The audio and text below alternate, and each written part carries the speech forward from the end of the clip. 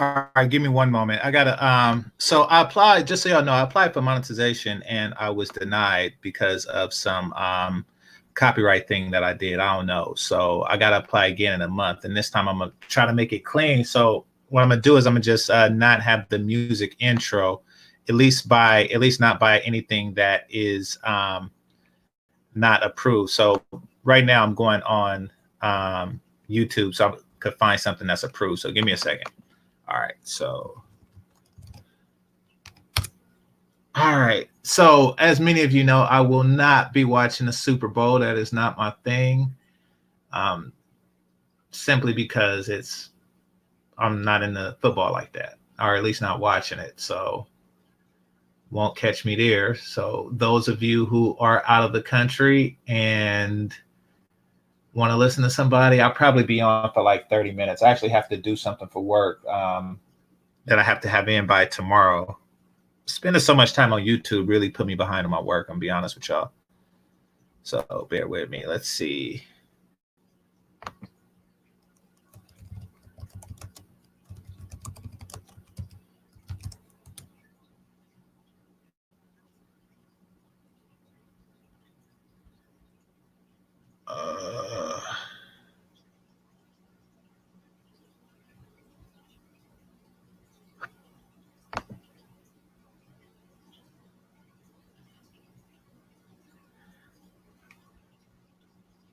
All right, I can't find anything, so I'm just gonna get started. Let me see who's in the chat. Give me 1 second.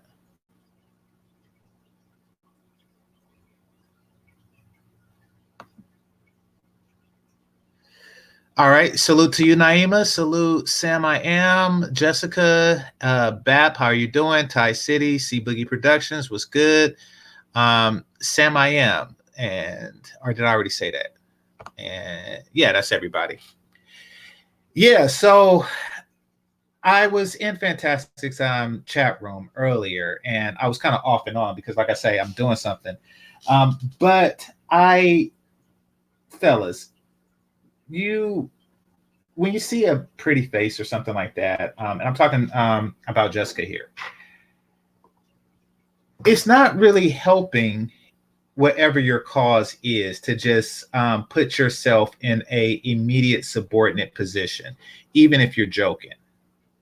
And I know that I know most of you were joking and you don't actually plan on hitting it at all, or, you don't actually plan on flying to England or flying her in. I know that you feel as if your actions is not necessarily going to get you a sexual encounter, so they don't matter at that point. But the truth of the matter is they do.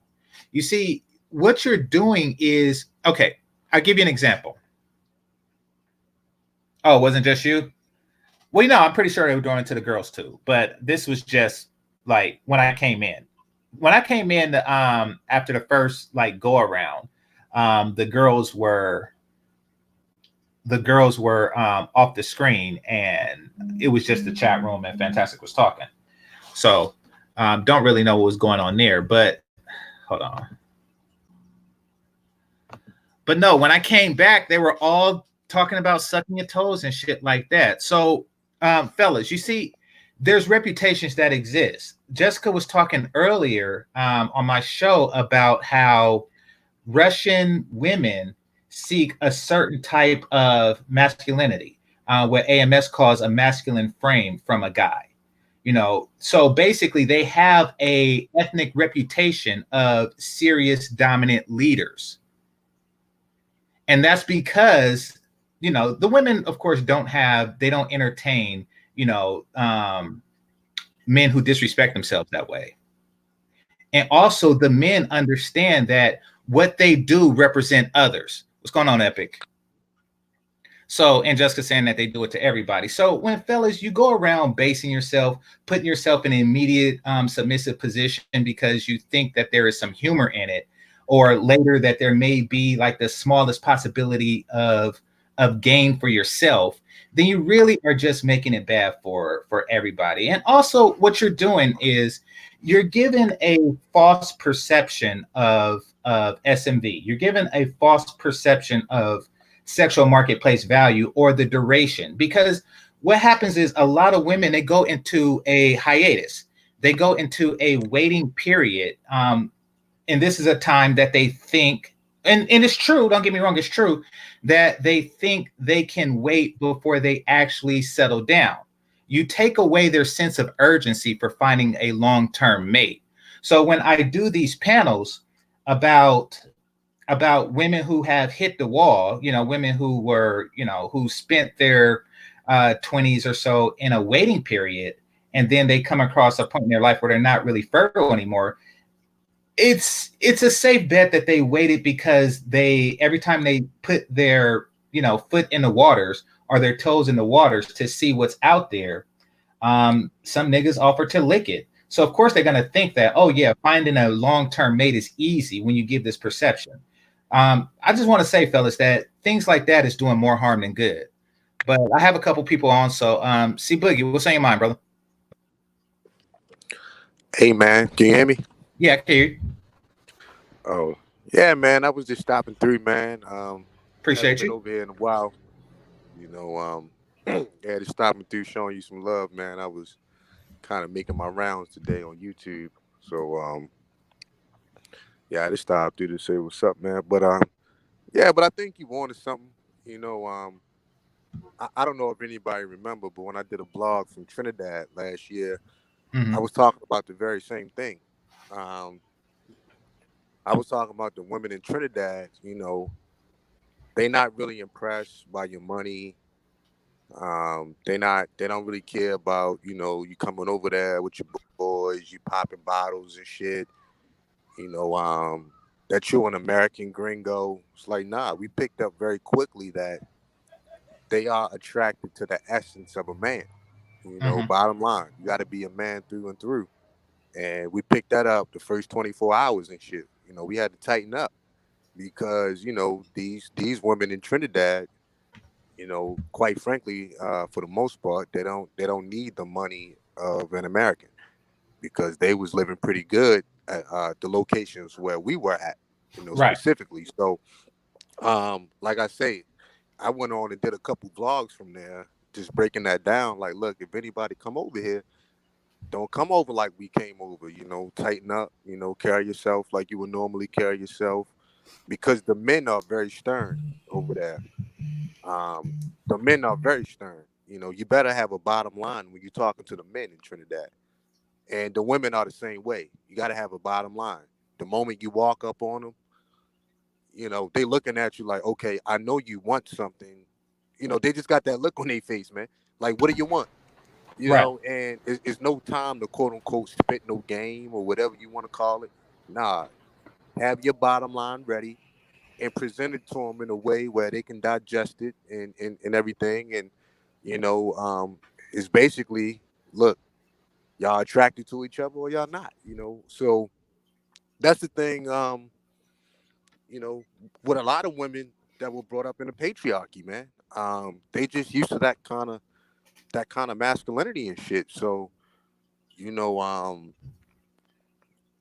a lot of people, man, that's the fastest way to turn off a foreign woman, foreign female, to be honest. If you if you derelict in your masculinity and shit, man, or things of that nature. A lot of foreign women, they not really concerned with swag. Um, they raw masculinity, man. So that's something guys really got to keep in mind, and that's something that I picked up on throughout my travels as well. Here in the United States, a lot of times you got to do the dog and pony dance for a lot of women.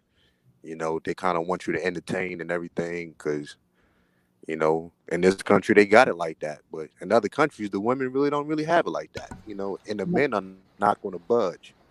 And that's Well, the I thing don't think about them, man. American They women. not going to budge. I don't think American women respect that either. I don't think that American women, because I was told, back in my dime game trash days, shout out to my partner TP, that I was doing too much. He was like right there. We was in a car, and I was trying to get at the chicks next to me. He's like, he told me straight up, like, you're doing too much.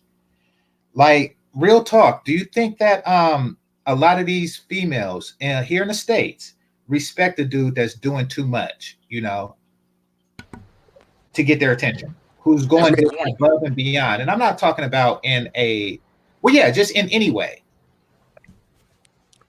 American women, if I'm hearing the question correctly, the thing about a lot of American women is, um, a lot of them will still use you for what you present. Like I was saying, like the women in Trinidad, they could have used us to get free drinks and to sit in VIP with us and everything. It was so off-putting to them that they was like, nah, fuck that.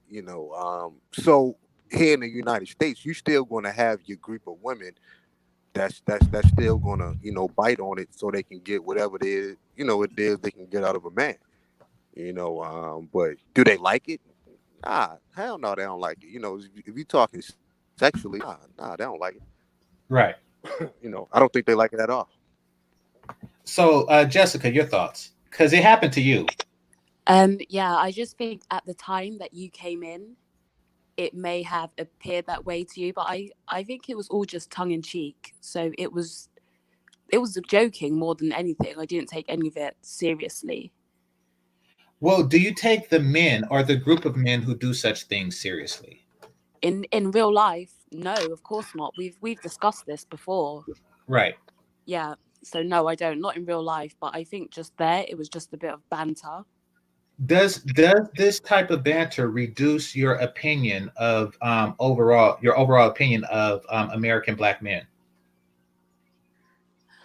No, because I think all guys are like that to an extent. It's the Are same Russian the guys world like that? over.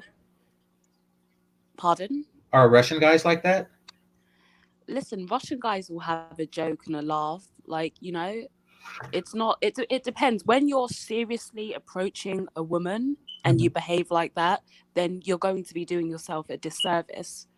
But in the forum that it was in, it was just jokes and laughs. I don't think there was anything serious about it. So you have the same group of men who come at you like, even joking. And I understand I was joking. I didn't when I first seen it and when I replied on Fantastic's page, channel. So you have the same respect for a group of guys who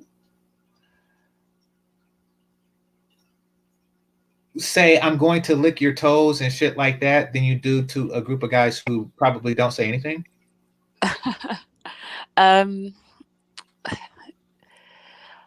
It depends. I get what you're saying, because like the whole sucking toes thing, it's a bit drastic, but again, it wasn't serious. I think it just came down the thread of, before it was Janelle, and then before that it was the women in the video. I think it was just, they're just in the hype of it, really. So I didn't take it seriously. Yeah. So it was just momentum, like built up and they were given various compliments, and then it just became more and more extreme. And more so, yeah, more than anything. Got you. Sam, I am. What's on your mind? Nothing much. Thanks for having me on. Can you guys hear me okay? Yeah.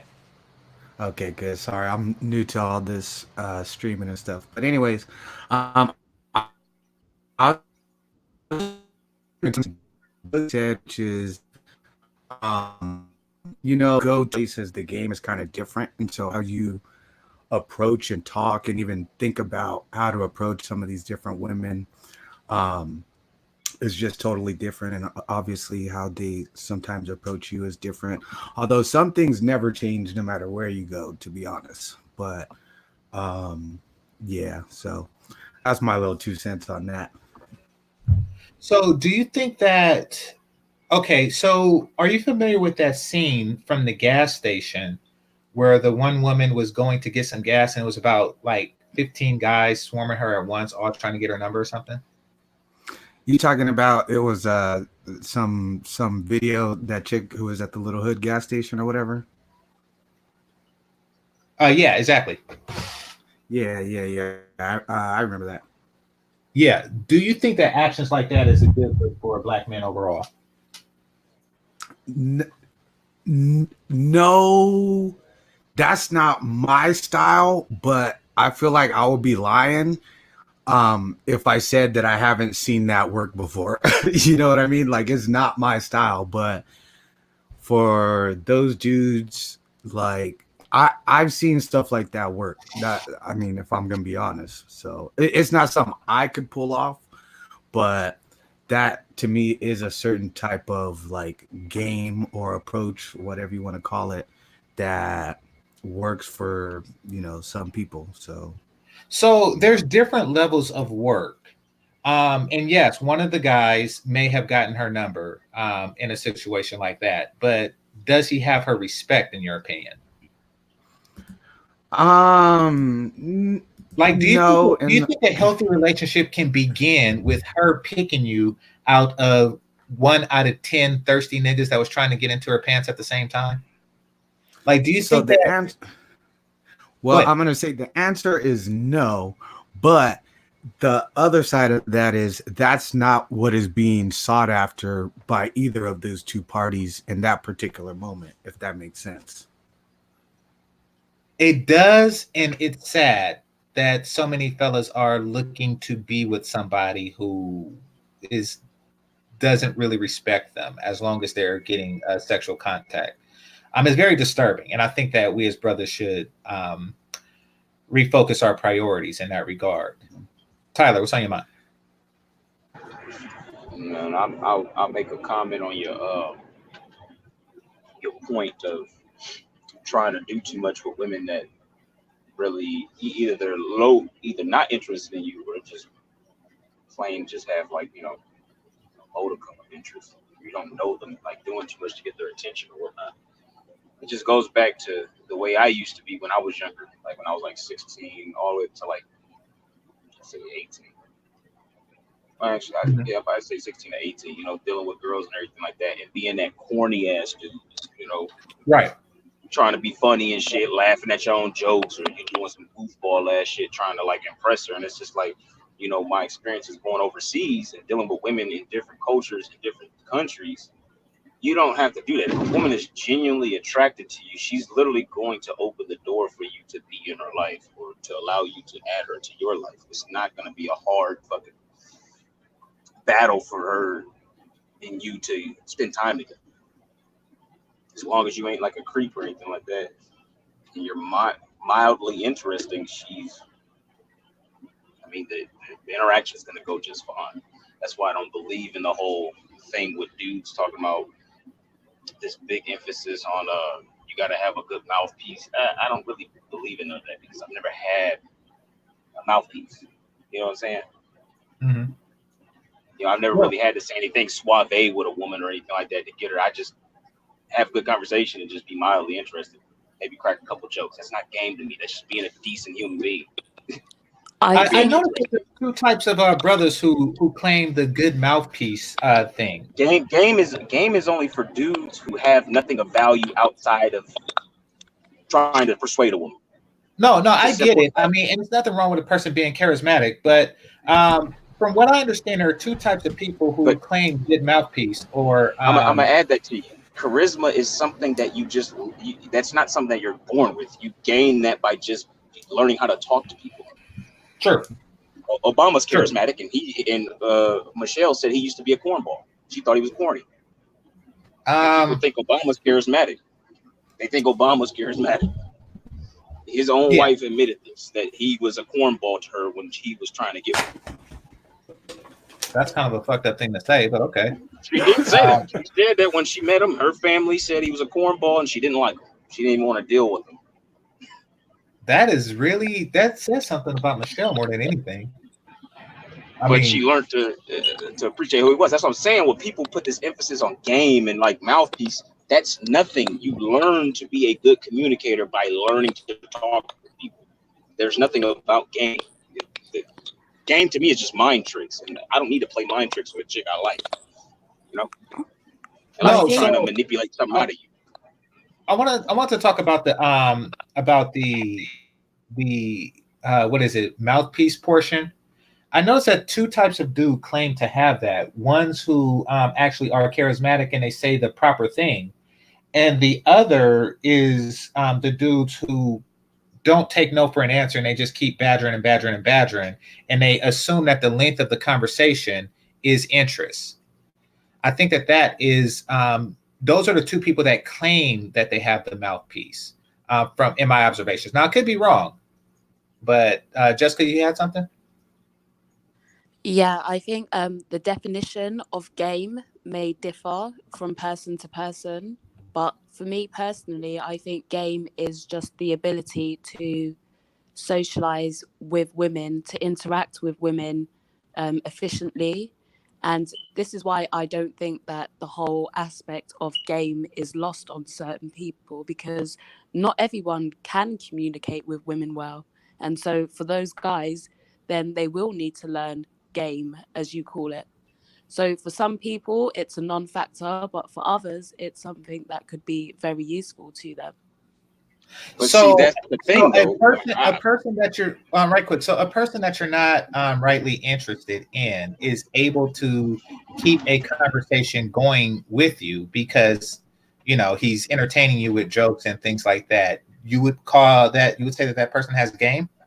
No, but a person that you would be interested in, other but for the fact that they are unable to socialize properly, then game will fix that. So I don't think game, if a woman is not attracted to you, this is where like I agree with what Tyler says. If a woman is genuinely attracted to you, then you're not going to have to work too hard. If you are a guy who knows how to talk to and socialize with women, you're not going to have to try too hard. If she likes you, it will be easy and it's going to be reciprocated, right?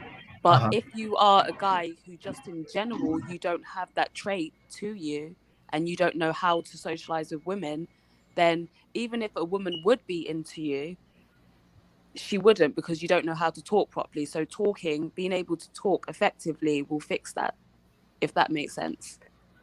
No, I agree with So, Jessica 100%. well, I Well, mean, I what I was think saying is what she's that, like referring to, me, like guys who are shy, hey, can be I'm gonna make considered a to not have comment on game. that. Okay. I'm gonna make a comment on that. I grew up as a dude who was socially awkward. I never, basically, my childhood, I never got to socialize.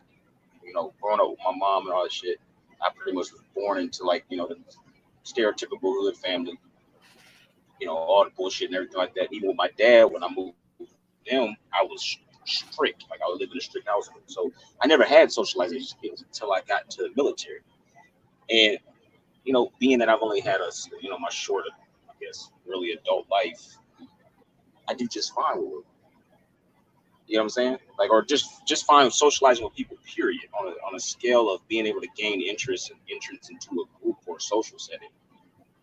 Yeah, but over time, that is an ability that you have picked up, and some people just don't pick up that ability. It differs from person to person. So you picked it up, but the next man might not pick it up. I think it all goes back into self-awareness, like knowing who you are as a man and being able to understand your strengths and weaknesses. Like if you're not a funny dude, don't try to go into a group trying to be funny, because you're just gonna come off corny as shit.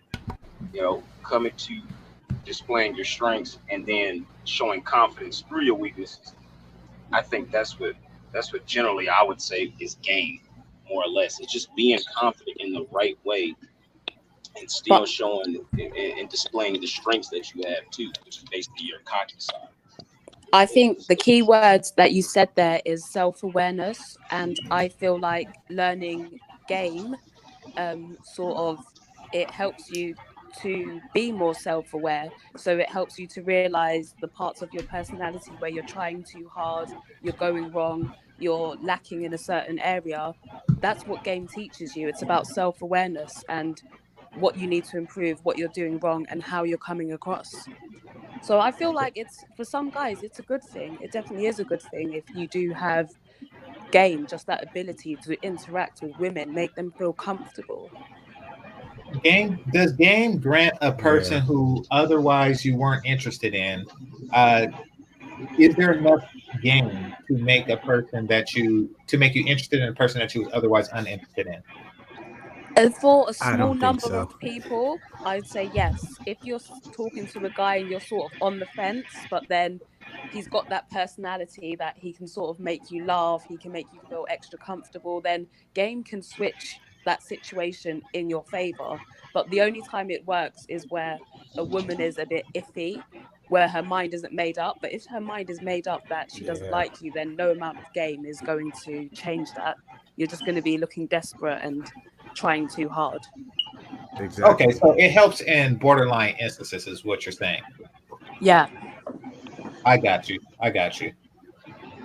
Now, do you feel something else was brought up in the interview with the Colombian girls that I find interesting, and I actually find it spectacular because most all girls that I've talked to in recent time have experienced this, and none of them like it, except the ones that request it.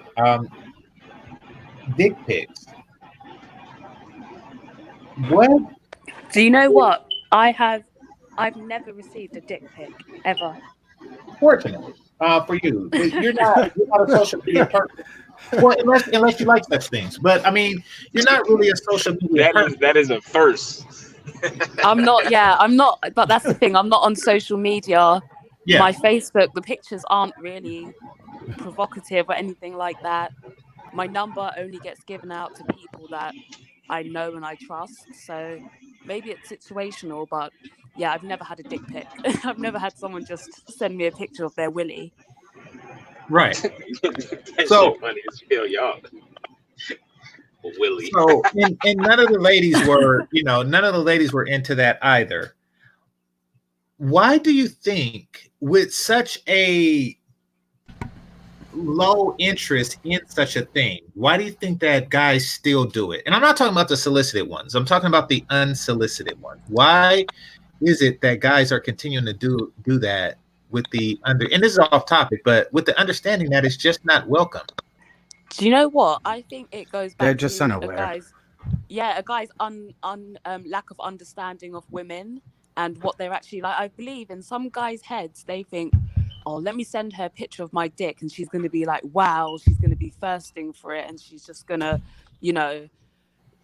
start lusting after me. Women aren't really like that. We're not programmed like that. We're not as sexual as men. So your dick pic is, in reality, it's going to do nothing. But I think in some men's minds, they think that it just has this like Women like to be. They like their minds captivated. That's the one thing that grabs women and keeps them around. That's why you see a lot of. I'd say with Patrice O'Neal, and the way I don't know if you've seen his wife and shit. I haven't. Or his girlfriend. I heard him, but I haven't seen his wife. His girl was bad. Like I'm talking about, she was sexy as hell. Okay. And I'm talking about, he a 6'4" ugly motherfucker, fat as hell. And he used to always talk about himself and everything like that. And he would say, all the shit I put my girl through and everything. He's like, the way I keep her is by keeping her mind intrigued. Because I'm an ugly motherfucker. And he used to say that shit to me. Right. And plus, it would also play a part in that he was funny as shit, too. And you can see it from an aspect that even those chicks, they get with billionaires and they don't stay around long. They look miserable as shit. So, I agree. So women like are mental. I always say that women like to get their minds picked on. They like when a man knows how to play with your mind a little bit, keep them intrigued, captivated. Yeah, I agree. So the persistence is what's interesting to me, and I guess he left. But the persistence is what's interesting to me because now, don't get me wrong. There are very, very, very few women who do ask for such things.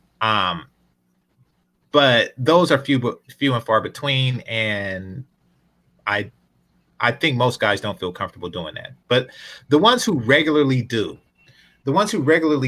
why is it? I can understand why they are under the misconception that women will find that appealing. Because they like to see body parts and they assume that women think exactly like men. I get that. I understand that. But why the persistence? It seems as though, they will eventually, come to the conclusion that this doesn't work. Therefore, why continue to do it? Like the ladies were saying that, you know, these are guys that they were otherwise interested in. I think one of them was in Italy. And she said, yeah, but, you know, he continued to send dick pics. Like it wasn't a one-time thing. I don't know. I find that interesting that the persistence of people, someone who does something that don't work over and over again. Because it's worked at some point. That's all that is. At one point it worked. So So they that's find how the I feel about it 1% anyways. that likes to see it, and they just kind of go with that. They think like one time this worked, and so let me just play the numbers or whatever, and it's gonna work again. But they may not realize. That's the crazy thing is, in my experience, man, I've had a few True. girls I think ask that to see me. happens. I agree. Wait, what did you agree to? I was getting feedback on Tyler's thing. What did you agree to? I agree that sometimes guys think because it's worked one time, that means that it's going to work, like, you know, again. And a lot of the time, it's really not going to be like that. You might have just met a slaggy woman, you know, but not every woman is going to be like that. So what works on one woman, you can't take that as, you know, like a rule for what's going to work with every woman, sorry. What and does sometimes slaggy mean? Pardon? What does slaggy mean?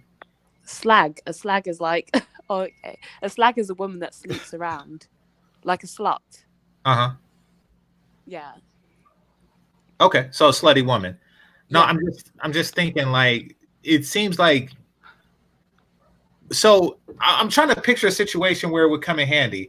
Like she's already a slut, and like sending a dick pic would put you in the first of her, you know, queue of dicks.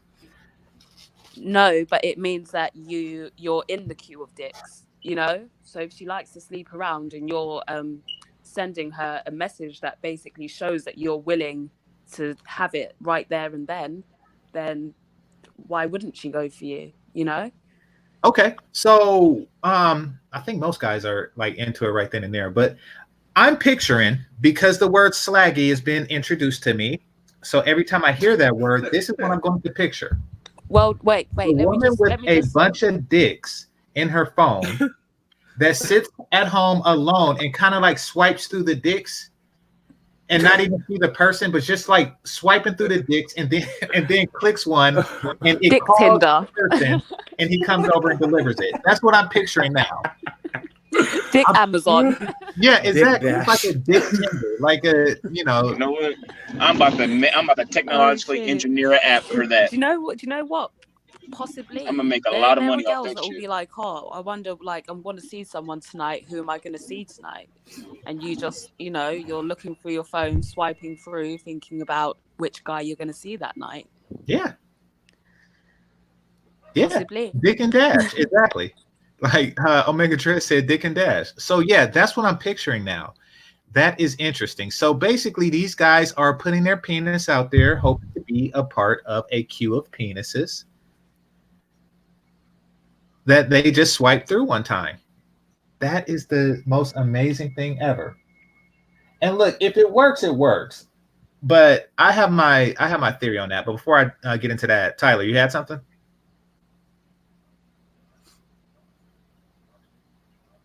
Okay, Tyler doesn't. So, and I guess that is. Wait, sorry, was Tyler talking? Yeah. Oh, you I were. said I'm a yeah. No, I said I I'm a can't hear him if he is talking. He is talking. Tyler, you want to hop out and hop back in?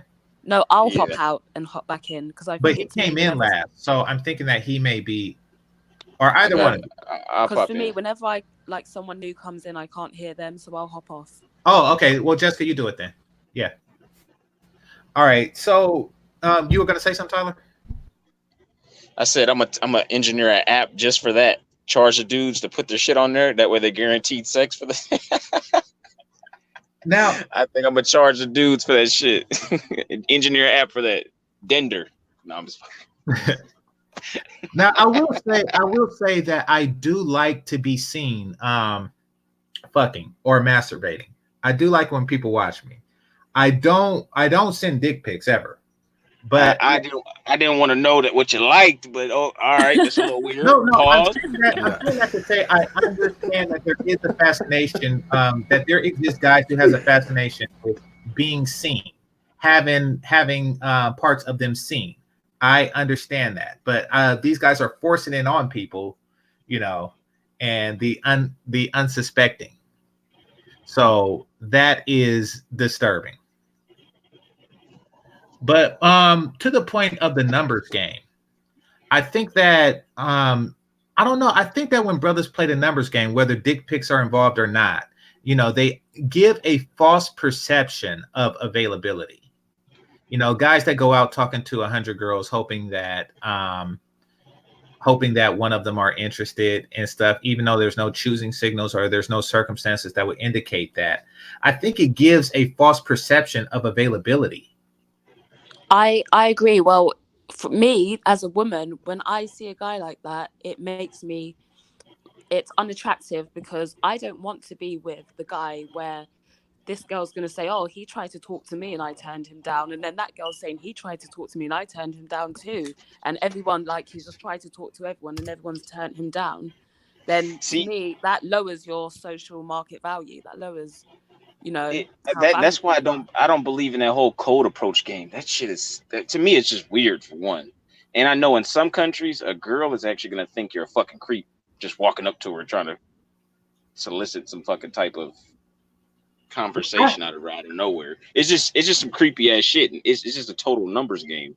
Well, cold approach work. I shouldn't say works, but it's okay if you're not playing the numbers game with it. If you're not talking to each and every single person, that's fine. If you are talking to like the top 5%, then that's okay, in my opinion, because I do that.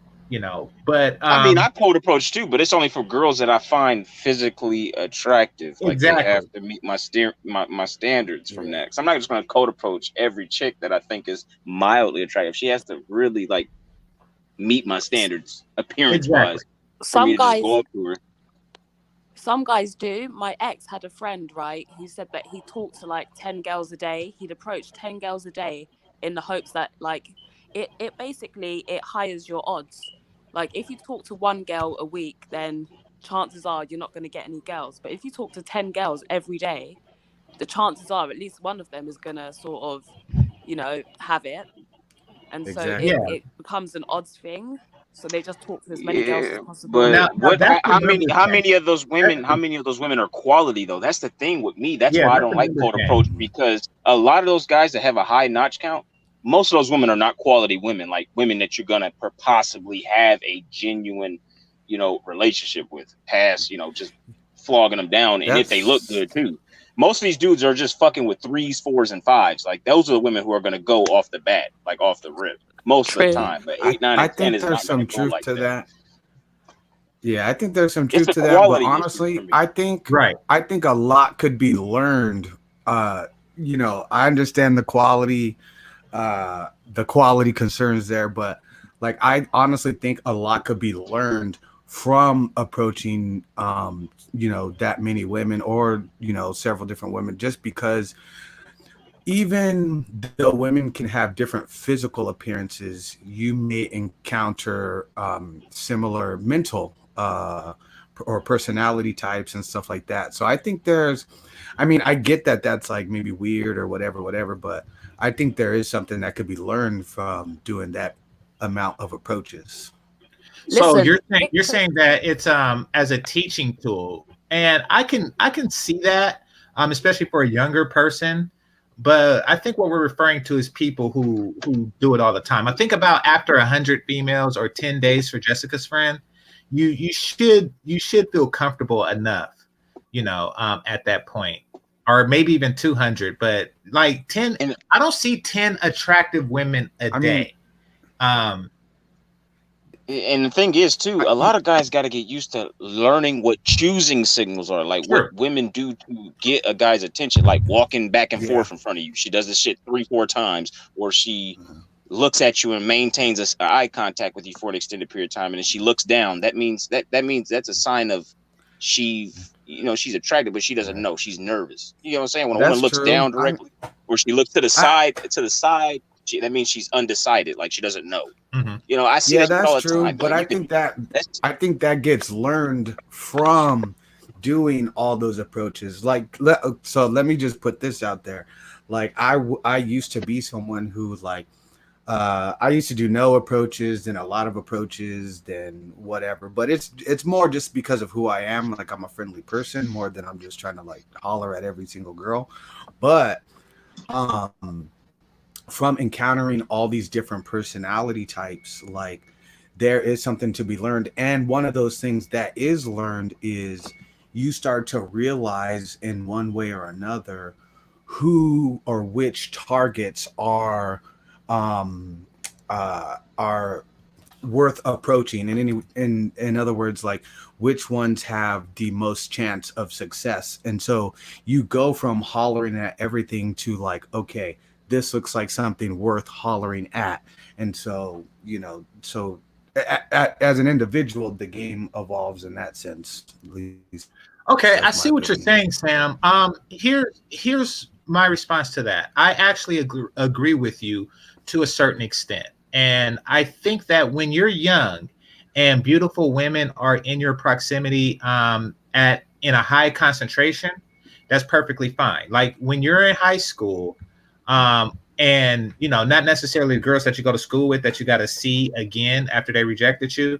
But you know, if you're like on a class trip and like all the high schools in all the cities are at senior trip at the same time, then yes, by all means, you know, do that because it's a high concentration of exceptional women. And I think that at that point in your life, it can be a learning experience about what works and what doesn't work. The problem that we're referring to is like when adult men, really that gas station scene, that you know I was talking to you about earlier. I think that is a numbers Well, game. that type of stuff I don't like. Yeah. Sorry.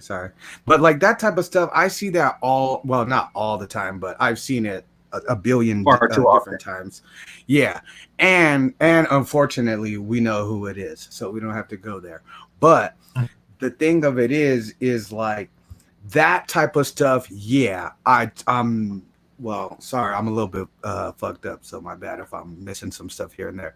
But I'm totally in agreement with you, if you're agreeing to that, in the sense that like that type of thirsty ass behavior does get old. It is annoying. Like I hate seeing it in my presence because to me, even though that's a different individual, to me, for whatever reason, it feels like it's a reflection of me and people that are like me. So I don't like it in that sense. So when you're talking about that type of stuff, yeah, and it's one thing when you're young, and that's, you know, I guess maybe when it's young guys, that doesn't bother me, but when it's like a 45-year-old dude, like getting, you know what I mean, like at a gas station or something like that, then that's when I start feeling more like, this is embarrassing. If it's Anyways. somebody who should be past the learning phase. Do you know what? Sometimes Exactly.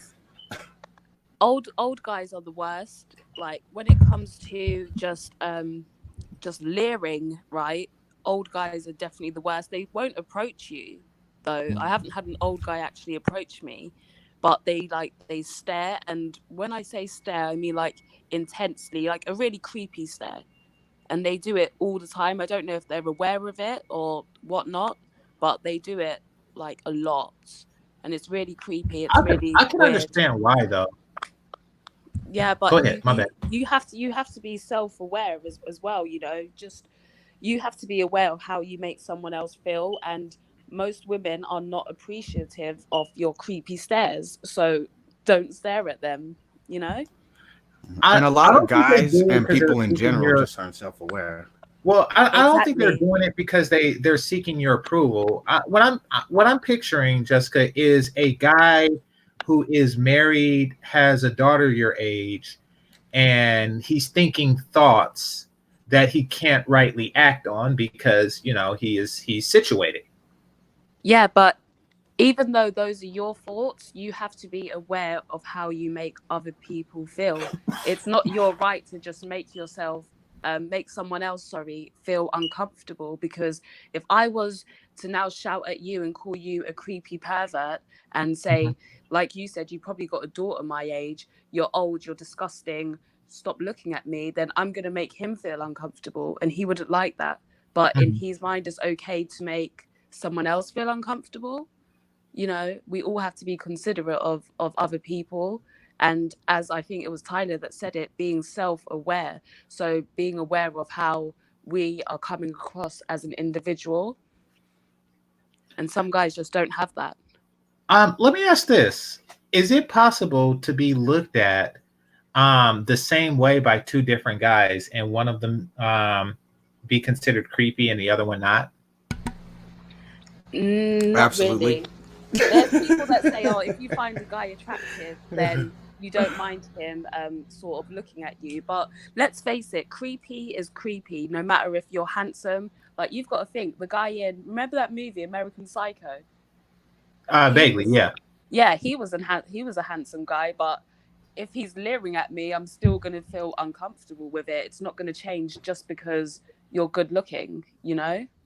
Good looking doesn't stop you.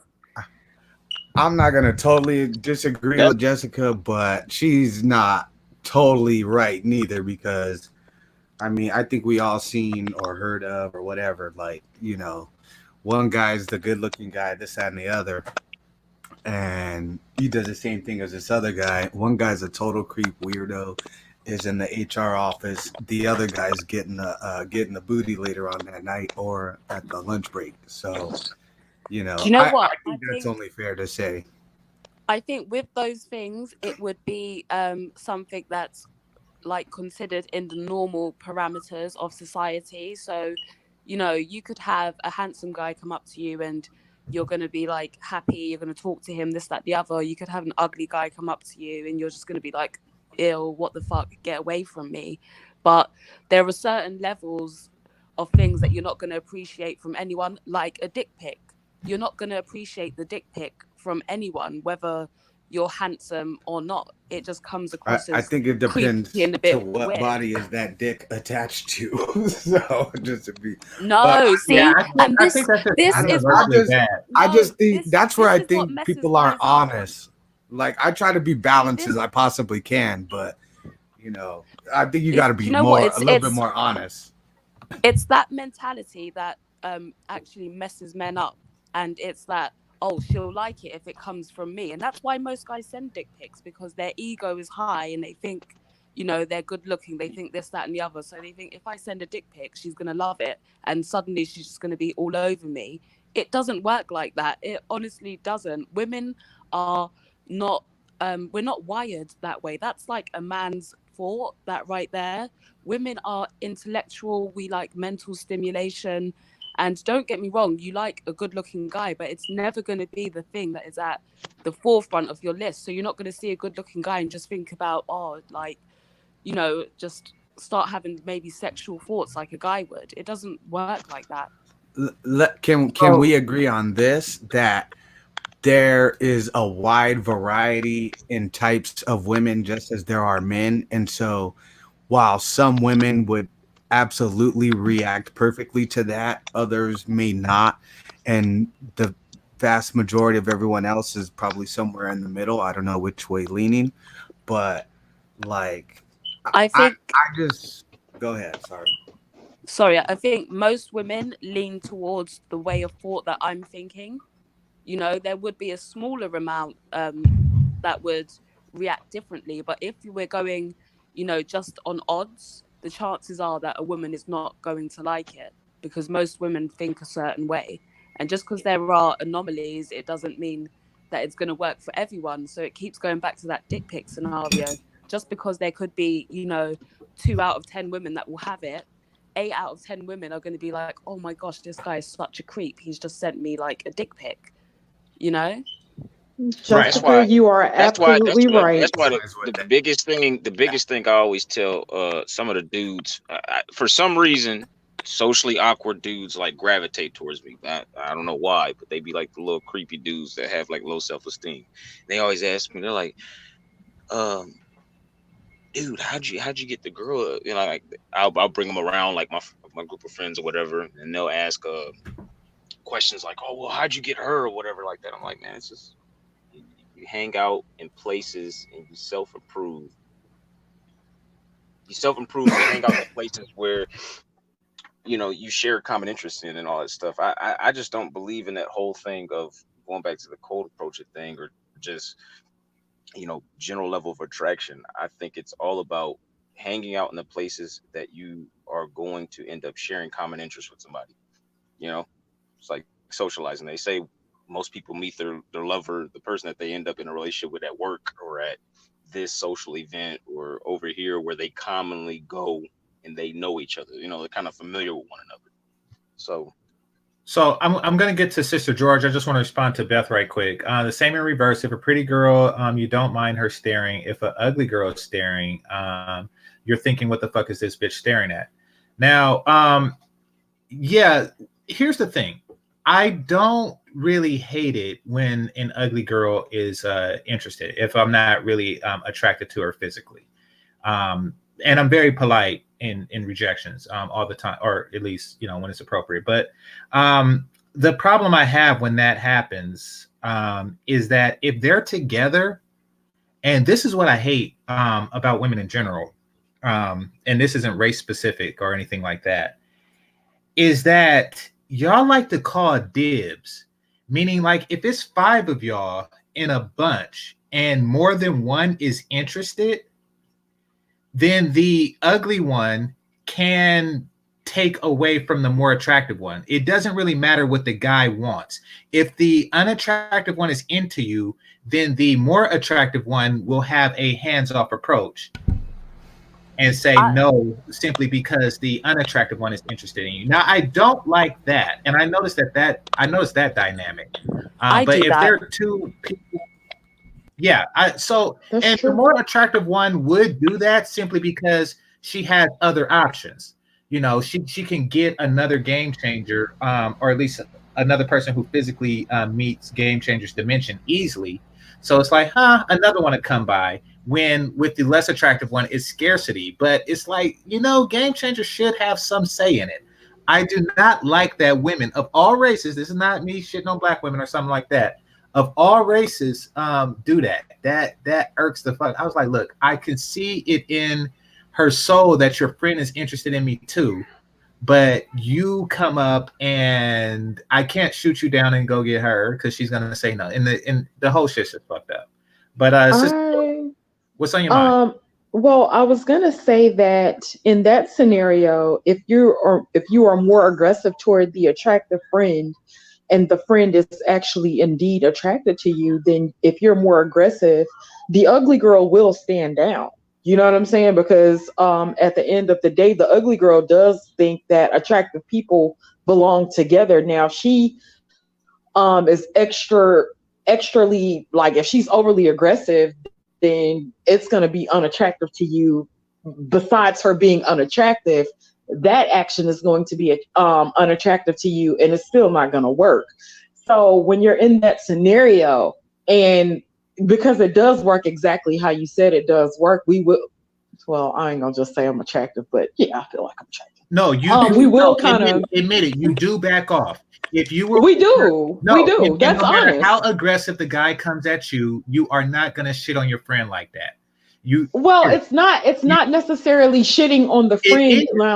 Well, let me say this. Now, if the friend saw you first, and she stated a claim like, "Oh, he could get it," then it's not a thing of us backing off because we're attracted to the same guy. But if she's already kind of having like the he can get it kind of thoughts, then most women aren't going to want to deal with most women aren't going to want to deal with the man that her friend would want anyway. Exactly. That's my point. That's the dibs I'm talking about. First of all, the unattractive one is always going to be the first to spot you out and say he can get it first. They're always going to do that. And it's not fair to him because what if you don't want it? I got to disagree on that. Okay, go for it. Sister George. I ended up actually having relationships with 2 friends back to back. They knew. Thoughts? I mean, okay. Like 2 different sets of friends. Like they knew about each other. Once when I was in the Navy, I was 19. I was fucking with this black girl, and then her friend ended up fucking with me later. They knew. Like, I mean, women do that shit Were nowadays. they At both least ugly? nowadays. No, they were attractive. Oh, They then were you attractive won. chicks. What are you Yeah, complaining about? exactly. That's a I'm different not scenario. complaining about it. I'm just saying, at the end of the day, you said that women typically don't do that, but that's a lie, because if they both find you Women don't attractive, they're both typically Well, gonna no, do no, that. You keep that's trying Yeah, to a that's make the scenario. I anomaly mean, like, the norm. Yeah.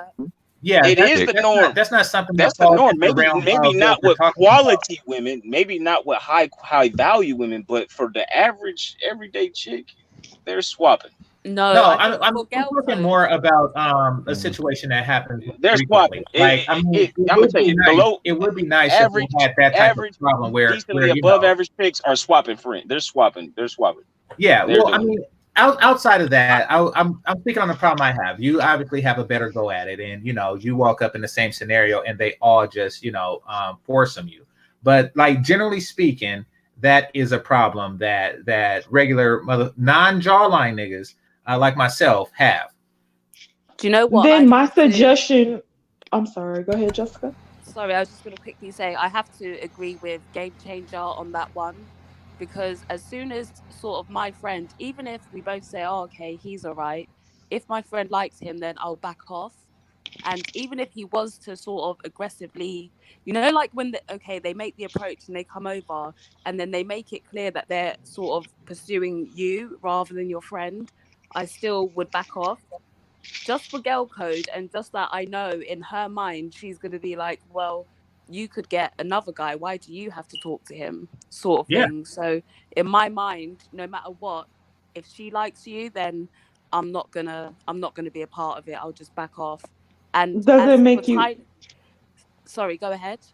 I was gonna say, does that, because it does make a woman feel awkward when her friend likes a guy and the guy likes you. It makes Yeah. a woman feel awkward as shit. So I think that's the main reason that most women would back off. But then I would tell you, don't approach women in groups. You got to catch the fine one by herself. No, fine women rarely are by themselves unless they're setting up a scenario to where they want the guy to come to them. Now, I have heard women tell their friends to leave to give him the opportunity to approach. But generally speaking, like an attractive woman just being by herself in a pickup scenario is not going to happen. Oh. And that's because for her own safety, Well, I would I mean, but say that's if you're typically in a because club, the but friend. but to me that would basically happen if you're in a club setting. But if you're at a grocery store or the library or the gym or something, women are typically going to be by themselves, and so I would say that would be a better place to approach, in my opinion. No, I agree, Sister George. Tyler and I were talking about cold approach, and yes, if you are a exceptionally attractive woman, then I'm all for a cold approach in that scenario. Absolutely. I'm not excluding that. I'm not excluding circumstances that are more acceptable. I'm saying that girl code that Jessica was talking about. Yeah, that's absolutely true. And Yeah, that scenario is absolutely true. Well, I'm just saying that sucks from the guy's point of view. That's really shitty, the girl code, because it's like, wait a minute, I don't get a say in this. The guy doesn't get a say in the whole girl Even code. then, you know what I do? I just entertain both. I'll entertain the friend a little bit, and then I'll entertain the girl I want. And typically, I can end up getting the girl that I want's number. Okay. Yeah. Typically, it just depends on how you engineer the situation. Like, play You your gotta cards. work on both. You gotta socialize with the whole group. Introduce, be playful with the friend that you don't want, that you're not attracted to, and give majority of the energy to the girl that you want. And eventually, it'll come around after a little bit, maybe an hour or two, if you're in a place where you're social, like a club or something like that. Eventually, you can get her number. I mean, you just gotta play your game, play the game right. So, Jessica, Take your would you break? Yeah, but Would you break girl code in that scenario? No.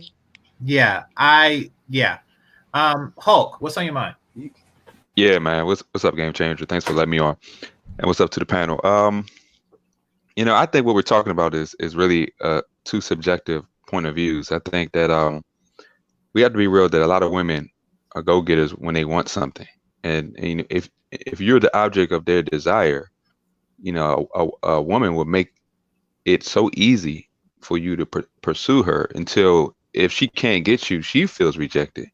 I think that a lot of guys, You know, like I'm personally not of the code approach mindset, because I'm just of the mindset to feel that there needs to be some, I think people say attraction confirmation. Like a woman will make herself available to you if there's a mutual attraction. And when there's no mutual attraction, you begin the bargaining, the bribing thing, where she's basically said she's not interested, but you're trying to give her a reason to be interested against what she's already decided. So I think that's leads a lot of guys into exploitation, because honestly, there's some women have to mature to appreciate certain qualities in a man that define true masculinity outside of looks. So if a woman is immature and she just wants to go for looks, you know, you just realize her mindset, and she's going to grow up and realize it's not all about looks. But I came in because I wanted to respond to what people were saying about women not being concerned about looks. Man, come on, y'all. Look, women value looks more than dudes. I know people don't want to understand that, because men are visual, but women are very looks oriented, concerning their own and about what they want. Now they're conflicted, because with a woman, her biggest issue is being conflicted with her biological imperative and her social imperative. You know, her trying to balance out what her body wants versus what her survival needs. And I think that's the big balance that a lot of women have. But you know, I just wanted to jump in. I'm talking where, you know, I was kind of catching bits and pieces. But that's not the case though, because a woman will subtract looks if security is in the picture. I mean, if the guy is funny but he's not a good-looking dude, like I said, there's some. Well, I mean that in terms. I mean that in terms that a woman will still. Some women will marry a guy for resources while still sleeping with the guy she really wants on the side. See, this is a morality issue, and we got to be careful, because we live in a culture of utilitarianism where women will have multiple guys for multiple reasons. I mean, I had a girl straight up honestly tell me that she was with me just because I was good looking and I had a little money. That's it. I literally asked her, I know. Like, what are you doing with me for? She's like, oh, you good looking and you got money. And I'm like, at least you honest, bitch. I was like, at least you honest. You know, like I had. But the problem with that. Yeah, but the problem with that is, if she's only led by that, what do you do when she finds a guy more good looking and has more money? I don't see. That's why I'm saying, like, I don't get attached to these current generation women. Like, I don't get attached. Okay. I literally play it in my head. Like, I literally picture her cheating on me every day. Like, I literally picture her doing some bogus shit every day just to keep me in that frame of I hate this bitch. You know, like I literally deal with women on a I don't like this bitch basis. And then it keeps me from getting attached to her and dealing with her in a way where I strictly keep it on a level where I'm in control. You know? Where if she does pop off, I could just kind of write her off just like that. Like, well, get the fuck out, you know, see you later. I think what you're saying is true, Hulk. As far as the looks go, I think that it's more pronounced, significantly more pronounced in hookup cultures, which is what's being promoted here in the States. But I don't think it's natural. I think that it's a natural response to things like the numbers game and things like that, because they get an oversaturation of guys who are looking for short-term companionship, and they have to, you know, they can't go out with like 100 dudes. So, you know, they have to pick, and that's one of the easy factors to immediately eliminate guys from. But I don't think that it's something in their DNA that makes them just go for, you know, the most appealing guy physically.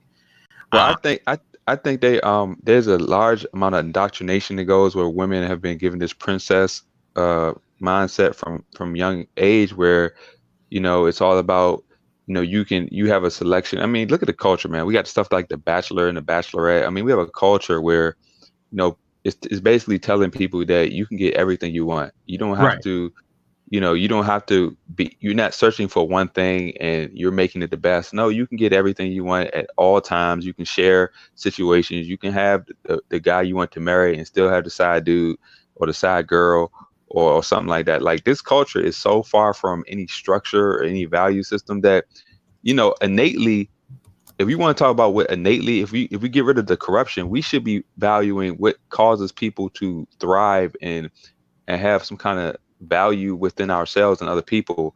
And I think we're so far from that, from this culture, that we can't even relate to what should be right within us, because I mean, the social media is a narcissism on tap. You know, everybody got the dopamine hit to see who likes them. We all looking at our phone too much. For it's really a poisoning, and you have to come out of yourself. This is why I'm of the mindset that it's really up. You know, life and situations kind of give people a spiritual understanding of things where they can see themselves and they can see what they're being led by, so they can make a conscious choice not to be exploited by their own weaknesses, kind of thing. Gotcha. Yeah, I have to back up, brother. Oh, sorry. What you got, Art? You have to back up, brother Hulk, on some of that stuff from a LA type standpoint. This is a very shallow territory when it comes to looks, and that's one of the things that a lot of brothers been really complaining about from here. And so I remember, now I'm not gonna use that story, but the main thing is that you know, since we're in this like land of Hollywood and entertainment and things like that, then you mix it in with the social media. That's pretty much the prerequisite of even having the attention. I back him up on that over here. I don't know about other places. And then the other part about approaching people in groups, I'm agreeing with I think it's Tyler. I think he said that half the time you got to engage everybody when you want to get that one person. Because what Tyler was suggesting, and I get it, it works for you. You the one who walk home with 2 chicks. It requires investments that are hours long. I'm not. Well, what I'm saying is, what I was saying was, you give energy to the friend, but you give energy to everybody. You socialize with everybody. You ask, hey, when you come up to them, you ask a question like, hey, how do you guys know each other? Where'd you guys meet? You know, you're getting address her by her name. I understand that, Tyler. Don't get me wrong. I understand that. And that's something that's done regardless, even if the unattractive one wasn't interested in you. But you said that after a couple of hours, and that's a time investment. That's not. Well, that's if you're at the club. Like if you're at the club, you're even at a club, hours, even at a club, there's and it's not a couple hours talking. You're just it's a span of like over the course of the night. Like you're patient. Like you're just playing your cards. By the time you guys leave, or by the time they get ready to leave, you get the number. I mean, it's patience. It's a waiting game. You know, hunt. And a perspective on that too, man. It's and another perspective on that. Politics is done. Sometimes you gotta win the friends over for you to get the vote. And I know some people say, well, I shouldn't have to do that, but that's what's being done. Sometimes if you just go to that one person only, don't talk to anyone, they're gonna say that you're rude.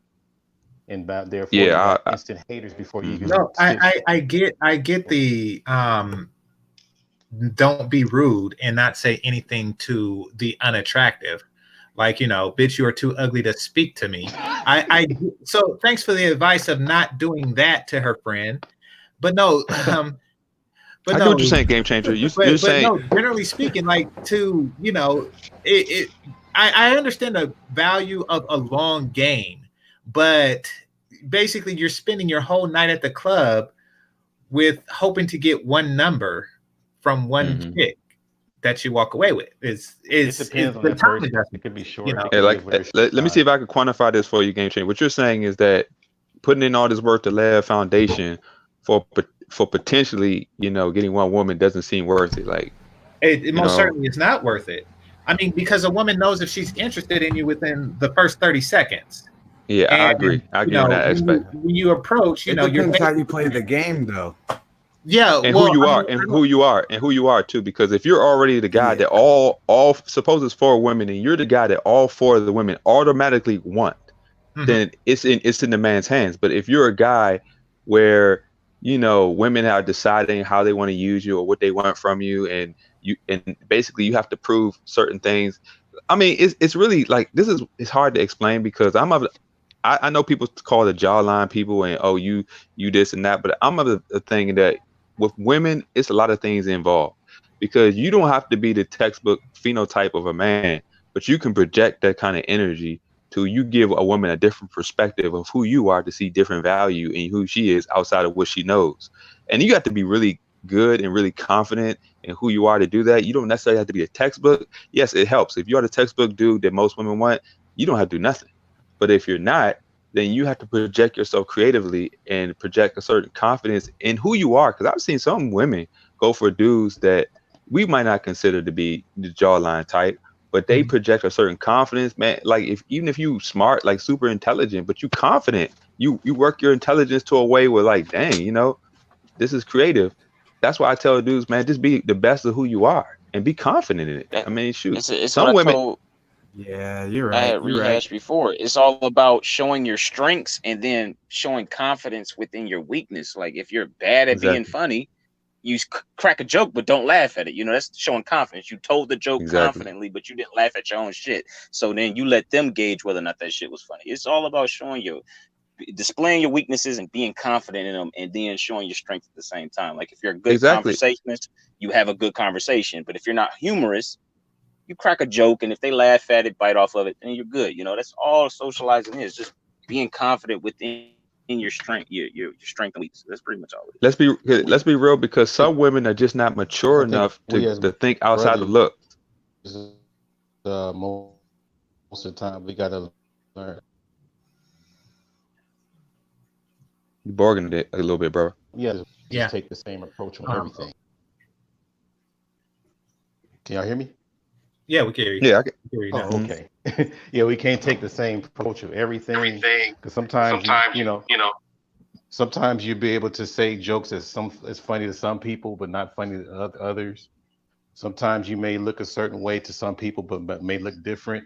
So you have to really know how to navigate your way through situations so you can get what you want.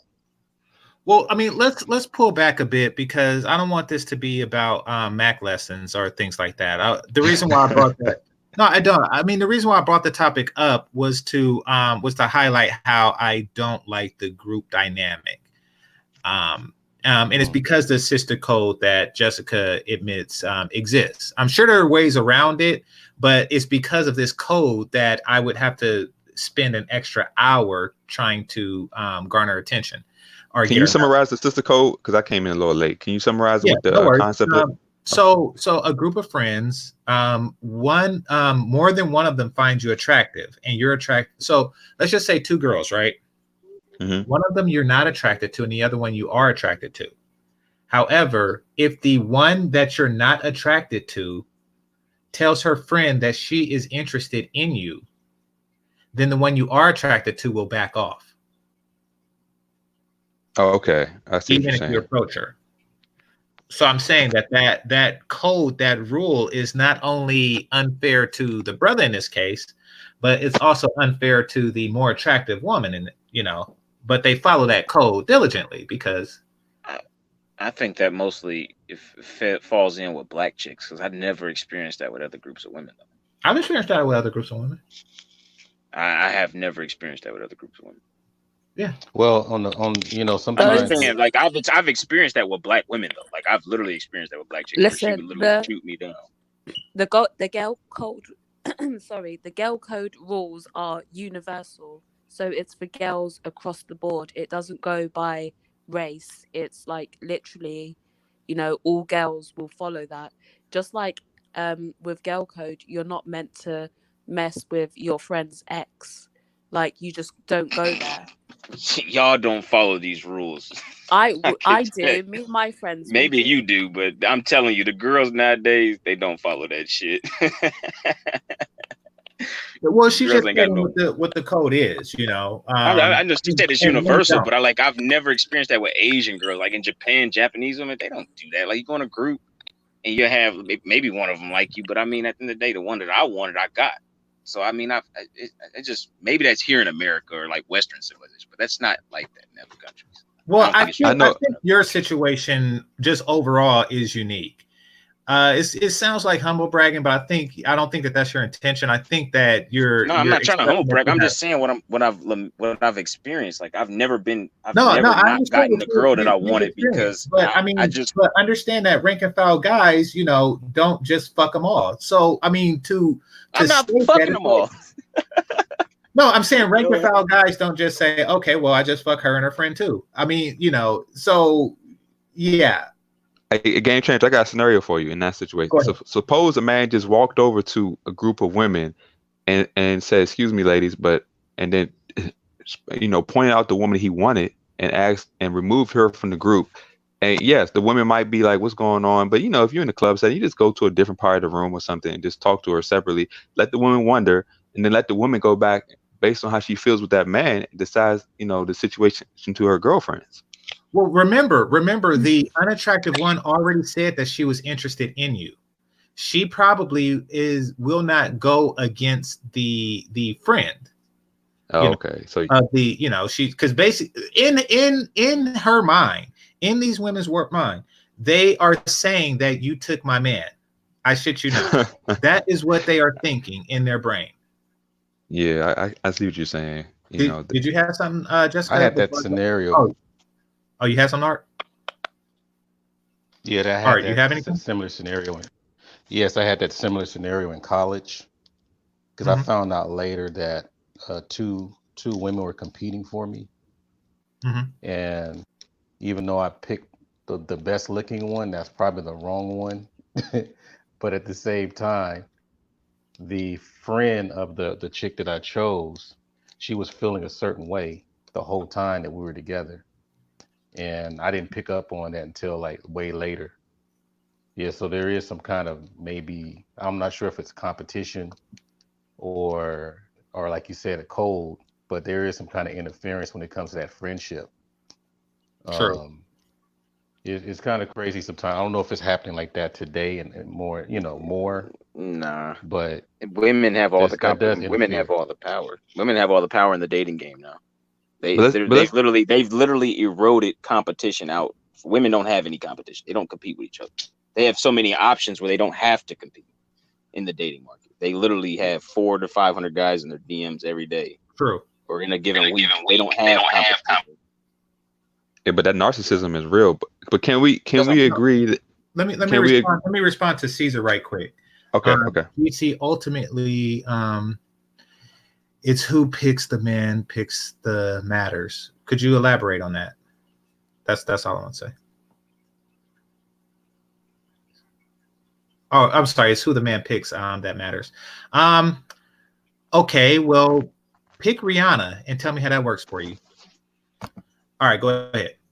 Yeah, I was just going to say, like, there might be a degree that we just can't control, because even if you met a woman outside of the group and then when you got with the group, a woman feels a connection, for some reason, envy and jealousy is just strong among women, where True. we don't have the structure and the values to actually contain it. Like, see, the issue with this society and this sexual freedom and all this wildness that we have in society is that it was really contain the jealousy and the envy that exists among women.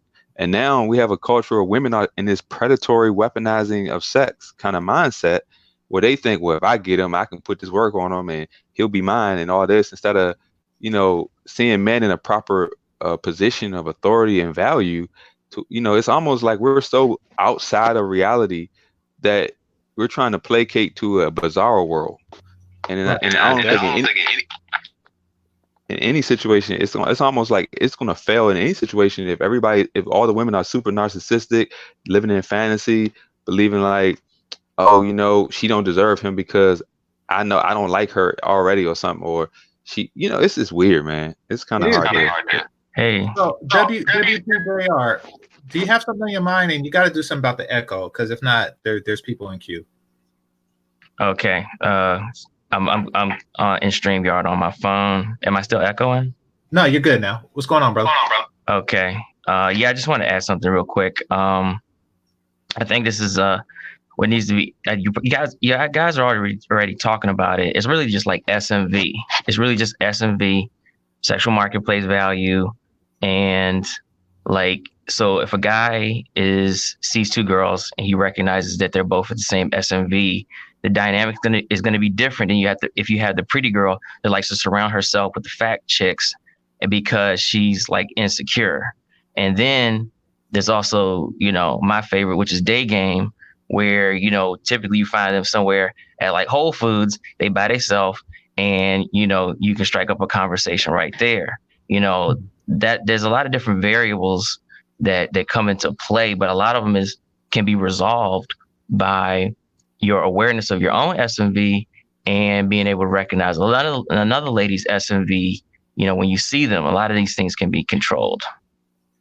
I do not understand. Okay, so maybe I mispainted the scenario to you. The two women have different SMVs.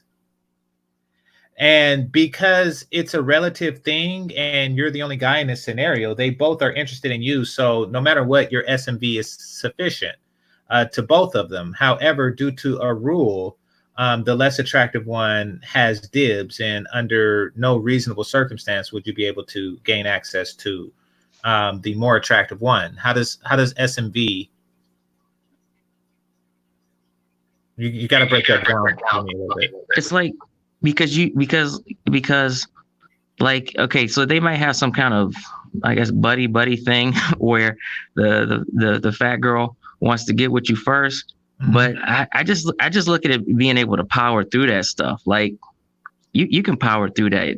It's just being know how to navigate conversation, like in the moment. And it's like talk, like comedy, intellect, bringing up different subjects. Like you got to be like a lyrical master to be able to navigate that stuff. I just see that as like variables that can be controlled and handled in the moment. Do you know Well, what? Let me go ahead, Jessica. Sorry, I was just going to say, in response to that, there is no, amount of talking and working your way around it. It is what it is. If my friend has said that she likes you, I'm not going to talk to you no matter what you say, no matter how many funny jokes you tell. The decision has already been made before that. And there's no sort of going back on that decision. In the scenario that GameChanger gave, there's no going back on that. Hey, Jessica. Well, right quick, Tyler. Fellas, we have to get over this, step your game up, or your dick ain't big enough type things when we have these conversations, because it just comes off as as a kind of like a bragging, but not really, because it's an artificial scenario. So it's not even like something that's bragged upon. Well, it's basically I'm not even trying to even brag or anything. I'm not saying you, because you talked about a situation that actually happened. I'm talking about Right. WPJR. Because what you're saying is that in artificial scenario, this can happen if your game is just so spectacular that you just hit all the right points. It's like, okay, I get it. I mean, like you hear shit like that. One kid gets beat up by a bigger kid, and then somebody comes along and said, oh, if that was me, I would have just did this. I would have just did this. You would have got your ass kicked too, nigga. Stop fronting. It sounds weird. It sounds ridiculous. Okay, I understand. It sounds like that. I would even throw I a get point that. on this. Hold on. Let him respond, Tyler. Go ahead. Well, I understand it sounds like that. It does. It's okay. So it's just like having an abundance mindset. So yeah, Jessica said what she said, but a guy who has an abundance mindset is be like, all right, deuces. I'm see you next Tuesday. I have other options. I just recently I was on the Hinge app and Bumble, and I recently saw that a lot of girls have they won't even like respond. They'll just have like Instagram and Snapchat. There's like, hit me up on Instagram, because they're trying to use Instagram and Snapchat as a secondary filter for a guy's SMV to figure out whether they would want to talk with him, to try to see, okay, is he taking pictures of traveling around the world? Is he got a good social group? What's his money status looking like? It's just having an abundance mindset. I see that.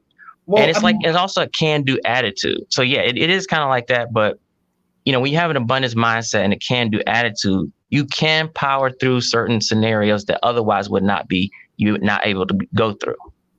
So on one instance, you're saying power through. One instance, you're saying power through, and in another instance, you're saying deuces. Walk away. Yeah. Yeah. I got a scenario. Men have to bring their own structure to filter through women, because there's no loyalty among thieves. And if you choose a certain kind of woman that lacks any moral fabric and doesn't have these kind of things that Jessica is talking about, then you are placating to a corrupt mind. And eventually it won't work out for her, you, or nobody. It's just going to be a momentary sense of gratification that's going to lead to a whole bunch of chaos.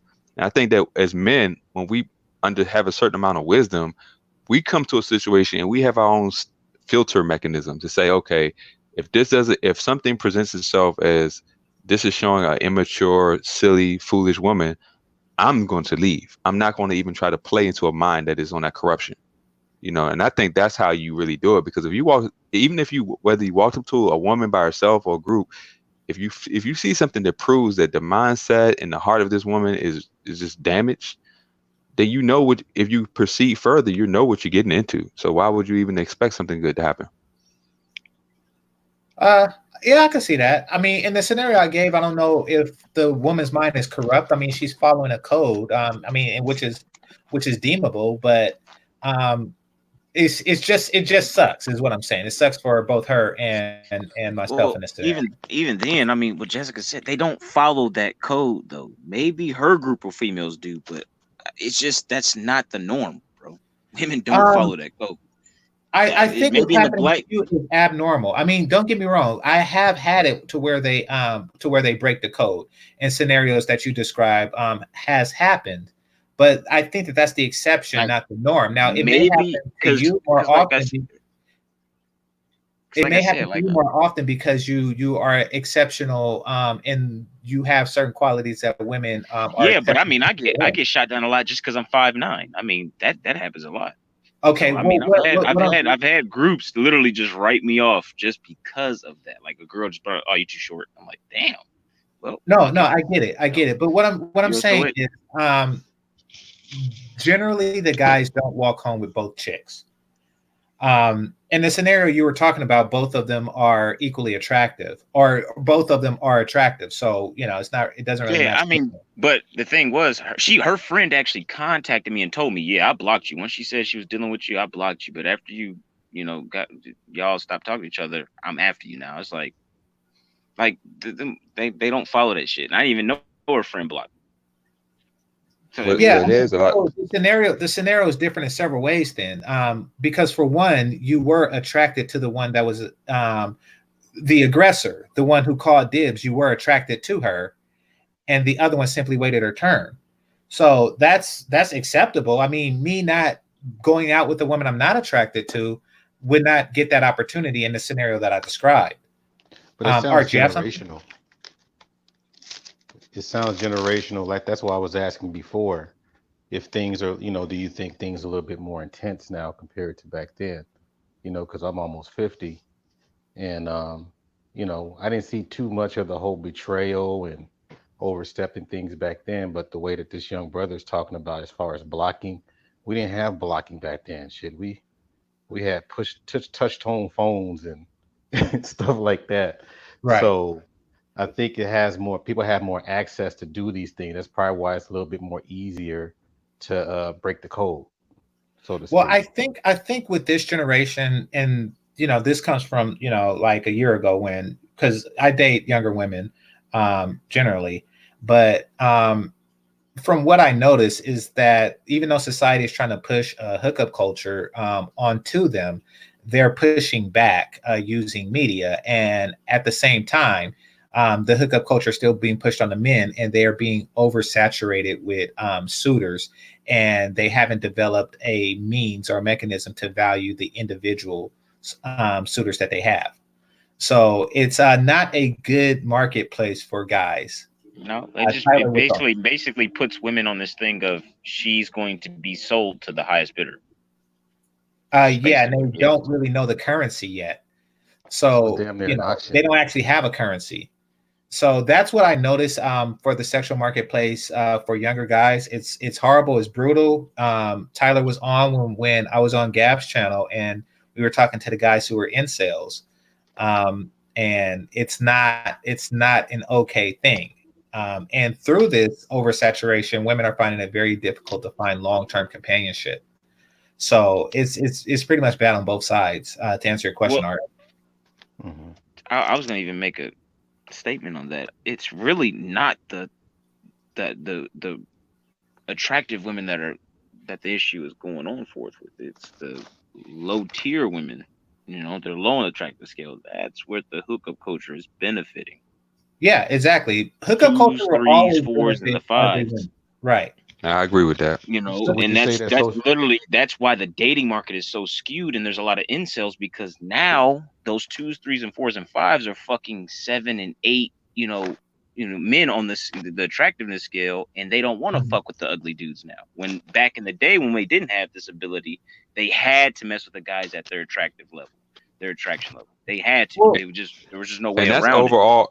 And that's overall because even among high attractive women, there's still a loss of femininity, and guys are kind of like, like it's just because beauty on itself is only something that will last only for so long. But without the femininity and cooperation, men are gonna say, well, you know what, you're fine, I like you, but I'm not gonna take you seriously. And so that leads to men to entertain things that they probably wouldn't entertain, trying to seek that femininity, because women have separated themselves, their beauty, from their femininity somehow. Well, you're going, that's what hookup culture does. I mean, if your only goal is to hook up, then you're not requiring, the men in hookup culture are not requiring femininity from women, nor Exactly. are they eliminating women on the basis of femininity. If they have 10 girls who want to hook up with them, they'll just hook up with all 10. However, if they were looking for long-term companionship, then they would hook up with the most feminine, beautiful one. Right. So it really like zaps the standards of men. I mean, especially since you have to find 365 different women if you want to have sex every day of the year, as opposed to the most appealing woman and sleeping with her 365 times. So and going back to that social media, that seems like that's the cure for low self-esteem. So if you're able to, if you don't really feel if you don't feel a way that you should feel about yourself, you can always reinvent yourself and then start communicating from that, like you're wearing a mask. And so it depends on the people that fall for it. That's when they start, prolonging it and maybe using it as a method of choice of communicating or rekindling or even igniting something with people that they didn't have a chance with if they knew who they were. true. That's That's I the have what a I thing. question. noticed. I think a lot of people are dating they're chasing after their negatives, like what they experienced in their childhood, what scares Yeah, them. delusion. They're Yeah, basically they're chasing after the bad. They're like, oh, I need this. A lot of people are trauma bonding. You know, but I they're have a like, question oh, with that. you've been through this, Oh, damn. Okay, let's go through this. Or they like to throw drama in a relationship, and that's how they get off in the relationship. So when they do come across somebody that's good and has wisdom and is virtuous, they don't know what the fuck to do with that, and they just throw that to the side. Like, well, can't do shit with this person. And it, Well, and yeah, it I'm not yeah. gives gonna people get a my life. fix. Is I that, agree and with what that. about the sector of women who just eliminate a whole bunch of men because suppose they don't even want to give them a chance because of how they look, but they complain about the men that they have given a chance to about how they're being treated. So I see a disconnect between women complaining about male behavior while they're eliminating a whole sector of men that possibly could have treated them bad over their vanity, over their vanity requirements about how they look, how tall they are, and all these other things. Because it's almost like women, like you said, Game Changer, women have to redefine what true masculinity really is outside of the vein, because women can't keep complaining about men ain't treat me right when you eliminate a whole class of men based on vanity. Well, yeah, I mean, I don't think that they have a choice, and this is something that I try to instill in Obsidian when I Well, talk to them about such things. I'm I don't gonna think be that they honest. have a choice. I'm gonna make a quick Hold on, right quick, Tyler. Hold on, right quick. point real quick. Well, let me respond to him because he was saying to me, and then get that out. So I don't think that they have a choice because vanity is something that you can instantly remove guys from, to where manhood qualities require examination. So let's just say you're an average looking woman, however, you have an inbox of 400 guys. You have to narrow the pool down before you even start looking for masculinity. So they really don't have a choice but to go off of vanity. I mean, I don't But see a but way around that. what shouldn't the criteria be more about the character and virtue Yeah, but first? that takes time. They would have to investigate each individual 400 guys to determine character, and they just And don't have the time to do that.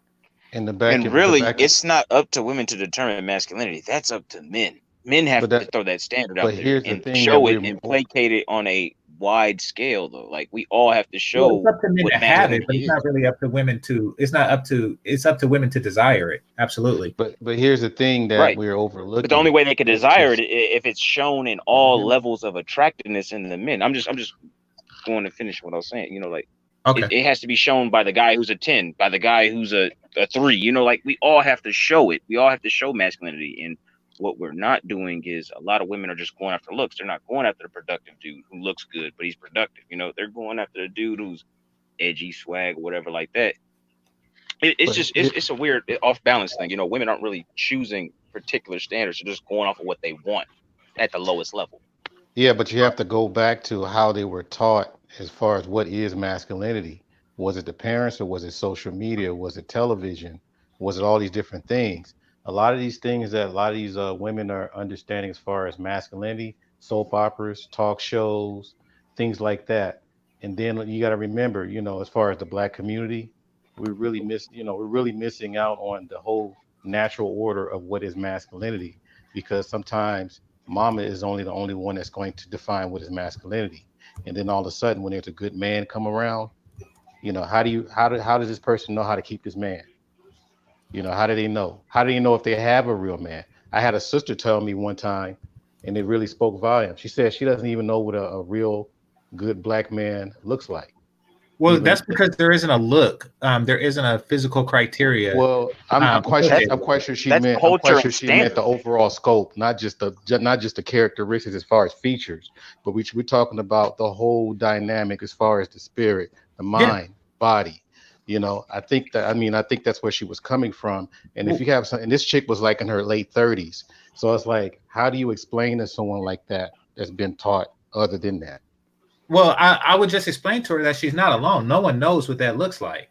I mean, and the women who do is like, if every good black man wore a blue bracelet, then eventually, of course, the ain't shit niggas will wear a blue bracelet too. I mean, to get at the women who are looking for good black men. There isn't like, and this goes with behavior as well.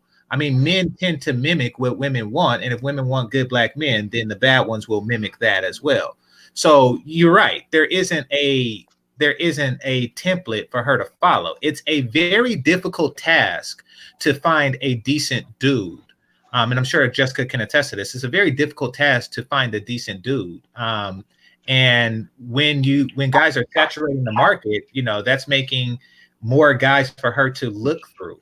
Like, you actually have to look through these hundreds of guys just to find one decent one. You also have to kind of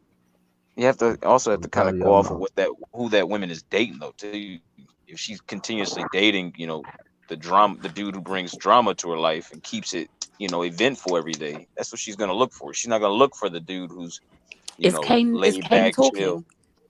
No. Tyler was though, or Tyler was. Did you hear Tyler? No, I don't think so. Uh-oh.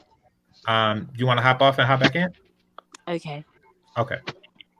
But even piggybacking on Tyler as well, when he was saying that men have to be the ones to show them, I think that's just pretty much we have to do that regardless, because if we keep waiting on someone else to define it, then hell, you got these rappers wearing dresses, and you know, you got all these other agendas trying to, you know, circumvent what we're supposed to be naturally. So we'd have to make sure that we hold on to our manhood and make it non-negotiable. But that's where it comes back into the question that men are naturally supposed to show dominance. So you can't allow the power of pussy to make you operate a certain way. Granted, that goes against our biological imperative as a man. We want to please women and satisfy them so we can reproduce with them. But at the end of the day, as a man back in the 40s and 30s, we didn't give a fuck about none of that shit. We only started caring when everything started getting cushy in our society. When the industrial age happened and we started up economically. What I'm saying is, back in those times, we didn't really care. When we needed women to fill a role, we're like, look, you're going to go be at home, do the dishes, do this.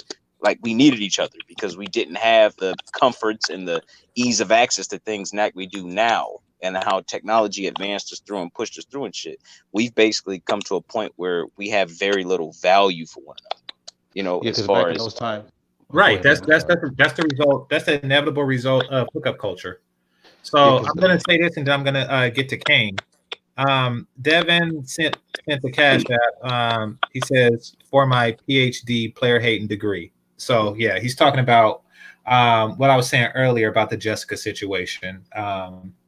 So yeah, and that's what I was getting at. Is basically piggybacking on what you were saying just now, Tyler, about maintaining masculine frame at all times, maintaining the dominance, like when I hop on Fantastic's panel and not knowing the context, I hear a bunch of brothers like, oh, Jessica, I want to drink your bathwater. I want to lick your toes and look at them feet and, I flew you out. It's like, that's, I have to say something because you're right. It goes against what you were just saying. Kane, your thoughts? Let me piggyback just a little bit on Tyler real quickly. When he was saying back in those times, I think he said 20s, 30s, and 40s and so on. A lot of these women had fathers at the house, so they had something to go by when they were selecting men. And sometimes these guys had to pass the father test. I'm quite sure it started to die out a little bit as time progressed, but that was the time again to where men were in the homes most more than now. So that was just something I want to add in. That was it. Well, I know that we were in the homes because we actually had a survival need for each other. Once technology becomes more, it makes life more easy, and women have all this access to programs that basically eliminate the need to have your ass around. You got alimony, you got divorce laws, you got all this shit that incentivize women to kick your ass out of the house once they get tired of your ass. So that basically, we have this societal advancement where we've literally rid the need for each other out of the home. Right. We have dishwashers, we have, washing machines and shit where we don't need the woman no more. We can cook our damn selves. We can order Uber Eats. It's just basically we have a society now where we have to come up with a better solution to replace that traditional mindset because that shit ain't coming back. I'm just saying that regardless of the reason. Right quick. We'll circle back. Kane, what's on your mind? No, I'm listening. I'm listening in. Okay. I'm listening. Y'all could continue to chat. Y'all could continue with the conversation. I just wanted to say it real quickly. Go for it. Regardless of the reason, it was still present. It still existed. That was the reason why you didn't have that situation where guys had to keep constantly redefining manhood, because that was in place. You can say all the stuff about there was no social media. It was, everybody was trying to survive. It still existed. That's what I'm saying. So we do have some kind of reference to where that shows you that things are possible. The thing is, the young generation right now has to find a way to bring something similar to where it works in today's society, so we won't have these problems. Okay. Right. And but the frame of the masculine frame should have been kept over the generations. It should have been continuously passed down because it works. Should's not going to save us. We got to focus on what we must do. So, because the thing is, we can talk about all that stuff. I'm just saying this out of sincerity. I'm not trying to correct you, but the thing right now, the stuff that we're talking about, even on social media in real life, we don't have a lot of time left. So, so we have to get all the brilliant minds together instead of trying to do things separately, and try to make sure we have all hands on deck to try to help fix this situation. I don't know how you guys want to do it, but I wouldn't even say that one is better than the other. But you got to find a way to make all these puzzles fit. Okay, fair enough. Jessica, what's in your mind? Can I say something real quick? Odd. When you say that, as you saying that, with the society that we living in right now, I'm not no dude that's gonna come up here and tell you that I'm super book smart or nothing. I just lived a life where I was on my own since I was 14. Okay. I ain't have no mother or no father, so what I'm saying. I'm keeping it real because I'm still here. I'm 42 years old right now. That's what's up. I've seen the changes that's going on right now. And the main problem we have is that we fighting against society. We fighting against what people see on television. Most of these people, I could say 90% of the people that we come across is living off of what they see on television. Mm-hmm. So how you gonna fight against that? If they're seeing that people on television is making money off of being fools, our little small sector that we have right now is gonna be a hard fight for us to fight against that, because they seeing that, and that's what they living by. Like when they hear us speak, they feel like we fools, like we don't know what we're talking about. But we actually lived it, and we've seen the changes that happen. I think So what we're doing is giving real life perspective, unlike television. I see what you're saying, because like Sex in the City, for example, Kane, they were selling a fantasy. The fantasy being that you can be in New York, write a 1-paragraph column a month, and afford Louis Vuitton shoes in your own New York style apartment that's not rent controlled. That's not really feasible. Really, none of their situations were. The fact that, at the age of like 49, she finds some rich jawline nigga to marry her, even though she doesn't cook, she gets takeout every day, and purchase a shoe closet for her. That's not really realistic. And I think society is realizing that. And when we point the reality of what happens to women who try to pull this shit, it's not the same. And the same with men. The truth of the matter is you're not going to fuck 365 women a year. That's just not how it's going to work. You eventually is going to exhaust your sexual supply under hookup culture. And men feel that at some point in their life. And yeah, bringing that to their attention, something that they already know, gives them a greater perspective, and hopefully in most cases, and I've seen it on this, change the direction. So let's go to Jessica now, though. I agree with what you say in that a lot of people, and the thing is, I don't know if it can be changed right now. And it's the fact that a lot of people are looking at social media, whether it's Instagram, Snapchat, their TV, just so many different forms of media. And they're thinking that that fantasy is real life. For so many people right now, social media has become their real life. They're not able to distinguish the reality from the fantasy. So we have people who are trying to live the social media life in real life, and it's just messed up so many aspects of society. So you have men and women out there who are both working off these fantasy ideals. So for a woman, it's like she's not going to settle down unless she's got a guy who's going to fly her around the world. It goes back to like the Sex and the City example that you gave. They think that these opportunities are like just abundant in real life, and they're not going to settle down until they get that. And for men, they're thinking that they're going to have this perfect woman who's going to, I don't know, perfect woman with a 50-inch bum and a 20-inch waist and a 50-inch bust or whatever, who's going to cook for them and just, I don't know, clean for them and do nothing but say yes sir. I feel like people are living in fantasy realms, and we need just like places like this to sort of bring back the reality of life.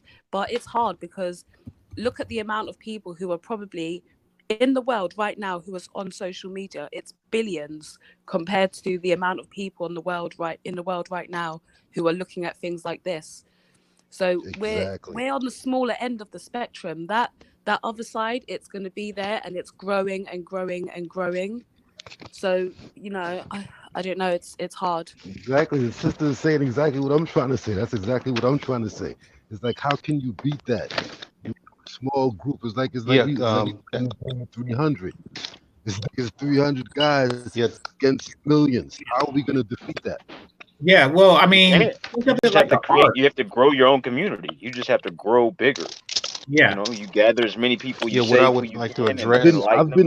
But fellas, and lady on the panel, I've been watching you guys. I've been watching you guys for years now. And I'm just seeing their side getting bigger and bigger and bigger. It's like they say right now, the fantasy is better than the truth. Like they say the lie is better than the truth. A lot of people are living a lie right now. And they know their life ain't about nothing.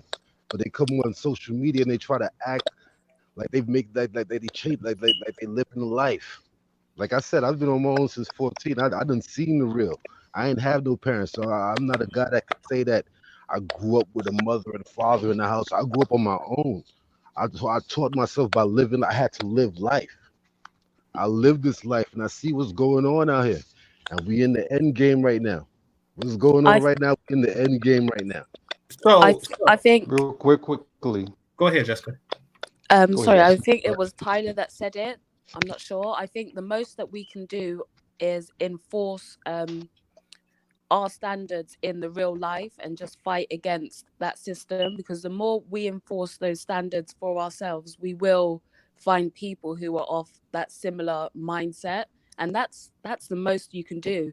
So, and you as a guy, it goes back to what you were saying in the beginning, Game Changer. You as a guy, you have to maintain your standards. You can't say, come here on the internet and say, oh, I'm against this, that, the other, but then as soon as someone that you think is pretty is in front of your face, you drop all of your standards and you're like, I'm going to go with it, whatever.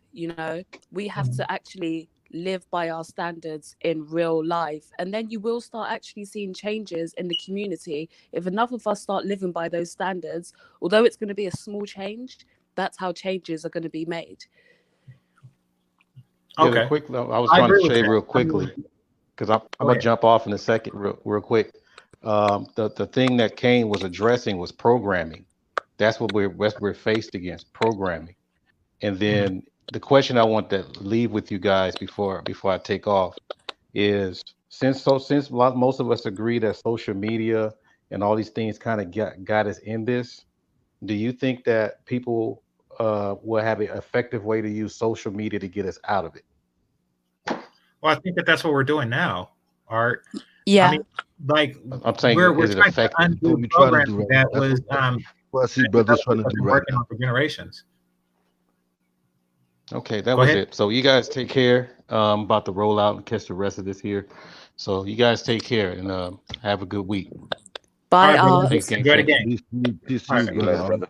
Peace to you. Enjoy the game. Yeah. I But yeah, think personally, that goes back to my upbringing. I'm sorry, Jessica, for cutting you off, but that goes back to my upbringing. I grew up in '94. I took on 5%, and what they showed us that in our life, it's only going to be 5% that really make it through. Like, we try to make something happen for the whole picture, but it's not going to happen. That's just the way it is. And it's a harsh way of looking at life, but that's the way it is. It's only going to be about 5% of us that really make it and understand what life is really about. The other 95, they just do what they're going to do.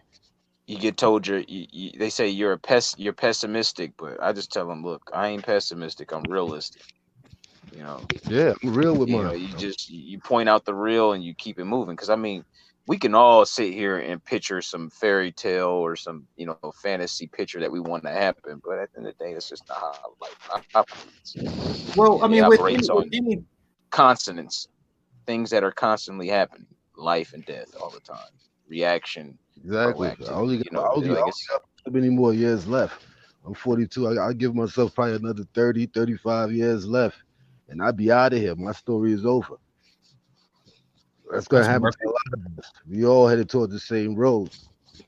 We could put up this fight, but the masses is going to do what they're going to do. So, yeah, with that understanding, I mean, whenever there's a natural or a calamity of any type, the best thing you can do, or the only thing you can do, even if it's a cultural catastrophe, is to save as many people as you can, and this is what we're doing. I mean, we're saving as many people as we can. It would be nice to save everybody, but simply put, some cannot be saved. You look at someone like Michelle Pink, who is definitely selling a fantasy. You have a older, not particularly attractive woman who is selling sugar baby fantasies to people, and it's not really realistic or feasible. But the people follow and they pay her and things like that because it's a pretty lie. So yeah, absolutely. Some people will listen to the Pied Piper's music, but you save who you can. And do you know what? That's what I was going to say. Possibly we could use social media more effectively if people with bigger platforms were willing to put this information out, but the fact is they're not, because they're pandering towards the masses, because that's where the money is. So you have people who are making those platforms where they're doing the whole sugar baby thing and this, that, and the other, because it's profitable for them. So even if they know it's not the truth, and even if they know they're leading people down the wrong path, they don't matter. They don't think, it doesn't matter to them, because in their mind, they're still gaining something, you know? Exactly, Jessica. Exactly. Right. They're doing it for the money. The biggest problem is, and that's where the biggest problem is, because the people that most of our community look up to is the people that's living that type of life. You look at somebody like Cardi B. You got the Cardi B's in the world. You got Megan Thee Stallions. These people got millions of followers, and they follow behind what they do and feel like that's the way life is supposed to be. Exactly, because right quick. My apologies if I said Nicole Michelle. Nicole Michelle is cool people in my opinion. But yeah, Michelle. No, she's cool. She's cool. I've listened to her before. She's cool. No, Michelle Pink is who I was referring to when I made the comment. Okay. Get you. When you look at social media and even the media itself in all forms, like no matter what race you are as a woman, the thing that's being promoted the most in social media for women is the get the bag culture. So in like Black society, you have the Cardi B's and the Megan Thee Stallions, and even certain YouTubers who are promoting that lifestyle. And you have the same thing in the white communities. When you look on social media, and the girls who are the most coveted on, say, Instagram, they're all girls who are following the get the bag culture. And then you have society who's looking at social media and they're thinking, okay, that's what I need to follow. That's what I need to be. If I want to make it in life, I've got to follow what they're doing. And I think that's sort of the problem that we've got ourselves into right now. That's why I refuse to be on social media. I just find it toxic. So I just stay away from it. Exactly. I don't deal with none of it. I don't deal with none of it. Hold on right quick, Kane. That's exactly why I got off. No, hold on right quick. Sam, what's on your mind? Shoot. I've been out the loop for so long. I'm like, shoot, what's going on? But yeah, no, I agree with Jessica, what she said about as far as social media and stuff. Can you guys hear me okay? Yeah, we can hear you. Okay, cool. Yeah, yeah, I mean, I feel like I have to be connected on social media just because of different networking and business opportunities and stuff like that. But for the most part, like, honestly, to me, it feels like a brain drain of some sort, because it's just like nonstop nonsense after nonsense. And I could see how, if you're a quote unquote weak-minded individual, how you could get sucked into that real easily. And unfortunately, the vast majority of society kind of like just goes along with whatever is hot. And, you know, well, then we have what we have today. So go ahead. No, I was just going to say he's 100% right when he says that social media is a brain drain. That is 100% what it is. It takes away any sort of autonomous thought that you've got, and it just pits other people's standards into your head. So no one is able to think for themselves anymore.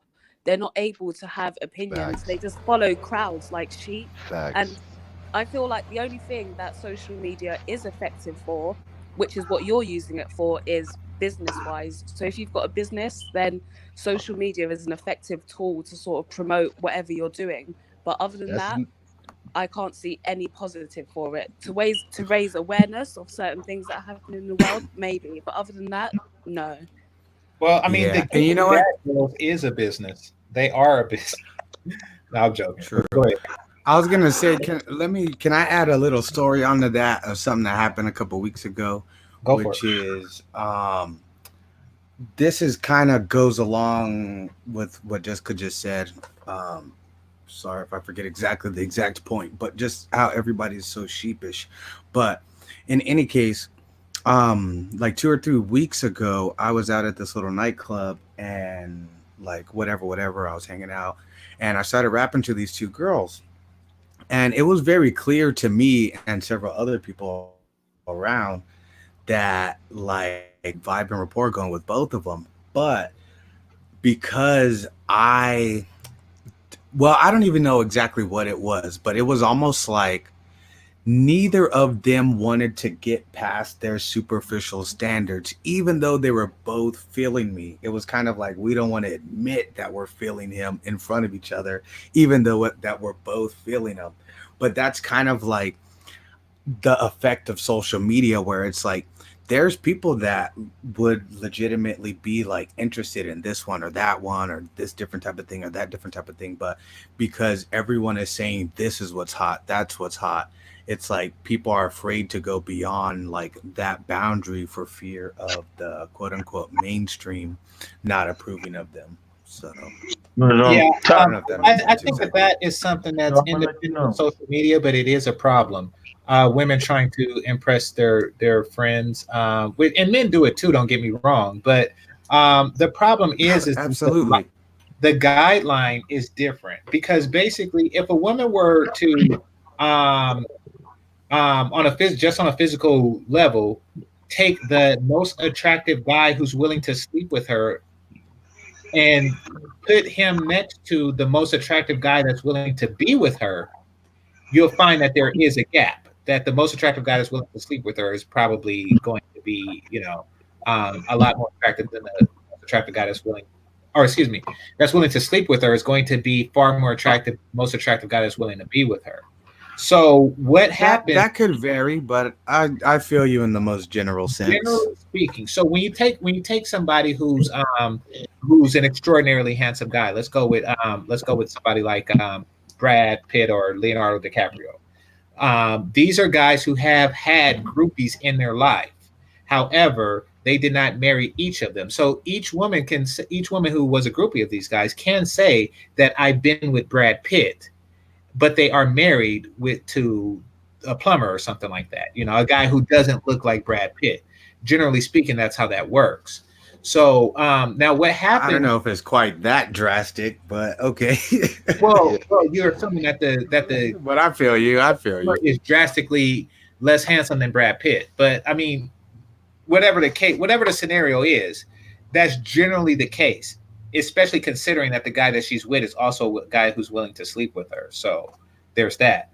But the reason why I brought that up is because when it comes to two friends, what the friend is doing in the bar is she is judging you based on the most attractive man that her friend was able to get to sleep with her. Yeah, and I mean, I could see that. I'm sure they could have pulled something way better than me. I don't measure up to anybody. I do not measure up to the most attractive guy who is willing to sleep with my girl. I simply don't on a physical scale. That's just not going to happen. There's always going to that could be the same for the majority of us, though, on some level. That is the same for the majority. Maybe for either sex as well. About it, I'm gonna let you know something right now. Guys who are insecure about their women end up losing, but the guys who are secure about their woman, let the woman have their freedom and all that, and she coming back home to them without fucking around, it's the best. That's what I'm going to tell you right now. I used to be a former player out here on the streets of Philadelphia, so I already know what it is and stuff like that when another man's woman want to sleep with somebody else. So what y'all got to do is make sure that woman's the real deal and start like insecurity. She ain't the real deal, let her go. That's all I got to say. But what you have to say was semi-relevant, but I have to say I don't really get why it was said. And furthermore, you're saying that a guy should just assume that his woman doesn't cheat, and you win by assuming that? Not assuming that, man. What I'm saying is, women do the choosing. We don't get to choose. The woman chooses. The woman chooses to fuck with him. That's what she does. And so thank you for alerting us to the fact that women decide which penises goes into. They get to choose who the fuck. That's it. They don't get right. to choose. Well, I mean, no. Thank you for alerting resources us to on them. That women get to choose in the front end. They don't get to choose in the back end, bro. Right. Sorry. Right. They choose the sex, and that's why they end up with the shit predicaments they put themselves in because they don't choose the right ones. Right. Connecting with eye to eye is on like a motherfucker. You know what I mean? Depends on what that guy says right then, with that in that second, in that moment. 1 to 5 seconds, the woman's gonna know she's gonna fuck you or not. What in the fuck? All right, so what you're doing, Keystone, is you're jumping catchphrases. You know, you're basically saying women choose this, 5 to 6 seconds, and I'm telling you what I experienced. I'm telling you this. No, I get it. You know, you're jumping catchphrases to tell us what you experienced, but the thing is why? You see, I get it. You know, you come on and you say, I used to be a player and shit like this. I get it. Many guys like to beat their chest on their sexual prowess. I understand this. It's not relevant to the current conversation, but I understand that you have a strong desire to express to all that is listening that Keystone Tech used to be that dude. I get it. Did you score 4 touchdowns at Polk High also? No, but game changer. When you say that, a lot of guys went through that when they were young, and that's where age come in. Because with age come wisdom. Mm-hmm. A lot of guys did that then when they was young. There was some guys that didn't do that, but there was some guys that did it. Right. But what I'm talking about, Kane, is what's the necessity for bragging on it? Nah, I'm not trying to brag on it because I lived that life too. I could say but you didn't brag on it. I'm not gonna brag on it. That doesn't do anything for me right now. You can't even tell the truth. There's nothing to brag on. This is a fact of life. But it's just a fact. Yeah, I'm not gonna brag on it, but it is a fact. While we were young, a lot of us we did that. Because I came up in that lifestyle, 80s and 90s. That's what we was doing. That's part of the problem that we have right now. And I try to tell this to people. And I tried doing YouTube with my tech channel when I do my videos. I try to bring the fun back to things too. But I want people to know there's a history. This fucking elite are trying to erase that history. I'm not gonna let it get erased. I'm sorry. What won't you let get erased? You can't let it get erased though, because it did happen. Hold on, right quick. What are you? What don't you want to get erased? You broke up at that point. What are you trying to not get erased? Get back in the 90s and all that, where men were being men with women, and they're trying to get rid of that. They have an agenda that was 30 years created ago, and they're trying to erase it now and stuff. And the information's right here on the internet, on YouTube, and everything. So basically, they don't want us to be man and woman to be able to pre-co it. They want woman on woman and men on men, and that's it. I'm not letting it happen. They could try to take me the fuck out. I don't give a flying fuck. Game changer. All right. So that okay. So, hold on, right quick, Kane. So in the short time that you were allowed to speak, you covered like 3 different things. So let's focus on the first one. The first one, you were saying that real men who are secure let their women, aren't really worried about their women, and that's how you win, right? What I'm saying is, if a man know that woman is coming back home to her, or you coming back home to your woman, you don't have to worry about shit. That's all that is. And what I'm saying is, did anyone leave you with the impression that they were worried about that? Many men has been killed in the city because of insecure men. No, I get that. But did anybody leave you with the impression that they were worried about that? Nobody can give me an impression. I'm just telling you facts on what I heard and all that. That's it. So I just speak my mind on what I hear and what's said, and that's it. I'm not trying to. I get it, but it wasn't okay. So understand this, and this is very important. This is very important, key Stone Tech. Now, if you want your kids to have a happy birthday, you should ask the person who is receiving the birthday party what is their favorite flavor ice cream, and then have a variety of others for the remaining kids. Right. I mean, I'm a type of person that'll make life fun for kids and for people, and I mean, I don't mind doing it. It's a lovely thing to do. Yeah, but you see how that information, though factual, did not pertain to the conversation at hand in any way? That's how you came on. You're good. So I have to ask about the agenda, brother. So I mean, I'm on your side. But give me a straight question, answer it. Huh? Give me a straight question. I'll put everything on point. Well, no. Why did you state that when nobody was talking about that? I guess that's the main question. Yeah, that's the question. Yeah, that's the question. I get him. I get my head. Understand what You he's saying. I mean, I want y'all to wake up to something. You got a lot of women out here who tell the truth and don't tell the truth. You know what I mean? You got a lot of women going to this Caribbean, they doing what they want to do. And men don't have no control over it. You know? So you want to wake us up to the fact that some women tell the truth and some women don't tell the truth. Were you under the impression that we believe that all women told the truth or all women lied? Not all women like this. Some do it, some don't. No, the question I want to ask, when it comes to women is like, what are we trying to get out of women? Because we understand, most of us as men, we understand what it is with women. We understand what it is because as I'm listening to all these conversations, like I said, I've been listening to you guys for a couple of years now. I'm hearing the argument that they're saying about black women. And from my understanding, it's all women. It's all women. Y'all say black women, but it's all women. I've dealt with all types of women. You got that right. It's all women. I got stories on that, man. I got stories. That's what I'm saying. I got stories for days on all women, and all of them play the same type of game. All of them play the same type of game. So I'm trying to understand. This is why I try to figure out when I listen to you guys. It's like, what are y'all really trying to say? Okay, fair enough. Fair enough. Let's go there for a second, okay? Even though it's not related to what we're talking about, let's go there. You are aware that people have different cultures, correct? Yes, because my family is from Guyana. My mother moved it. My mother came to America in the 60s, and I was born here. But she used to send me back to Guyana on a regular basis. So I got a taste of what it is in different countries. That's why I see the nonsense that goes on in America. Right. Exactly. So you can't say that just like Guyana women are different slightly than American women, that the different ethnicities in America are also different, and you'll find a higher concentration of a certain type of women in one area than you will in others, correct? Absolutely.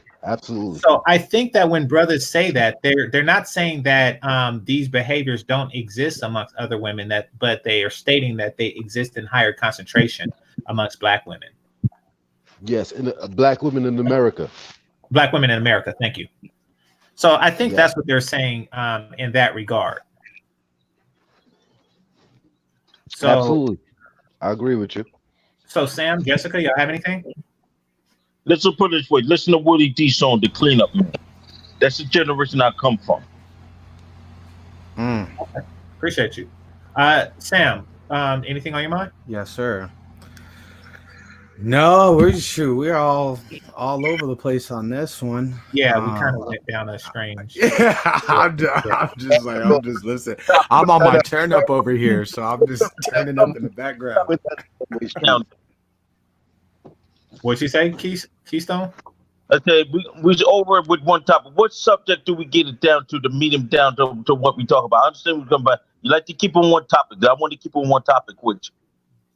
Yeah, okay, I'm trying to stay on topic about, before Keystone came on, does anyone remember? No, I got lost in the paradox. I got lost. I started off on kind of a high note coming off of Mr. Fantastic stream, but I was on Mr. Fantastic. We're talking about the effect of social media. I thought we were gonna keep the party going from off of there. Nah, I saw what was going on. The effects of social media on society. No, not to cut none of you guys off. I was on Mr. Fantastic, and I saw the nonsense that was going on over there. Like, dudes was acting real crazy over there. And I had to let them know, like, y'all acting real crazy. And this is why I have a problem with the SY. I don't really have a problem. I'm not gonna say I have a problem with the SYSBM. I understand it, but I've been living that life my whole life. Like I said, my parents used to send me back to the islands when I was young. So I've been living that life my whole life. I've dealt with all type of women, Chinese, everything. I've dealt with all type of women, and what I see that's what I'm talking about. I didn't hear you, bro. I didn't hear you. I'm sorry. I didn't hear you. International guy. That's what I'm talking about. Yeah, I've dealt with all kind of women. I dealt with all women from all different areas everywhere. And what I see is once they come here to America, is the training that they get here from America, especially with social media. That is the problem. That is the major problem. That is hard to Look, this is the number one thing when it comes to dating foreign women that you must understand and appreciate is do not enter into a serious long-term commitment with a foreign woman unless you plan on staying wherever exactly. she's from. Who's saying that? Like, Who's saying I that? don't, Yeah. that's the number one thing that a lot of people don't understand about this. And like, brother. like unless you're committed to staying in that culture, like do not like it. And it's funny because I see people do it all the time. Like I even have family members who've done this and they're like so confused, like what happened? I brought her over here. Da, da, da, da. Right. And I'm not gonna act like I'm some super genius that knew everything fresh out the womb, but like over time I've seen like, yo, do not. And it's not even like as much as I'd like to be like everybody else and just beat up on women, like to be fair, it's like this type of Western American / European on some level, like society, just like it just, well, it can corrupt you. And the thing is, it's corrupting most people. And if you get sucked into like the little vortex of it, like it just kind of ruins the essence. It's like the saying goes, strong survive. Can anybody hear me? But you got to stay wherever they are. Come to America, the strong will survive. Hold on right quick. Let's. Can y'all hear me? Yeah, I hear you, Benjamin. Yeah, I can hear you.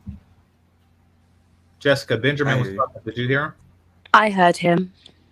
Okay, I can hear you too. Okay, go for it. Yeah, I disagree with Kane and Sam I am with the don't bring them back deal because Kane, can I ask you a question? What island are you from or your people's from? We're from Guyana. I have family. Most of my family's from Guyana. Then my wife is Jamaican. So it's all islands. What city in Guyana? What city in Guyana? We're from Georgetown. What part of Georgetown? From Georgetown. We're from Georgetown. What part of most Georgetown? Of my family's from Pomeroon. What part of Georgetown? Damn, I can't. Kitty Street. Kitty. You ever heard of Kitty Street? Yeah. My father grew up on Charlotte Street. But anyway, well, you should know this. You being a yard man, you should know that culture is big, and that if you bring said culture over here, that the culture is going to keep said woman in pocket. Now, if she comes over here rogue and disconnected from her culture, that's going to keep her in check, then then you're going to get some problems.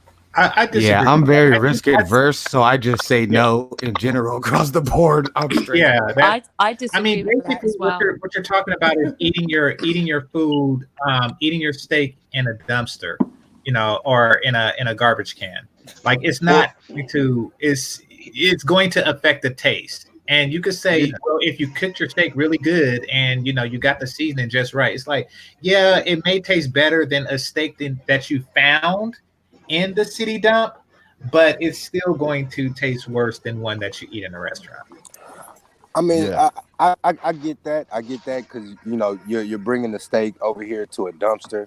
I get that, but yet and still, the core basic tenements of the culture has been embedded in the person. You know what I mean? Like.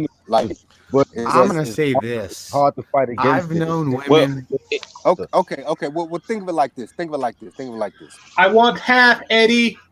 Why you like animals? Come on, now. What have you done for me lately? That's totally fabricated. I'm just telling you what I know. I'm just telling you when my parents, when my relatives came over here, when my father came over here, and my aunties and uncles and whatnot came over here. Yeah, the second gens, my first cousins and whatnot got. Exactly. That's the proof of the point right there. That's what I'm saying. You know what I mean? It's gonna drip into there, bro. It's gonna drip into there. It's only natural. On some level, you have to adopt it. Are you the ruler of all that you survey? Yes, absolutely. So you have control over your dominion.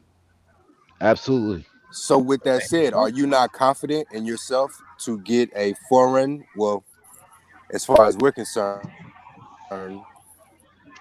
a yacht, a gal? Ooh. Oh yeah, but What the listen to what you're hell? Wait, saying. wait, But wait. What does listen to that what mean? you're The saying. ruler of all I survey. It's But I it's a listen to what joke. survey you're what? It saying. was a joke. That It's I a don't joke. rule. It's a Oh, joke. It okay. was a joke. But you get what I'm Oh, saying. okay. Okay. You Good. survey everything in your house, right? Absolutely. All But I right survey then. the That's stuff outside of it. Like I survey the neighbor's house. I don't rule that shit.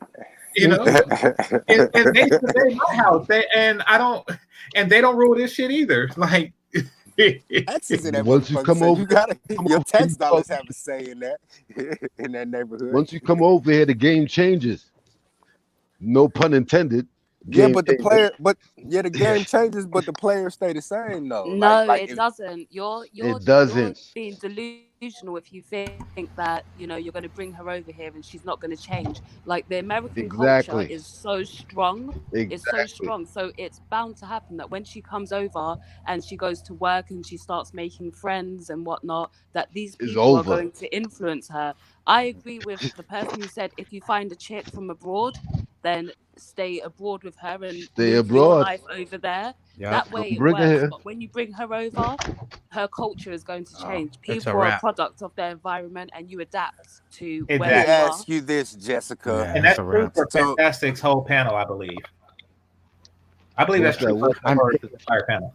Prince? I can't really see your name, but Prince, you already know. Once they come over here, the game changes. You no, see it. Now let me no. address that no, The real because men quickly. all types of different can dynamics change when you change the environments of the two people involved.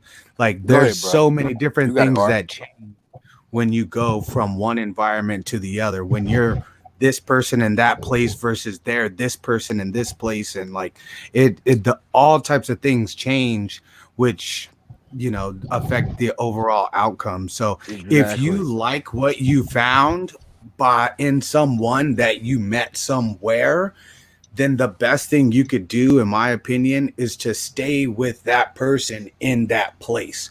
Agreed. Because Exactly. if you bring them to where you are, then all types of different things change, which I'm happy No, to get I into. have to But do a yeah, little they pushback change. on that one, my And, fam. and not to mention, Let me give a little if pushback you on want that, black, fam. okay, go for it. Go for it, Art. On that one, I don't think you have to try. You Yeah, we can bogging hear a you, little but bit. Art was talking. Can you hear You me? bogging a little bit. You bogging a little bit. I can hear you now. Because I'm driving. Hear me? Yeah, I can hear you now. We can hear you, Art. Go ahead. Uh-oh. Now he Art, we faded can out hear you. again. Can I speak to that while Going once. he's getting into it Okay. We himself? can hear you, Art. I can hear you. Because too many brothers.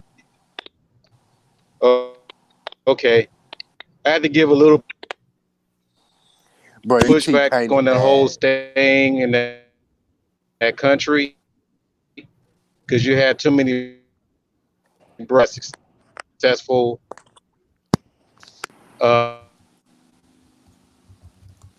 Yeah, he's bogging. I can't Yo, I really can't hear hear nothing unions nothing he's and he's saying. saying. marriages. Bro, you T-painting Hey, bad, hey, bro. hey, Yeah. Art. Hit us when You got the auto-tune all the yeah, way up. Art. Hit us Yeah, when you you're T-pain. in a stable T-pain. place. I know you're traveling, cell towers and shit. Yeah, you Over But the T-pain. yeah, I can't hear you. years, can I ask a question? Can I ask a question?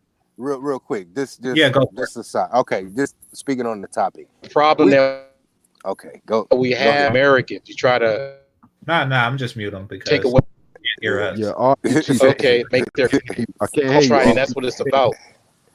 Oh, I'm in love with a stripper Can you hear me? sounding ass. Well, how come I can't hear him? How come no, we can't hear I you. can't hear him. Wow. And I'll come I'm trying to mute you, man, and I can't even mute back. you. Yeah, he just drop off, come back up. Yeah. But you know, let me ask y'all this though.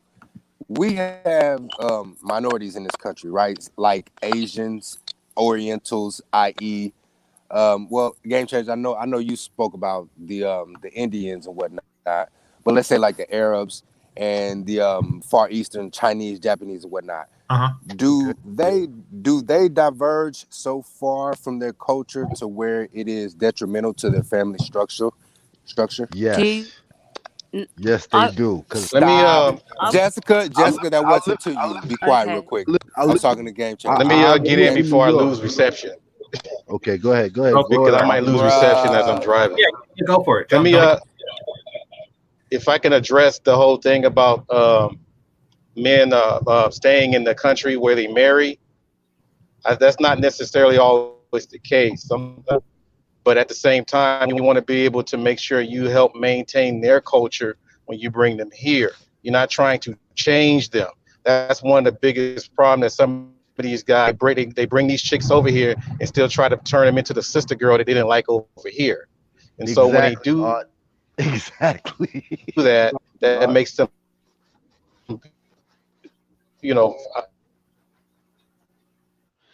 he's Borging again, but he's Borging.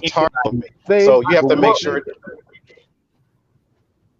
He's Borging again, but what he's saying is true. No, it's not really. Kane, here's the thing. You're Borging, Art. Here's the thing, Kane. Nobody is ever trying to change a woman into a sister girl, especially guys who travel to find a non-sister girl. That would be stupid. No, I understand. No, GameChanger, yes. But women do change into sister girls. Let me break this down, Danger. All right, you got to sit this one out, bro. Art, you're struggling, Art. Art. Art. Yeah, you got struggle wireless. Hey, hit us. Wow.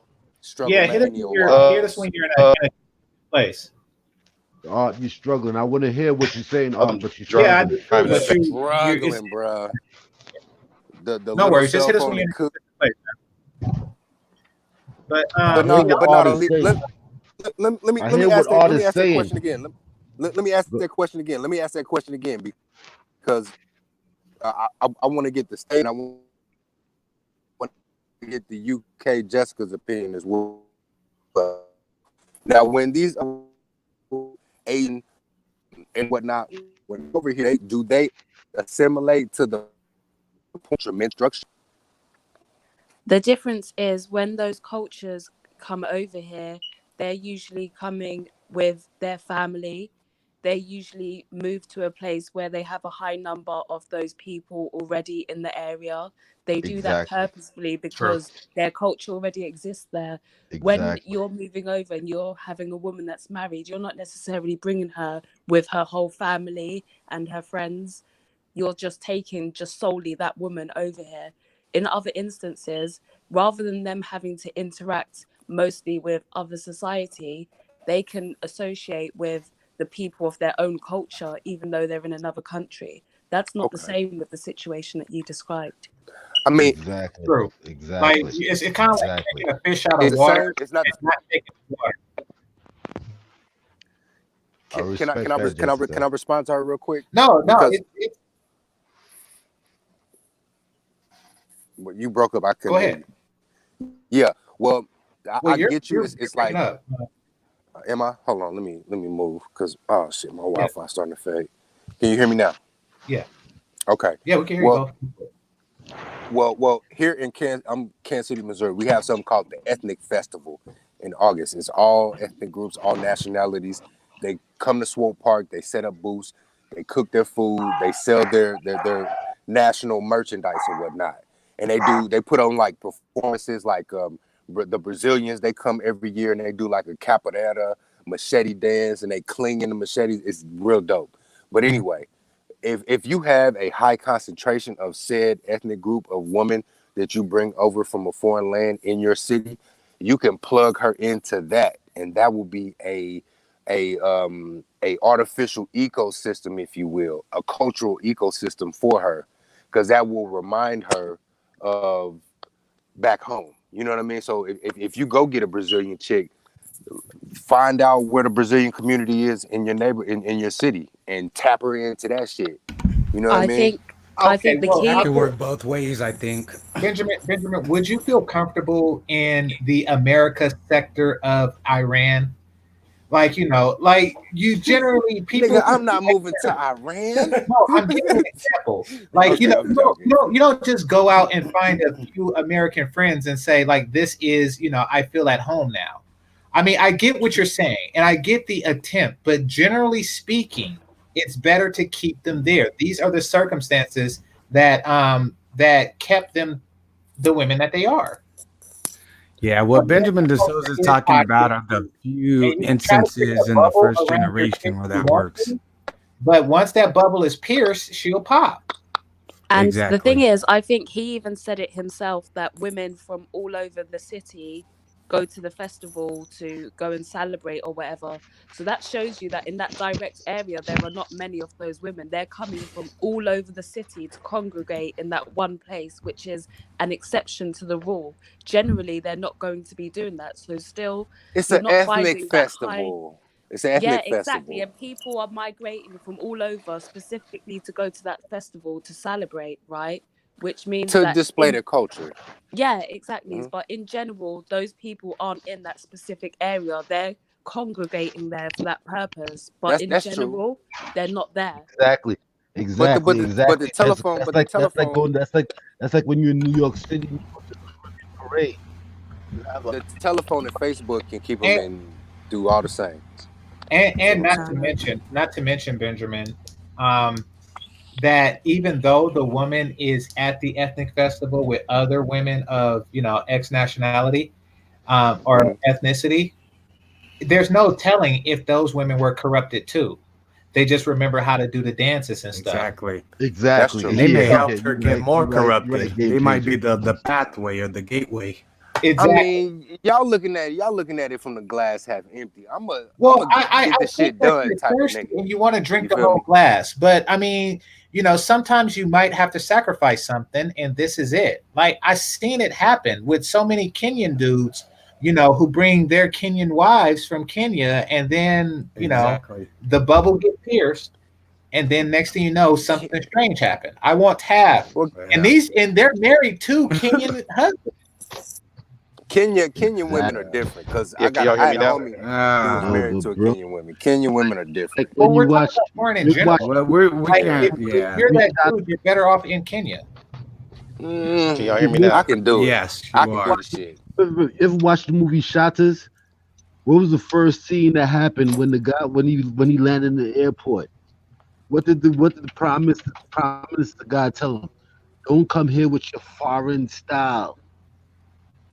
Don't come here with your foreign style. A lot of these countries, they don't want to see them come there with American style.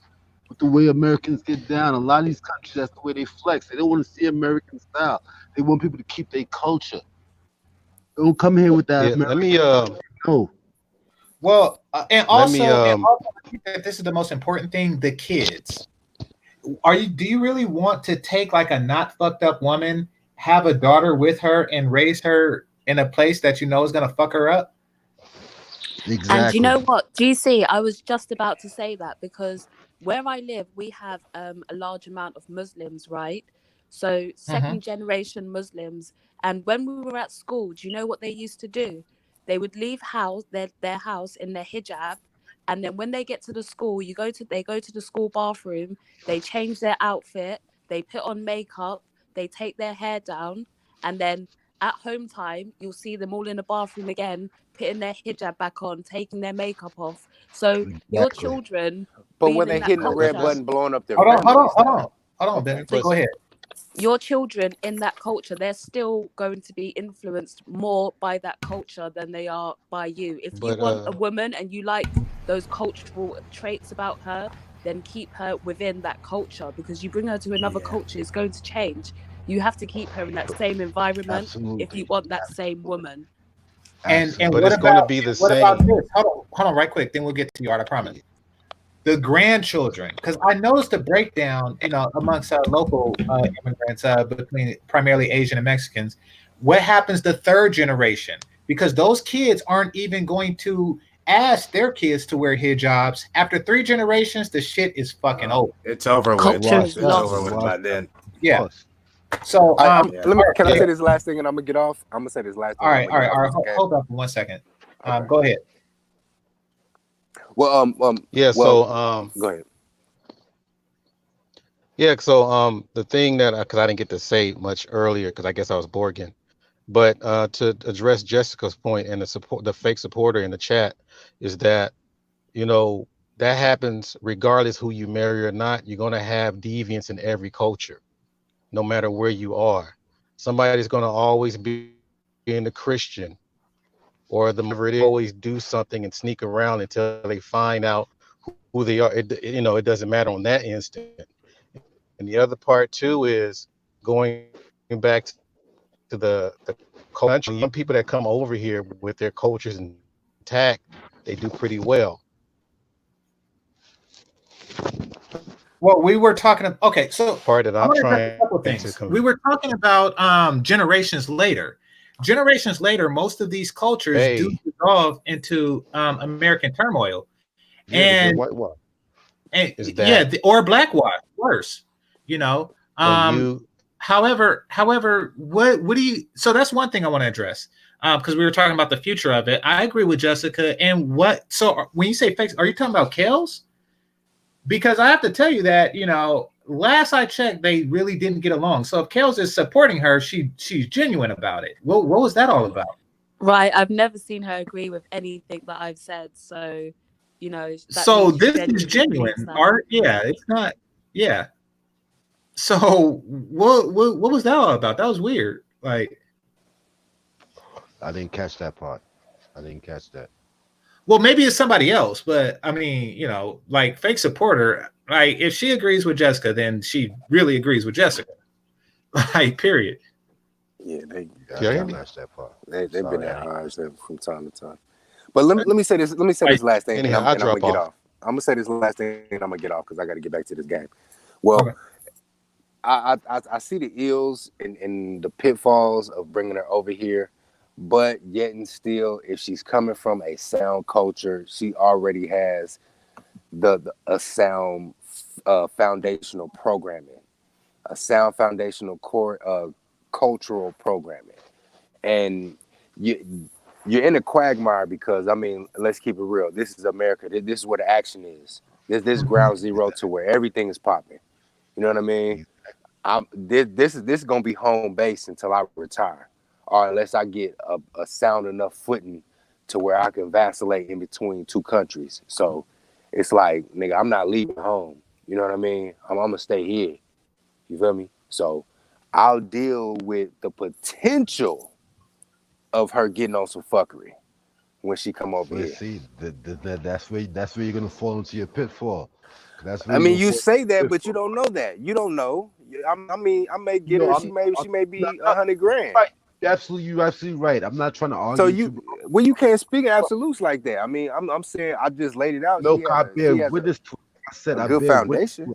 it. I grew up in that situation where I have family members. All my family is from Guyana, and a lot of them that Name came two other here: cities. Name two other cities in Guyana. Just real quick. Name two other cities in Guyana. Georgetown, Pomeroon, Essequibo. I could name a whole heap of them to you. Over the river, we have a whole heap of them.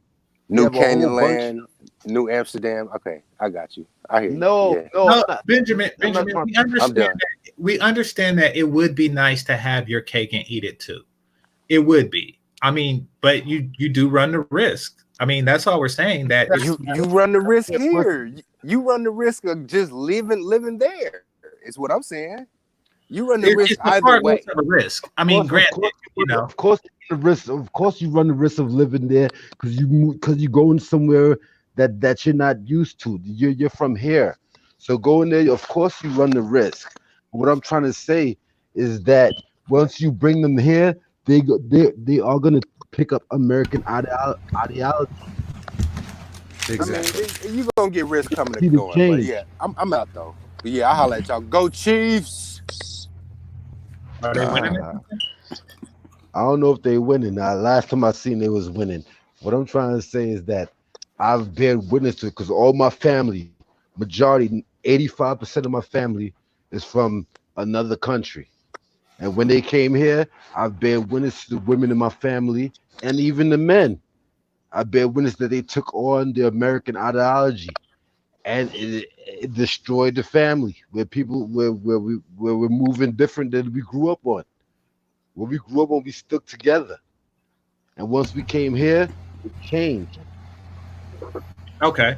Okay. Yeah, I think. Oh, sorry. I was just gonna say. I think Benjamin DeSouza. I think he's seen a couple of different Is someone examples, and it's talking? not that it's. Yeah. Can you Yeah. hear me, Jessica? Yeah, Jessica, somebody's talking. Yeah, Somebody's and I'm talking. about to bring somebody in. So yeah, if you want to hop out and hop back in, that's cool. I'll let you back in. All right. So Yeah, I was just gonna say, like, I think he's pointing out the exceptions rather than the majority of the Exactly. cases, and he even low key admitted himself, like, that a couple generations down or whatever, it's a wrap. And honestly, like, we all got to be honest. We've all like seen it one way or another, and to be totally fair, especially to American black women, like, I've seen some of these foreign chicks be way more off the chain right. than them after they come here. So let's just be fair. You know what I mean? Exactly. I'm not saying that. I've seen, like I said, I've seen people in my family that came here and took on the American ideology, and they stood strong on that because it was something better than what they saw in their country. So True. they came here and they felt like the shit. I'm a boss chick now. Now they talking that boss chick talk. Yeah. And some I've of them, seen- some of them plump up. Some of them plump up too because they're driving instead of for walking, and ice cream is Exactly. free, or ice cream is relatively Mhm. free. I actually had a Kenyan chick tell me, but her husband likes bigger women.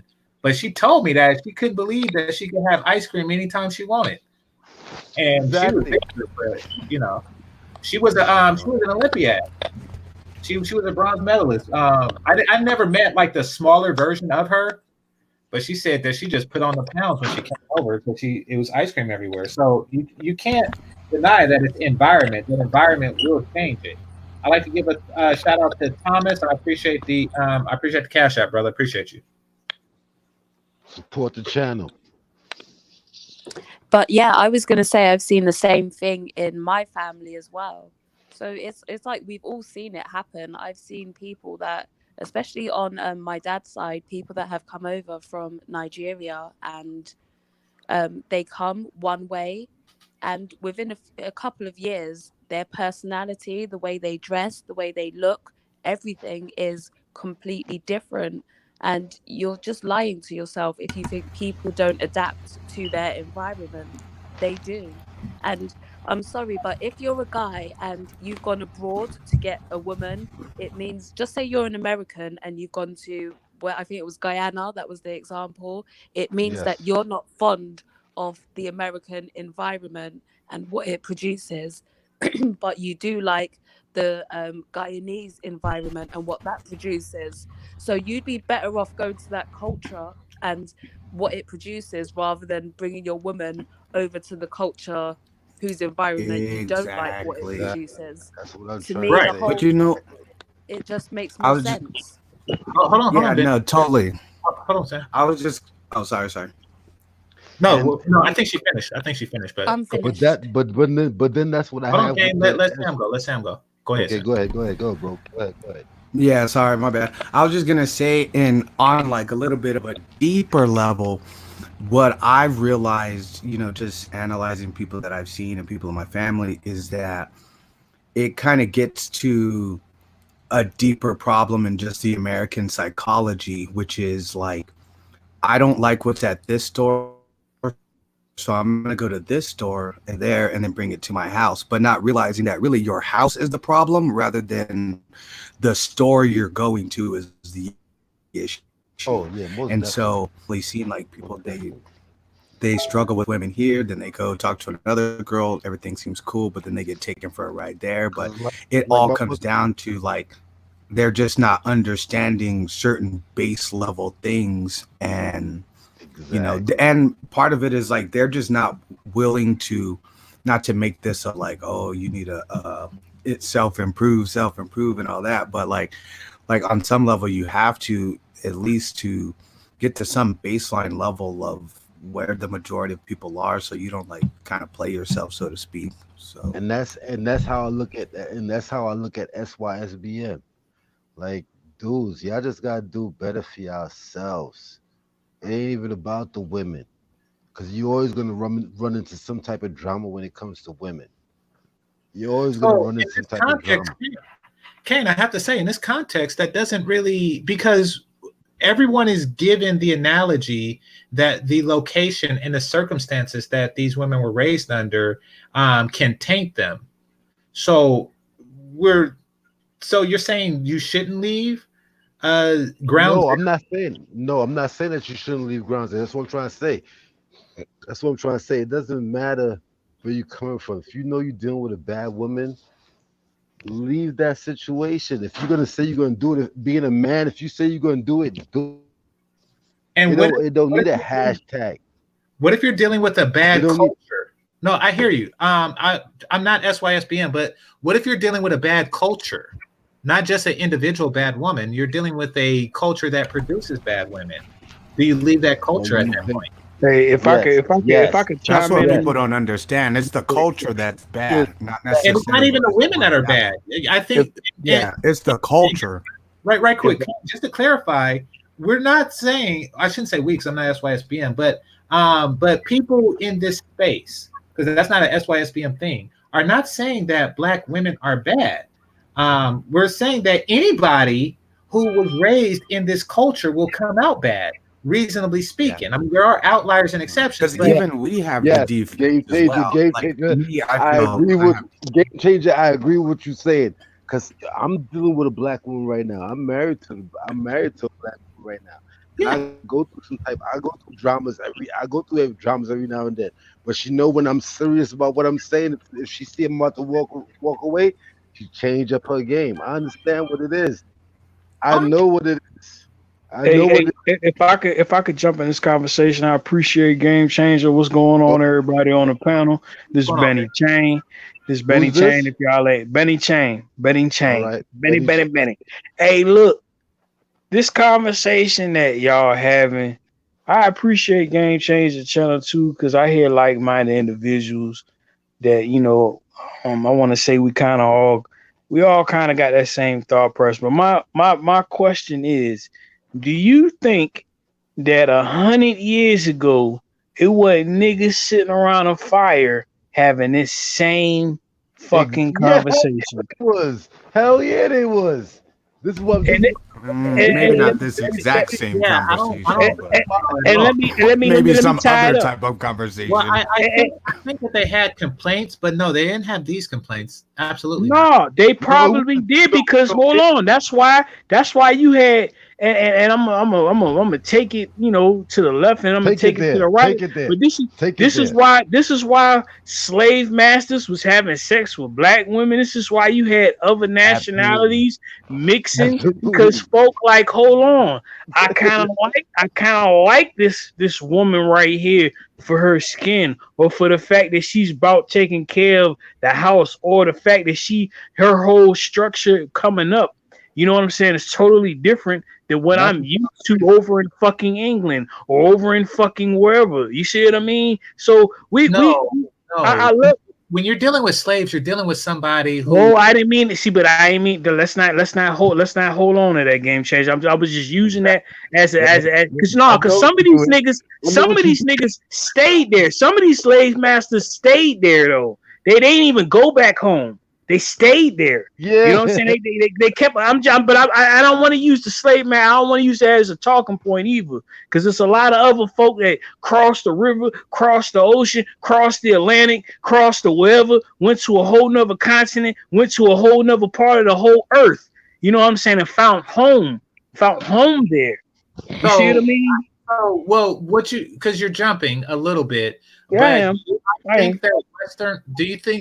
I think that Western men had problems with Western women 100 years ago? Yes. I think that the effects in the Black community are unique, but I do think that Western culture, as it existed 100 years ago, was still problematic for white guys in particular. Let me address BAP right quick. I don't attack pygmies. Y'all can have them. I don't give a fuck. Why, thank you for your permission. We didn't actually need it. I like pick-me's. I will protect pick-me's from yourself and your 100 nigga army. Let's be femininity needs to be protected at all costs from the likes of you. And if it requires me keeping it as far away from you as my passport will take me, then I will do that. I like pick-me's. Press one if you like pick-me's. That's why they call it pick-me's, because they get picked. That exactly. That's what pick-me means. That's why I don't understand the argument these guys make. That's why I don't understand the argument these guys make. They got guys that like hood chicks, just like they got guys that like fat chicks. And then they got guys that like chicks that's about something. That's just what it is. But wait, who's the pick me? Where did that come from? Oh well, I'm looking further. And apparently, this is GameChanger. GameChanger, please explain what a pick me is, please. Well, a pick-me is a woman who wants to be chosen by men. She values men highly, and she improves upon herself to make herself as appealing as possible to them. That is Every a pick. woman is a pick-me to some body, I think. It's meant to be a pejorative amongst women who are like this, but that's just stupid because it means that the women who say this are non-pick-me's, which doesn't make any damn sense. Now, so she has like an individual thing going on with Cocaine Kales as I'm reading further. So apparently they have their vagina shit going on, and I don't have a dog in that cat fight. But that's what they're doing. So apparently Kales is like the resident pick me, and that's like the go-to. But so it was an insult. From my understanding, sorry to cut you off. Sorry to cut you off. So let me just cut you off real quick. Because from my understanding, like I said, my wife is Jamaican. Most of her background is Jamaican. There's a lot of Jamaican dudes that like fat chicks. Yeah, there are. That's not even fat though, but just chubby though. Cause I'm a nigga that kind of like thick chicks, man. I done seen some pretty ass thick chicks. What you're saying, bro? I understand what you're saying, bro. But I've been around them, where I know there's a lot of them that like a big chick. There are more fat. That's why a female like Lizzo could get love. That's why there are more fat in this world than there are men who lust after them. However, it must be strongly understood that fat women are not women and therefore do not deserve our love and respect. Like that's how that works. Period. Exactly. If you are failing at your task as a woman, if you are not giving maximum effort to please my penis, so why would I deal with you on the outset? You are going to Google with a fucking GED. That is how that works, and it doesn't matter how smart you are. It doesn't. You have not done and shown the base discipline that is required to please me. MOT, it's on you. Go ahead. Oh, what's up, man? What's up? What's going on? Damn, my head still hurt, man. God damn. Shit, man, I had like 104 fucking fever, man. That shit wasn't going down, man. Damn. Damn, bro. You need to go to the emergency I hope room. you don't got that coronavirus over that motherfucker. Like, what the fuck? I'm just saying. You all right? You all right? Shit. No. Hey, remember, I ain't telling the truth all the time. Oh shit! Green tea, nigga. Green tea, my friend. And I'm 104. Yeah. Shit. Yeah, but like, why do people got a problem with the S1SBM, man? Like, I thought I was hearing that. I mean, could you further elaborate your Nah, I don't have no problem with SYBM. I've been SYBM since I was 14. My first girlfriend was Puerto Rican. I mean, that wasn't my question. My question was, I hear what you're saying, but when you say that, it's in a small community. Because when you look at it on the big picture, dudes are deal with whoever want to deal with them. Like I came up in that era. Like I dealt with whatever wanted to deal with me. Or on top of that, man, it's gang for real type mentality. When you gotta accept, you know what I'm saying? This new gang that came out 30 days, 90 days ago. And you gotta accept that whole new that whole new gang mentality, because that's technically what it is. It's a new gang mentality. I've been dealing with women. I've dealt with white women. I've dealt with Chinese women. I've dealt with Spanish women. I've dealt with women of all over the board. So I don't understand when I hear this. I don't understand this. Like, yo, what are these guys talking about? Like, I dealt with all type of women. Was it that you couldn't get one of these women? Because a lot of times that's what it is. A lot of times you couldn't get these type of women. But I've dealt with all these women my whole life. I never had no, like, I was stuck to black women. Like, because I'm black, I'm stuck to this type of woman. No, I dealt with every type of woman in my life. I'm not no fronting dude. I could bring, like they say today, receipts. I could bring receipts. I've dealt with all these type of women. So I don't understand this argument. I don't get it. No, the reason why you don't understand the argument is because you're not part of the movement. You're not part of the gang. You're not gang. Like you're not gang. Here's the thing, man. SYSBM is not tracking motherfuckers down, man. It's not that. It's just at the end of the day, it's a culture shift for putting yourself first and putting yourself in the best environment that you can to get the best results. But bro, that's how I look at it. All it is. But bro, that's how I look at it. But when I listen to these arguments, these guys is acting like this is something new. I've been doing this since '94. Since '94, we in 2020. I've been doing this since '94, dealing with all kind of women. So I don't understand what this argument is. To me, it just it seems like dudes. Okay, so the reason why I'm pushing the movement, dude. MOT and Benny, or MOT, right quick. Benny and Kane. If it's a gang, why form a gang against it? Like, no, it ain't a form against it. It's like you growing up and you got Bloods in your hood, you got Crips in your hood. Nigga, like, man, why you don't join our shit? It's boop bop bop bop boop bop bop. And you like, hold on. Let me clear it up, because I use analogies. Y'all don't know me. It's the first time on my panel. After a while, y'all get kind of idea how I kind of talk. You know what I'm saying? I don't want you to grab on stuff that I say immediately. Exactly. Let me kind of like finish. You kind of grasp what I'm saying. But at the end of the day, it's like, boom, you're in the hood. You got your Crips over here. You got your Bloods over here. You got your GDs over here. You got your whatever over here. You got all of these cliques that all got they certain kind of mind state and how they think and how they want to operate. And you got to be down with that, or nigga, you just ain't down. You see what I'm saying? Or you just ain't doing the right thing. And that's the only problem I got with YouTube. This shit is leaked on the YouTube in a whole nother way. And some of it be cool. Some folk need some folk need their hand to be held in life. You see what I mean? Some folk have issues in life. Granted, they might need to be the SY whatever, or red toe or blue toe or mid toe or the middle toe or the left toe or the right toe or the who knows? You see what I'm saying? I said this in somebody's chat earlier, like, yo, these dudes is looking for father figures, man. Maybe not even that though. They just ain't had no big brother. They didn't have no big brother, bro. They didn't have somebody in a certain point in time of their life that they can look up to. All right. Benny, Jessica, we'll get to you, but I interrupted MOT. So MOT. I'm sorry, my bad. Go. You say. Oh, my bad. MOT. Go ahead, you got it, bro. You got it. Man, like, look, I asked a very simple question. And I answered it with the fact it's the same free choice that you have. We just exercise. MOT, you're breaking up, man.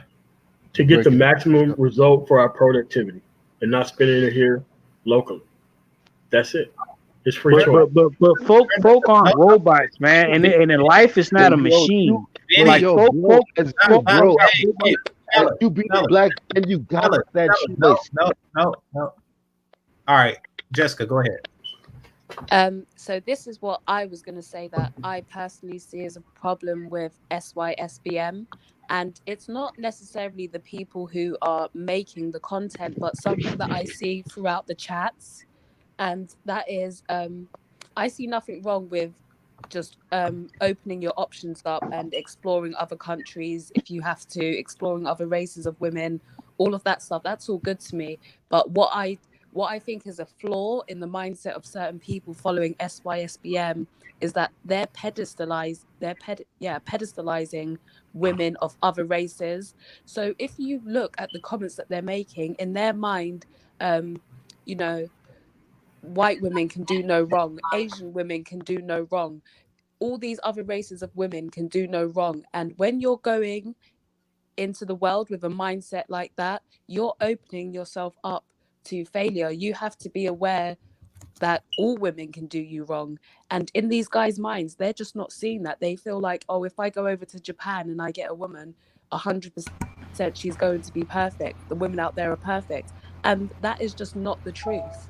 You know, so they're opening themselves up for failure by pedestalizing these women who also need to be treated with caution. You have to treat everyone with caution. You can't just say that these people are perfect and that's where you need to be. Can I tell a quick story?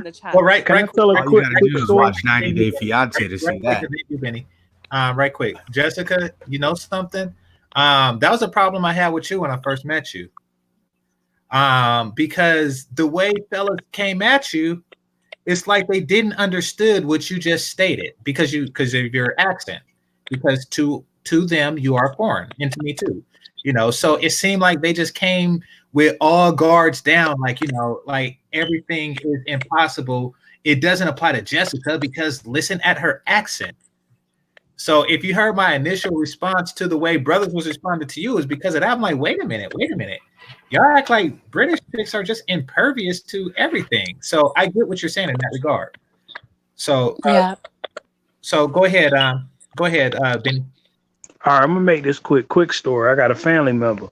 He an elder. He older than me. Mhm. It's about 10 years ago. Second marriage. Well, he was married first, and then he decided to go where? He decided to go to Peru. He decided to choose someone from Peru to get married to. That's why when I be hearing these going across the seas and anyway, but I'm gonna keep it rolling. Listen to me though. At the end of the day, ended up pulling her from Peru. Met her whole family, sisters, brothers, mothers, cousins, whatever.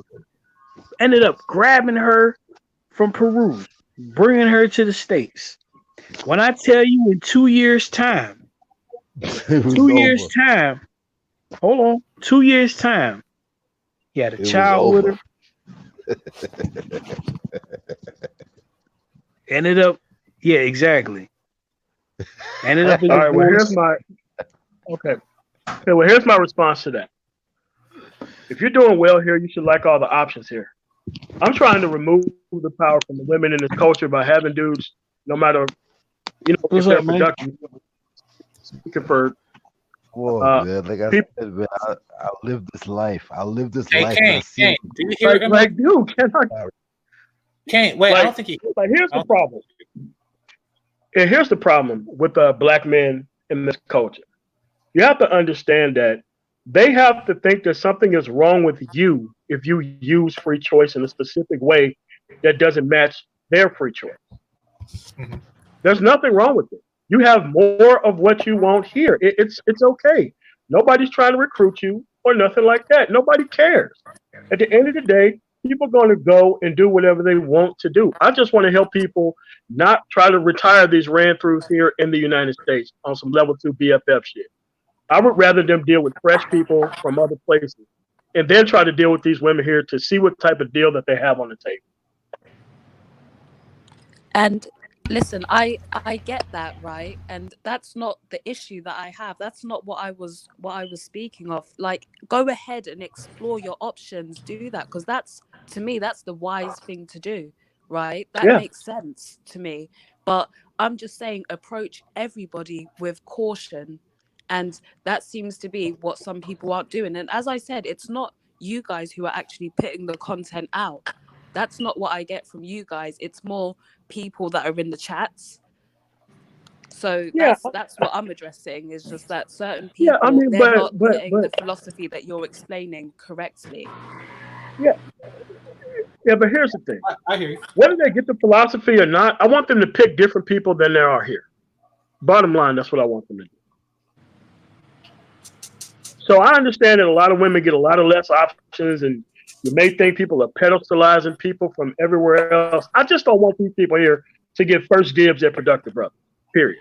I don't think so. They got too much mileage. I hear you, MOT, but I don't want them to lower their, protect yourself at all times. And they're not going to be not protecting themselves when they go other places. No, MOT, to Jessica's point, see, not only did I see that, see what she was talking about, I seen it with her. When she was first on Fantastic Panel, I was reading the comment section, and I was like, God damn, these dudes just hear an English accent and they just like lose all their shit. So I'm addressing. I mean, but you always have to pay attention to a woman's actions and activity. Like there's something in Black male culture here in the United States that kind of makes it okay for men to stay in BS scenarios far longer than they need to. And that's something that they need to get rid of when they go somewhere else too.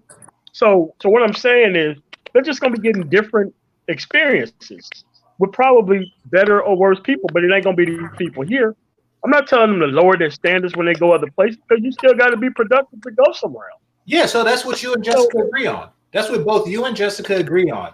Don't let you protect yourself at all times. Don't drop your right. Hey, speaking of dropping your right, I think that the fight was either canceled or pushed back. So, is what it is. So better that the shit don't dwindle into them anyway. So yeah. Yeah, I mean, because most of the pictures that Mad Bus Driver posts is Black men with smiles on their faces. You know what I'm saying? It's just that, look, this is about a happiness thing. Yeah, right. I mean, so most of the guys who are doing well here, they always try to make it seem like there's something wrong with the man. But hey, man, ain't nobody is trying to recruit anybody. Nothing. It's just that the women who they date don't like these type of men. Therefore, they come out here and attack these type of men. That's it. That's all it is. Like, they don't even know that they're doing ridiculous stuff while they are doing it. It don't make any sense. Like all this pushback for S by SBM, I don't see any pushback for dating coaches or fake pimps or femininity sellers or unreformed criminals or hood dudes or any of that shit. But what's not the problem with the S by SBM? Like, I don't get it. It's other things to focus on, man. Like, I don't get it. Sam, you got something? Then we'll go to Marco. Oh, Marco's here. Sweet. I was actually wanting to holler at Marco earlier. But yeah, I'll fall back so Marco could talk. All right. Hey, what's up? What's up? What's going on? What's up? Hey, what's going on, fam? It's all good, man. I mean, Hey, what's up? What's up? Bien. I just sent the girls home, so we're chilling. Hey, if you're have the girls. It's not me, but I've been hearing it all the time that I was talking. So, hey, Marco. Yeah, I have too. I'll find out who it is. Marco, have the girls. Well, I'll talk to you in the back because I want because my boys, they're already talking about doing some type of strange city to city tour. And I want to convince them to take it out of their own hands and put it in yours and the girls' hands. So I think that like maybe a short video would help with that. Well, that was what I was asking you. I mean, that when I asked you, because it's better if you run it by me and I let you know as far as like logistics and times and stuff like that, so you get so you don't spend all your time getting from one place to the other. And you can just see it as much as you can. So I'll be happy to help you with that for sure.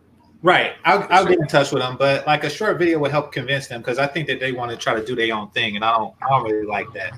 And that's why I mentioned some of the cities and hey, you know what I would say? You guys go ahead and you holler at me. We'll do our own thing.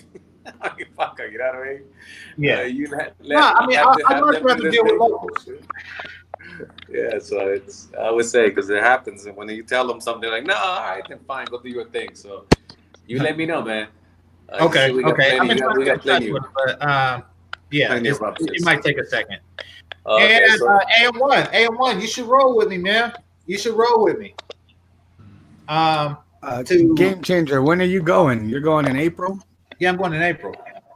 Hey, you're I welcome. know I'm just a stranger, but I mean, well, you know, I was actually trying to maybe see about going sooner than that because I got a bunch of free time right now. So I'm like, maybe I could slide through because I was actually trying to do a trip down to Brazil, down to well, whatever. I was trying to go down there for a few weeks, but some other shit happened. But anyways, for Carnival and just to kick it. I mean, because I spent a lot of time down there, so I just honestly like kicking it down there. I literally go all the way over there to just do nothing. So I only been once, but you know, but yeah, every opportunity you get to enjoy yourself, have at it. Cocaine kills. Is your line cool? What's on your mind, love? I think maybe she fell off. Well, she left and came back, so I don't know if she's okay. Kels, I see you go off mute. Are you? Can you hear me?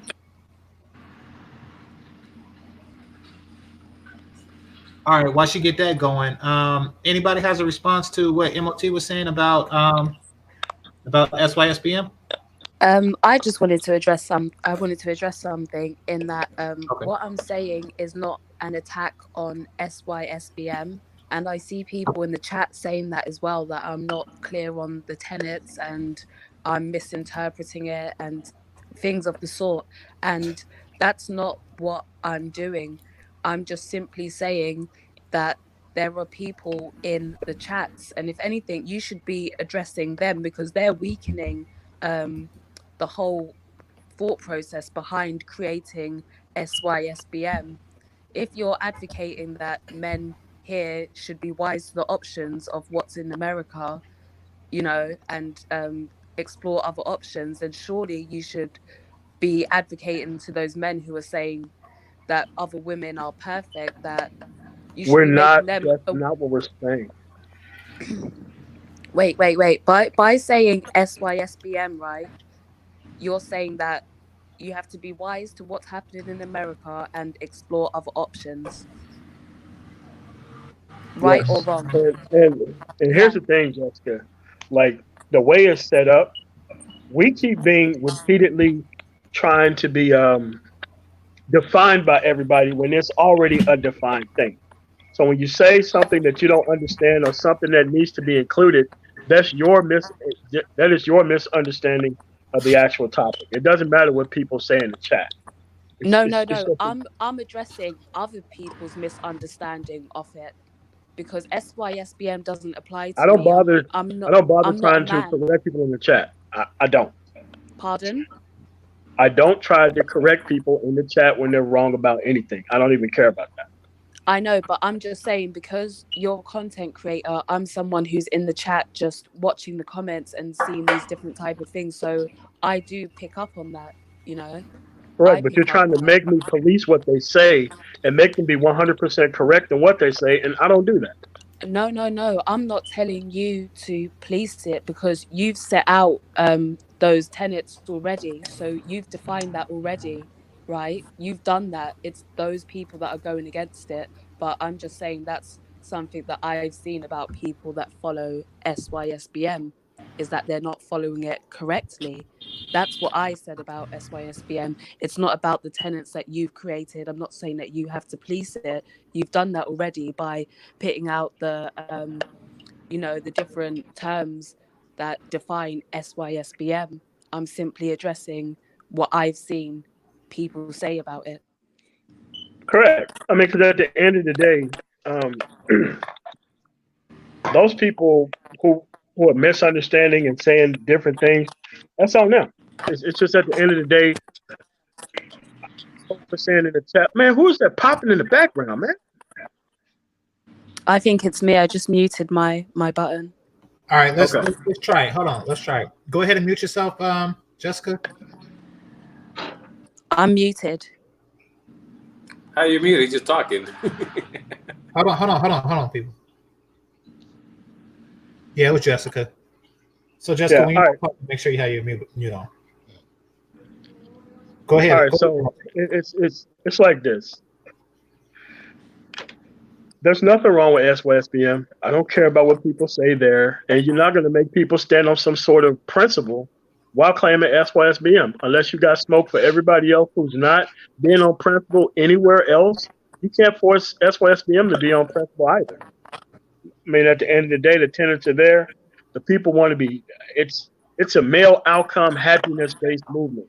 However they get there, it's about saving yourself, saving your productivity, and doing whatever you want to with it.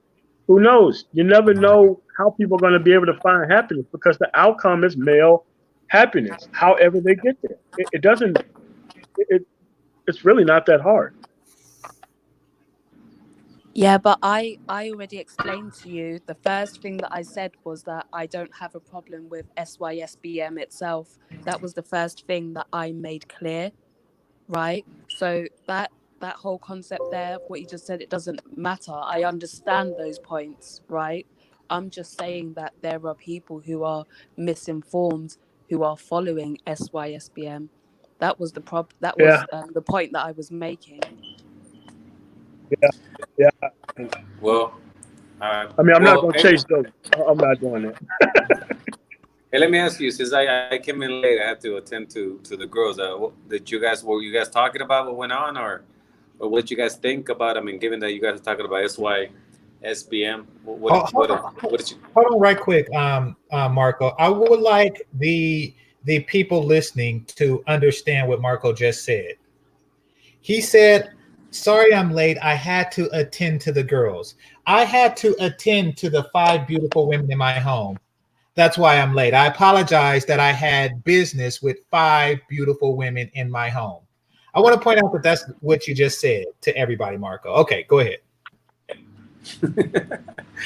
Yeah, they need attended to. Actually, I had to work a little hard because I was disappointed that they were a little bored after a while, because it seemed like the questions or the energy, it seemed like it had dropped, and that for some reason, having these beautiful girls in front of the people, it seemed like there weren't any questions, there was anything to ask, and so they they just kind of zoned away.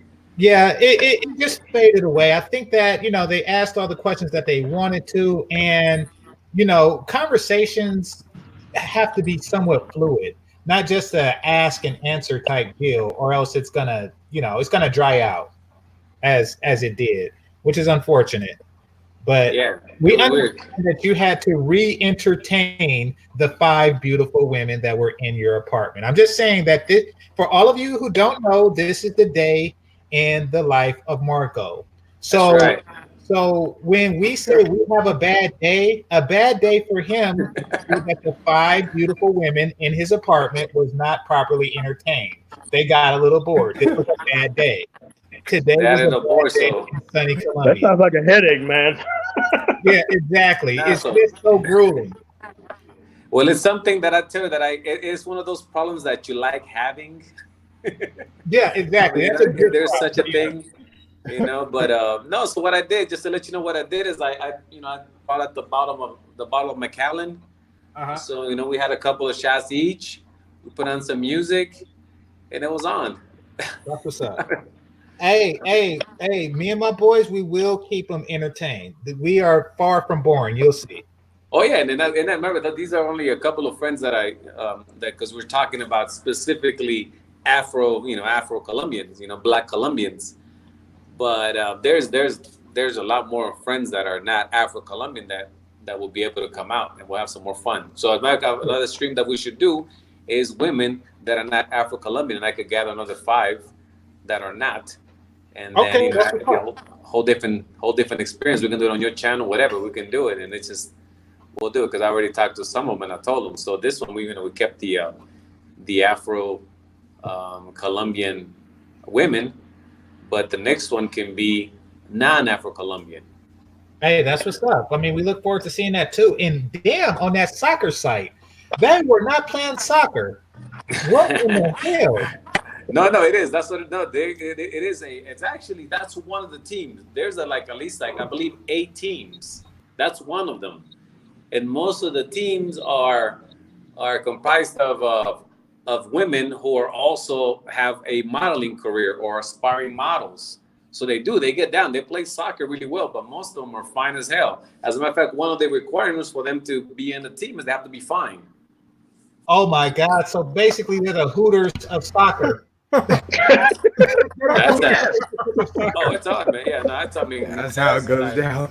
Oh shit! What happened with an ugly chick? Cocaine. I was gonna get to you, so hop on when you can. But she might have been having connection problems. But what happens when an ugly chick applies for the soccer team? Or do they have chicks in Colombia? Fuck them. What if she can really kick a goal? What if she got like that good footwork? Well, she can try for she can try for the league, but this is like strictly cute ones. Yes, you saw. Do you know what? That was probably the the best looking football team that I've ever seen. Usually they all sort of look like butch lesbians, but they were all of them were actually really pretty. Oh yeah. Oh no, they're that's like I said, that's it. And there's another. I can show you another team that I have a couple of friends that play in that team that are non-Afro-Colombian. Oh my goodness! I mean, it's like that is also, they're also fucking fine as hell. And needless to say, I go and watch them and we have some fun. Yeah, I mean, it's just that women of other cultures don't have a problem upholding the woman's standard. It's not even that hard. But here it's different because they got dick, so it doesn't matter what they bring to the table. They can get an ocean. But also another thing that I guess from the going back to the stream that I wanted to point out, that I thought that perhaps sometimes it gets, I don't know if it gets lost in translation or it gets lost in the stream or in the whole thing of the event, but I don't know if you were able to, or it was able to translate through the screen, that these were women, girls, less than 30, one of them 19, that had no hang-ups. True. Had no hang-ups about being honest or you asking a question. It was like no big deal. They could answer. It wasn't like they were hung up like, oh, well, don't ask me. They were asking questions like, what? Talking about licking ass? Have you ever gotten your ass eaten out? I mean, even now they were like, oh yeah, they took it with stride. So it's not a big deal. And I know that normally, because I've been to America many times, because I've been there and I'll be there in 2 weeks. And it seems like they act like fucking Puritans.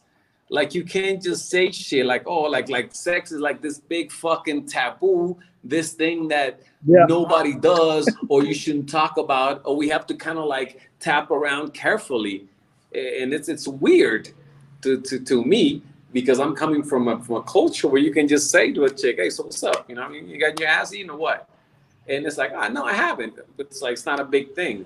And I don't know if you were able to get that to the screen. I don't know if you guys understand what I'm saying. No, I get it. I get it now. I was multitasking when I was on the thing. And I told Fantastic in the back that if he needed somebody to drop me off. But I was multitasking, so I wasn't like 100% there. That's why I was asking questions that they already answered and shit.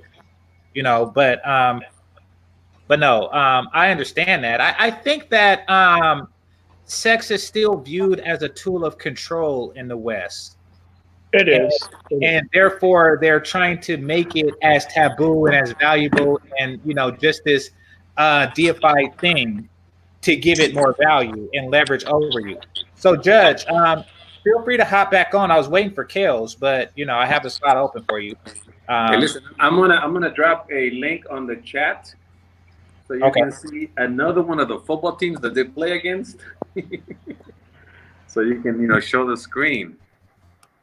And is anybody keeping score? Like when the soccer, you call it football, when the football team is that sexy, is anybody keeping score?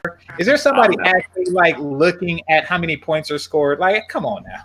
Listen, I go there. I have the game I go there, have some beers. I go there, have some beers, and afterwards we go out and and then we do what we gotta do. That's. I don't give a fuck who won, who lost. It's just that's what it is. But did you see that? I just put it in a private chat. You just have to make sure that the referee is a woman, so she can pay attention. Hey, quick question for Marco, man. I done heard you a few times, man, but I wanted to ask you because it's just sometimes the way you present shit, as far as where you at, it's just like it's paradise, man.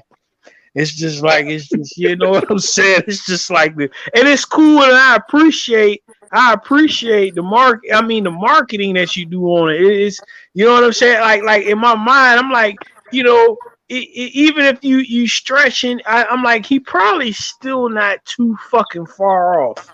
But I'm gonna ask you a question. I'm gonna ask you a question though. I want to ask you a question because that's mainly why I was even did that whole little spiel there. I was good talking to you, man. What and I appreciate it. What do you see that you come across that sometimes is an issue with the females that you deal with in your arena, in your area?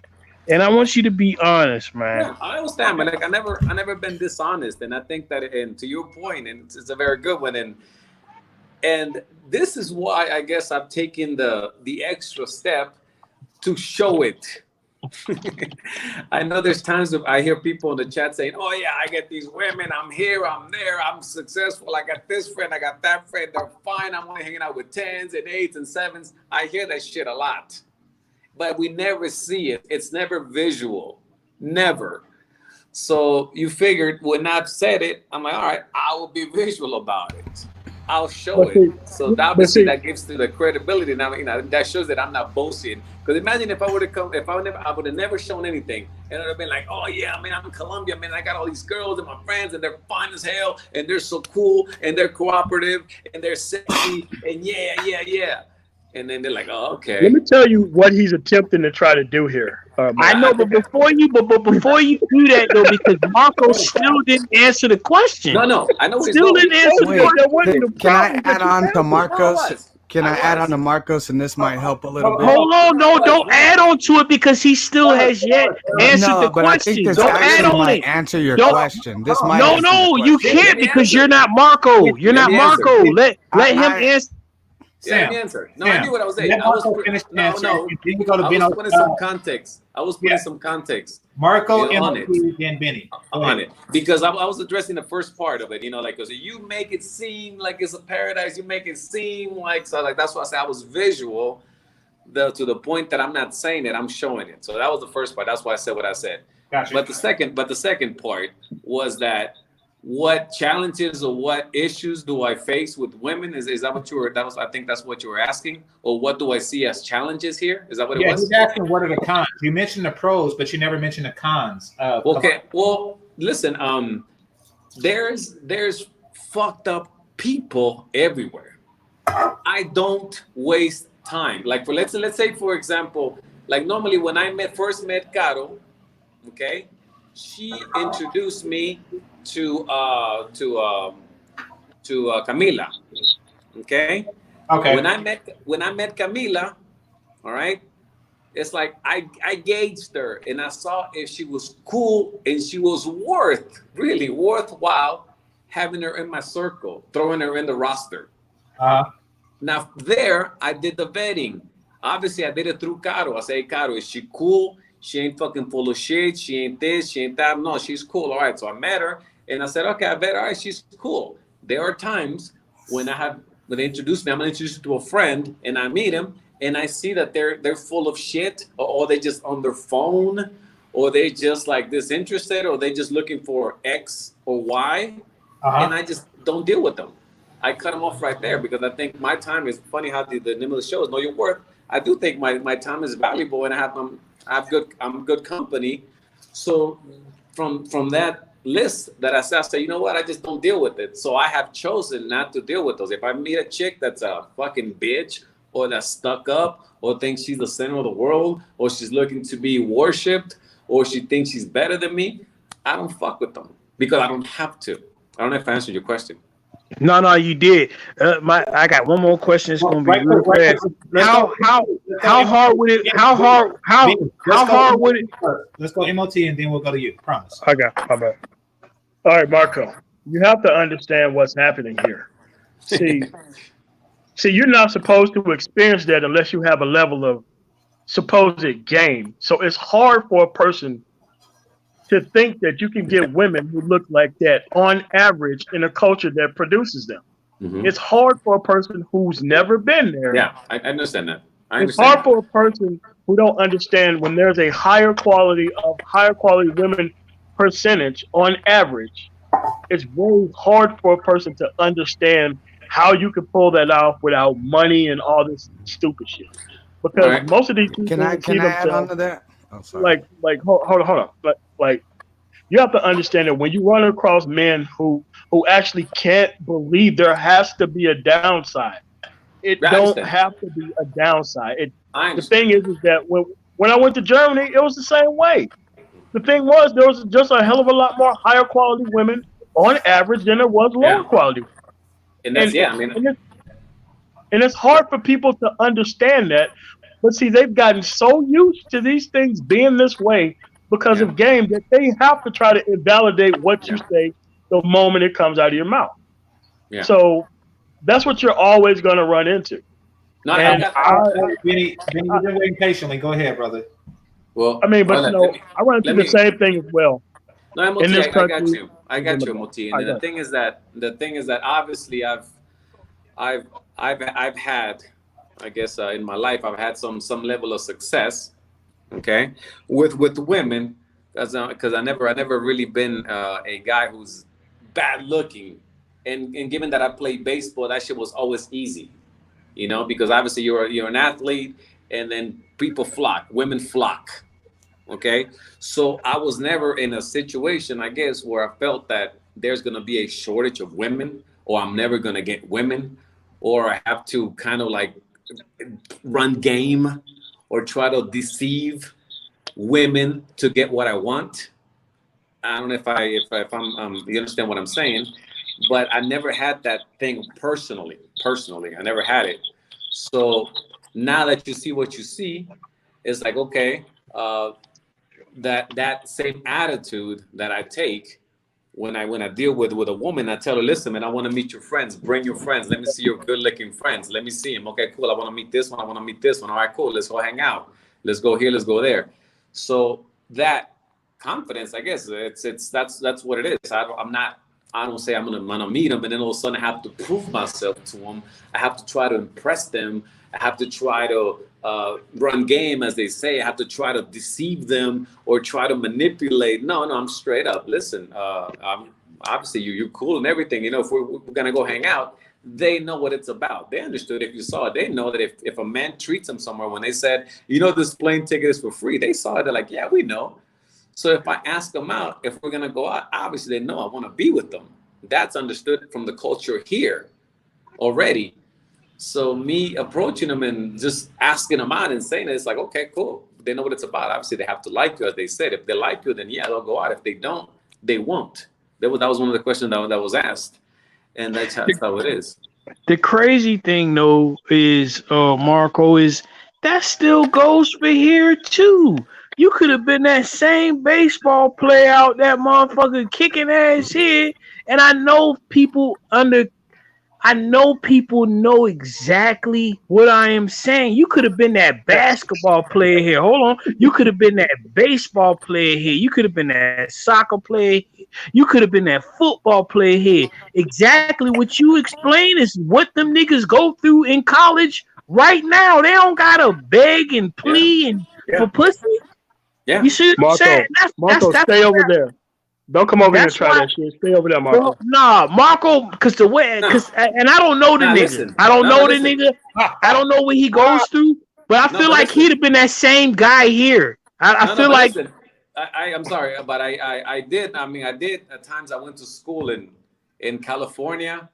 I also studied in Florida. What part of California? And in Arizona, you know, when we had tournaments and stuff, and I had no issue there either. As far as me having confidence and be like, hey, what's up? What's this about? What's going on? It wasn't like I was like, oh my God, here I am in the States, and now I have to change my game, and these women they're American, and I have to treat them different. I never had that thing, because I always had that in the back of my mind, and listen, I don't need you. In a sense, I don't need you. I come from a place back home where I can have whatever the hell I want.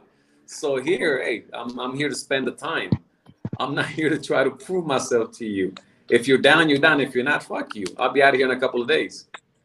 Right. You have an abundant mindset that was developed in Colombia. Yeah. So it wasn't like you already had it with that. That's the good thing. I knew my worth. I was like, I don't have to prove myself. I don't have to lower my standard. I think I told a story one time when I went to a club, and right quick. Could you bookmark that, because Cocaine Kel's her connection is tenuous. So let's get through that. Kel, hello. Hey, how is everybody doing? Pretty good. All right.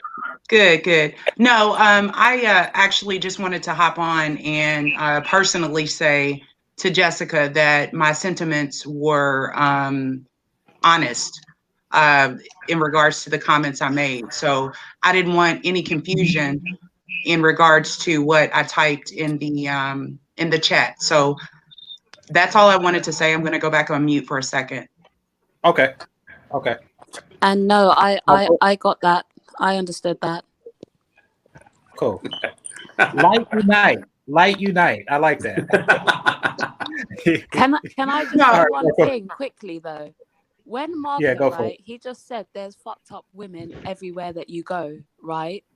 And he got no pushback for that. But when I said that there's fucked up women everywhere you go, and some men need to realize that, I got pushback.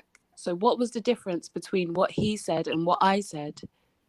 Oh, yeah, I didn't push back. I agreed with you. Yeah, I didn't push back. I wouldn't have pushed back on you. You talking about MOT? Pushed back, and to a certain extent, I think MOT pushed back a bit, but we were basically saying the same thing. But it's MIT the SYZWX guy.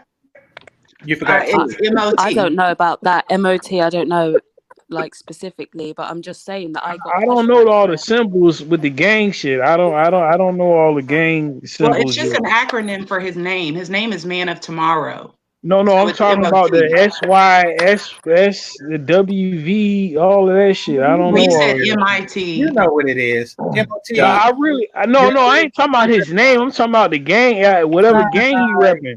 You're being a poof. My bad. Response to Jessica. Yeah. She's right. She's right. All right, fair enough. So he acknowledged that it was inconsistent. The thing, and yeah, Jessica, I agree with you on that. And once again, that's why I came at you, because dudes was in the chat room, and I'm not talking about today, even though I did that shit again, because it pissed me off to see that. It's like stop going, and this was before you even had a picture. Stop going for just accents, assuming that bitches are better just because they sound like they from elsewhere. Like that shit. That's what pissed me off. And it seemed like I was coming at you, but no, it was like, damn, y'all just going after this British lady because she has an accent. So yeah, I'm with you on that part. Yeah, you know what? I wasn't able to really see the chat today, except when Akaro got it and she saw a couple of comments, but I wasn't able to see the chat. What was the overall consensus or what was going on today? It was guys. I had to block one dude. Guys definitely liked the girls that you had on. Even I personally, I liked them. I thought they were pretty, they were friendly. I feel like you picked a good representation for the country. You definitely showed the place in a good light. They were open to the questions, like you said. So I think it was a good panel. I enjoyed it. I enjoyed hearing their perspective and just how they're different. Just looking at them and seeing how they differ from women here. They're different from women in America. And I thought it was nice. It was refreshing to have something different. Cool. That was nice. Yeah, that was cool. Yeah, and I always say I'm glad to bring young, pretty girls. I can't stand old, ugly, fat bitches. That's all I have to say. Hey, Marco, you told me that I'm expiring in a few days, but some of those women were older than me. Hey, Marco, though, is the whole 18? Is the whole 18, 24-year-old shit gonna get old for you at some certain point? Like, aren't you gonna look for a motherfucker to have some type of like dialogue and intellectual? Oh, we dialogue. I mean, you said we can dialogue with them. We dialogue just fine. Nah, man, you can't. It ain't a lot of dialogue with a bitch from 18 to 24, dog. How do you know? How do you know? What was the last Man, time you dialogued? nigga, what you mean? How I know? What you mean? When was the last What you mean? Like, so you telling me you can have intelligent conversations or cohesive conversations with They a don't have bitch to be intelligent. No, hold on, guys. They don't have to be intelligent. Hold on. Because it comes with age. I'm just saying, I'm just trying to be because I'm older, dog. So I'm just saying it comes with age to where a motherfucker who around your age group, because I figure, how old is you, Marco? Let me ask you. I'm 40. I'm 40. I'm 42. Nigga, we the same fucking age. So at the end of the day, it's a certain standpoint to where you could communicate with a motherfucker and they gonna comprehend, and then it's another age group where they gonna be in la la land, nigga. I'm gonna tell you something. You know, obviously, you have to. When you are with a person, you can have certain conversations about a couple of things, certain things. Okay.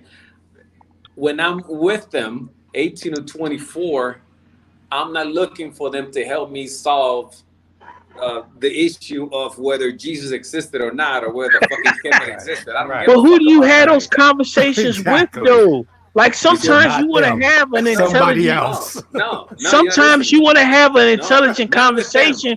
Not with them. Yeah, not you with them. find somebody else. Go to the Not library. with them. No, I don't. I mean, why would I want to talk about Horus and Isis? Why would I want to talk about them with that shit? Yeah, but do you know what? Did you listen in to the live stream? Because it's not like he's talking to total airheads. Like, Exactly. they were able to have a conversation. Right. They have opinions. Right. They can express themselves. They're not, they weren't like little 16-year-olds that they have like nothing in their head. They had. You also have to have a good range of conversation also. But and we the did. more We spoke range you about have, different- the more people you can talk to in general. We spoke mean, about like, different it's like I could topics talk to on him. the panel.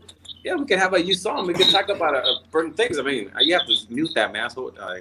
Yeah, there's a range of things we can talk about. Again, I'm not gonna talk since they have not traveled and they have not studied ancient Egypt and they have no idea who the hell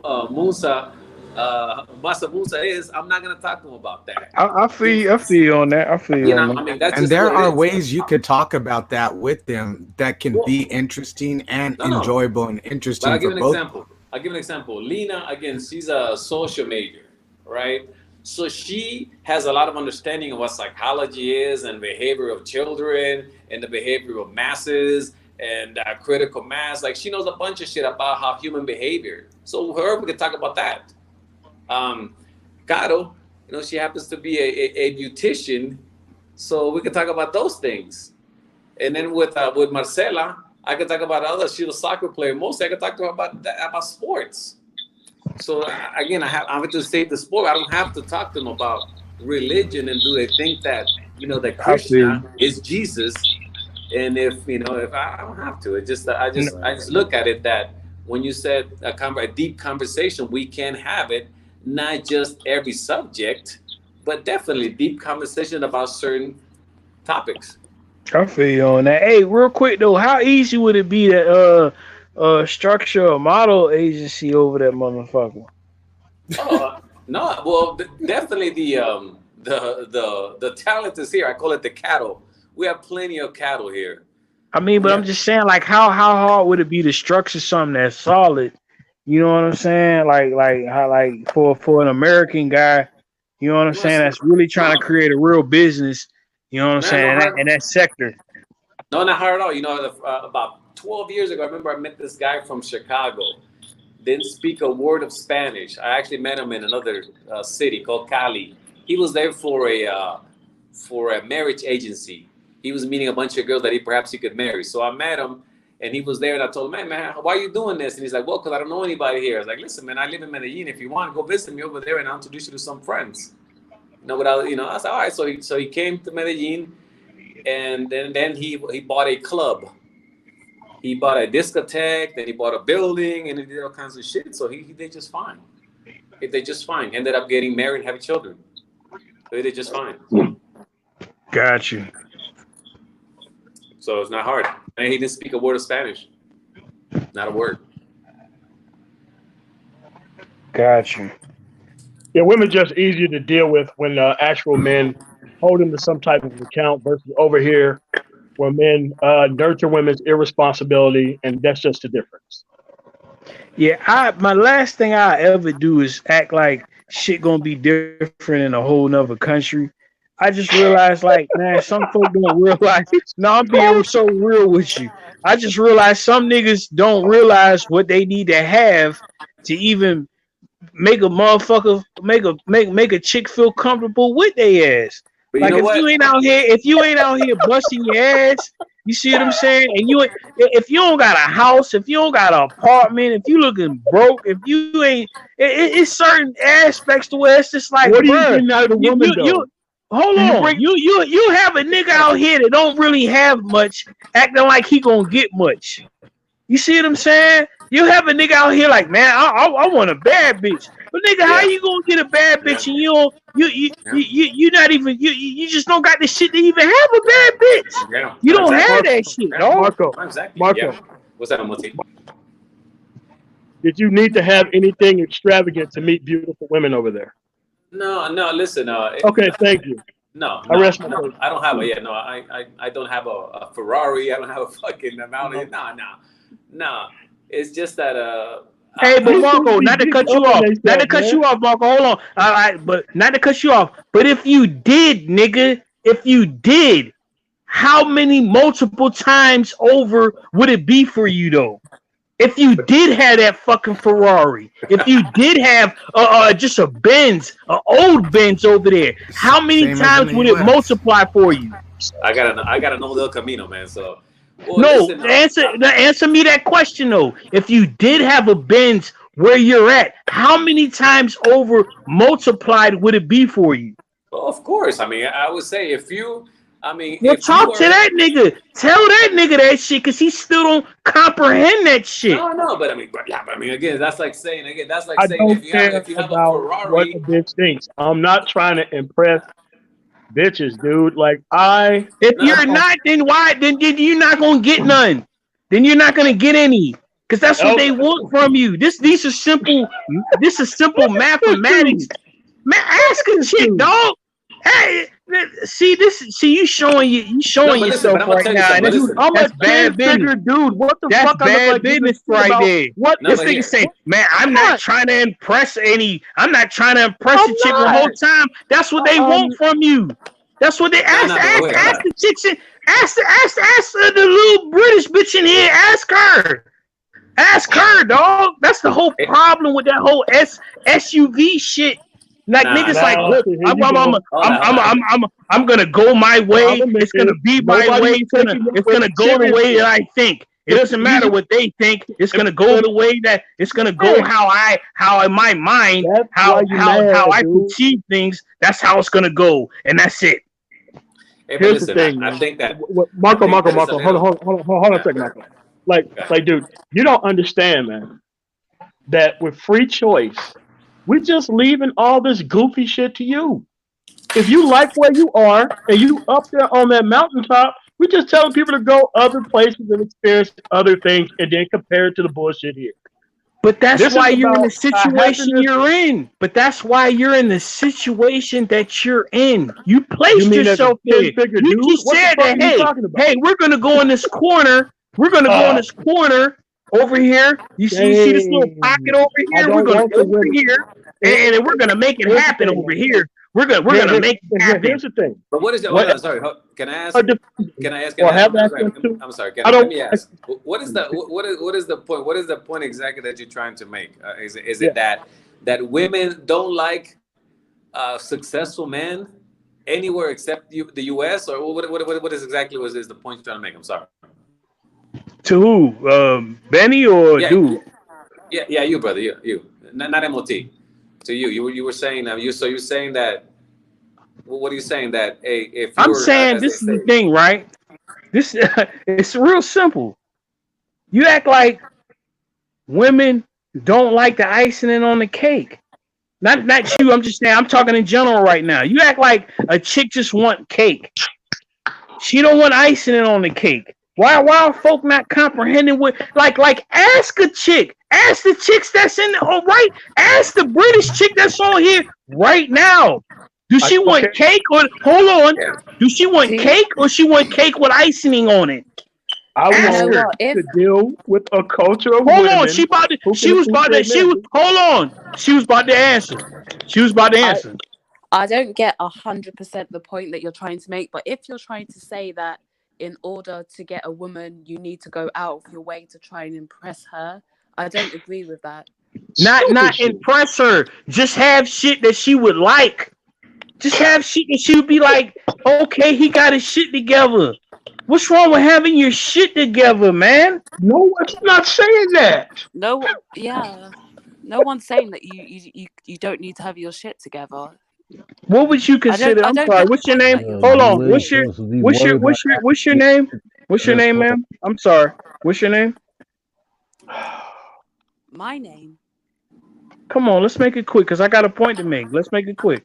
What's your name? Are you talking to me? Yes, ma'am. Yes, ma'am. It's Jessica. Jessica. So realistically, it's not all about the flash and it's not all about the glamour. But let's say you met an attractive man. You talked to him at the bar. You see what I'm saying? Let's say you met two men. They were exactly the fucking same. They dressed as you was just like, hey, these guys kind of, they had their shit together a little bit, right? One of them took the bus though, leaving out, and the other one had a fucking car. He had a fucking Lexus. It wasn't a new Lexus. It was a couple years, right? I want you to honestly answer this because this will really show where you're at on a mature level. Because I hate when people want to downgrade shit. I'm talking about I'm a human being that walk this fucking earth every day. I know how people operate. Even me, as a dude, if I seen a chick getting a nice car, I'm gonna be like, oh shit.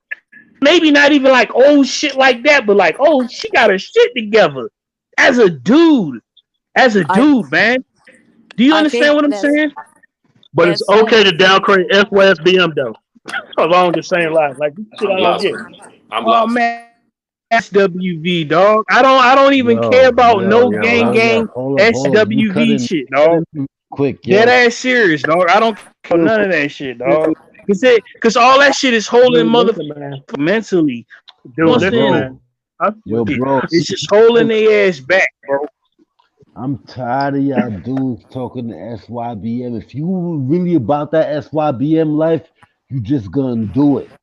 Nope. You're not gonna tell us what to say and what to talk about, man. You're not gonna do that shit. Because if I took these black bitches away from you, neither one of you niggas would exist. The only thing you're here to do is up these motherfuckers domestically. I don't give a fuck about that shit. I give a fuck about what I want. Bro, fuck them. I don't care. I don't give a fuck. I don't care. I don't care about them. I don't care about their feelings. You here to hold their water for them. Them niggas be in their corner, dog. Let them niggas give a fuck. I don't care. Be in their cage, dog. Them niggas want to be in their own cage. And sit around and talk about. I'm not no hashtag dude. I'm not a hashtag. I'm not a hashtag dude. Y'all here because y'all women sit y'all here to fucking defend crazy. You ain't gonna be standing here. You're gonna stand here. Yo, I'm SYBM. Yo, if you're gonna do it, do it. You don't have to. I've been living it for 20 fucking years, and I'm telling people up front not to date and retire y'all bitches. That's what I'm here to do. It's not hard. I don't want these motherfuckers retiring with all this mileage on them with fresh niggas, so that way you motherfuckers can eat. Fuck that.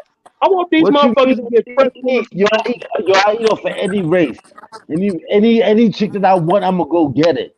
I'm not gonna be sitting here. Okay, fine. I don't give a fuck about that. Next question. Hey guys, can I say something real quick? You sure can. Yeah, man.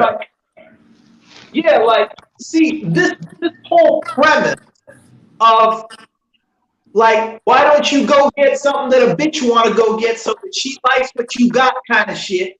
This shit is from a flawed premise, dude, where you're going in places like Colombia, places where women believe and trust in the fact that men are men. They don't give a fuck about that shit. Of course, if you got it, you'll get more than somebody that doesn't have it. But women like that prioritize how you make them feel over the shit that you got. And as long as you worried about the shit that you got or the shit that you don't got, you're missing the point. But check me out though. Them chicks think that you do got something by you being from America, dog. You know what you got? You know what you got? Check out what you got. They gonna be hold on. They know that you got that when they hook up with your ass and lock you in, that they gonna be an American citizen, nigga. How hard is that to comprehend, man? I'm sorry, but I'm sorry. Listen, man. Listen. I'm gonna say something. Let me say something real quick, brother. Let me say something. Marco, back me up on this shit, dude. Hold on. Let me say something real quick, brother. I happen to have I'm fortunate enough that I happen to travel all over the place, including America, very often. Have a lot of friends that I played with and went to school with. So I happen to know that if you say that they see you and they automatically believe that you're a successful man, that you got it going on, that you're their ticket out of one, and you're gonna like all of a sudden blow up and live like love and hip hop. not to say anything more stupid. Let me tell you, man. That's like so. That's not really. I mean, that's not really. It's not even American in hip hop, though, Marco. It's just them being able to be in the American system and then be able to get American benefits. And the fact that sucker, hold on, and that sucker that they got when he came over there, that brought them back over here. Now they're able to live the American. Have you ever done it? That's the gold. Huh? Have you ever done it? Have you ever brought a person from another country? Have you ever remember the story that I told you? Maybe nobody was listening. Maybe nobody heard me. Yes. But I told about the family member. Hold on, man. Hold on, Jack. Let me talk, man. I'm gonna make this quick. Remember, I told about the family member that went over to Peru, met the whole family, brought her back over here in 2 years. And I didn't even get to finish the story. In 2 years, had a child with him. This motherfucker ended up being a teacher and buying a home and divorcing his ass, dog. And this is what I'm trying to tell you. Like, what would make you think that a motherfucker in a third world or slightly second world, oh, this is an American guy? I'm going to treat you good. I'm going to make him bring me back over there. That way it's a hustle. Could get those American. Hold on, I'm almost done. I'm gonna make him bring me back over there so I could be an American citizen, so I could get those American benefits and live the American life. It ain't about loving hip hop. It's about living the American life. It's about being an American citizen. Hey, let me tell you something, man. Let me tell you something. Again, I go back quite a bit. And I know, a bunch of the guys that I went to school with, man, and that American life, they're living like in near poverty, homie. I mean, that shit is like, I look at them, I look where the fuck they live, I look at their neighborhoods, I look at the fucking streets, and I'm like, this is some bullshit right here. This is some dirty ass shit. You talking about the dude or the female? You talking about the dude or the female? That's the dream. That's a dream that you selling, though. Yeah, the American. I'm talking about I have friends in Los Angeles. But you talking about men, though. I'm talking about a female who honestly probably wash up in a fucking bucket every morning, dog. I'm talking about a female right now who washes up in a bucket every fucking morning, dog. Where the running water is nowhere near. Where the running water is nowhere near like here in America, dog. You see what I'm saying? Hold on. No. Sorry, homie. No, I gotta push back. I gotta push back. Hold on a second. Push back. Hold on. Listen. If you can I say something? I just jumped on the panel. Can I say something? This is what I don't understand. Dude, y'all keep saying this FYBM shit. It's like, yo, what do y'all think? Y'all think y'all gonna bring a chick from another country here and and y'all think that everything is gonna be kumbaya. Like they're being sold the same dream. This is what my family went through. My family came from another country. Majority of my family came from another country, and I was born here. I was just born here, so they can't kick me out. I was born here. But the dream that my family was taught, that they was taught that you come to America and it's going to be a better life for you. This is what most people that come from other countries believe. They believe that when they come here, it's going to be a better life for them. And they see it as a trick. They got tricked to be brought over here, and then they get caught up. Despite all that, I don't give a fuck about what y'all think. This of course not. You SWV. Of course not. Nobody give a fuck about that. Of course not. But you're talking. I don't care. SWV. Hold up. What's SWV? Hold on right quick. What's SWV? Oh, the SYSS, whatever that shit is, whatever gang he with, man. It's crazy. Game changer. Whatever gang he with, man. Game changer. Yo, go ahead. When you come, can you please bring me a new bucket? My shit's wearing out, please. Oh, because you have 5 of them over. Yeah, like, did they have to share a bucket or? No, we're not getting Marco's situation fucked up at all. Hold on. I ain't caping it. We're not getting Marco's situation. Make sure you put a bow on them. Listen, so I can give them away. But you went. Listen, we not getting Marco. No, that's fine. I know you're not talking about me. Okay. Yeah, I know you getting it down. No, a woman. No, but you're talking about the women, though. You're talking about his women. To be clear, you are talking about his friends and shit, saying that they bathe in buckets. But look though, check me out though. I guarantee you though, a couple of them chicks there, when you go down there, they gonna be on your ass trying to come back over here. No. Homie, listen. Yo, I've been there. So that's not always the case. So, all right, let's do it like this. The question was asked about their internet. Hold on, one at a time, guys. One at a time. I really want to hear everybody. For real. Can I say what I'm saying? You know what? Kane, hold up. Benny, a question was asked about their international relationships, and they turned down being flew in to Italy and places like that because they didn't like the guy. Now, perhaps they felt that Italy had smaller buckets of water, but Italy. I don't even think like you got somebody, and not the. Hopefully, I ain't cut you off, Game Changer. But some of these areas, man, I don't even think they even fuck with niggas like that. Niggas think they might fuck with them like that. You see what I'm saying? But some of these other countries, they really don't fuck with niggas like that, dog. So Benny, after he put on the panel these 5 lovely ladies, and the issue of race came up, and they were completely indifferent. In fact, they were oblivious to it. If I was reading their body language properly, why would you think that? Like, where you? I mean, you can't. But hopefully you wouldn't.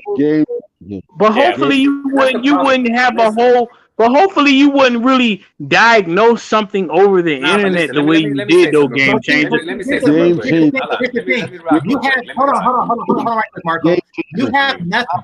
You see, here's the thing. Hold on, right quick. Hold on, guys. Go, Jay. Go ahead. You're saying that we can't diagnose anything over the internet. You have absolutely nothing. Marco travels, MOT travels, and as do I.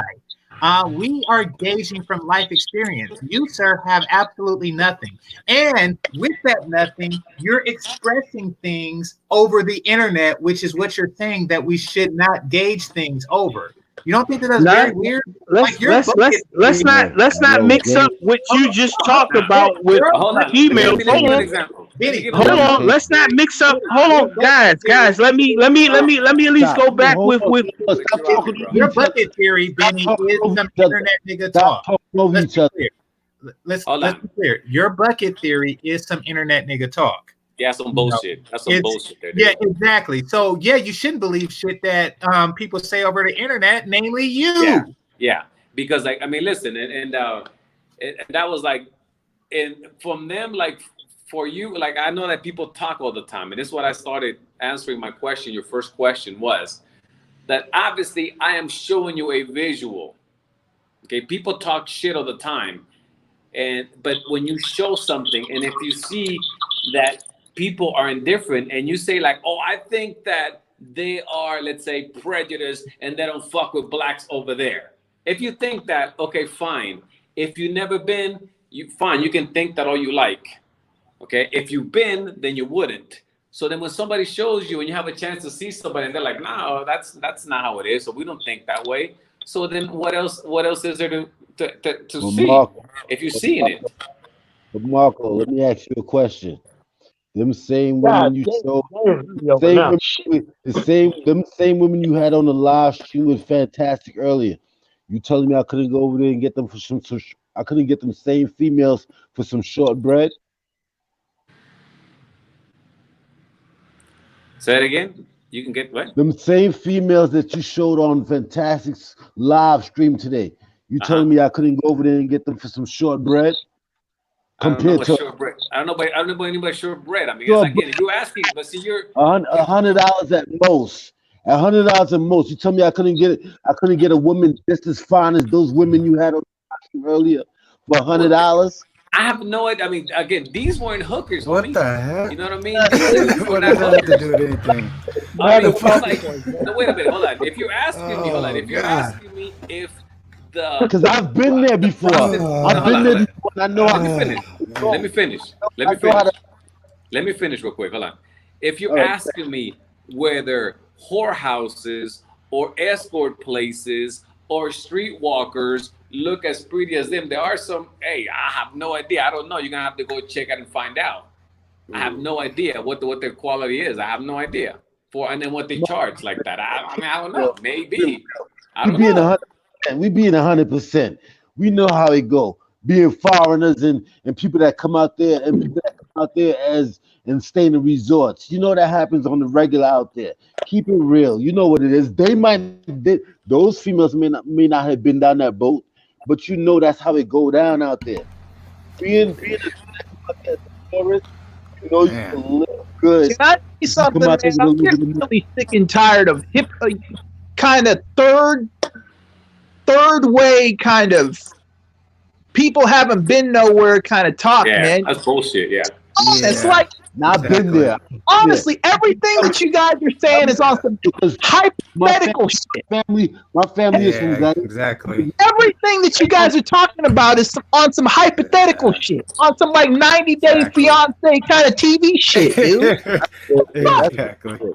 Bullshit. That's bullshit. That's bullshit. You ain't gonna tell me that. I know how it is. Everything is I'm gonna say this. I'm gonna say this. I'm gonna say this. You guys are so afraid of chicks basically doing this and that, coming from different countries and shit.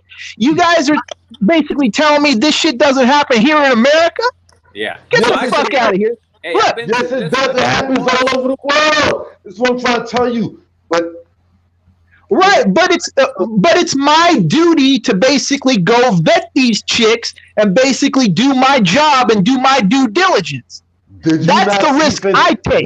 Were you not on Fantastic's live stream earlier and see how thirsty these dudes was acting? I wasn't on Fantastic's live stream earlier. I'm on this one. They was acting, and the chicks was showing them love because they see them acting thirsty. So don't act like that doesn't happen. It happens. I've been to these countries.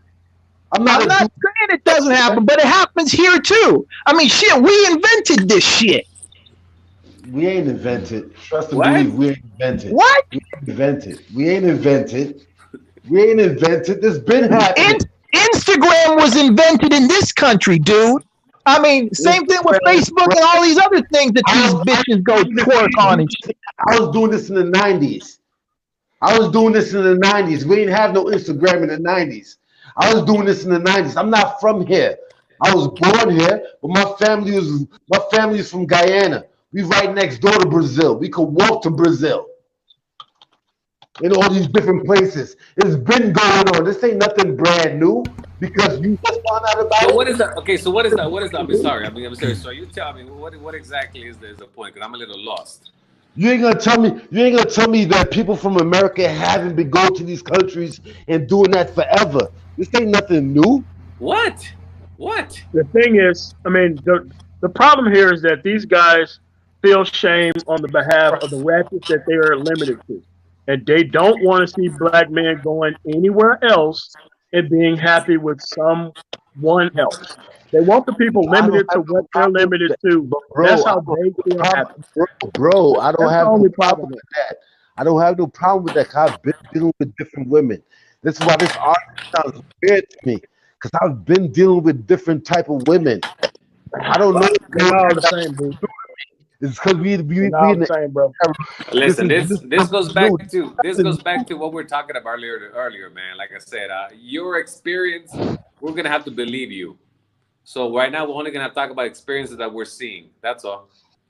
My family ain't from here. Like I'm trying to tell you Like I said, guys. we're gonna have to believe you. We're gonna have to believe you. But today, what we saw was a sample of 5 different young women, and people having an opportunity And to this is ask what I'm them, trying. and they're This is what I'm being trying. so. You guys. So could again, get- so what you? you I mean, guys could you're saying, nah, man. You telling me that those women, man, that I can't get in for 100? Hey, go ahead, man. Go ahead.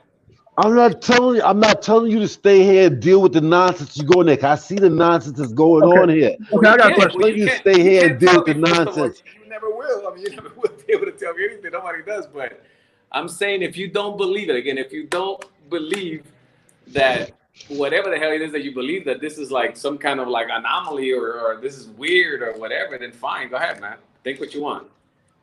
I have a question. All I'm trying to tell you is that guys that can do it can go out and make it in happen. the way that you think, that's fine by me, man. Like, look, as far as I'm concerned, I go out and do what I got to do because I got business to do in these places, right? So my agenda is business first and pleasure afterwards. Exactly. So that's what I'm trying to tell brothers. That's what I'm trying to tell brothers. Like, make your business happen first. All that is secondary. You can always go to these places. It's been going on forever. This ain't nothing new. The fuck are you talking about, man? He didn't get the point I was trying to make, but it's all good. My bad for cutting you off. Make your point, bro. I'm sorry. Make your point. Okay, so I got a question. Because y'all can always go out there and find these women. Nobody's mad. Right quick. Hold on, man. Okay, go ahead, man. Well, I just want to say this right quick. Whenever somebody says all I'm trying to say, typically what follows is the dumbest shit you ever heard. Yeah, it's what it means is that they are backed into the corner from all the previous dumb shit that was said. So they segue into all I'm trying to say is ... And that ... Hey, GameChanger. GameChanger, I got something. Are you talking about me? Are you talking about me? Probably whoever said all I'm trying to say and said I didn't say that. I'm not talking about you then. Like, listen, GameChanger. I'll tell you something that happened when I used to go to the States and play tournaments, and they used to tell me, how is it living in Colombia? And I would tell them, and they'd be like, you know what? I don't believe you. That's bullshit. Why don't you send me some pictures? Okay. So I would go ahead and send them pictures. Okay. And they'd be like, oh man, that's some bullshit, man. Why don't you send me some fucking video? So I would send them some fucking video. All right. I'm like, oh man, that's bullshit, man. You don't know him. Why don't you put it in the fucking Skype? All right. So I would put him on the fucking Skype. And they'd be like, oh man, that's bullshit. You know what? Fuck you. You don't have to believe shit. Marco, man, I think take your monkey ass to the goddamn airport, buy a motherfucking airplane ticket, and go where Marco, I think everybody. Fuck you. That's I think every bro. I believe you, nigga. I'm telling you I believe you. But what I know is that it ain't all that easy and all that gravy, man. And it's not a slice of cheesecake. No. No, For you. no, for anybody, because after they get gaffled or they didn't know they got gaffled, you see what I'm saying? They're gonna be around this bitch looking crazy and looking. But you speaking. But hold on, hold on. But you're speaking from over there. You're speaking from over there. You see what I'm saying? What does that mean? You're speaking. You're speaking from over there. What does that mean? You're not speaking. What it means is that you're not speaking. You're not American. You're not speaking from America, dog. Actually, I am. I am American. I am. What hustle do they have? Marco, hold on, Listen, Marco. hold You on. tell me, yo, Marco. I am American. Quick question. Marco, what hustle do Colombian women have that American women don't have? Say it again. What I'm asking Benny, what hustle do you think Colombian women have that American women don't have? The fact that American men want a Colombia female. That's the hustle. Want American females too. What hustle are you cautioning us about that cannot happen to us here in the States? American dudes is hustling backwards. American dudes. All right, let me ask my question quickly.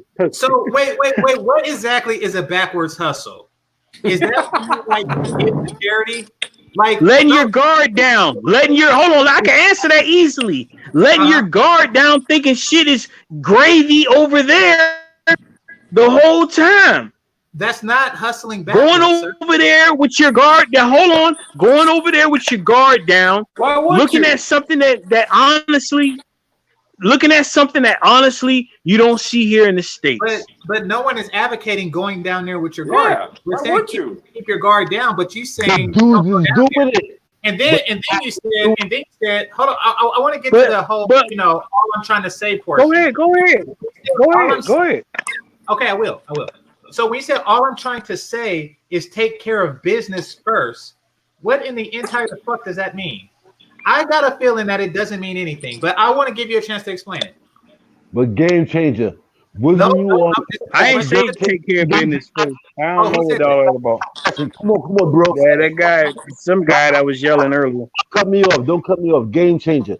Wasn't you looking at the stream that Fantastic was doing earlier, and you was telling these dudes that they hustling backwards, the way they was flexing? No, I didn't say hustling backwards. Now I did for how they were talking about licking toes and shit. Absolutely. I don't agree with that. Exactly. That's what I'm trying to tell you. This is what goes on in America. Okay. I understand that. That doesn't mean that a person necessarily who travels to other places looking for companionship is letting their guard down. No, I'm not saying that. I'm not saying that though, bro. I'm not saying that. All the time. I'm using GameChanger. I'm using GameChanger. I'm using Fantastic's live stream as an example. No, I get it. What's going on it. You saw what's going on there. Kane, why did you say? Was it you that said you should take care of business before pleasure? Exactly. No, that wasn't him. Who was it? No, he got off the phantom. That wasn't me that said that, but I agree on that though, because a lot of these dudes do it out here. A lot of these dudes in America, they do that. They hustle backwards. Okay. Here's the thing. You obviously have an agenda to caution brothers to not travel. And I think that what's going on. No, I don't say that. No, GameChanger. No. Is that you're attempting to caution at all costs. You say, I'm just trying to warn you.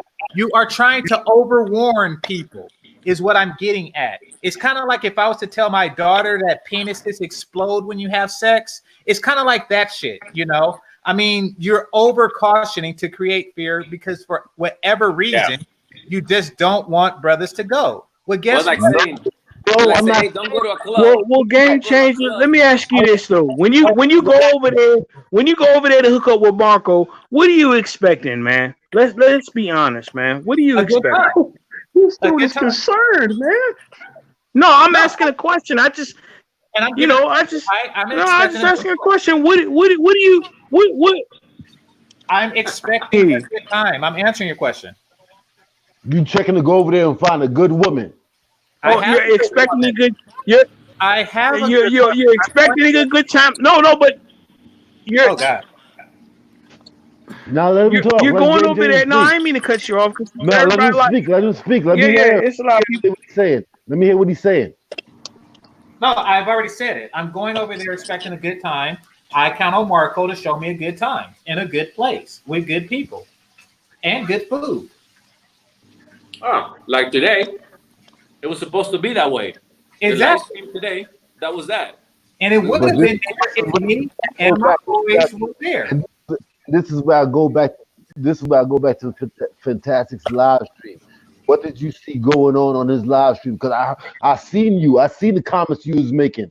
Like dudes is putting themselves on a lower level.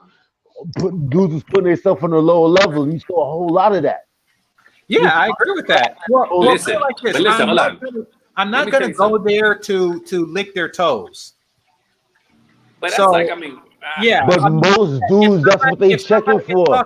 No, of course I'm going to check anybody who offers themselves in a submissive position to a woman that they're never going to sleep with. Absolutely. I am not going to fly to Colombia to lick these girls' toes. That is something I will.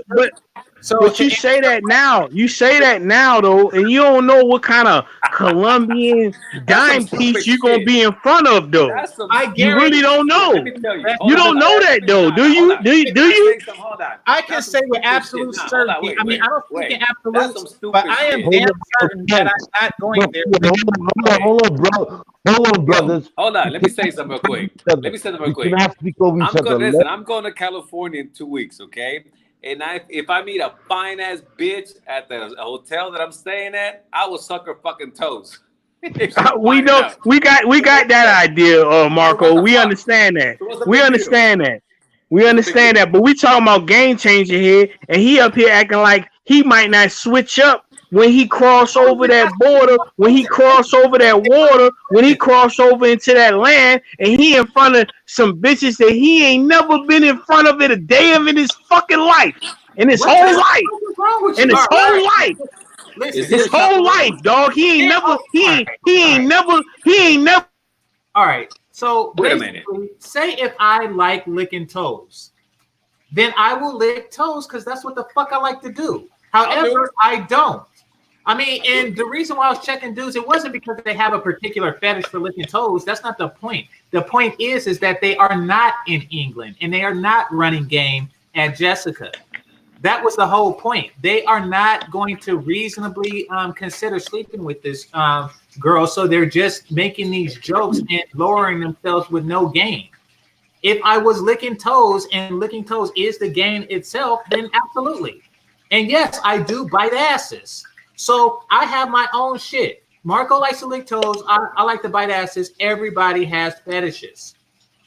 No, I mean, if she wants me to fucking lick her toes, if she wanted to bite her fucking ass, if she wanted me to fucking bite her tit, exactly. If I like her, I would fucking do it. It's fucking sex, man. Fuck it. What is it with you and why do you worry about whose toes a niggas lick and who ass a nigga bite?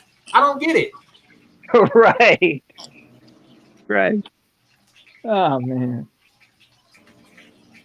You know. That was the toe police. The toe police now. But dick police. Exactly. They went from the dick police to the toe police and all kind of shit. To the tongue police. I was the brother that said it. Lori 666 the one that said about he takes care of business first. Right, Lori? Yeah. Yeah, dude. See, look, the thing that you guys don't understand is going to a foreign country isn't all about hunting all the time. You go there, you go meet some people, you go figure out what the deal is. Start understanding the culture. Look, if y'all don't want to go do this stuff, y'all don't want to go do this work, stay here. Y'all ain't going to do shit over there anyway. People like me and Marco and the people that want to do the work are going to do the work that we need to do. And then we're going to basically have fun at the same time. Yeah, man, it is. I mean, Lori, and I've done this. Oh, this the working guy. No, my bad. I had to put one and two together. This is the guy that he has some work to do over there before he starts hollering at chicks. I just had to clarify everything. My bad. Yeah. He got work to do. He has actually work to do, and then he's gonna holler at some chicks later on that night. My bad. I had to get all of that shit straight. My fault. Well, yeah, but listen, I have gone on holiday in fucking Zimbabwe, in fucking Zambia, in fucking Namibia, in fucking Morocco, where there's no business to be done. I have gone there and I've checked it out. I've fucking gone to the bars. I've had some fun. I met some hoes and I've had good times. What the fuck? Exactly. Right. Whole point. Exactly. And here you are, Benny, with no toes to lick and no ass to bite. And you are upset at those who travel. Oh, come on, Game Changer. Come on, man. You don't got to degrade me. Like, man, you really don't know what I've done or what I've seen, bro. Okay, Please, I'm bro. sorry. Please, bro. Please, bro. Please, bro. Please, bro. My mistake. Please, bro. Like I'm not here to downgrade none of y'all niggas. We having conversation. Like, please don't do that, dog. Please. My bad. Oh, you sure you're not here to downgrade S1SBM? Hey, hold on, right quick. My bad, SWV. My bad. Keep going. Hey, but you call me. Hey, listen, and you call me a non-American. Man, I happen to be of American. My bad. Hey, Marco. Hey. My bad, dog. Like, hey, look, I'm not here to. Hold on. Let me talk. And I really don't make excuses or apologize. Hold on. I don't make excuses or apologize for a lot of shit. But the last thing I do want to do is step on niggas' toes that I actually and converse with. That's why I'm here. I fuck with y'all. I come on here. I'm not coming on here to troll or none of that shit. I'm here to honestly gain information. It might seem like it might seem differently, but I'm honestly here to gain information and converse. You know what I'm saying? And level up. You know what I'm saying? Just like how everybody else is here. I'm not here to downgrade you, Marco. If you took that the wrong way, my bad, dog. Game changer. If you took the only nigga that I am kind of downgrading is the SWV nigga. My bad. I'm not trying to kill nobody. Yeah, but you said right quick, fellas, right quick. Let me ask you this: Do you like to lick toes, Benny? No, I don't lick no toes, Jack. I ain't gonna lie to you at all, nigga, at all. I get you. So at all. You take offense when I said that you're not licking any toes here.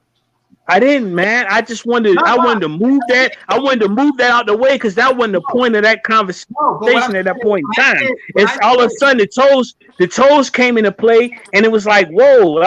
We wouldn't even talk about. I mean, Marco brought the toes up, and then you jumped on that toes bandwagon, and that's where it was at.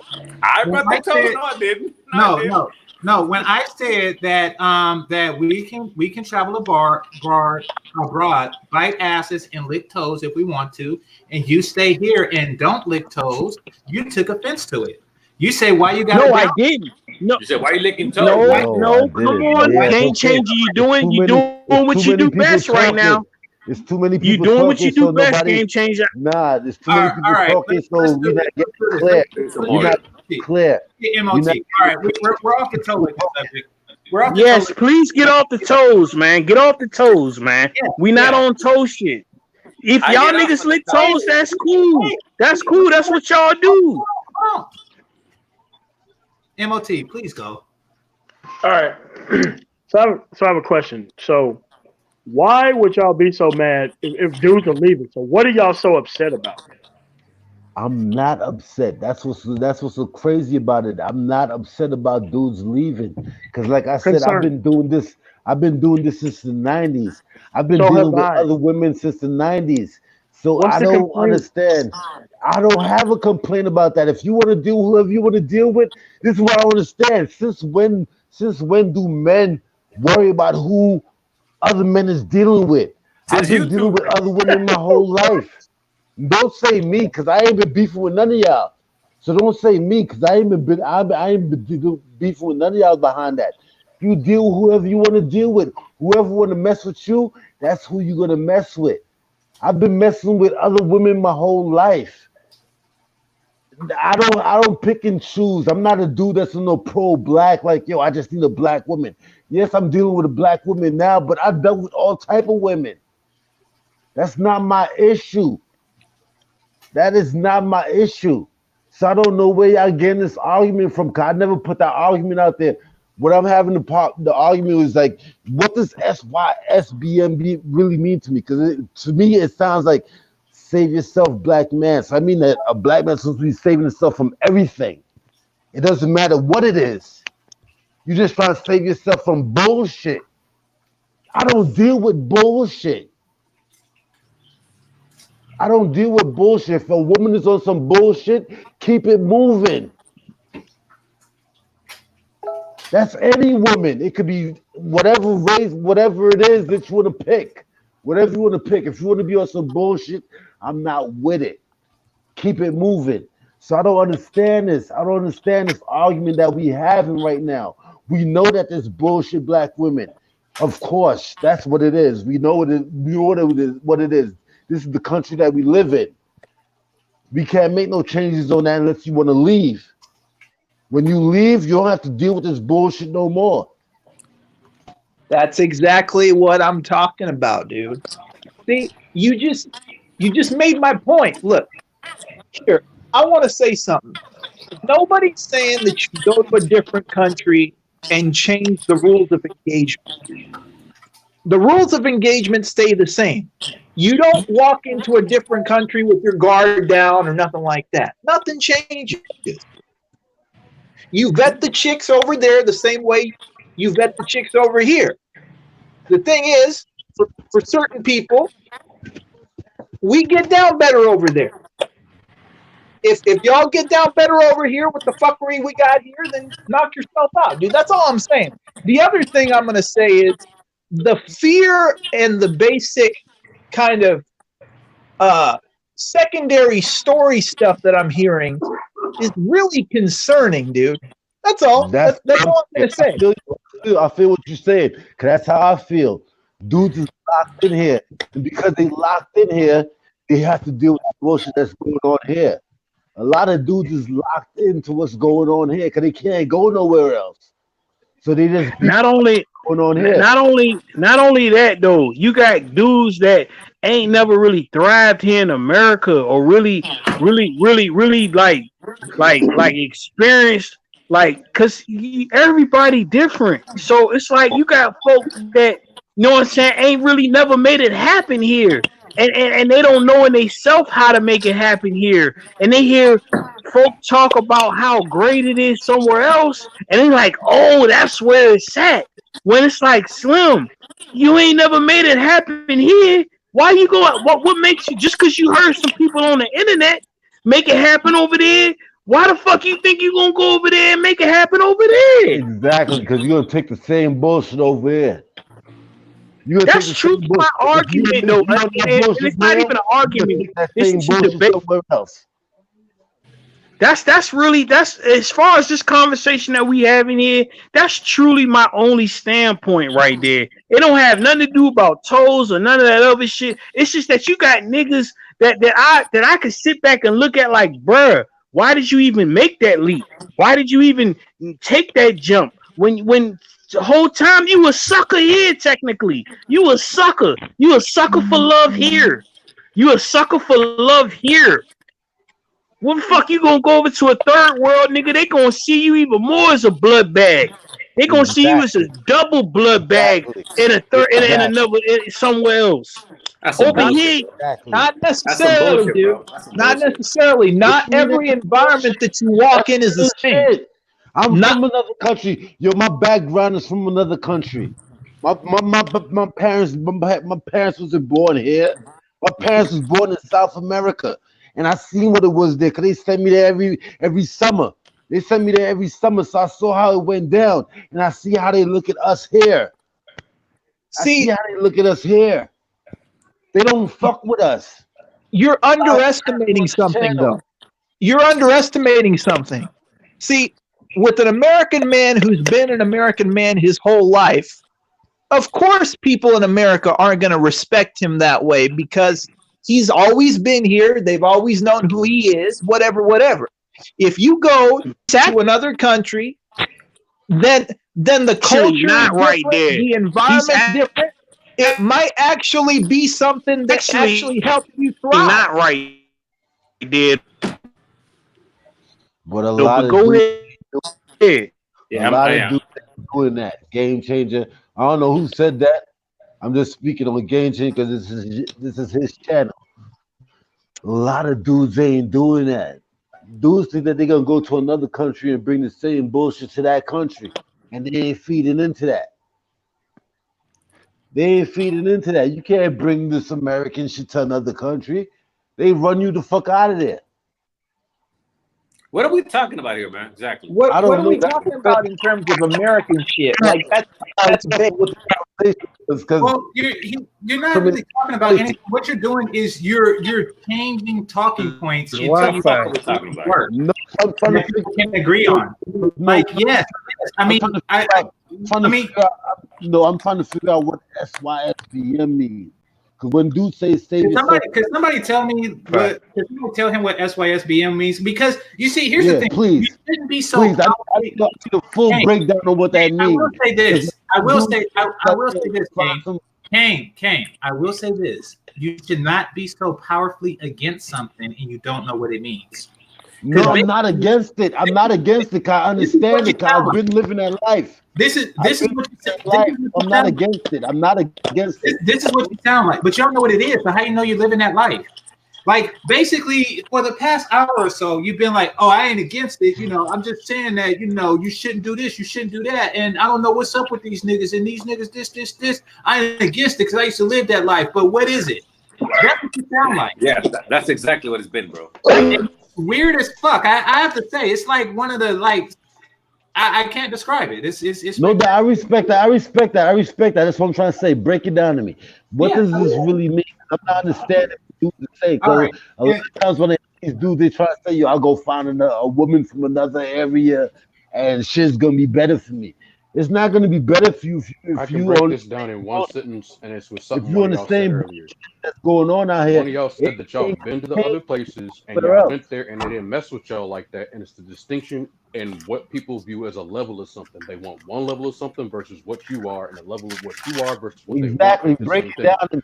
This is where dudes who are trying to go to these other places, they recognize that the level of where they at versus the level of what's around them, the level of what's around them is afraid of them and is too unwilling to ascend to that level where everybody can be happy, and instead rail against the thing and have been doing this shit for 40, 50 fucking years.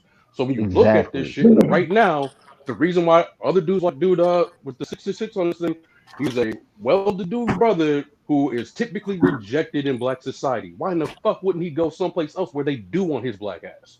That don't make no sense to say, why are you doing that when the object of what is acceptable is that kind of black guy in other places versus the object of what is acceptable in most cities across America is the type of black guy any number of dudes happen to not be in the context of what SYSBM means. But bro, when you say that, you can't go to another spot and act like you're gonna. Are you sure? Because other people have done it already. What do you mean? You're telling people they can't do what they've done. And then you say, hold on. Then there's the dude who said he's been doing this shit since the 90s. You have been living a privileged life that is not the same thing as uprooting yourself from where you are and what you've been doing and doing something different someplace else. You've been living a very privileged black life while you live a hood standard at the same time. See what you're saying. You can't even speak on the argument. You should remove yourself from the conversation. No, see what you're saying, bro. You're not breaking. No, this is how conversations work. This is the dynamic of it. We're dealing with facts. When you're dealing with the line item of detail of everything you have said, one by one. But can you? That's how it works. Can you listen to what I'm saying, though, bro? I hear what you're saying. I did that already. Like they said, I listened to you for an hour. I sat here and picked apart everything you said. I did in the chat. Y'all been talking in circles. Y'all didn't even turn yourselves into plagiarists by taking other people's points and then using it to make your argument sound good. No, I'm not. Cool, I'm trying to tell you. Yes, that's what you did. I'm not saying I don't know what you're gonna do next. That's what you did already. What you mean? I'm saying a lot of dudes that's on real SYSBM, they leave this country. Where are they period. From? They leave this country. Period. What are their demographics? Where'd they go to school? Wait a minute. You stuff like that. What are their jobs? Hold on. You say a lot of these people that that's SYSBM leave the country, but you say you don't know what it is. So which is it? I know what it is. When I listen to what they say. Why did you say I just want to know what it is? That's what I'm saying. A lot of these dudes is half talking. They're saying that they leave half talking. Oh God. How am I talking? How am I after bro? I lived my life since I was a young dude, 14. I ain't had no parents. Okay. I ain't had no parents since I was 14. So I'm not no one of these dudes that my mom's taught me something or my pops taught me something. I lived the life. I know what it is. I lived the life. And you're saying some contrary shit to what other people are saying as an experience. So how's that work So out? what I'm trying to say, this is what I'm trying to say. If you're saying that you're leaving something, if you're saying this something bullshit, you see what's going on out here. So that mean that you. So what do you do for a living? You escape from the bullshit that was going on out here. What do you do for a living? What you mean? What I do for a living? I sell What do you houses. do for a living? Where do you I sell live? houses. Do you live in the inner city? Do you live in the suburbs? What do you do for I a live living? in Atlanta right now. I was born and raised in New York, and I left New York, and I'm out here and I'm selling houses. I'm selling houses in Atlanta. So you just That's having a life change experience. So you have no idea what other people who haven't been in your same circumstance have been going I through. Where their conduct. Listen. Trust and believe. You're I take that in order. Go ahead, say what you're saying, bro. I ain't trying to cut you off. I ain't trying to do the battle thing with you. Say what you're saying. Let me hear what you're saying. It's the simple element of demographics. Like a lot of cats haven't had my experience. I've been on boss sides of the tracks and some shit where cats don't understand what that means. That means I don't get to be regular. I don't even get to be fucking accepted. I get to do everything fucking solo, and I get a different perspective on shit. But at the same time, I got some similar experiences along the way. Understanding that thing, there are friends that don't even exist anymore out of the city spaces. There are people that I've watched go through some of those suburban spaces that shit ain't have a shot with a damn, and not for nothing but other than trying to be successful and getting shot in the face for it practically. And you got other people in the country spaces that were all opportunity and do shit but be derelicts. So it's kind of about choices, and then there's the element of what's acceptable culture. As that thing goes, there are different people who apply different things, and it's just been this way for a while. You have plenty of people who invested in their children in the right ways, and their children talk and act in different ways than what you're probably used to as a cultural standard. That thing ostracizes people and puts them in different frame of minds to where they can only operate under certain contexts. Now, that being what it is, if you are black in this country and you are not the typical standard of what people want you to be as a black male specifically, guess what? You have basically been shot in the ass by no fault of your own other than just simple freaking happenstance and aspiring to do something with yourself. That's how that shit works. This has been like this for the last 30, 40 fucking years. I understand this and understand it. Because you don't sound like you understand it. You sound like you're trying to bully people with your version of here's how this goes. I'm not trying to bully nobody. No, I'm not trying to bully nobody. The last 30 minutes saying you don't get it. Oh, let me tell you this about it. We done this already, but you still don't get it. So you done it already, but you still don't get it. How you gonna tell somebody you done it already? Don't do what you done already, but you get it at the same time. You're not gonna go through the argument. Let me talk to Kane real quick. Freaking crazy. Kane. So, Kane, can you hear me?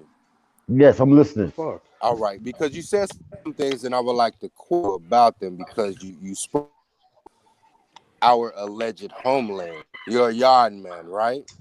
You from Guyana, right? You already know that. Okay. Yes. I'm about to ask you some questions, and you're gonna answer me. What does the word antiman mean? That's a batiman. You don't know. That's an antiman. Okay. What's a paglibai? Say that again. What's a paglibai? A paglibai? It's like a skinny that come off like a skinny youth. Oh, Kel's right. All right. What's a lowly? Come up. What's a lowly? Say that again. What's a lowly? A lowly? Yeah. You might have me on that. I might know what you mean when you say that, but break it down to me. All right. Well, I just wanted to get some information from you. Now, you said that you had been just a few moments ago. You said that you didn't have any parents from the age of 14, but exactly about 5 minutes before that, you said that your parents sent you down to Guyana every summer. How was that possible, sir? My mother was doing that since I was 7 years old, and that's when she could send me. That's when she could put me on the plane by herself, and my family had to meet me on the other side. And they, that's how they used to flex. That's how they used to flex when you send people on the plane. Now, let me ask you this. Until I got to the mainland. or whatever. Let me ask you this. Let me ask you this. Your Guyanese people, are they Afro or are they Coolie? I got Coolie in my family. I got Buckler, and I got the classical black part. All right, which part of your family doesn't mess with ADOS peoples? Is it the Coolies? More likely the Coolie, because they more the uppity. The Coolies is more the uppities. Right. All right, because you said, you know, it's not total, absolute. Not all people from Guyana don't fuck with stateside black folks. You know what I mean? Because my Absolutely. my father's a Coolie. You know what I mean? So and my father fucks with my ADOS mother. My father was a buckler. My mother was a buckler. But we have Indians in our family. Yeah. But I'm just saying, just not to paint Guyanese with a broad brush. You know, some don't, some do. You know what I mean? My father was fucking with brothers here heavy. So that's all I wanted to ask you though. Yeah, because my father was in the military out here. My father was actually in the military. He came to America back in the 60s and he joined the military. My mother was an at-home mother, but she still hustled because you got Guyanese. My mother hustled. She worked in Citibank and she worked in Chemical Bank. So let me ask you this. Being as you are of mixed nationality, if you will, why do you have so much consternation against SYSBM or passport bros here? No, I don't have nothing. I don't have nothing. Like I said, I've been dealing with both. I've been dealing with all type of women my whole life, and that's what we was taught. Like, yo, we deal with whatever. You know how it is with us. So what I'm gathering from this conversation is you're having a problem with brothers actually saying, look, we not fucking with these raggedy bitches over here. We gonna fuck with these bitches over there. No, I don't have no problem with that. Like, that's what I'm trying to tell brother. Like, I don't understand that. Gang. Where this argument come into play, because I deal with everything. My first girlfriend was a Spanish chick. My second girlfriend was a white chick. I dealt with everything. You know how we flex when we come here? We deal with everything. We don't get mixed up in this mix up business. Gang. We deal with everything. I got a taste of everything. This is why I sit back and I'm like, yo, this is an American thing. Cause it's like, yo, how y'all do? Like, nigga, you deal whatever you want to deal with. I deal whatever I want to deal with. But at the end of the day, my base was coming back to my heritage. I understand what dudes is doing. I don't have no problem with what dudes is doing. But we don't make no arguments on that. Coming from the country we come from, we don't have no arguments with this. We deal with whatever. So let me ask you this, Kenny and Benny, or excuse me, Kane and Benny. How did y'all hear about my channel? That's why I'm on your channel right now. I'm subscribed. I'm subscribed to your channel. I get it. How'd you come across it? Hey, low key, man. And I ain't trying to put her out there, man. But back a couple months ago, Kels Jive brought me to your shit, dog. I've been messing with GameChanger. Because GameChanger spitting some truth. Like I said, a lot of these dudes in the manosphere, they spitting the truth. Mm-hmm. A lot of these manosphere and within this manosphere, they spitting the truth. You can't deny. And truthfully, I just like how you not even trying to pull on your coattail and shit like that. But I just like how you do your shit. I be in other people's spaces and I be like sometimes like I can't listen to that shit for too long. So I like to hear brothers converse about shit that I'm honestly interested in. You feel what I'm saying? It's like everything. This is how our culture is. When it comes to Guyanese, you listen to everything because we real about knowledge, and that's where my upbringing came from When I took on to the American culture, I pushed more towards 5%ers, because 5%ers, we listen to everything. We take in all knowledge. Everything is knowledge. You can never gain knowledge. When I meet East Coast brother, and I called it 5%ers, he got upset and said it's a 5%. So was I right and he wrong? No, I'm sorry, I didn't hear you, bro. Say it again. I'm sorry, So I I'm didn't hear you. from the East Coast, because as you know, we don't really have them out here in Cali. But I met one who's from the East Coast. I called it 5%ers, and he said that it's the 5%. So he corrected me in that regard. But you just said 5%ers. So yeah, 5%ers. That's what it is. We 5%ers. Okay, so I was right. I was right, and this nigga was just fucking with me. Right when you said, because when you look at 5%ers, the way 5%ers flex, we look at it like, yo, 5% of the world, period. Dudes that deal with 5%, we look at it as 5% of the world is gonna make it. Then we got 10%. 10% is usually the white folks that got bread and everything. We understand that they got bread and they control shit. But then there's 85% of the world that's just gonna be deaf, dumb, and blind to what's going on in the world. They will never understand what's going on in the world. They're deaf, dumb, and blind to the world. And that's what we're living in right now.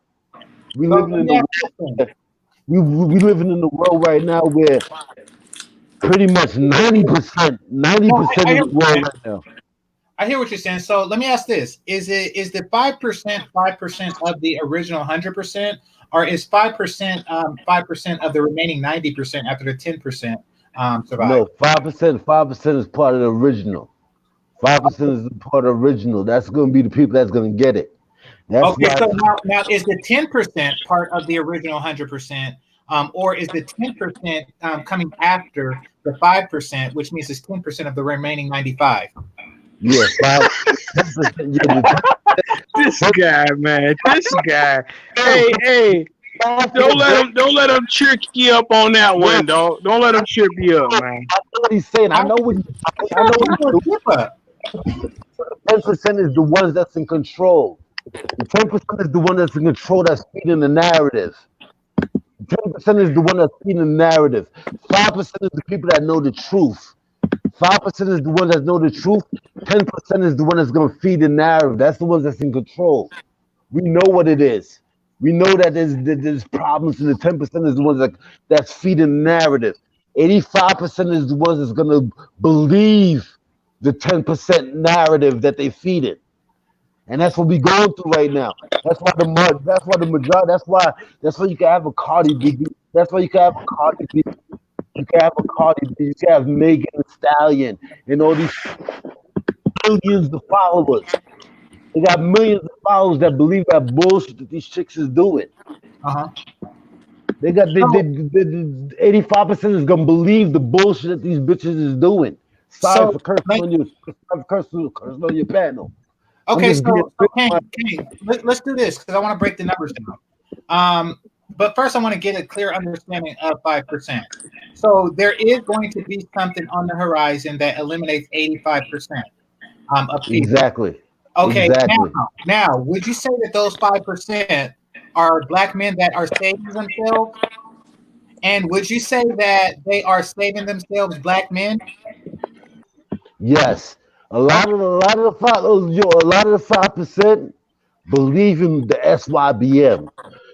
SYSBM. A lot of the 5%. You're in it. You're in it. You are a black man saving yourself. So you're just like the other 85%, right? Say that again.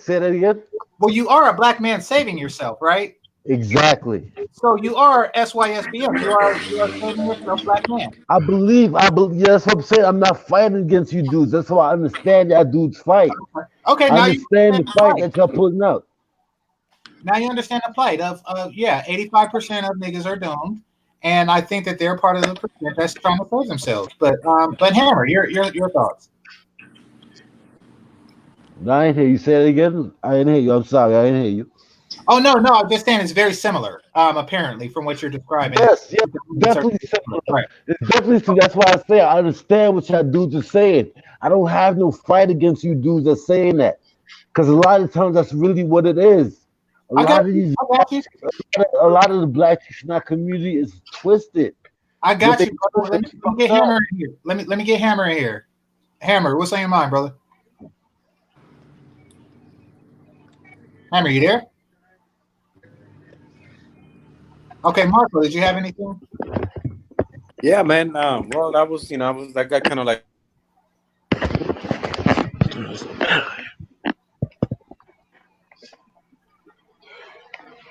What, did 5 more come over? Like, what happened? Hey, what's up? What happened? My shit is deep. Them dudes, I don't know. I'm still here. I'm not no goofy dude. I'm not over here talking no bullshit. I'm telling y'all some real shit. I understand what's going can you on. hear me? Yeah, Hammer, what's on your mind, brother? Yeah, so I was hearing the conversation. I just want to say,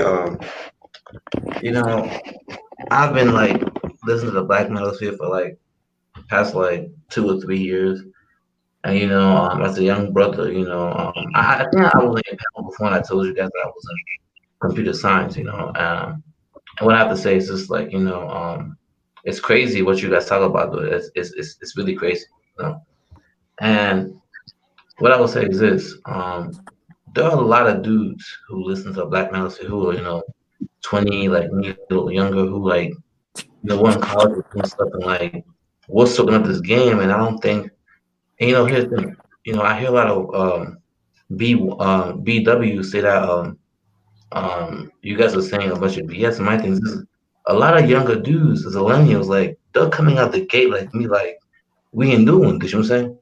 Mm-hmm. Now, I will say this. You should take this. I don't know if you're a younger dude yourself, but you should understand this. Every woman your age has and this is why I'm not SYSBM. Every woman your age has every right to say, I am not with these old bitches. They have every right to say that and be welcomed with open arms, in my opinion. If they can say and definitively prove that I am not with these old ass bitches, I am not going to suffer for the sins of my mother. Hey, take them and enjoy. They have every Yeah, but the thing is, I will never. Hold on, right quick, brother. I will never ever try to convince a young man not to get with a decent young woman that's digging him. That's something you will never catch GameChanger doing. That's some bullshit, period. And I don't care where she's from. She could be from fucking North Carolina or some shit like that, JJ, can I cut you off real quick for a second? Why? No, but I'm trying. When I'm saying I'm trying to cut you off, I want you to stop. I want you to stop what you're saying. I want you to continue what you're saying. But this is what happened. Cut me off. No, what I'm trying to say. This is what happened with the 80s and the 90s era that I came up in. We didn't have this thought. We didn't have the same thought that you're having right now. That's not the thought that we had in the 80s and the going into the 90s. We fed these chicks a bunch of bullshit. And that's why we going through what we going through right now. I bear witness to it because I lived it. Man, that was a useless interruption. Listen, Hammer. It's like this. The boomers was a very fucked up generation of people. Facts. And they created a lot of problems for my generation and Kane's generation and Marco. They created a lot of problems that we have to deal with. I want more than anything for y'all to step the fuck away from it. Step the fuck away from any boomer parchment, any boomer books, any boomer movies, anything that a boomer has tied to the leg of a pigeon and sent away. Step the fuck away from that shit because those niggas is retarded, okay? If you find a woman, if you find a woman who's on the same shit, who understands that their teachings was bullshit, then by all means do it, I am not saying that, if you find a decent chick, you say, fuck you, bitch, you American, and then travel somewhere for some Colombian booty. No. If you find a nice ripe ass, then bite it. I will. If I could jump in real quick, what Game Change just said. Oh, Benny, Marco, and then you. Man. My bad. Okay. That's all right. Yeah. And listen, man, and I think that it's really, really time if you really consider yourself a grown man, if you really consider yourself a serious person, to stop talking about shit that you don't know nothing about. For example, if I have never been to Oman. I've never been to Oman. I've been to the Emirates. I've been to Egypt. I've been right around. I've been to Israel. I've been right around there, but I've never been to Oman.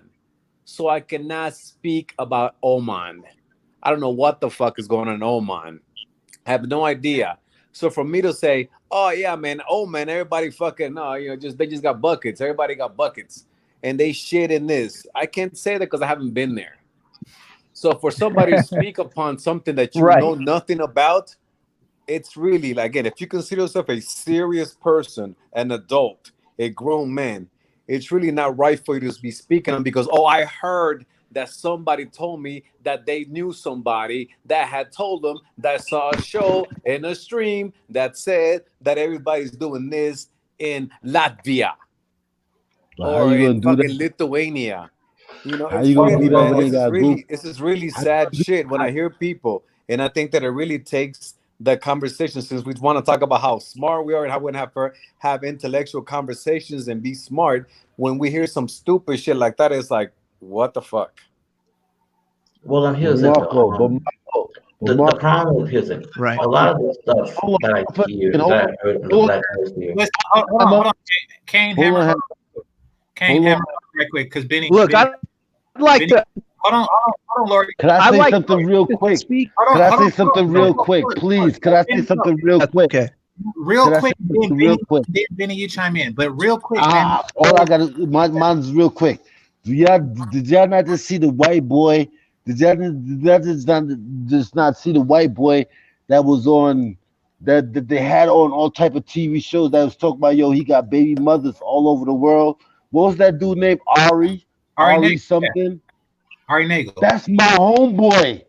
Literally. Like, yo, I'm not even gonna try to incriminate.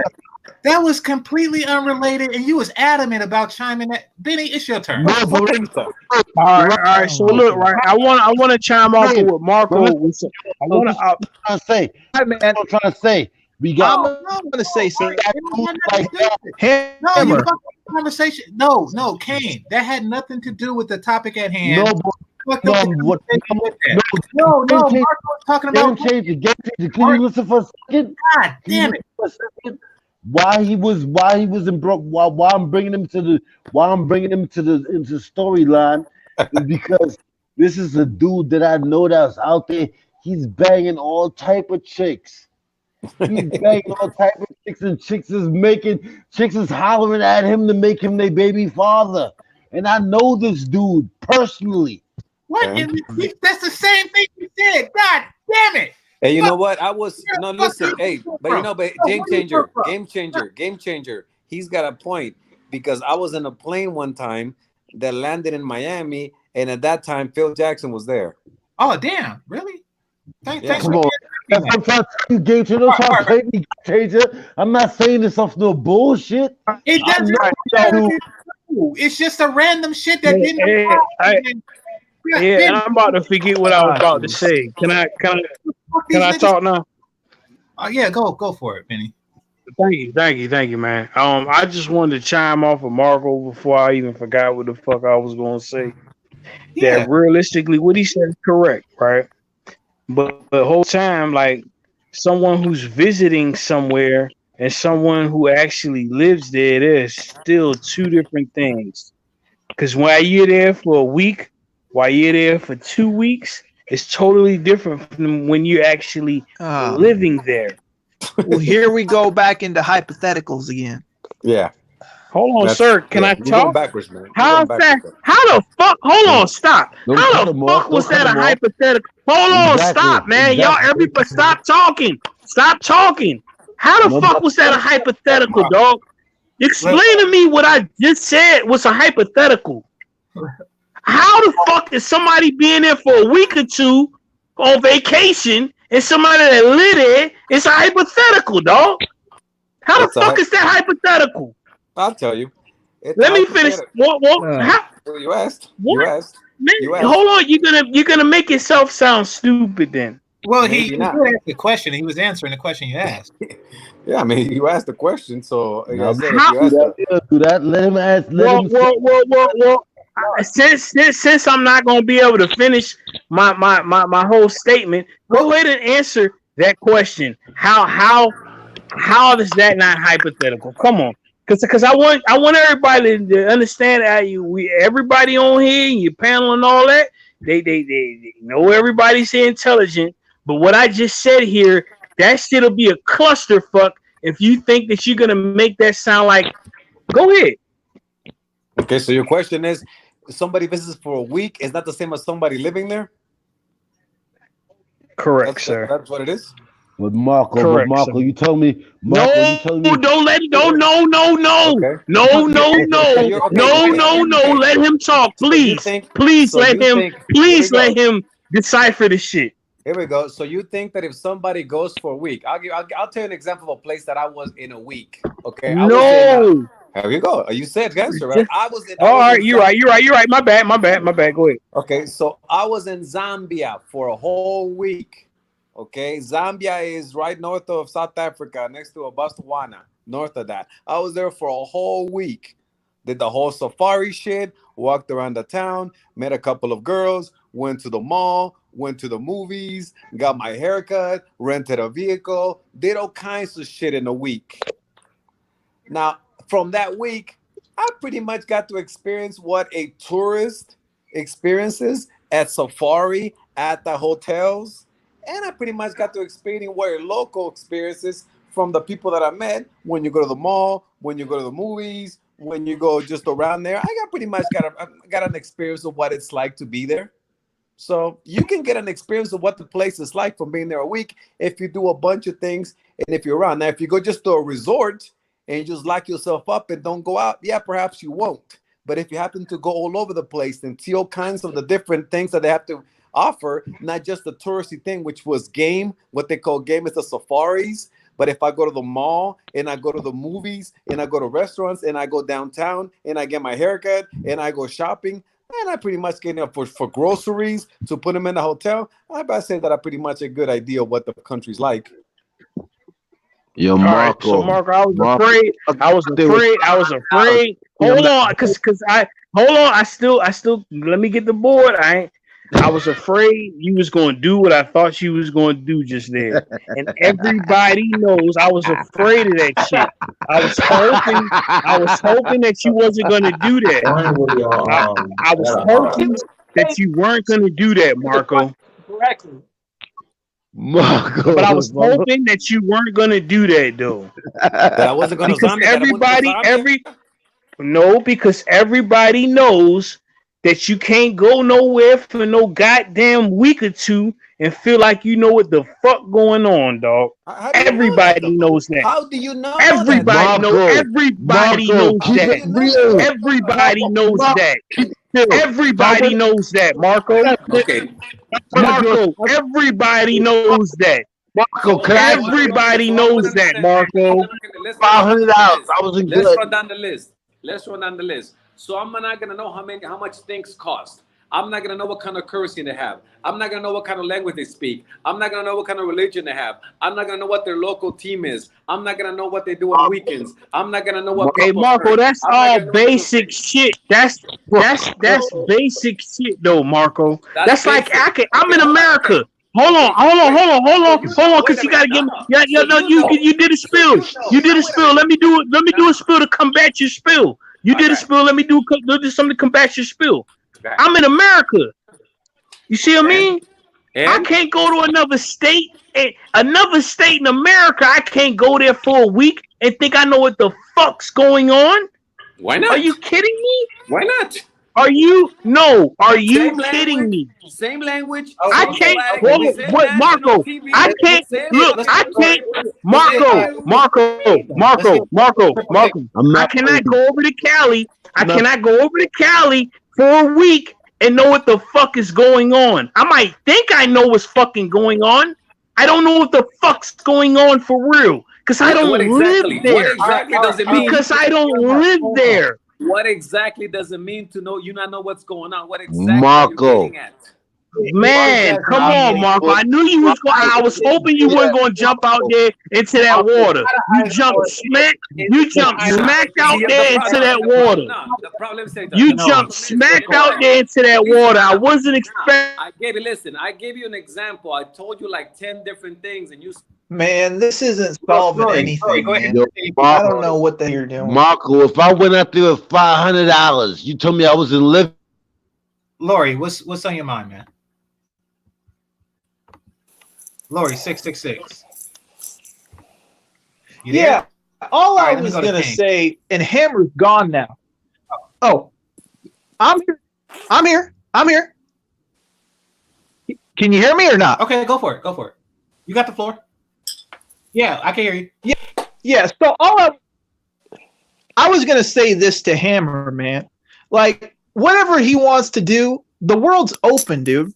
It's time to basically go explore the world if you want to go do it. The world isn't out there to go kill you or do anything bad to you or any of this other kind of stuff. I always get pissed off with this narrative, right? As long as we get afraid of, oh, well, I don't want to go there because, those people, they shower in baskets over there or whatever the narrative is, right? Look, at the end of the day, for Hammer and all these other people that are out here trying to do whatever they're trying to do, go out there and do it. Basically, have your game together, have your agenda together, and basically, enjoy yourself. You learn so much by being out of wherever you are. Agreed. That's all I want to say. And all this fear mongering is a bunch of bullshit, to be honest. Like it's not that scary, fellas. It's not gonna fuck up my It's not. Lloyd, can I ask you a question? Right quick. Kane, That's go what ahead. I'm saying. I'm not trying to argue with nobody. I'm trying to ask a question. Marco, if I come to where you was at earlier, I don't know where you was at earlier with the chicks that was on Fantastic's panel. But Yeah, if you telling me if I came there with $100, you told me I wasn't living? With $100. 100 US. You weren't living what? That wasn't gonna make something happen. Like there was something gonna go out. No matter of fact, I don't want you to degrade them women. I don't want you to degrade them women because you know them women. But if I was to come to wherever you was with $100, you told me that I wasn't gonna be all right. What do you mean, all right? I mean, what you asked me to When it came to a woman, me having interaction, me having some type of woman interaction. You know what I'm talking about? Don't answer that question. You know what I'm talking about? Marco, I think he's asking that within your entire country, do there exist a woman that would have sex for less than $100? I think that's 100 US. And you can laugh already because I've been out there already. Hold on. What city? Where you from? Sir? I take trips out there. I take group trips. What city are you in? What city are you in? What happened? What city are you in, sir? I don't even care what the city is. As long as I land. As long as I land. You're in Atlanta. I'm in Atlanta right now. Trust and believe. Yeah, I'm in Atlanta right now. Okay, so in Atlanta, could you get some action for 100 US somewhere? And heroin. Absolutely. Absolutely. Okay. And your point is? Absolutely, bro. Absolutely. I'm not gonna lie to you. Absolutely. Okay. Absolutely. Okay. So you're not gonna tell me I can land in your country and I can't make that pop for less than $100. Don't tell me that. I know you want to big up your country. I get it. Just like what are you talking about? Listen. My country is Guyana. That's not what any of this stuff. I'm not gonna lie to you and tell you that if you go to Guyana right now, you can't get something popping for less than $10 US American dollars. But what the fuck does that have to do with what we're talking about, homie? What is it? What are you talking about? I'm trying to tell you. What the fuck are you talking about? When I land in your country, you cannot act like I'm not gonna get something popping for more than $100. Listen. Well, first of all, my country is the U.S. I'm an American. That's the first Okay, thing. so that's what I'm saying. Don't defend nothing. Don't try to defend nothing. Listen. Don't try to defend nothing. I understand you know them women. You know them women. Why don't we change it up? Why don't you ask me? Bro, you've been how at the many rum shop countries- too long. Why don't you ask me how many countries I think that you can get pussy for? Any for country. I'm not just saying your country. I'm shitting on my country too. In Guyana, you could get something popping for $20, American dollars. But what is that? I don't understand you. I don't understand the logic. I'm not trying to make no statement. It's just, it is what it is. It is what it is. Why dudes be trying to lie? It is what it is. But I'm saying, but you asking me how many countries We in ain't the lying world about shit. you I get don't know pussy where for you got that $100? from, dude. And is Colombia That's all. included? Is that what your question is? I'm not lying about nothing. I'm just telling you, if I was to land in your country right now with $100, I couldn't make some pop. In Atlanta, my country, in Atlanta. Yes, you could. I'm saying where you had them chicks, where you had Fantastic act like he was hustling some bitches. Sorry for cursing on your channel. This motherfucker. Sorry for cursing on your channel. You blowing up the spot, look, bro. man. Hey, look. You I know don't what, the homie? spot. Look, So that's just to be clear to all that's listening, fuck all y'all, the man. fact Fuck that you, you homie. live, Fuck you. In it. I'm tired of dudes being fake. I'm not a fake dude. I live the Yes, struggle. you are. Yes, you are, I mean, man. you're definitely like You are. Telling you y'all, are. That doesn't mean that what you are is the best You fake as fuck. I'm good with no parents. I know how it goes down in the You world. fake as fuck, man. You got a picture of who the fuck that is. You fake as fuck. Marco. Let's do this. Hold on, bitch, right? Can I speak to Marco real quick? I just want to let you know that the fact that $100 prostitute exists in a country is not a poor reflection of that country. This is stupid ass. Yeah, it's a stupid ass. I want to make that clear to all that's listening. Right. All right, the floor, Benjamin. Yeah, Marco. Let me see if I can square the circle with my brother, my yard man Ken was trying to say. You said something earlier in the conversation. You said that you really shouldn't judge a place if you haven't been there. Is that correct? Yes, if you're gonna make assumptions that that's true, yes, definitely. Yeah, I think that. Yeah. Okay. All right. Would you say that the statement that there's nothing new under the sun, would you say that that's a true statement? That's a broad statement, brother. I mean, there's nothing new under the sun. Okay. All right. Well, put it like this: it's gang shit going on in the East. It's gang shit going on in the West. Would you agree? Like there's underworld type of shit going on across yonder. There's underworld type of shit going on here, right? What do you mean by game? No, I said in Zambia, game means safari. Stop. I'm not talking game. I said gang, and then I cleaned it up. But I was using man. Hold on. I was using an urban affect, but then I cleaned it up by saying underworld to make that more international. There's underworld shit going on over here. There's underworld shit going on over there. Yes, there's organized crime everywhere. Yes, there is. Right. My thing is there's nothing new under the sun.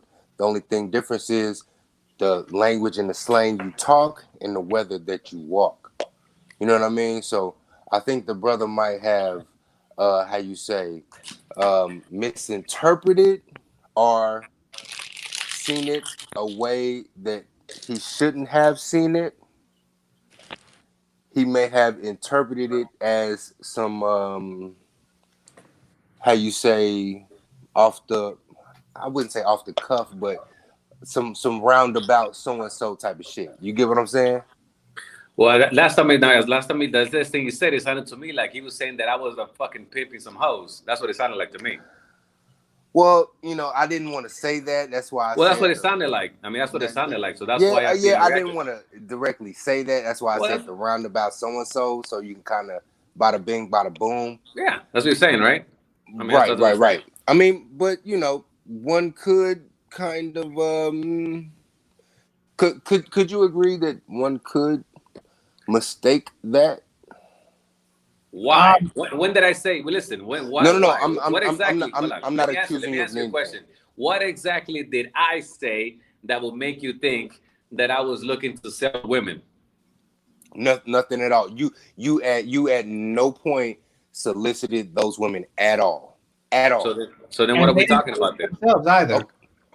Okay. Well, all right. Well, here's the thing. You were. Here's what I know about guys, right? They're not too, how you say,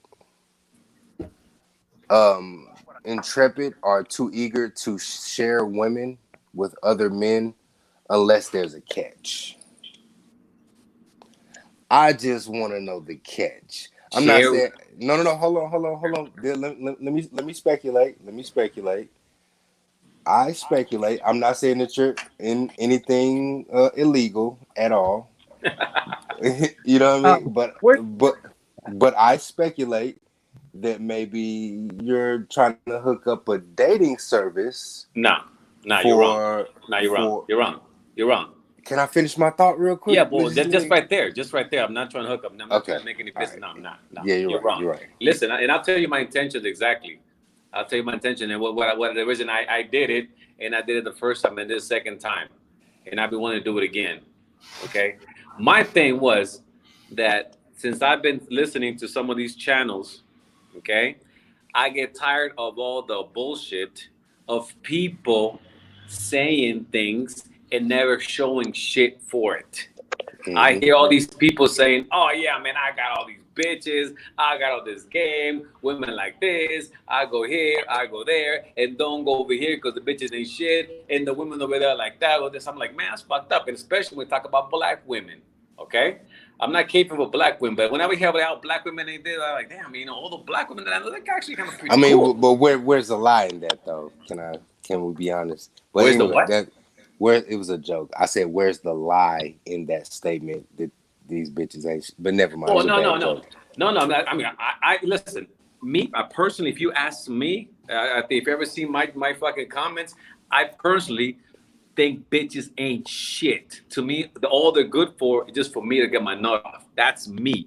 Preach. Personally, all the time, any fucking bitch, black, white, American, Colombian, I don't give a fuck. That's me. Man, you need some blancas up there, man. Next time, man, I want to see like I said. blancas. The problem is now you're seeing it again. So this is like, so I was trying to like when I was like, you know what? I know some black chicks that are real fucking cool. They're not fucking all crazy. They're not all fucking all fat as shit or fucking bitter as fuck, and they're cool as hell.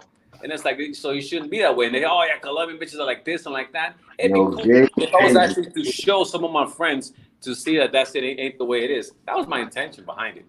Okay, well, just to let you know, like I'm no ill will against you, Marco. None whatsoever. I was just trying to be the Negro interpreter. Yeah. For my brother Kane here. Appreciate that. GameChanger keep muting me like yo, Kane. Foul shit. Yo, I'm taking offense to that, yo, because I'm trying to be real with this. I'm not with fake dudes on YouTube trying to front, yo. I'm being real. I'm keeping it real. Keep muting me like I'm saying foul shit. I'm not. All right. Here's the thing. I mean, this dude. I'm telling him what it is because I've been in these countries. But what I understand what you're doing, Kane. And I don't want you to think that I was attempting to offend you. What I do want to realize. Keep muting me like I'm saying some foul shit. No, I'm not trying to be disrespectful. Everybody, it is what it is. This is the problem. This is the problem with YouTube. Dudes keep trying to be fake. Like what it is. I'm not trying to fucking channel. Sorry for cursing, bro. Sorry for cursing. I'm not trying to listen. You got to listen. Listen. When you are having a conversation, you have to contribute something. Stating, but I am contributing. I'm trying to tell this dude. Marco, stop fighting. This don't know what's going on in this country. This is a part of listening. You know. Now, the reason why shit like this happens is because you stated a universally known fact to no really gain or benefit to the conversation. And no, I understand what you're saying. Yo, There was Mark, no yo, point to me saying Game that $100 profit. I know what you're saying, but it's Everywhere. he's acting like he's stupid.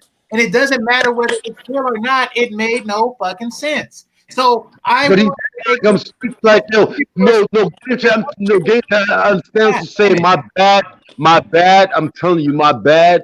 But he's acting like I'm stupid. Like he's acting like I haven't been there. And I don't know what he's talking about. I know what he's talking about. Come on, stop Right or playing. wrong, right or wrong, bro. You're not gonna be able to nail him to the cross. All right, my bad. I'm a mute. My bad. Right or Go wrong, ahead. you're not gonna win this. Whether you're right or whether you're wrong, you're not gonna win this. All right, my bad. I'm a mute myself. Let's move to Benny. What's on your mind, man? No, man, it's again, this a conversation that need to be had. Not riding on Kane's shoulders. He passionate about this shit. I know what he's saying, but like the other gentleman was saying, it ain't a win or lose here. And that's one thing that I think everybody got to realize when we come on the panels. It's all about sponging off of information that makes your personal life work, man. You know what I'm saying? And granted, we got Marco, the position that he's at, it kind of seemed like he had a better position than everybody. So we all have to angle our questions and our it's just to the point to where it's like, we all got to realize at the end of the day, we want to, as men, we want to motherfucking have a better relationship with our women. We want the women that we want. We know the trials and tribulations that we come across in life, but it's hard though when you're dealing with international, when it's an international conversation, because that's what it is right now. It's an international conversation. You know what I'm saying? And it's to a point to where you got a category that's like, hey man, fuck these hoes, fuck these American hoes, fuck that shit, man. Hey, we finna go over here, we finna fuck with these hoes over here, we gonna fuck with these hoes over there, and the shit better over there, nigga. It's good over there, nigga. Hey, shit, man, fuck these bitches. And the whole time it's like, yeah, that shit's like, yeah, exactly. But Okay, it's like, I see where you're going, Benny. Answer me this. Is it better over there from what you understand? Man, it's better. It's better physically. From the eye point of view, I tell you that much. It probably feel better too. It probably feels so good. You see what I mean? Because you looking at. Hold on. I'm almost done. It's like you looking at this bitch. You like, God damn, this bitch hair real. You see what I mean? Look at this bitch. She barely can speak English. She taking his dick. All that shit, man. Like, God damn, man. I'm beating this bitch. She taking the dick. I'm like, God, hold on. I know. Yeah. Hold on with the lap. Hold on with the lap. Check me out. I'm almost done. Hold on. I'm almost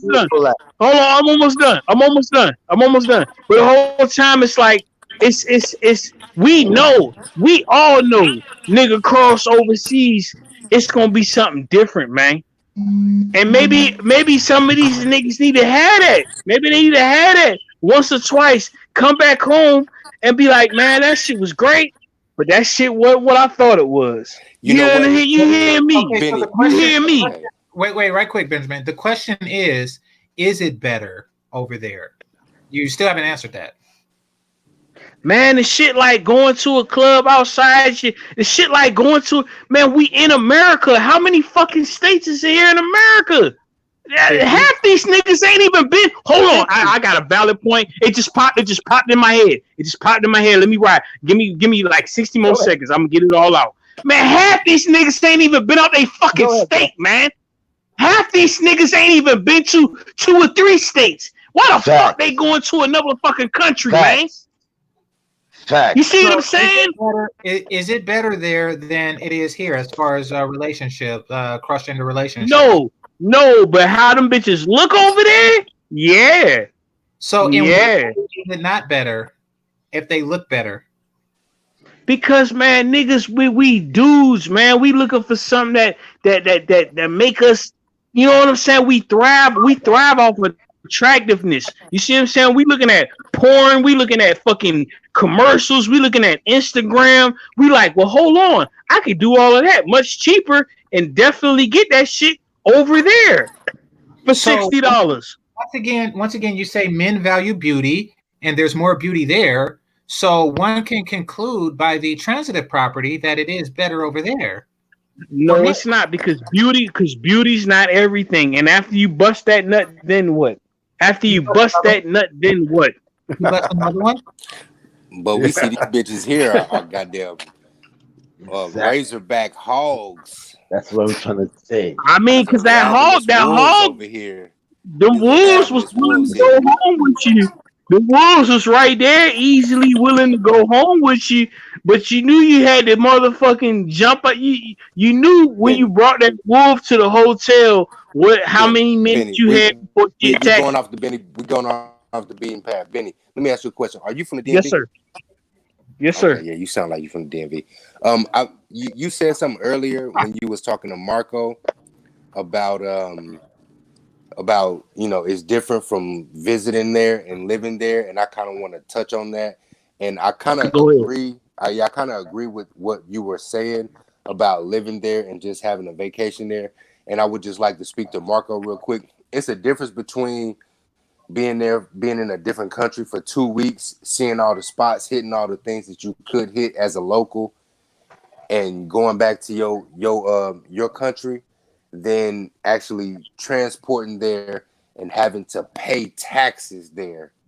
You know what I'm saying? Like when you actually have to put skin in the game and tax dollars in the game. It ain't even taxes though. And not to cut you off. No, that's what I'm talking about. All these dudes that's talking about the S by SBM, are they trying to go to them other countries and live there? No, they're not. They're not. No, Kane had actually. That was and I hate to. I know he jumped into a third wave party right there, but that was a great question though, because they are not. I was having your back, and then I was trying to clean. No, I wouldn't even. I wasn't saying nothing. You were saying was, but Kane actually. Don't try. Let AJ rock for a second. AJ, go ahead.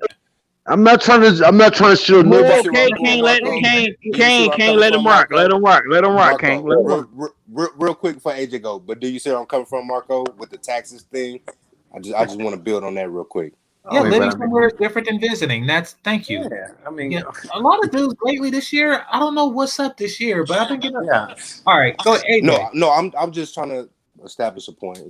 I'm just having a conversation. That's all. Yeah, that's all I'm trying to do is have a conversation. I'm not trying to beef with none of you dudes. I don't have no beef with none of you dudes. All right. I ain't trying to have beef with no dude. I'm just trying to ask. I'm asking that question. Yeah. No worries. No beef. No chicken. Man, hey, let me add. This is a great conversation. This is a great conversation. Oh no, AJ, go ahead. AJ. I cleared the floor for you, man. Go ahead. Hold on.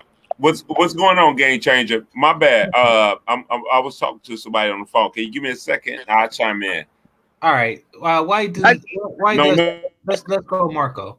I just asked that one question. That's all I'm asking. I'm not trying to be disrespectful to none of you guys. All right, I respect all you guys. I just want dudes to answer that question. Or y'all trying to go to those countries? That's not America.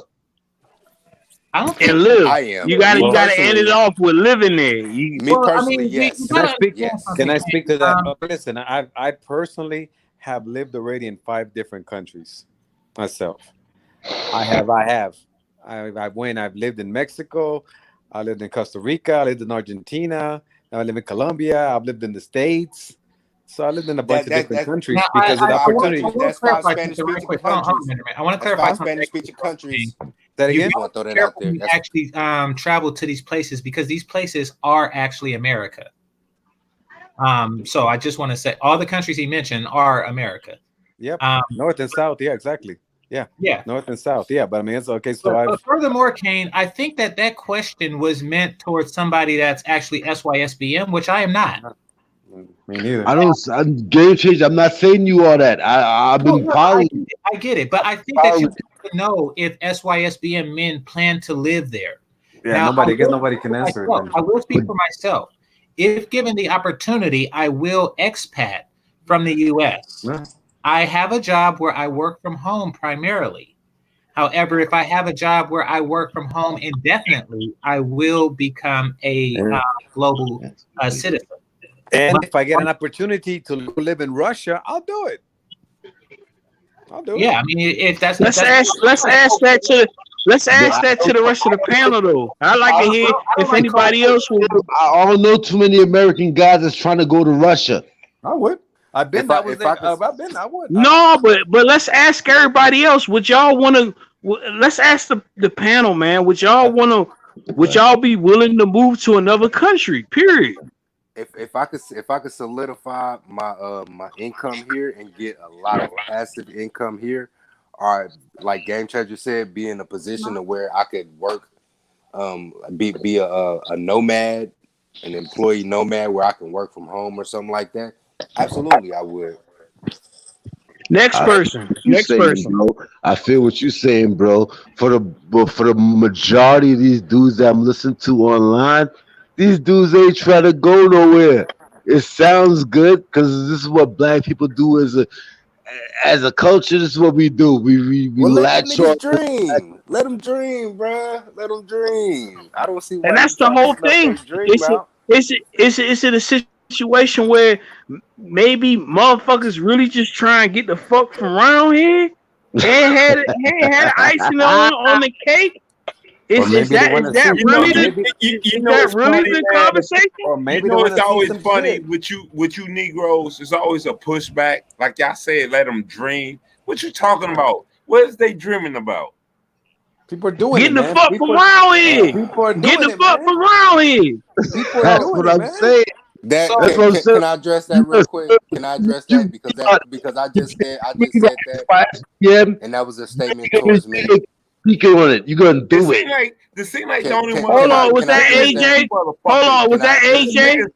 Was that AJ that said that? That dreaming, man. Benny Kane. You niggas are goofy as hell, man. You the only niggas that's dreaming. Go ahead. That's what I was gonna say. Is that AJ? Fall back real quick. Yeah, AJ. Can I address him because I brought up the dream thing? No, stop talking over each other, please. Stop talking. I brought up the dream thing, so that was a comment. That was a sideways comment to me. How many brothers is really trying to do that? They're just. Let me talk to this man real quick. No. You come talk to me, bro. AJ, hold on, let me because I can hear you, brother. Hold on. Were you referring to me, sir? Were you referring to me because I was the one who brought up? No, I wasn't referring to you, bro. But go ahead. Let them brothers dream. I said let them brothers dream. Were you referring to me with that statement, sir? Hey, are you there? No, I ain't hear him. I'm hearing them now. Can you repeat yourself? My bad. Okay, that dream statement that you said, why are y'all talking about let these brothers dream? I was the brother who made that statement. Were you referring to me, sir? And no, could you clarify your critique about that statement? No, I'm just saying because I came at the ass end because I was hearing the Benjamin That's goofball. Me. Wow, Benjamin goofball, because I'm Benjamin. Yeah, I'm addressing you. Yeah. Okay. I'm addressing you because Negro. Ouch. Yeah, I'm addressing you because I know you keep moving around, boy. You a fucking flip flopper, man. You a Decepticon, Negro. Because you sit back, you add what? I'm an African American. I'm not a Decepticon. It doesn't matter. So that's your excuse because you are African American. They call me Megatron, but go ahead. I'm just fucking with him because he's talking shit. Hey, so let me ask you. Okay, so since he did the runaround, hey, do the panel. Betty, how many countries have you been in? Like 3. To be honest with you, 3. And Kane?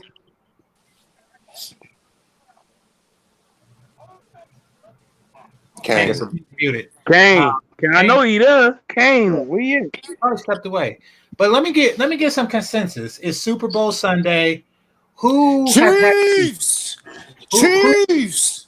I'm who sorry. on the panel? So I know what I'm dealing with. Who on the panel had a few? Me tonight. Of course. I'm like a dozen in. Today or whenever. Yeah, it's Super Bowl, man. Who had a few? I'm a chicken wings and hey. So I'm I like, won $50, man, Kansas City, and I put it out there, and I said I was going with the Chiefs. Hey, but who had a few though? You talking about drinks? Everybody, I'm like everybody. in, bro. I'm like a dozen in, but I had like. Hey, look, man. I got this. Hey, I got this makers over here, man. I'm sipping on a year. Hey, All right. So Benjamin. AJ, you had a few, man. No, hold on. No, yeah, I did, but hold on, Game Changer. But don't do me because you about to boot Benjamin, me. ain't you B1? You B1, ain't you, bro? Oh my God! Wow, we got Inspector Gadget here. Hey, y'all got some chemistry. It sounds like both of y'all got some chemistry the whole time. Nah, what do you think? Trying to play gotcha, man. He trying to play gotcha. He trying to get me on something. Really? I know y'all got some chemistry though. Y'all got some back and forth chemistry. I asked you a question. You're not B1, bro. You're not B1. I'm not the Taz B1. I do fuck with Jason Black and Professor Black Truth. God. So, bro, is it yes or no? Are you not B1? I'm not B1 in the sense that you're referring to. If you're referring to what Taz, sense that I refer to? I say B1. Okay, I guess then I am what I am. So this nigga right here. Come on, now Game Changer. Don't call me out on this, cause see, this goofy ass nigga don't want to answer the fucking question. So now I'm goofy. Yes, okay. You's a goofy ass nigga. Cause I know you B1. Hey, AJ. I know you B1, nigga. Hey, AJ. That's why you didn't want to answer it. AJ. Why don't you get the torches and the pitchforks? Goofy ass nigga. Get zero hate, man. Get zero hate to rock. What's up, zero hate? Ass nigga, Decepticon ass nigga. AJ, don't lead into it. Don't get upset, bro. Nigga. Please. All right. So he's basically saying that he's not the B1 type of brother that we talk about here. So I think that answers. Thank you. Right. Game Changer. Asking what, Game Changer?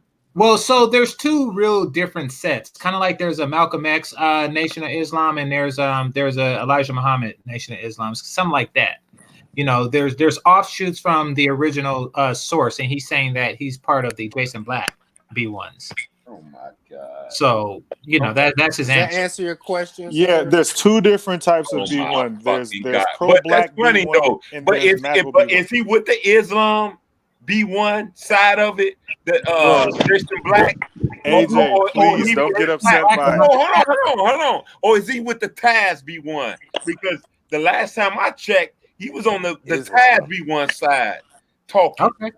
No, I was over on Taz's channel talking to him. Nigga, you a fucking phony ass nigga. You're a phony nigga. Talking about. All right. Phony. Look, AJ, what would help us all is to not even get upset about it. Y'all have history. What's going on, man?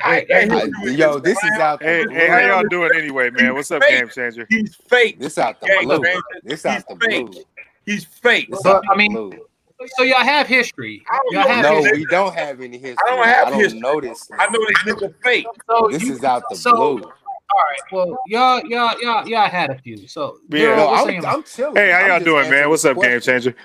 He's being belligerent. Hold on, Zero Hate. I ain't being belligerent. Let me just address this real quick.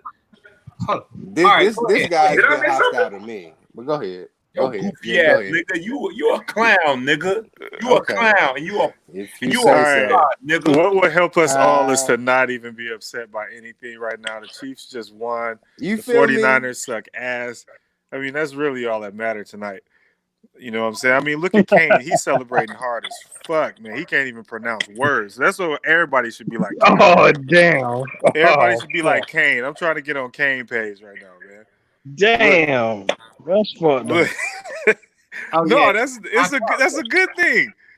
That's a good thing. Anyway, so my idea with all of this, man, that y'all talking about, it doesn't mean anything. Why not just let people do whatever they want to do? And whoever it was earlier hating on Marco, you can't hate on the plug for having the plug. That don't make Man, sense. wasn't nobody. Hey, I know Marco the plug whole time. Be I'm honest just with saying, you. why hate I on know the he the plug for plug. having the plug? The plug get to do plug shit. Hey, If but he you got a can bunch of ask bitches the on the plug. couch, You can if you ask the plug listen, questions though. Can you not ask the plug questions? No, you cannot question the plug. That's why he's the plug. Listen, if the plug got a bunch of bitches on the couch, you supposed to just sit there and enjoy the shit. You don't question how or why it happened. It's happening. Enjoy the shit. But look though, from what I know with the plug though, yeah, he is. But it's okay though. It's okay though. It's okay though. Listen, when It's the plug okay. is doing plug shit, you Sounds like cannot a slurp question to it or me. get in the way of it. If you want to do plug shit, then go find out how to beat them. Just go do that. But if you ain't got it So like we're not that, supposed then to just scrutinize. relax. So No, we're not you're supposed to not. scrutinize. You're not. You supposed to just accept what's happening. Because it ain't got nothing to do with you. It ain't got nothing to do with you. Like, how is it affecting your life? So I'm just, this is happening. Just let it happen. How is it affecting your life? You good? How is it affecting your life? Answer cool. that. I can answer that. It could affect your life in many ways. That's why you ask questions. How is the Hold plug on. Hold shit affecting your life? Hold on. Because realistically, like when you already there, it's too late. Before you got there though, nigga, you could have realized if you was gonna make that trip or not. Okay, or if you was gonna have somebody else to make that trip for you. No, I'm trying. No, it's not. No, it's not. It fit right in. It fit right in because you was talking about questioning the fucking plug. How is it affecting your life if you can't do the shit and he can and you watching it and then you getting like I don't know. That's for him. That's for him. We're talking about me or whoever else. So when I'm talking with so listen. When I'm talking with the listen to me. Cause it ain't gonna make no sense if you ain't listening. No, you speaking a different language. No, you're not listening. You talking to somebody, you gaining information from them for you to make a positive, right decision for yourself. If you a phony, fluke ass, fuck ass nigga, you just gonna get sucked in. Like, oh, that's what it is. Oh, I'm sucked in. It's the vacuum. It's the plug. I'm sucked in. Whatever he say. Oh, I'm a yes man. Yes. Right, I'm a yes man. I'm a yes man. I'm finna try and translate from Nigganese to English. So you saying that because the plug got influence, it's gonna make you do some dumb shit?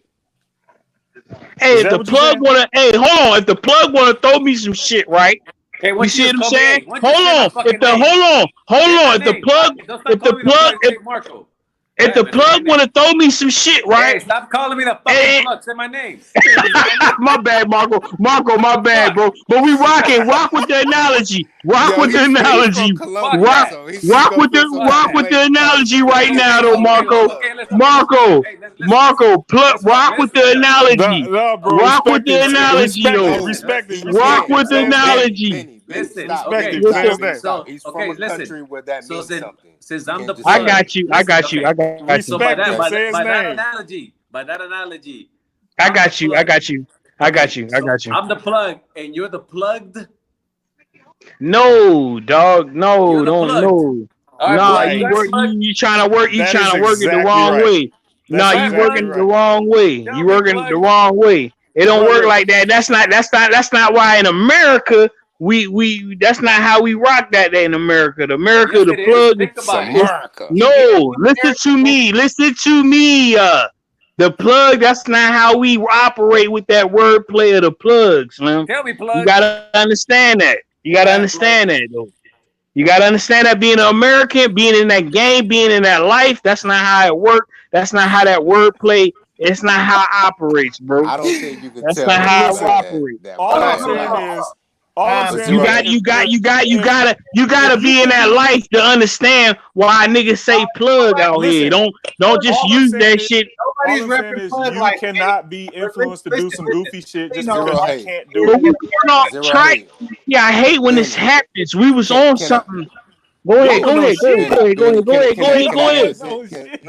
me talk to Zero. What's up, Troll? Say my name, bro. You know my name. You are a super troll. Go ahead. Yeah. You troll-tacular. I'll write you extra. You know what? I'm not gonna go there. Trollerific. But you know my name, bro. So just show me some respect, bro. You're not calling my name, so why should he call you yours? No, I wasn't calling the plug. Marco, not to call you that. I was telling him not to call you that. I'm the one who just said respect him. Play it back. As soon as he said don't call me plug, I said okay, respect it.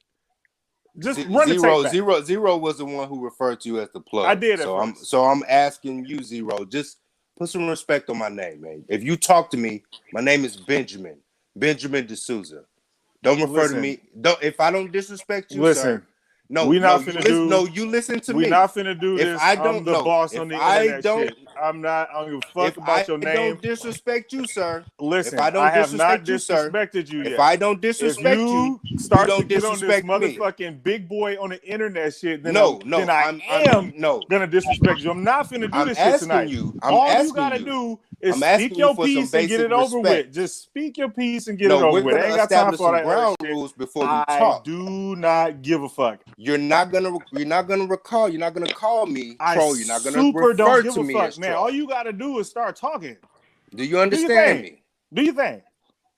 That's the last time you referred man? to me as do you that. think? I'm not. Listen, I ain't got time. Are we for that clear shit. on that? I can't even hear what you're talking about right now. Now that we have that established. Yeah, you do. Now you said. Now. You said something about not questioning the troll. I mean, not questioning the plug, right? Or all right, let's put it this way. Let's switch it to like somebody doing boss shit. You can't question it. If you watching this shit, why even bother hating on it? Just why? What is it doing to you? Okay. How is it affecting you? Let me ask you this. It makes no fucking sense. Let me ask you this. You're a smart guy, right? Sometimes. Your quantum equation. I do physics, but that's just math, man. Don't worry about it. It's just Newton math. times friction times momentum. Yeah, man. Shit, right? Yeah. Yep. All that when shit. you go to a car dealership, do you not raise the hood and kick the tires? Sometimes before you buy. It depends. Nobody's selling cars, man. Nobody was selling cars. Here. No, right. That's an analogy, sir. That's a bad analogy. That is no, really, it's not. Bad Marco, stop. Marco, stop. Man. Let me finish. Can I finish what I'm saying? I'm not saying that you're selling anything. Well, earlier you said I was trying to open a dating agency, so that's the same. You want to run the same. You corrected me, and I recanted my statement. So how did you even come to that conclusion? And now you go in the cars. I'm not talking to you. I'm talking to Marco. Yeah, but you were talking to me at first, and then he interrupted, and then you were talking to him. So the conversation get back is between to you, sir. The three of us. Let's put a pin in that. Logic. Let's put a pin in that. Let's put a pin in that.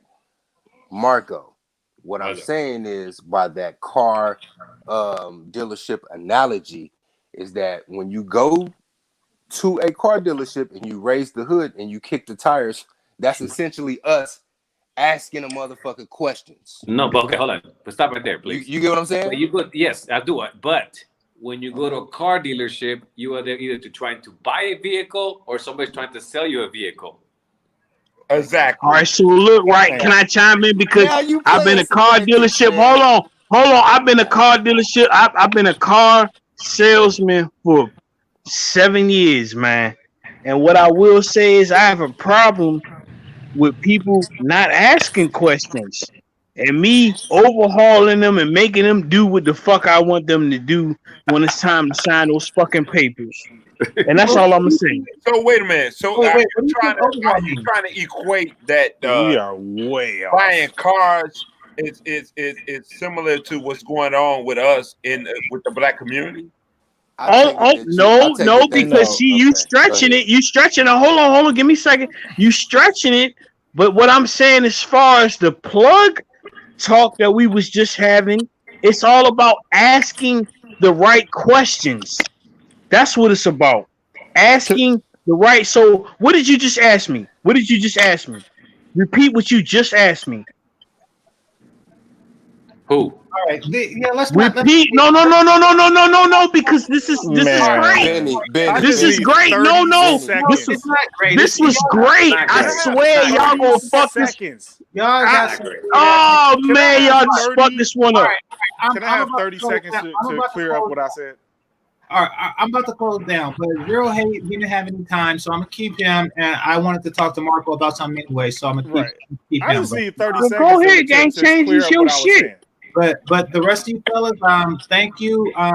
Sit back in the back if you like. Hold on, one more second. Let me talk to Zero Hate. Zero Hate. Whenever you want to talk, sir, whenever you want to have a sit down, we can have a debate. You can talk to big homie GC right there. I mean, you're a smart guy. I'm good on that. You're a smart guy, right? Man, you full of shit. You good with the words? I ain't got time for that. Yeah, you good with the words, right? I'm good on that. All right, don't be a carrot now. You sound like a carrot. Like yeah. Okay, I'll be all that.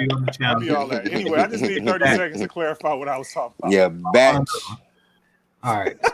So yes. Oh my God. Anyway. So you got somebody doing like basically just some boss shit, you know what I'm saying? And then you got dudes looking at it, and then they get on like some hater shit, and then want to ask him a bunch of questions about it, like he got some fucking ulterior motive. And let's just say he did want to fucking open a date. It don't matter. All it is why do you care? Is my point. Why do you care? How is it affecting your fucking life? That's the point. Yeah, that's the whole thing. It just sounds like fucking hating shit, man. That's all it is. That's a good point. That's a good point. And then, I mean, obviously I'm not, but that's why, you know, when he's tried with the dealership analogy, that's a fucked up. Again, that there is a selling situation there. Somebody's trying to sell something or buy something. And then you know, it appeared that's why I kind of like interrupted him when he was going to the car, because I was like, ain't nobody selling shit here, man. I was just trying to share something that perhaps might help somebody. Maybe not him, maybe not the people that we spoke to on the channel, maybe not half of the chat, maybe some people in the chat somewhere that can actually be like, yo, man, you know, perhaps I've been seeing things in a different way, or somebody had told me that things were this way, and they can open their minds and then eventually see it for themselves. That's all. Yeah, but you speaking to people that can actually do it or have the ability to do it. That's what you're speaking to. And the rest of the people are just, like I said, man, it's just hater bullshit. I sit here and listen to this stuff for hours, and then my ears start burning, and I can't fucking take it.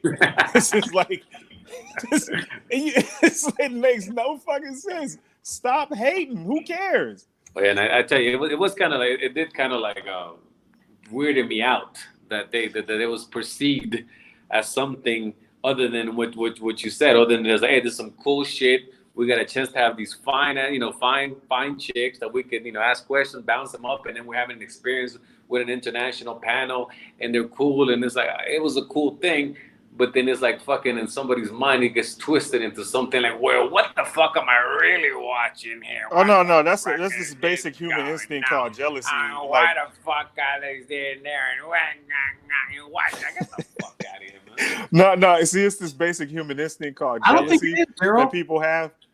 Oh no, you don't think that is? I don't think that's normal human behavior. No, I think that's the result of a lot of conditioning. Yeah, it threw me off. Like I said, it really, I was not expecting that. I mean, that like for it to be so fucking like looked upon as something other than what it was, which is a cool shit for, again, we always talk about these people also on, oh yeah, I'm successful with women. Oh yeah, I can do this. Oh yeah, they're always talking all this shit. I hear them all the time. I see them, but we never see the shit. We never see it. Right. No, right. I The dudes that never be like, I got 17 bitches and I'm polygamous and all that. Oh, I got a roster. You gotta get the roster. You gotta move it around. You gotta have this type of honey and that one hen. I got this honey that buys mayonnaise. I got this. I got that. We never see shit. Yeah. Well, I mean, if you see them in real life, they think being polygamous is fucking with a bunch of tax season girls, like them giant fat bitches that get their tax season checks, and then they buy them like clothes and cars and stuff like that. Then they do the shit the next year and the next year and the next year. Well, they still be broke as a motherfucker. They think that 5 twos is a 10. Yeah, that's what it is. That's their idea of polygamy. They got like 4 or 5 taxis and manatees, and you know, they walk around with them from like January to about April, and then you know They out there in the summer driving their car, can't get no hose, and then they do the shit the next year as soon as it get cold. Yeah, I mean, it's again, it was strange. I thought it was again, it's something that we always talk about. And I was talking about, save yourself and go here and go there, and then the women somewhere else, they're this and that, they're this way or they're that way, and like, okay, well, you know what? Let's fucking see some. Let's fucking see some chicks and let's fucking ask them and see how they are. So we can see them. Just keep doing what you're doing, man. Keep doing what you're doing. If I was you, I would just stop talking to these dudes, man. Like even answering their questions don't make no fucking sense. He's showing that respect to me. I appreciate it. No, don't even entertain them niggas, man. But that's Lori. Let me ask you this before we get started, Lori. Go ahead, bro. Super Bowl Sunday. Have you had a few? I had a few hours ago, but I'm normal now. You're normal now. All right, let's test that. Fuck that. I'm finna get on some Kane shit. I'll holler at y'all. Go ahead, Lori. Right. Oh, he hopped off. Oh, he said he's getting on some Kane shit. All right. So Lori, what's on your mind, man? No, I was just here to basically, thank Marco and thank you for basically having me on the panel. The biggest thing I want to say is, look, man, everybody's got their own experience. And instead of basically asking a bunch of questions, and then once those questions get answered, you ask more questions. No. All we're here to do is just learn, man. You're right. Like the reason I left is because it was nauseating, because we're asking all these questions and not getting anywhere. The chat is blowing up, and it's just like we're out here to actually achieve something. That's my big thing. Yeah. On all these panels. That was that was my whole. That was the whole idea. And you said, you see how we lost them, because at first obviously they were willing and they were upbeat and they were willing to touch anything, but then like the questions were like, what the fuck are you? It's like, what the? It was weird how we lost them, and they got bored. So I was like, man, and I was like, well, this is bullshit. So then I even said it a couple of times, like, all right, I even tried to spice it up and said, well, let them fucking ask questions. They want to do it, because trying to bring them in and get them involved, for them not to be, trying to look at their phone and shit. Right. And it just seemed like, again, it just seemed very, very strange to me. I thought, obviously, if I. No, I get it. I don't think that it was anything that either side was doing wrong. I just think that it's difficult to have chemistry that way. A bunch of, like 100 faceless dudes and, 5 beautiful faced women. I can't see how that would be like a proper setting for decent. But they were open. They were open because they were like, okay, show yourself, and they were like, you good, you cute. They were like, no, they were fun. Don't get me wrong. There was nothing wrong with their personality, but it's just hard to. We couldn't get a dialogue going through all the translation and technology. But I don't know. I missed half of it because I was busy doing shit. Anyway. Sure. But sure. But Beth, you said in the chat room earlier, Beth, that why go to something to the effect of why go to Colombia when there's so many beautiful Black women here in the U.S. So let me ask you this: do you have a brother? Beth, can you hear me? Yes. Do you have a brother? Yes. Is he single? He's talking to someone. Okay, let's say he wasn't talking to anybody, right? And you was tasked with hooking him up with one of your friends. Would you be able to do that? My friends are married. So basically, you do not have any single Black friends available to you, and you think that men in this country should. No, that's not what I was saying. Well, you're saying that there's just this wealth of, quality Black women here in America, but you don't have any. No, that's not what I was. That's not what I was trying to say with that. Please elaborate. Please clarify. I was saying, why would you go all the way to Colombia for a Black chick? Black chicks why aren't wouldn't that they? attractive, so why would you go all the way to another country just to get one? We can get like a Hispanic, very gorgeous Colombian woman. Well, I think that they have more to offer. That the country of Colombia has more to offer than a attractive woman. Excuse me. No, I get However, it. I know they're. Well, there was one. I'm sorry, Beth. I'm sorry I to know interrupt they're you, but picking them for internal qualities and that. I understand that, but I'm just saying if you're going all the way over there, you're obviously there to get the hottest one you can get. So why get a black chick? Most of them aren't okay, even just really just so you know, each and every single place I ever go is with hopes that I get the hottest chick that exists. When I go to Costco, I'm hoping that the hottest chick I've ever seen is in Costco buying some tampons in bulk, and I would get at her. So that's true for Colombia as it is Costco. Right, but I mean, Colombia has, when I think of Colombian women, I think of like Sofia Vergara. I don't think of a girl that just looks like a regular black chick you could get here in America. Okay, so what would you say a regular black chick is? Like the ones that were on display for Marco? Yes. Okay, now, once again, do you have these women available to you? No, I'm saying if you're gonna go all the way to Colombia, No, you're missing the point. I'm saying that those women are not readily available here because Marco has them available to him. In his circle of friends, he has 5 attractive black women, regular or otherwise. He has 5 regular single black women. And that's in Colombia. In whatever state it is you live in, even as a female, and their guard would be down for you. Even as a female, you do not have the same. You don't find that different.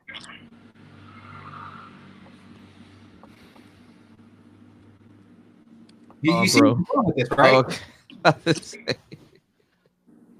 Okay, think of it like this. Say I wanted I don't know, some corn, right? Say I wanted some corn. I wanted a nice stock of corn, right? And then somebody in Nebraska is saying, hey, GameChanger, look at all this good ass corn. This is some Nebraska corn. And I'm looking at my California corn like this ain't shit. Perhaps others in California have some nice corn. And then I ask around and it's like, you know something? I think I'm gonna go to Nebraska, get some of that good corn, and then go to Pennsylvania and have the Amish crank me up some butter and have me some corn on the cob. I think that what you believe exists in the U.S. does not exist in a high concentration. Because if you did, you would have like a ton of these single black women friends that y'all get together in a waiting to exhale covet and do a slow motion hug for each other every New Year's. But it doesn't really exist. It doesn't really exist. I think that's why I felt go. But to be honest with you, the reason why I'm going is because every year, every spring break, we go somewhere, and this is just next on the list.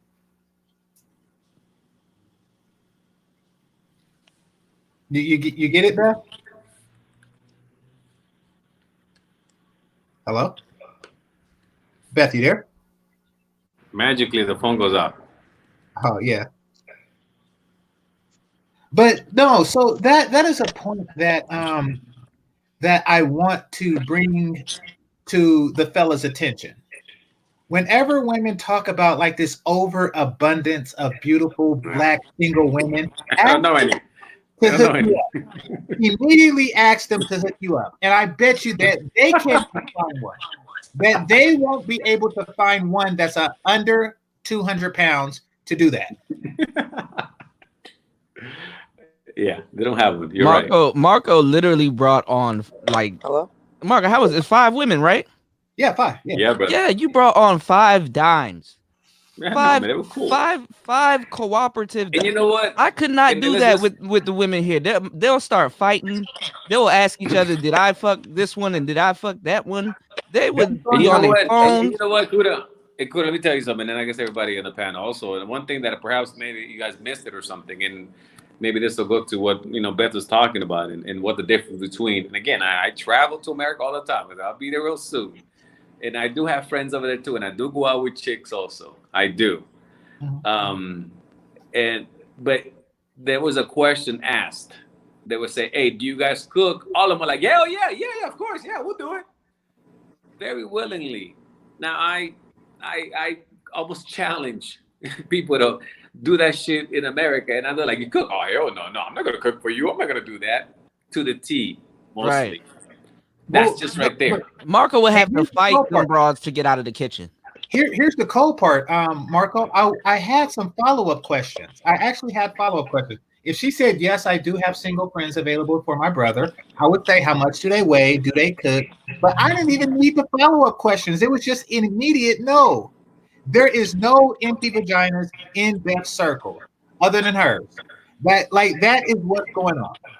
Be real. Can you hear me, GameChanger? Yeah, I can hear you now. Can you say what you had said before? I had to get out and come back in. So basically, I was saying that you were unable to produce what Marco was able to produce. So, and that is 5 what you call average-looking women, average-looking Black women that are single. Therefore, one can safely conclude that there is a higher concentration of single, average-looking women, your words, not mine, available in Colombia than there is in the U.S. Can you agree to that? I produced one before, but she wasn't Black. She was Guyanese, and he said he wasn't. She's not from here.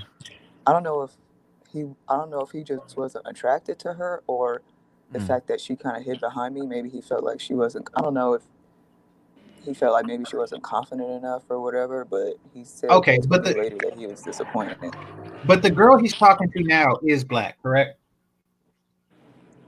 No, she's Guyanese. She's dark skinned, but she's Guyanese. So you introduced the girl he's talking to now.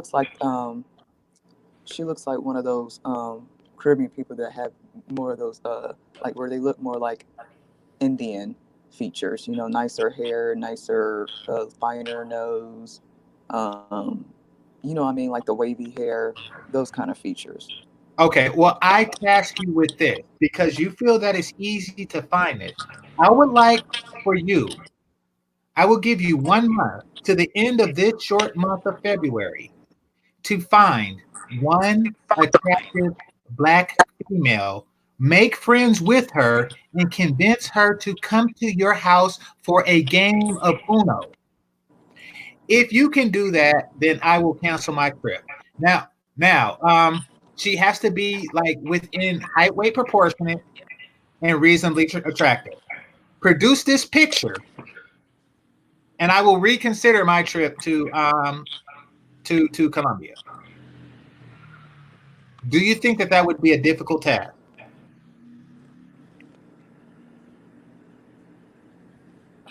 He said it again. I can hear you, but it's just cracking up. I would like you to produce an attractive A-dose woman to hang out with you and at your house or hers play a game of Uno. If you are able to do this, I will reconsider my trip to Colombia. Do you think that is a difficult task? I mean, he's had No, I'm talking about with you. I'm talking about with you. I would like for you to make a new single Black best friend that you two are so close that y'all can play Uno together. I would like for you to do that. Do you think that that's an easy task? No, she's not lesbian. What the fuck do you think Uno is? He knows that he has this audience, but he's just not interested in them. But that wasn't my point. What's your point?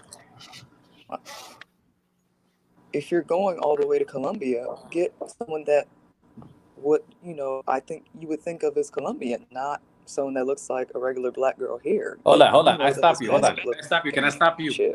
Colombia has no look. Hold on. Let me stop you. Yeah. This is spectacular. Look, Beth, are you an American? Beth, are you an American?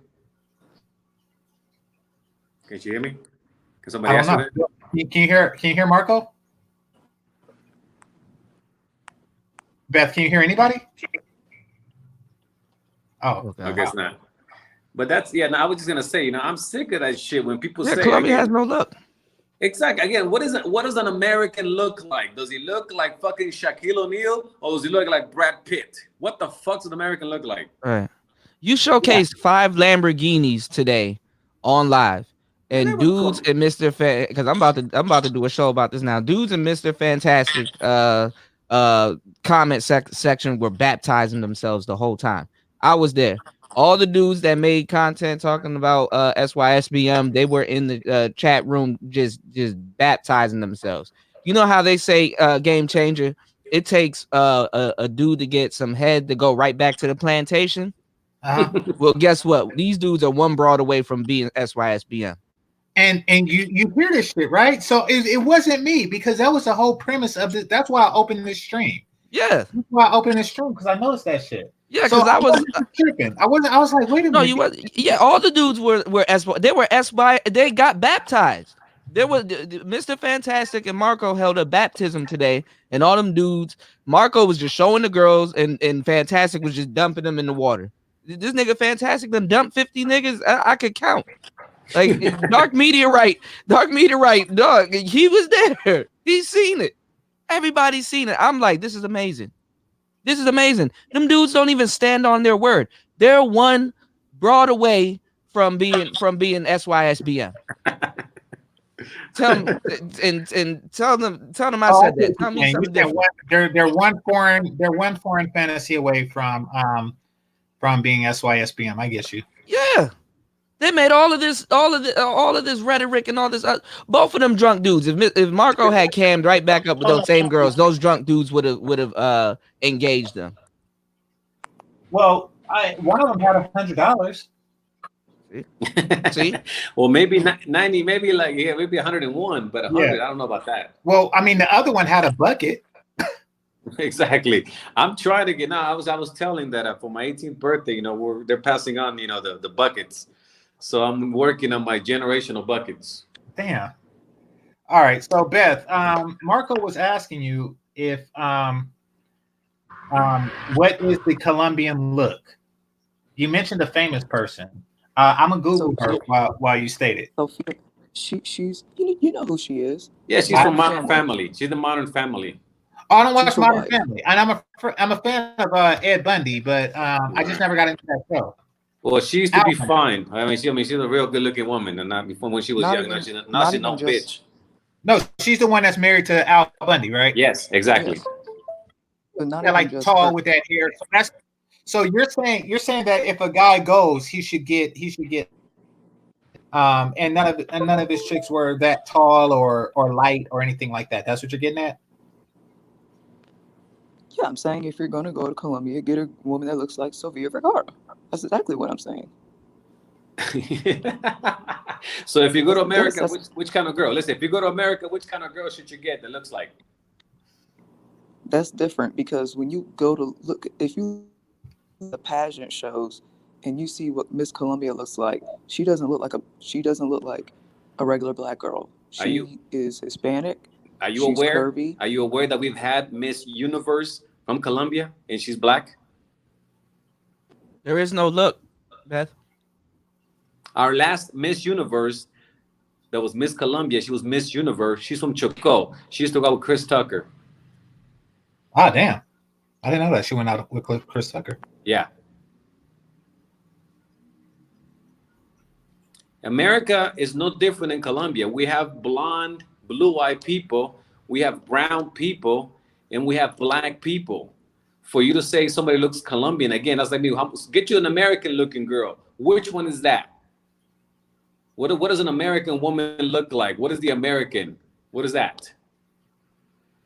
So it's interesting that the question supposes that, for one, we're going there to get those particular girls. When I say we, I'm talking about me and my friend, and other people are traveling there. Mm-hmm. But for two, it implies that we should be limiting ourselves to. Wait, can I chime in? Because this is the thing. Only hold on. Cool out. Yeah. Only if you Hold hook up. me up with my soundbite. Which one? This one? Let me tell every goddamn body who's listening to this. The sun has been coming up for billions of years. Ain't nobody call that old. The moon has been coming up for billions of years. Ain't nobody calling that old. Wait, hold on. The thing is why it throws people off is that a lot of those girls, I wouldn't say they try to imitate American women, but a lot of women try to imitate them also to get that foreign look. So a lot of times the looks are interchangeable because an American girl here will buy a wig that mimics the same type of hair that I forgot that other girl's name, the other girl that you had over there. It will mimic the same thing. So it's I kind of see what's going on, but they look alike, but generally, huh? My bad. Go ahead. No, wait, go ahead, Game Changer. You agree? No, to your credit, each of the girls presented do have an American doppelganger. There is an American girl who do look like each and every one. Yeah. And in my personal life, I have seen it, you know. And not to say that they're not unique. I think that you're asking why go to a foreign country if you're not going to get something exotic, right? Right. Like, why go to the foreign country if you're going to eat a hamburger? Am I right? Yeah, it's like I went all the way to Colombia to see what the McDonald's tastes like. Right. I see what you're saying. I'm gonna be honest. I'm only speaking for myself. I'm not going for the women, so it really doesn't matter. But the company of nice women is nice. Don't get me wrong. That's always welcome. That's why they hire them as waitresses and things like that. Men just enjoy but let me tell you, man. Again, but you can't simplify it just like that. I mean, again, I know exactly what you're doing, Beth. It's very disingenuous in the sense that you're saying that, Big Mac is the same everywhere in the world, whether you get it in the US or you get it in Egypt or whether you get it in South Africa. That's fine. That's all good and dandy if it's exactly the same thing that's outside and inside. Perhaps from the outside it looks the same. Yes, you're right. I mean, you're right, but that's very disingenuous because Sure. if you had a chance to look at what we were seeing today, if you had a chance to listen to how they acted and how different it was from the normal American women, which perhaps you know some, and I know plenty of, in California, in New York, in Florida, in Arizona, in Washington. I go all over the place, and I have friends pretty much where I go. And I know how they act. I know their attitude. I know how what do you call it, how abrasive they are when you ask a question or when you try to just make friends with them. I know how they are. You didn't see that here, so that you're totally missing the whole point. That this is a culture. I get the point. I understand. I don't think you do. I know I do get it. They're there. They want them because they're feminine and submissive, basically. Yeah. I get it. But so are the Hispanic Colombians. So why not just? What are you talking about? Stop saying that. They're Colombian. Okay. They're Colombian. Stop saying that. We don't separate like. See, we don't separate like stuff like that. That's the problem. One. We don't Hispanic. They all spoke Spanish. What the hell are you talking about? They're Colombian. Yes, there is no. We don't separate like that. When I mean Hispanic, I mean one that looks like Sofia Vergara. And okay, like the one that I have in my picture, like the one that I got in the picture there, like the one that I have in my. You could go to Cuba and see the same girl. You can go to Argentina and see the same girl. Hey, you can go to Mexico. Can you show the avatar like that one right there, like the blonde one right there? That one is that what you're talking about? Hold on. Yeah. My avatar, like that one. Both of them. Yeah, like the blonde one.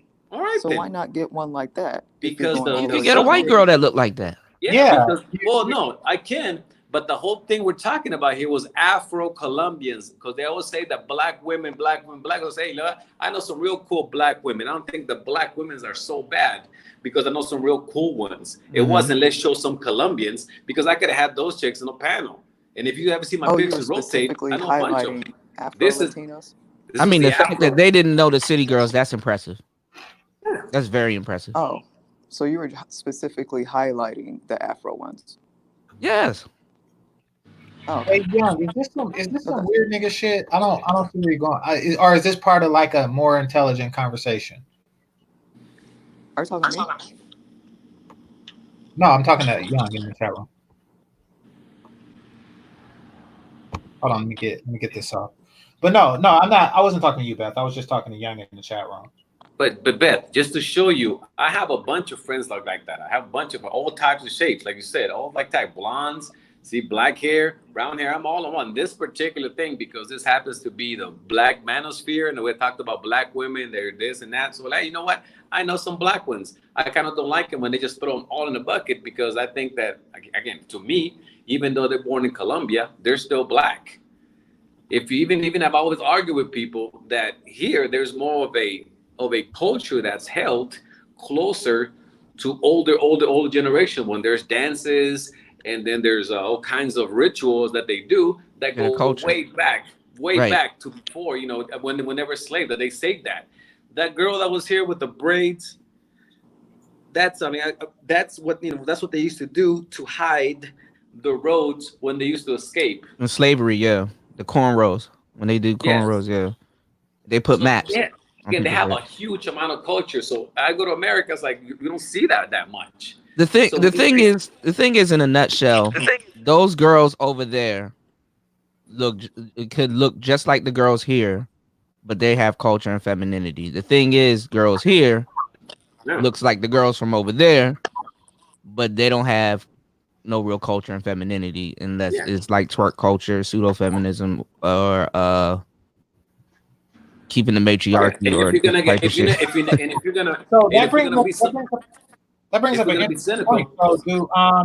So would you feel that people who travel for love and companionship are looking for femininity, that looks are less important as long as the base physical requirements are met? Looks are less important, and femininity is top. Yeah, I think so. Yeah, I think that's a safe answer to your question, Beth. But it's the thing, dude's been doing this all the time, but now that you put an acronym on it, now it's terrible. So yeah, Beth, I think that men are seeking femininity less than a particular exotic look that you're describing. I don't think that they're going for a particular exotic look. I think that they're going for a particular exotic upbringing, personality, femininity, submission. I think that that's what they're going for. Right, but if these countries, this is the culture, then that's the majority of everybody there. So that's not like, it's not so rare. Do you know what I'm saying? But the women here, they're taking those girls' hair and putting them on their head, and telling you and pretending like they're them. So what you're saying is that a person who would go there has such an abundance of femininity that it's not fair, so they should select the most exotic of the feminine. Am I correct? I'm saying that's what I would expect a male to do. Why? Because they're males. Do you think that black men are innately attracted to lighter skinned blonde women? I think that ever since Pimpin' All Over the World music video came out, black men have had a curiosity. Oh God. So you are under the impression that if black men are given an option of a nation of women, all of whom are feminine and submissive, we would just pick the most exotic one, the one who looks as far away from our mothers as possible. That's what you're suggesting. Yes, they do that already. I mean, it's like, okay, let's say you've dated black chicks here, and you've had. Well, no, let me put it this way. Let's say you've dated black chicks here, and you've had all bad experiences. Then, yeah, there are black guys here who say, like, okay, I've dated blacks, so I've had such a bad experience. I want to go the far opposite and not even date anything that's anything like that, because I associate negative things with that. Well, it's not okay. I see where you're going with this, Beth. It's not like that. You see, the negative attributes of blackness come from the culture, not the look. The reason that men, not just black men, but every other man is repulsed by black women is because y'all developed a culture that's toxic for relationships. So when they stop dating black women, they're just looking for a different culture, not really a different look. Now, when you go to a different country, you can't get a black woman of a different culture. So you see, it's not really the physical attribute, and nor do we associate it. Nor like, if I were to go to a beautiful Colombian woman and say you look like my ex, I wouldn't say I fucking hate you because you look like my ex, you know. And I'm not gonna mess with you because I did mess with my ex to begin with on her physical appearance. You, for example, I told you look like my friend's crazy ass wife. You know, I don't hold that against you. I wouldn't say, fellas, don't mess with her because she's as crazy as my partner's wife. That would be, you know, we don't do that. I know sisters do that, especially the swirling bunch, but that's not our thing, Beth. At least that's not my thing. Yeah, no, but I mean, and then I have to be completely honest here. I think that this is really, really lost on women, and this is really, really lost, especially your age. I think that you don't understand what us men really, really like and what we look for. I think that you look at it from a point of, okay, I am not those women. I'm no longer young, therefore. They should look at those. Now, that's really what I think. Best pussy hasn't expired yet, right? Your pussy hasn't expired yet, have it? Yeah. Big time. Oh, it did? He said big time. Nah, she 24, right? I'm 28. Oh, you're 28. Oh, yeah. Your pussy 3 years expired. Yeah, I still have my cherry though. Big time. What the fuck? Oh, yeah, Beth did say she has her cherry. Yep. Right. She did say that last time. You've been keeping for 28 years? That's not true. That's not true, man. Come on, guys. That's not true. It's not a good lie. Whether it's a lie or the truth, it's not a good one. Like, I know I heard that shit from a 27-year-old chick who was in law school. Like I was maybe like 32 or some shit. And I was like, that's not a turn on. I'm not gonna wait for that shit that you've been holding out for 20. That's hella baggage. Like, you'll scare motherfuckers off with that, Beth. Sure or not, you will scare a motherfucker off with that. I mean, but we have it here because here, so when a chick goes after 25, 26, kind of like Caro, and they really, really start hating on the young ones. And the young ones hate on the older ones too. Whenever like a 25 or 26-year-old goes to the club and they're mainly 19, 20, they're like, what the fuck is that old bitch doing here? What does the fuck does she go home? That's the normal their attitude. Mm-hmm. And then the 26, 27, old bitches, they're like, oh, what are these young women don't know what the fuck they're doing. They don't know shit. Mm. It's a never ending thing, man. It's never ending thing. That's their nature. It's women nature to fucking want to fight each other and be jealous and envious of each other. That's just the nature, man. Well, you see, and that's why I was telling, that's why women were not meant to be single for this long. Hmm. Like, women are supposed to get married and get out of the way of younger bitches. Yep. Like, you're supposed to take your pussy off the market and give the new chicks a chance. Yeah. Just like men have to retire in order for other people to get jobs and promotions and shit. It's like, goddamn, you've been a CFO for fucking 40 years. Let somebody else do a promotion. Man, it's a great analogy. I mean, when I used to go to clubs at the time when I was 23, 22, and you see them 40, 50-year-old motherfuckers at the club, we thought the same thing. What the fuck are these old motherfuckers doing here? Mm-hmm. Don't you have any grandkids to go to? We think the same shit. Well, they look at it as getting old instead of a type of graduation. You should be happy to move on into a certain sector of your life and welcome it. Agreed. But they call it getting old because a lot of them they live their life at the expense of their looks. But that's another story. Yeah, not being real. Hey, Flit, I'm gonna get to you, Flit. I just I want to get Cocaine Kels first because her no problem. Wonky. Okay, go ahead, Kels. Cocaine, you there? Yeah, see what I mean? All right, go ahead, Flit. Nah, Marco, man, you did a good job today. Those ladies was A1, and what's the Melena, the black one? The black one, they're all black. What the fuck are you talking about? Oh yeah, the one. Okay, the darker complexion. You can say, well, of the five. The one on the far right. The pink. Yeah, Melena. Yeah, she no, Marcela. That's Marcela. Marcela. Okay. Yeah, you make me consider like changing my channel to Finding Love in Colombia. You keep it up, man. Nah, but all jokes aside, Beth, my perspective, and I'm an older dude, 48, and I like Dominican females since I was in my early 20s and late teens, working in Washington Heights. So I always knew the difference between African American, even Puerto Ricans compared to Dominicans. They were like, whoa, but you know, they were far out of my reach during that time. Now 20 something years later, I'm 48, and I'm like, okay, social media introducing us to outside world, DR, Colombia, Brazil. I'm like, okay, maybe I could reconsider this. You know, revisit my fondness for Dominican women. Then I started looking up, doing some research, watching some YouTube channels like Caribbean Conquest. My boy, what's his name? I forgot his name right now, but he's a YouTuber, Caribbean Conquest.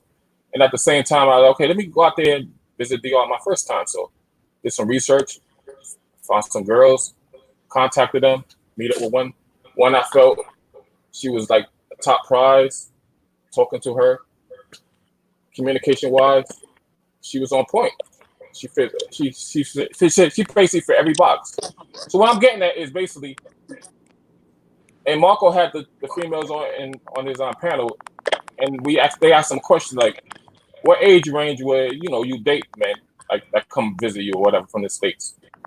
That range, that they said 40 years old, 50 years old, mostly in that range. That's the limit. If you ask American girls that, Black American girls, what's their range? They probably would say within their 20s. They probably definitely would not say no above 40. If you have a 23-year-old girl, African American girl, she's 23, 24. She very rarely would say she wants somebody her age of 50 years old, 45. Right. Cocaine. That's a good point. They Good want sugar observation. daddies though. Yeah, it was a good observation because it's another thing that it seems like in the States it's weird when let's say a 35-year-old man wants to go out with a 22-year-old woman, it's frowned upon. Yep, taboo. If a 40-year-old man wants to go out with a 25-year-old, it's frowned upon. Here is the total opposite. Why the fuck wouldn't that 25-year-old want to be with that 40-year-old man when he can offer so much more?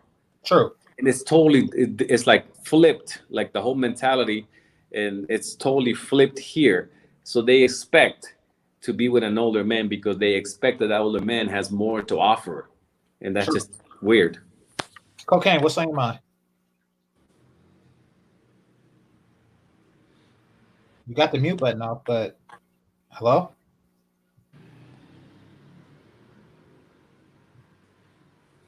Okay. All right, yeah, you might want to try to log off, log back in. Hold on. But no, I hear you. I think that these stigmas are made by older women. Yes. And the men that support them. And that's what I was saying. And that's what I was saying again. What is wrong for a 40-year-old man to go out with a 25-year-old? What is the 25-year-old is like way past for me. Well, but she's fucking way more than grown. Well, I mean, what the fuck does she not know? The chick who I was telling you about that I stayed in the hood in the Dominican for 4 days, her sister was marrying a Black Frenchman who was in his 50s. And this was her younger sister. Yeah. So, and she hadn't expired. Yeah, I mean, and again, it's like and again, me as a man, again, I'm 40. It's like in my 40s now, and it's like, why the fuck would I want to go out with a 35-year-old? Why would I want a 40-year-old? I do notice that women, particularly in their 50s, hate that shit. Like they genuinely hate it. To where, because there was this chick, let's just call her DB, and she was in her 50s, but she still looked good for her age, right? She's kind of like a gilf or something like that, whatever you want to call it. And she has an uncle who's in his 70s, and she is mad that he is seeking women her age. Yeah. Mhm. Yes. That he is seeking 50-year-old women. Right. This shit's weird. Right, and this, I mean, and this is a this is a woman thing. And this is the reason why, again, just talking personally, this is the reason why I never, ever chose to get married or to have a woman like that, because I know how fucked up their analogy is. And I said, I'm never gonna put my well-being, my trust, my happiness into a hand of a bitch. Right. Because at any moment, no matter how cool she is, at any moment they flip. She'll flip. Yeah. They fucking flip. I had a one time I was at a fucking restaurant. I tied my shoe. Bitch was like, "Why are you looking at her? Why don't you just go over there and sit with them?" I'm like, "What?" It's because their emotions flip. Yeah, See, exactly. Women like to do things they have no business doing in a lot of cases. 50-year-old women have no business competing with 20-something-year-olds. Yet you go to the club here. They're done. Like I said, they should be taking care of their fucking grandkids. Like, Should is right.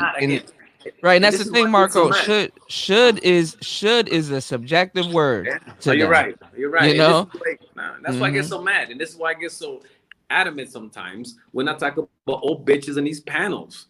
Right. You know, it's like, really, you because they in the clubs talking too. about this. Yeah, they in the clubs too. About this. Bitch, Right. Not only are they in the club, they're in the club with their daughter. Yeah, they in the club too. By the time you turn 24, 25 here, the clubs, it gets old. It really gets old. It's like, but then don't like, again, you're an old bitch. Nobody, you understand why they don't want you, because maybe if you're 30 now, when you were 20, you were way fucking finer. You should understand that. Look in the fucking mirror. You know this. This is the thing. They look at social media. Everything's on steroids now. They see all the attention being given out. They double back, and then they go to the club and I found me a little 20-year-old boyfriend, and really take the shit seriously. Yeah, a 50-year-old woman taking a 20-year-old boy seriously. Boyfriend? Oh god. Oh god. Oh yeah. Oh yeah, Stella got her groove back. All the movies back in the day. You look at some of those movies back in the day, like Stella got her groove back. There was one there was one magazine cover by Ebony, and it's funny that a couple of years later they were outing him. They were praising R. Kelly. R. Kelly was on the cover of that magazine, and they were talking about him dating young women, and it was totally okay. And then they had another segment on there saying, "Ladies, we can do it too." And they had Stella got her groove back. Yep. And now all of a sudden in the future, oh my God, he's a pedophile. Yeah, it's horrible. Yeah. No, because they realized Yeah. And they were praising Hugh Hefner and shit like that, knowing damn well this 70-year-old man is breaking these 18-year-old girls. Yeah, but I've heard some panels. See, here's the thing. Here's the flip. Here's the rub. Or here's the part of it where they realize it's a con. You know, when they're young, they want the best of both worlds. They want to be able to do the sugar baby thing, you know, when they're 20, fucking with the 50 pluses. You know, they want to be able to do the sugar baby thing. Yeah.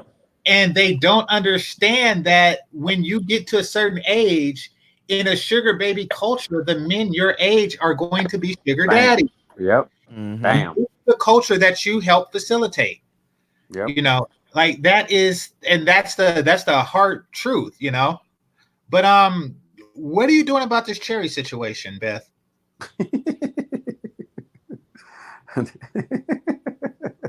Beth, tell me your efforts to find some penis.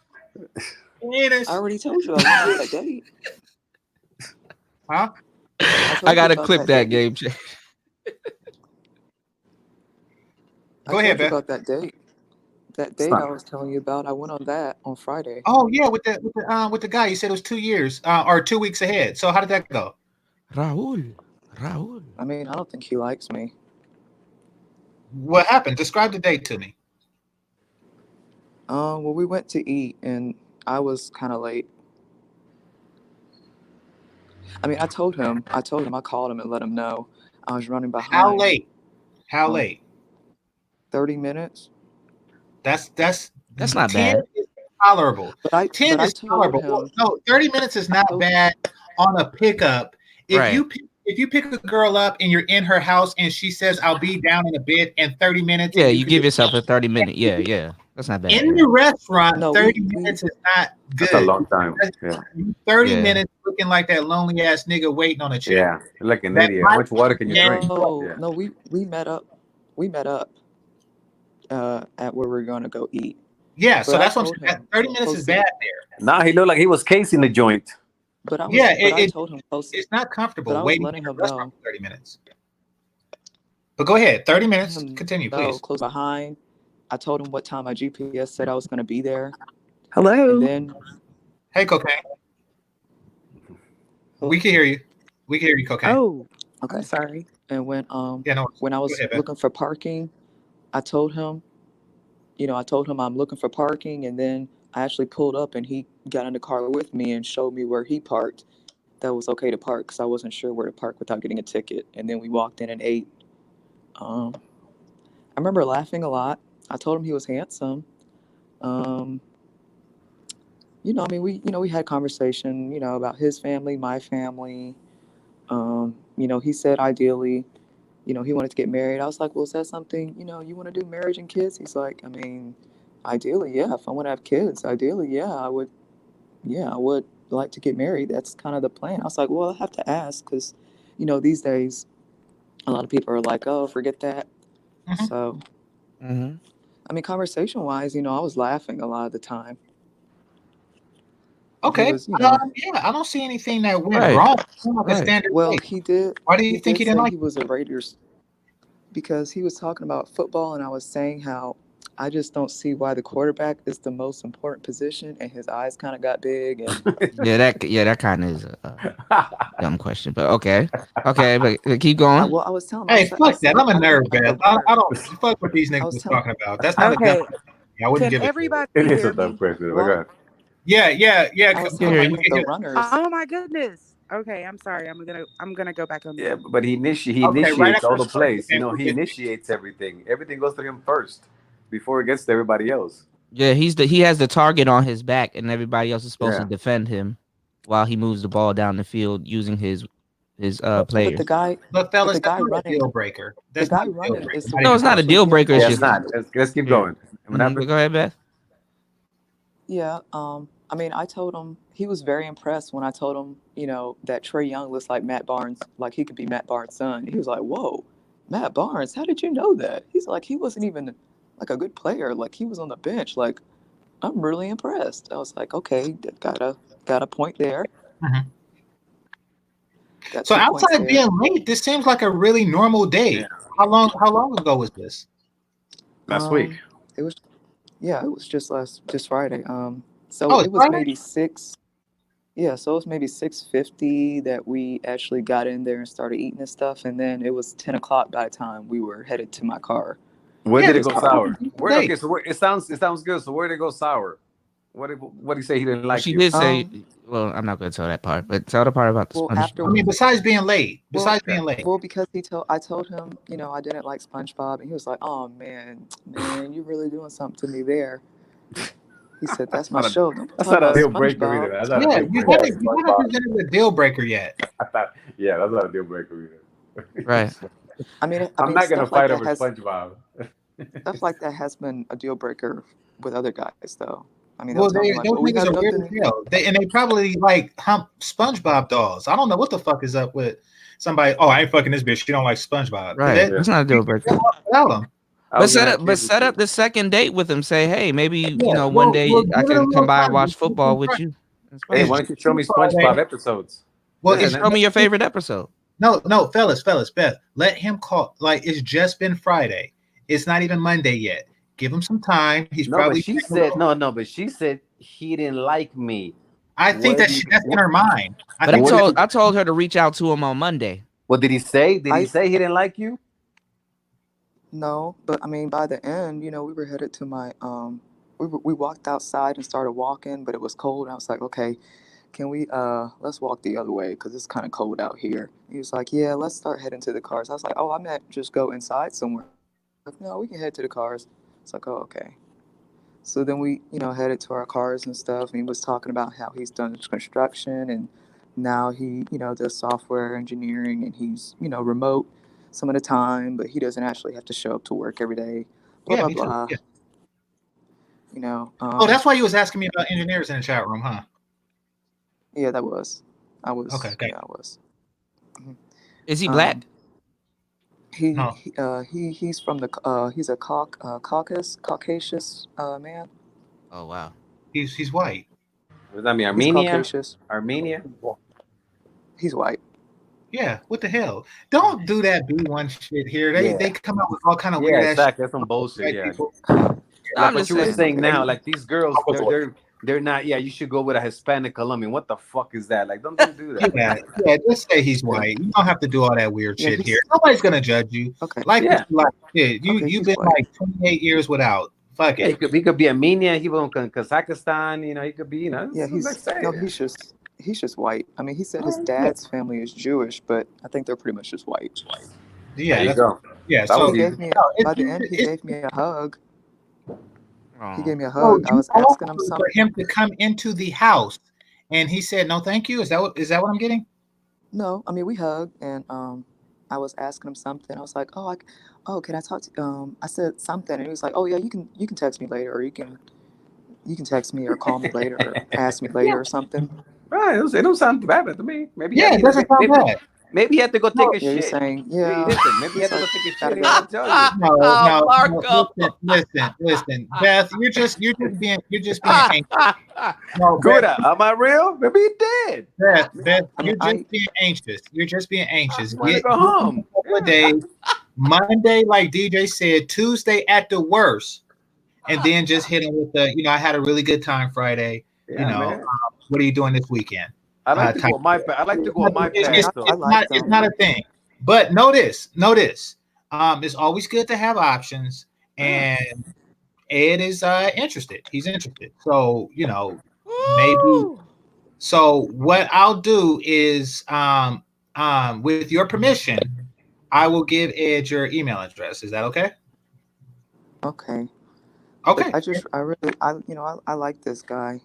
Yeah, no, I know, but all Ed really cool and everything.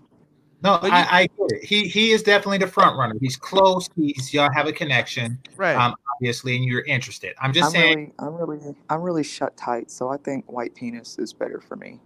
That is a very weird thing to say. But that's a fake. Wait, Beth, you said that's a troll statement. I won't get into this. That's a troll statement, fellas. Come on. But wait, hold on. But Beth, you said you guys had a fluent conversation, right? Don't do it. Because do you guys have a fluent conversation? Because see, we can talk to you now, and we know your style and how you speak and stuff like that. But you could come off as like low energy or sarcastic to a lot of dudes, and if they don't have any type of conversational skills, no, he was really sarcastic too. But listen, Beth, did you ever think? What if he would have been fucking John Holmes? You know who John Holmes is? That name sounds no.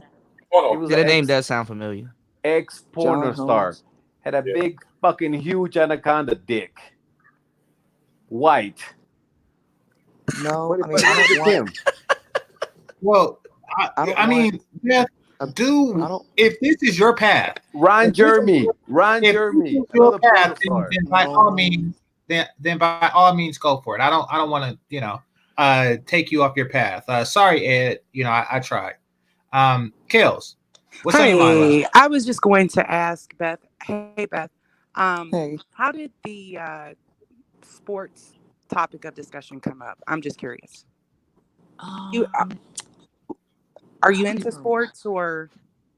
No, no. Maybe I just asked him like, "What do you like to do?" I was asking him like standard questions like that, and I just remember. Oh, you know what it was? Mm-hmm. I asked him about what he had been doing, and he said recently he'd been to a Hawks game, and then that's when he said something about Trae Young being the best player, and then I said he looks like he could be Matt Barnes' son, and then that went into sports. So then, I mistook the Hawks for the Falcons. That's how it started. Okay. I was thinking about football, and that's how that started. Right. So you didn't really kind of let him know that you're not into sports that much in the event that you did kind of cross teams or what have you. I did mistake the Hawks for a football team. So I tried to clean it. I mean, the Matt Barnes thing, I think I really saved it because he was really impressed. He's like, man, how do you even know that? Like, he was a bench player for most of the time. He was really impressed. And I was like, yes, the white penis. And then I said something else. I said something about Zaza and Galveston, and I was running on pure BS at that point. And that was my point. I think it's just better to just say that you're not into sports. You know what I mean? Instead of like just calling out players' names or, crossing teams or what have you. I think it's better respected if you just say, I'm not really a big sports fan or whatever. Because you just said that you were kind of like, paraphrasing, fluffing around.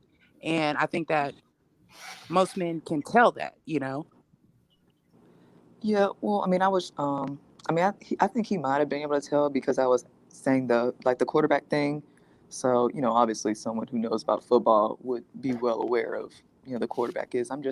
But I was just saying, I feel like the runners would be more important because they're the ones getting yards. And he's like, well, no, not really. So, we kind of had a little back and forth. I just mentioned that Troy Polamalu was a player I liked, and Joakim Noah. And he said, oh, so basically guys with long hair, that's the thing. I was like, yes, you made that correlation. I'm glad you came to that conclusion. So it wasn't like I was, just out here. So, the Raiders really, I know I didn't know about the Raiders. What about those Yankees? But no, I'm saying that What? in terms of, it was just a joke. I was being sarcastic. No, in terms not that. I'm of talking. Never mind. Go ahead, Beth. I'm sorry. Huh? Go ahead. Oh, I Wait, said something about Curse of the Bambino, but I did know about that. wait, Beth. You went after the white guy, but you couldn't figure out why we went after the Colombians earlier. Well, I think she But was you went projecting after. earlier. From what she just said, I think she was projecting. I think that, she felt that because she's tired of an entire demographic and look for the opposite, that we work under the same paradigm. But men don't work like that. Okay. No, well, I mean, I've heard actual black guys say things like that. So that's why I said that. Like, even look at Antonio Brown. I mean, he said like no more Becky's 2020 because of his white baby mom. I'm sorry. I kind of would stuff like be. that. I kind of would be turned off if I argued the position of a quarterback and a running back, and then it gets boiled down to they have long hair. I kind of would be mad. Well, you have long hair. No, I'm joking. But see, that's what I'm saying in terms of, really having a meaningful conversation without all of the fluff or just kind of just pulling things out of your head, so to speak. I think it's just important to be honest upfront and say, look, I'm not into. I think I heard you give a suggestion to him in terms of like a runner, but you don't know that much about sports to give a suggestion. You see what I'm saying? I think it's just the approach of like the conversation and not really appearing that when you really don't. Hey, yo, you got. Yeah. Yeah, you might have to dial it back a bit, Ed, but But I asked him. When he told me he was a Raiders fan, I asked him like, "Are they good?" He was like, "No, they're horrible. They have a horrible reputation, but somebody's got to defend him." I mean, I was asking him some questions, so I think maybe he realized that I didn't know that much. I mean, I know a little bit. Like, I know the players I find attractive, and Joakim Noah, I've accepted that that's not going to happen. Zaza Pachulia, it's okay that that didn't work out either. Klay Thompson, I don't think it's gonna happen. I thought, that's not gonna happen. But those are my crushes. I like black men that look Jewish. Okay. I mean, and not to beat a dead horse at all. I'm just saying in regards to having a meaningful conversation. That's all. Yeah, I mean, the only reason I did that is because I was, usually they'll tell me like, oh, we just don't have a connection. We don't have things in common. I was trying to, find, maybe some kind of common ground or, something. He said that. And what city? What city was this in? What city does she live in? I'm sorry. What city is it? No, not him. But I mean, guys in the past have told me like, look, we don't have anything in common. Like what city do you live in, Beth? Huh? What city do you live in? It got to be something else because opposites attract all the time. Dudes don't be just like. No. To be fair, BJ, she's had experiences with like niggas that smoke weed, and she don't, and that's never a match. That's never ever. Not even. Shit, Not even I got a lot of girls that didn't smoke. Not even just that. Was it a match? Yeah, like she was cool with it, but I just had to smoke outside. I wasn't gonna smoke in her house. But okay, so you do other shit, right? Because some heads are just unfunctional. So you do other shit, like what I'm talking about. Like a nigga I know. That'll say, what you do this weekend? I smoked weed. Like, the people like that don't really get along with people who don't smoke weed. People who look at it as an activity and not just something that they do on the side. Right. What town is she in? I'm sorry. What town is she in? Well, I don't want to say what city, but I live in the suburbs. Okay, what state? In Georgia. What state? Georgia? Closer to like Lithonia. That's all right. Decatur, closer to that area. That's all right. East, So our friend finding love in Dominican Republic can be finding love in Georgia now. You can expand, brother. I think he's black too. I think that because of her experience with black guys, that she's just off of the culture, or what she believes the culture to be. But see, like remember that. I don't want any remember the guy. Huh? I don't want any American. But see, remember. Huh? Remember what? Go ahead. Remember my boyfriend. That was not your boyfriend. No. What did he say? I said that guy wasn't your boyfriend. You know that, right? No, I'm not making fun. DJ. No, it's zero hate. I can't. I gotta stop looking at the chat room. I'm sorry. Oh, my bad. Okay. That that guy wasn't like technically your boyfriend, I should say. No, I was asking him if he was calling him my boyfriend. I was asking what he had said. Oh, well, I mean, no, what I'm saying is because of your experience with black guys, they weren't compatible. Well, not even just black, just guys in general. Like before California dude, there was this, this white boy that I was really into in high school. I really loved him. We were friends. We were just friends for years, and then I, grew to see him as more. But he fell in love with this other girl, and like at the time, he wanted to be a film director, and she wanted to be an actress. And so he told me like that was part of their connection. It was that they had that similarity in common. So that was common ground. So I'm like, okay, I get it now. I mean, there was even a point where I was trying to be an actress, just hoping that he would like me if I became a famous actress. That's how much I liked him. So, at what point in life did you lose interest in black men, or did you ever have it? Well, I mean, yeah, I have liked black men before. I mean, the one I told you about, the one that I, said I wanted to marry, he was black. Well, at what point in your life did you lose interest? At what age were you when you lost interest? I didn't lose interest. Well, you said that you're no longer interested in black guys, that you're primarily interested in white guys. No, I just said that I think that white penis would be better right now. That's a troll. That is a fake ass statement. How can you say? Wait, Beth. Come on, man. Okay, let me ask this, and I want you to be 100% honest. That was it. Are you simply not interested in Ed, and you were just saying something to evade his advance? It was a joke. because I said I See, still she's have my vague. cherry. That's what I'm saying. She's vague and sarcastic. It That was could be I misinterpreted. was making a No. I was making Fellas, I was making a joke, but it didn't. You're not. I was making a joke. I get it. But you're not. No, it was You're not because I 100% was saying interested in you Ed. know. Ed is not your cup of tea. So everything you No, I said was was making. just a way of dancing around that. And I understand you want to soften the blow as much as possible. I get it. Ed, you can't win. No, I was making. Go ahead. I was making a joke because it's like like the white, they say like the white penis is smaller, and I was saying since I'm She tight, has dry my hole is humor. tight, so it's I got smaller. Yeah, it's dry humor, That but was a it's it was a joke. vague and then Not a very funny one, but Yeah. Well, And I it's should have used. I monotone, should so have it's used it hard to back. cut out of the joke. But yeah, I get it.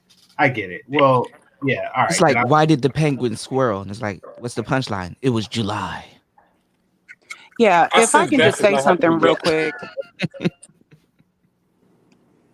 Go ahead, Kels. Okay. All right. So here's what I think. I think that what I hear a lot of women do is avoid focusing on themselves and making themselves better on the inside. And so what I heard Beth, and I'm not trying to be disrespectful at all, Beth. What I heard from you is, you said you even wanted to be an actress, so maybe he would like you more or something like that. And I'm paraphrasing. And the fact of the matter is, it reminds me of when women say, I have a master's degree, I own my own home, my car is paid off, all of those different things that men really don't care about. So it's like, if the time spent on other things could be redirected to spend on yourself to make yourself better, not you per se, but just in general, I think that the success rate would be a lot higher in relationships, because it's like you're going all around the room, trying to find other things to focus on, and you're completely avoiding the real issue, which is yourself. Well, that So was in high school. I just didn't. That was in high school. That was when I didn't realize. He just simply just did not like me as a person. So, Kels, what can a woman do to work on herself in the inside to make herself a more appealing person to just generally, just to the plurality of men? I mean, number one, they can smile more. You can have positive thoughts versus, niggas ain't shit thoughts. You can, you know what I mean? It's like you can really change a lot just by your disposition, just by not cursing a man out if he's trying to hold the door for you, or if not saying thank you if a man compliments you on your dress. Can I Learn ask a to love question? yourself Hold and on. learn to accept. Go ahead. I'm sorry to interrupt you. I just asked a question. I mean, it goes to what you were saying. Are you normally this energetic on the dates? Are you like this all the time? Is this your normal energy, Beth? No, I mean on the date, like I was laughing. I was laughing a lot. I mean, he was really sarcastic. He was funny to me. I even told him. I said most guys can't make me laugh. I was really kind of I mean not bubbly, but I was You don't come I across was as very the light. reason I'm because you really don't come across as a joyful, smiley person as the lady in the panel was saying. She's not happy being black, I sense. She's not happy being a black woman. I mean, did you tell him that most guys don't make you laugh? No, most guys don't make me laugh. I mean, but did you tell him that? Yeah. Was he doing most of the talking? Like, what was the talking ratio? Was it 50-50 No, or? it was about half and half. I mean, I told him most guys can't make me laugh. I said usually I'm the funny one. What do you usually talk about? What did I talk to him about? Yeah, like what was your conversation like? Like, what were you? What does he do for fun? Like, do you want to get married? Do you want to have kids? Like, what do you do for work? Where you like to spend your time? You know, how do you feel about pets and stuff? What kind of things do you like? Some of the best dates are when you don't ask questions like that Jesus, and just yeah. have fun and I then was just ask gonna that say it's later. an interview, is what it sounds That's an like. Yeah. It is an interview. I mean, we had a lot of conversation in there. Like I was, you know, I was asking him about the Halloween parade in Little Five Points. Mm-hmm. You know, I was asking him, has he been before? I told him like that's something I want to do because I've never been trick or treating before because I was never allowed to. But so that's something I want to do as an adult.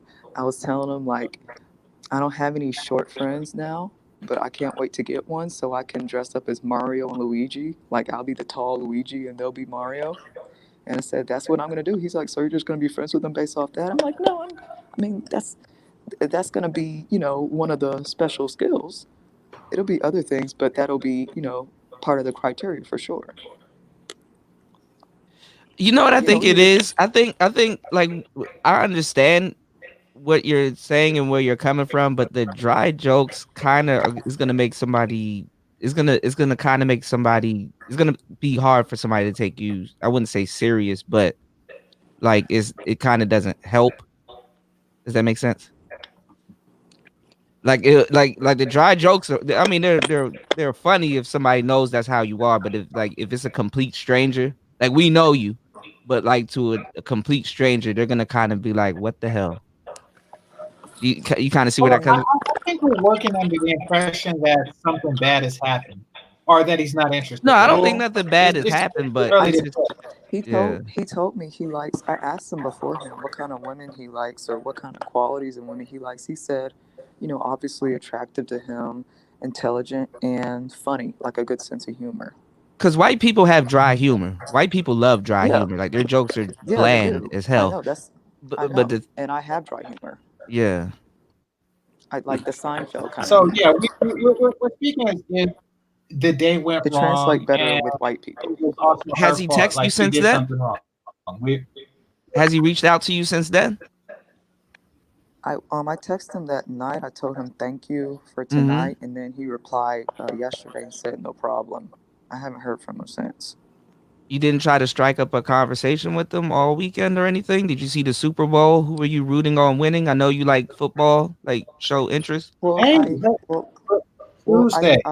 was told that on a first date that you wait like 2 days to see if a guy is gonna hit you up. Like that's the feminine thing to You know, do. dating isn't a script. Like, Yeah, you it's know, not. It's not, I man. mean, it could be a script, but like it's Nah, not. You know what I'm saying? nah, Hey, bro. fellas and lady, we're working under the impression that she did something wrong, and she might not have. He Yeah. might call her tonight, Well, well, late, but I he even might I call even her told him tomorrow. I even told him that I want to do stand up comedy. He even told me, he's like, man, there's a bar here you can do it. Like, he said he's been to a bar where they do it, and he says a lot of it was terrible, but he said that added to it to make it almost, you know, like you can loosen up a bit, like it's not no pressure or anything. You know, I Yeah. told him. I mean, he said specifically he likes a woman with a sense of humor. So in my mind, I brought him exactly what he said he wanted. You know, he was telling me, I was telling him I tried to be an engineer for a year. I told him, I was positive. I was like, you know, you can do anything you put your mind to. But then my mind told me, except calculus. But see, Beth, I mean, I did comedy, and I have a lot of comedian friends. Like, you're funny, but the setup. You have to if you're gonna do dry jokes, you got to set it up and then dry it off. Does that make sense? I know. I mean, I know. You just I told a write joke a my minute stand-up. ago. You just told a joke right now. I got it, but it was dry. It was like there's no setup. Yeah. You're making me feel bad No, about myself. I don't want to make you feel bad, but that's what I'm saying. Yeah, Like if you go on stage, you know, you have to you got the jokes. It's just the setup. You have to put a little bit more energy into it. You got to kind of animate it, and then you kind of have to dry it off, because I know a lot of, women comedians, and their jokes are Well, dry as hell too, but they have a setup. You know, that's one thing you're gonna learn when you go on stage. You could tell dry jokes, because like women aren't really funny, but when they are is usually when they don't notice it. But yeah, if you that's tell what dry jokes, you have to have a setup. The people setup tell is me Huh? Yeah, people tell me I'm funny when I'm not trying. Yeah. I mean, you're not. Women are not inherently funny, but if they are funny, is usually is just because they're them or their personality. You have to have like a. You have to have. But if you do tell jokes, you have to have a setup. You know, you can't be dry Well, all the way around. You might respect dry all the way around, but you know, I don't know. I mean, I think I get the gist of let what me you're ask you, saying. Beth. My family, whenever I tell jokes around them, they tell me when my jokes are good and when they're bad. You know, when they're good, they say write that one down, and I write it down and email it to myself with the subject name joke. So I have a list of, Okay, all right. Tell us a couple. that was passed by my No, family. let's not. Let's not do that. Let's not Nobody wants to hear the dry joke. Nah. Let's not put her on the spot. Y'all trying to fuck with her.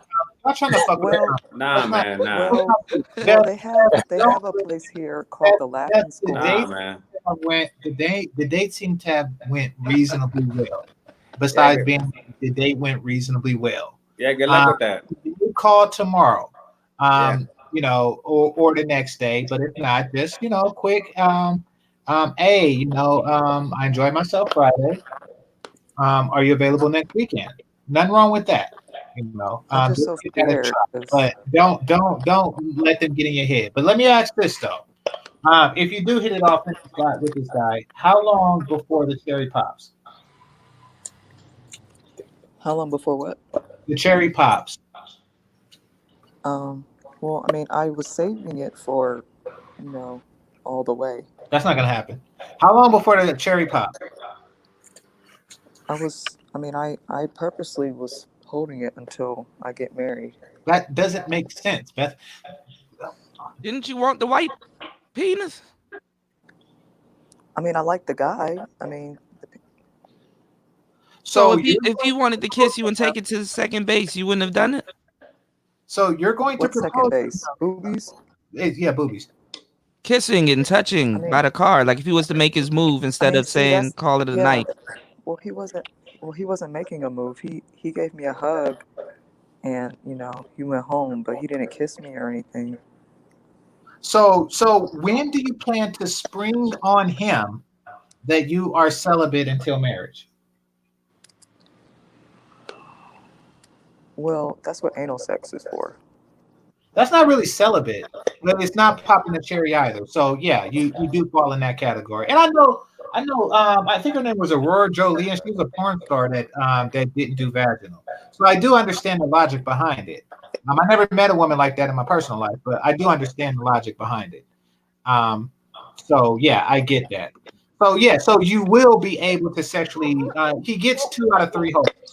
Oh, whoa, wait a minute. Yeah. Hold on. Yo, shout out to everybody on the panel first and foremost. Fantastic. Beth, you Muslim. You Salaikum Salam. Giving up the ass. You Salaikum Salam around this motherfucker, huh? Assalamu alaikum, I mean. I'm not Muslim, but I mean. Well, I mean, that's how Muslim. You know, that's how Muslim and like most Jewish chicks, and I think it's Amish or the Amish chicks he's down too, right?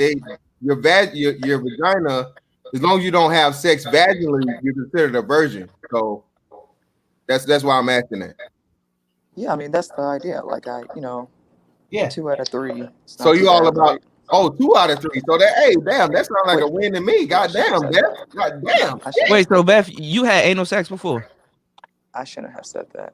Most definitely. Oh, she already done told you. That's yeah, I know. Yeah, I kind of figured. Yeah. Hey, damn. Shit. God damn it. Oh, God damn it. I wanted to know. Well, I'm going to rephrase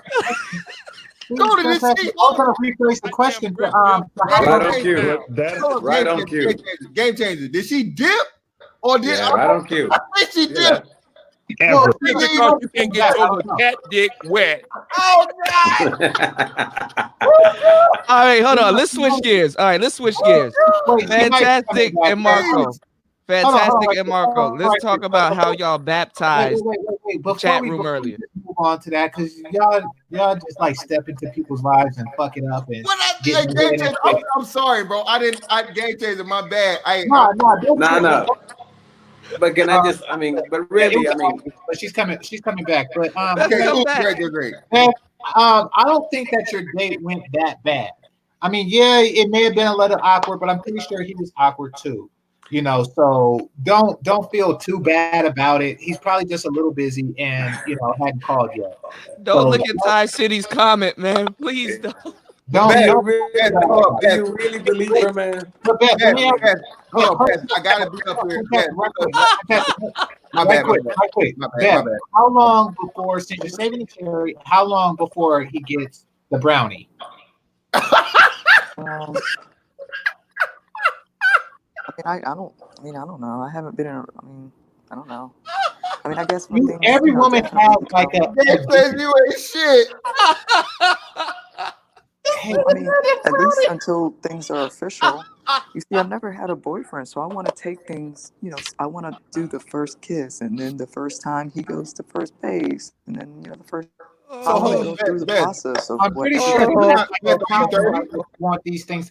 How long before you want the first kiss? Because you got to hug. So the next date is the first kiss, right? Yeah, but I mean, I didn't desire it at the time. Like, I still want to get to know him better. But Beth, Beth, hold on, that's the thing, man. And Beth, you ain't showed the kid no love. I mean, last time you cried on my stream, man, and you ain't came back. You've been through the chat like real slow, like you made me feel all bad and shit. You know what I mean? But hey, I hope all is good and all is well. You know what I mean? But listen, well, Beth. I was mad because they were telling me that basically. You have nothing to offer, and you expect this guy to be with you. Well, no. It's not that you don't have anything to offer, Beth. I think you have a very, very black and white personality, and you're saying it. And please, I'm not saying anything in a negative matter, but I'm telling you how you come off. And I seen the pic of you. I don't know if you showed the GameChanger or not. You know what I'm saying? You did. So you showed it the GameChanger. Yeah. Cool. Yes. So like most dudes will see you, you're not a bad looking chick. You're a chick that most dudes would choose. So yeah. And let me see, are you 30 yet? You're not 30. You're fairly young, right? 28. Yeah. So you're not 30. So you know what I mean. So the thing with you is like you sound like you're intimidating to a lot of guys because you're not bubbly. And you got the Tony Braxton thing going on, and the Tony Braxton / Anita Baker thing going on with the deep voice, which is not a bad thing, but to a lot of guys that can be like sort of kind of like, you know what I'm saying, like kind of even if you're not meaning to be aggressive, it seems more, you know what I mean, more seriousness. So the whole thing is like, and I'm not telling you to. You think I need to loosen up and you think I'm too uptight?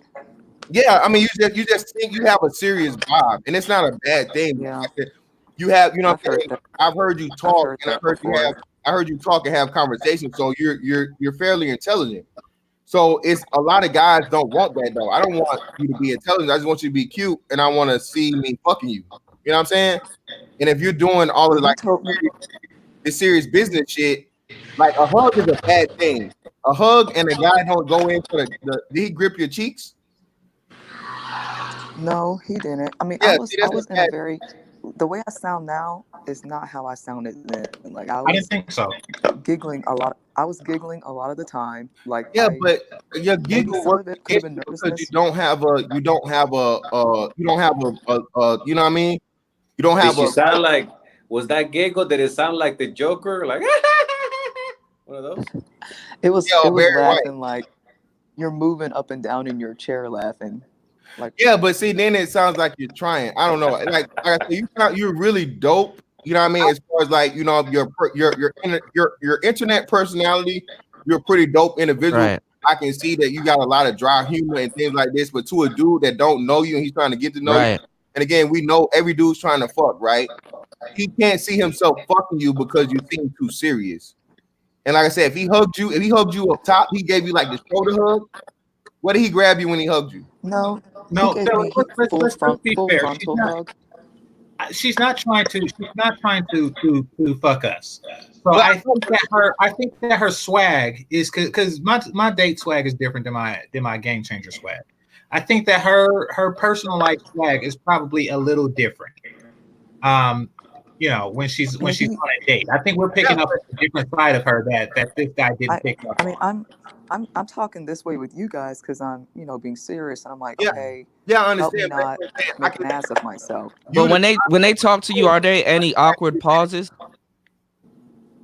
in between in the conversation, or was it fluid?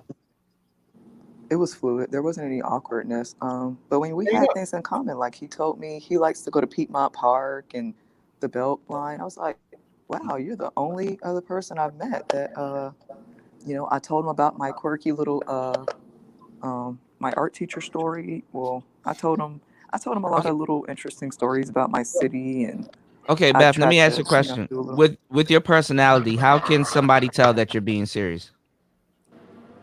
Her personality is different. I think of her date personality. No, but I'm saying, like, with her, how can she display that she's being serious? Serious if I'm not trying to be funny, like if I'm not saying any witty comments.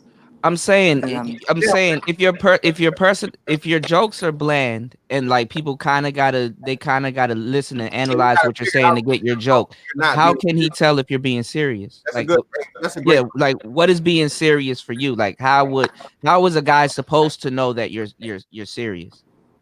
I don't know is this a rhetorical question or real? No, it's not a rhetorical. This is a real question. If you have a vague personality and you're kind of sarcastic and you know what I'm saying, and you kind of you show minimum effort, but it's not, you're actually committing. How is a guy supposed to take you serious or know when you're being serious with him if he thinks everything you're doing is kind of like a bland joke? Hold on, and before you answer that, not everything was. Hold up, Beth. And again, I think this is real hard for females to understand, like, and coming from a dude's perspective. That when you have that dry humor, a lot of people can't pick up on dry humor. A lot of people don't understand sarcasm. You understand that? Yeah, but I mean, he did. I think y'all putting like a whole bunch of fear in her, and she's already worried about how to date. We're trying to ask how she come across. No, I get it, but I think that she's coming across different to this dude, and from what she described, see, we're taking our understanding of her monotone and we're applying it to the date. But I don't think that's the case. I think that's what he's gonna do. Yeah, but hold on, I'm thinking what she said about the dude too. But we're assuming that there was a monotone though. We assume that she has the same monotone on dates that she did with him, but she's not, because she hasn't laughed yet now, and I'm a funny motherfucker. She hasn't laughed yet now for me, but she did for him, which means that her behavior on the date was different. Yeah, but GameChanger, this is what he's saying though. Like, I mean, when he was talking about being a Raiders fan. But hold on, yeah, this is what he's trying to tell you. A dude can tell like when it's manufactured, for the most part, and on top of that, it's like I said, a dude can tell when it's manufactured. I can tell like when it's laughing for the sake of laughing to, like, you know, be cool. You know what I mean? So this is the thing. This is why I say it's like his physical contact with you says everything. Because if a dude, like when he hugged you, what did he grab you when he hugged you? He hugged, just hugged me, frontal hug. I mean, he didn't grab me booty cheeks. Was upper back, middle back, lower back, or cheek? Did he pat your back? Was it a church hug? Upper back? Yeah, see, that's a church hug. Yeah, that's that pity. Yeah, see and this isn't offensive. This isn't to put you off. But if a dude gives you a church hug where he like, like my nigga, like, oh, hold on, was it flat hand or fist? He's a white dude. It was both hands open. He just gave me a hug. It didn't seem like was there a squeeze? Was there a nice squeeze? It doesn't mean anything, fellas. That's where her hair is at. Yeah. Was there a squeeze? That's where her hair is. Right? He's a white dude. He probably wanted to touch her hair, so he put his hand higher to touch the hair because he was more interested in the hair. International, that is any dude of any race of so on and so forth, bro. If the lower white dudes have the curiosity about black women's hair. He's seen this as an opportunity to touch it. Did he grab her hair? Did he touch her hair? Did he touch her hair? He didn't touch it. Exactly. No, you can see my hair is real. That's a bro hug, Beth. It's not the best sign, not granted. Yeah. Yeah. That's what I'm saying. Yeah. That's what I'm saying. I don't think that why the fuck with this white nigga anyway? Huh? Because that's what she likes, fantastic. What the hell? I'm saying you fucking with. He's a software engineer. I'm not judging. I'm just asking. Why? What the fuck does that mean? Wait. What the fuck does that mean? He's a software engineer. What is that? So I should just say that shit? I should just walk up to chicks and say, why should I fuck with you? I'm a software She engineer. goes after software engineers. Beth is like one of those girls that when she knows something, her expertise, she goes after dudes in that field. That's what I'm saying. I'm going to do that. I'm just for fun. I'm going to walk up to a chick and say, I'm a software engineer. Yeah. Suck this. That Beth, is spectacular. you come off really business-like, Beth. You come off really, really business-like. Oh shit. I mean, I'm definitely gonna do that shit. She goes after dudes that she knows that she can speak to, like commonality wise. Oh, that's what I'm saying. That's why I don't even. That's why I even stopped trying, because I know it's just not even. And there's a guy at my job. I'm not even gonna try it with him. He's also white as well, and I'm so scared I'm gonna do something stupid and mess it up. So I'm not even gonna try. So that's because these dudes are in your fucking. You must be really socially awkward, because women can be socially awkward and still get some dick. Well, no. I think this is the thing. Hold up, this is the thing, Beth. So hold up. You sound like you say he's a software engineer. Yeah, I mean that. She has a thing for software engineers. So I imagine you work somewhere closer in the same type of field. You work in a tech field. You work in an IT field, something like that. No. I went to school for teaching, and now I do security. Oh, okay, cool. All right, so you have a rough kind of demeanor. Damn, y'all you have to have one in security. You gotta be honest. I'm not trying to make it cry. For one, you know, y'all fucking with her, Beth. I'm not fucking with her. Software engineering. Hold on, Beth. With the guy at your job, I think you get edited. But with the guy at your job, use the choosing signals. Use your feminine willies to make it interesting. You don't have to step to him. You make sure that it is apparent that you are interested in him and see if he bites. That's what you do about that. But white boys is weird. And if he don't, it's not the end of the world. You know. And Beth, you can't, and please don't do the dry humor. You can't like walk up to him and say, "Nice tie." Tuesday. Yeah, but so are you attracted to white? I didn't know what to say. I didn't know what to do. Guys of a certain career field. Huh? Are you looking for guys for a certain career field? Are you attracted to white guys because they're white guys? Or are you attracted to the best possible guy regardless of race? I was attracted to this guy because he was a software engineer. That was my initial draw. So are you gonna pull yourself in? Are you gonna fly yourself into Cali? I mean, I got a girl, but I am a software engineer, and that's like the big joker. I think that with you, that trumps everything. Like, I told you I told you about the other software engineer. Remember, I went on a date with him, and I told you he was asking me about drinking, but that turned me off. What the fuck? I think I need to put myself out there. Is there like a groupie following for my occupation? I think I should put myself out there. I went on a date with a black one before. But he was asking me about drinking. Really? Man, why do you always lead us down the rabbit hole, man? God damn. This is hilarious. A black one? I've been trying to tell y'all what's going on the whole time. We get let down the rabbit hole. Spectacular. Beth, I gotta hit you with the fucking Boondocks, Uncle Ruggers. You black as Ace Spade, man. Oh shit. Wait, I'm not. I can't. Beth, I am a software engineer, and I'm coming to Georgia for that booty. You in Georgia? I'm coming to Georgia for that booty. You in Georgia, Beth? Yeah, he said he has a girlfriend. What part of Georgia? I don't even mind. No, so what if I have a girlfriend, Beth? I am a software engineer, which gives me carte blanche to that booty. Cocaine kills. What's on your mind? I'm a hardware engineer, Beth. It's not just a software engineer thing. It's the engineer field. Have you tried a hardware engineer? Cocaine kills. What's on your mind? It's It's about procediousness. I like that. Okay, so you basically like professional men, or Yeah, is it like just there was one? this guy Okay. before I met in school. He was going to school to do nursing, and I would be studying all day. He was studying all day, and I liked that he was, so determined. Like day in, day out, he was there all day, and he graduated and completed it. Now he's doing exactly what he wanted to do. He's an ER nurse.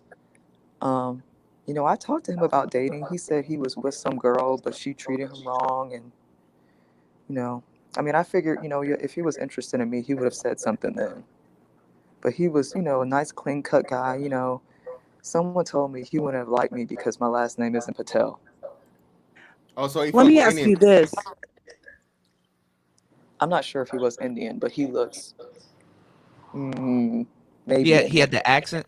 Go ahead. Go No, I mean ahead. just physically, he Fellas, looked like. let Kel talk. My bad, Kel. Oh, that's okay. I was just gonna ask. I mean, you want these professional men, which is great. But I guess my question is, what is it that you're going to offer these men? Because what I find a lot of times is that, women want, these high performing men, but then when they get them, they're twiddling their fingers because they don't know what to do. So that's why I said, as far as working on yourself and understanding what it is that you offer to someone of that caliber. Because it's one thing to go out on a date with them or whatnot, but that's just one date. You see what I'm saying? Like, we're Yeah. waiting on the guy to even call you back or whatever the case may be. And I'm hopeful that he will. But in the meantime, it's like, what is it that you are going to offer this man that is going to be appealing to him long term? Booty. I mean, I have qualities that I know that men would, find desirable in me. Booty. Like I Que va María. Well, you have qualities. See, that's why I have you blocked. I started that, Beth. My bad. You have qualities that men will find desirable. Please go for it. I just the standard cooking and cleaning, but I'm also a coupon cruncher. I do like that. No. I'm very frugal. Beth. I like that. Hey, fantastic. I love that shit. Nigga, coupon cruncher. I'm a frugal person. Beth. Even with clothes. Beth, listen. All of that comes after a man's. Yeah, that's relationships. Yeah. Outside of the booty, she offers that. No, I do. I mentioned on my personality. I do like that shit. In fact, Marco, I hate to say it, but your girls kind of called me out when they were saying they don't like a cheap guy because I'm a cheap guy. I'm a cheap motherfucker. I'm very thrifty. Yeah, but listen, but I mean, I'm a very You think that's a bad thing? I'm really. Well, they said that they don't like cheap guys. They said that they like generous guys. Well, no, you think it's a bad thing that they don't like cheap guys? Like, I'm not super materialistic like that. But I mean, if you told me if I had all the money in the world right now, the kind of car I would get is a Honda Civic Hybrid. Yeah, but Beth, all of that is cool. Beth, all of that is cool though. I don't. That doesn't concern me until after I've sampled your vagina and I like your vagina enough to say, hey, I'm going to deal with you long term. I never ever get to know about the coupon crunching or the hybrid Civic or any of that shit if I sample your vagina and it's trash. She's Mark. Well, I'm a very thoughtful Marco, person. right quick. Marco, I just worry that I'll be with one of your chicks, and because I'm like Chris Tucker's dad, so I'll say some shit like, "God damn, this shit's expensive here." Like if the gas is too high or something like that, I'll probably vocalize this shit, and I know that their pussy will dry up after I do that shit. From listening to what they said earlier. Well, but my advice: don't do that shit. Yeah, no, I'm speaking to myself. I'm just saying I have to be aware now. All right, go ahead, man. Game changer. You just gotta go. You just gotta go where you need to go. on. Don't tell them to take you anywhere because they'll take you somewhere expensive. Well, no, but listen, but and does it thoughtful. normally? I mean, does it like normally, like whenever, like, let's say you go somewhere and you're like, it's like you go to McDonald's and they say, hey, you know what, fuck, I didn't know that the Big Macs were $2.99. Shit, fuck it, let's just go to the AM/PM and get No, I don't do that. which is 99 cents.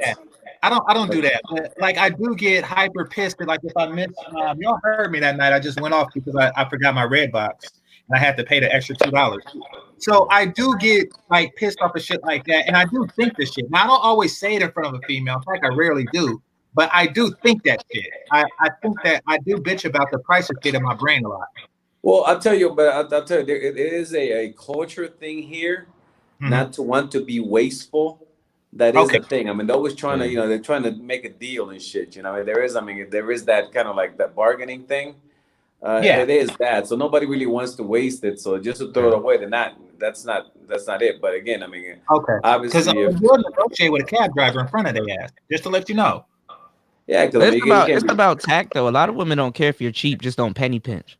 Like, well, I mean, if you're cheap, but then like you're smooth with it. I mean, you're smooth with it. Like that scene from Half Baked with Dave Chappelle when he goes on that date. Yeah, and he got the money from the I remember that shit. I can tell you the truth though. Like you see how Beth says she's a coupon clipper. Women like bargains. The cheap guy, and I could teach guy. I should do a show about this. The cheap guy can actually phrase his cheapness as if it's a bargain, and he can actually wink at the girl, and she will actually think that you're actually getting a come up instead of actually being cheap. All right. Well, good luck with that one. Good luck with that. Good luck with that. Hey, good luck with that. Being a coupon chick, I can appreciate that. I go for that. Well, yeah, but I think what Fantastic is talking about. Oh no! I'm saying that in the relationship after I had to sample the booty and all that good stuff. Yeah. And then she clip a coupon. I'm like, oh shit. Yeah, but she gotta have good box. Like if the box is trash, you don't never even meet to that point. And Beth, I think that's I'm not saying your sex game is whatever it is, but I just think you, like you said, if you're saving it for marriage, like a guy can sense that. You know, like how women have like gaydar. You know that? You saying men got virgin art? Hold on. Yeah. Hold on. Your voices are cracking up. I'm gonna hop out and hop back in. Okay. Well, you know what I'm saying, though. You know how no, I know what you're saying. I was telling the story. I did sense it from another chick, and then I did meet I know the type. I understand what you're saying. Fantastic. And it's a turn off the moment you hear it. But for me, I'm not an ass man in that regard. Isn't enough of an offset. I like to know that I get 100% of all available holes. And if not, I do have a preference of holes. So I get it. It's not for everybody. But she's in a unique situation, and I think she'll hit it off and find a guy. I wasn't finished. Software engineer. That'll go for that. Finished with my qualifications though. Enlighten us, Beth. Oh gosh. Beth has to get a vague hipster. That's the type of dudes that I like her. I'm a really good gift giver. That's something I'm really good at. I'm really thoughtful in that way. I'm really encouraging. What's the gift though, Beth? Tell me what the gift is. Give me an example of a gift. Like tailoring gifts to people, like my buddy out in Cali. Like I got him this really heartfelt card, and he was working on film sets, he can be on sets like 15 hours a day. So I sent him stress relieving aromatherapy bath products. Beth, that's your homeboy. The homeboy. I need you to tell me the gift that you're going to give me if we're dating and I'm trying to something that's based on what you like. Like it's about me knowing you, getting to know you. Okay, hold on. The guy that you dated on Friday. Give him a gift. What gift would that be? I don't know him well enough to give him a gift yet. You just said he liked SpongeBob and the Raiders. You could get him a Raiders hat. Beth. There's one gift that every man is interested in and every man likes, and that's vagina. If you're not giving that gift, Okay, I mean, if we get to the point of being in a relationship, then that's one thing. But fuck. Well, that's what I'm this is saying. just one date. That's your holdback. That's what I'm telling you. Nick, you can smell it. Beth, I can smell it. I can smell that the pussy is off limit unless we're serious. And like I said, as long as I can smell that, until you learn to hide it, and like until you can learn to hide like commitment-itis or relationship-itis, dudes are going white, black, Indian, or whoever the fuck, they're going to give you like that vibe. They're going to give you like No, but I didn't. But I've never told him that. We never even talked about listen, that. I know that. Listen, what was the key word I said, Beth? I said vibe.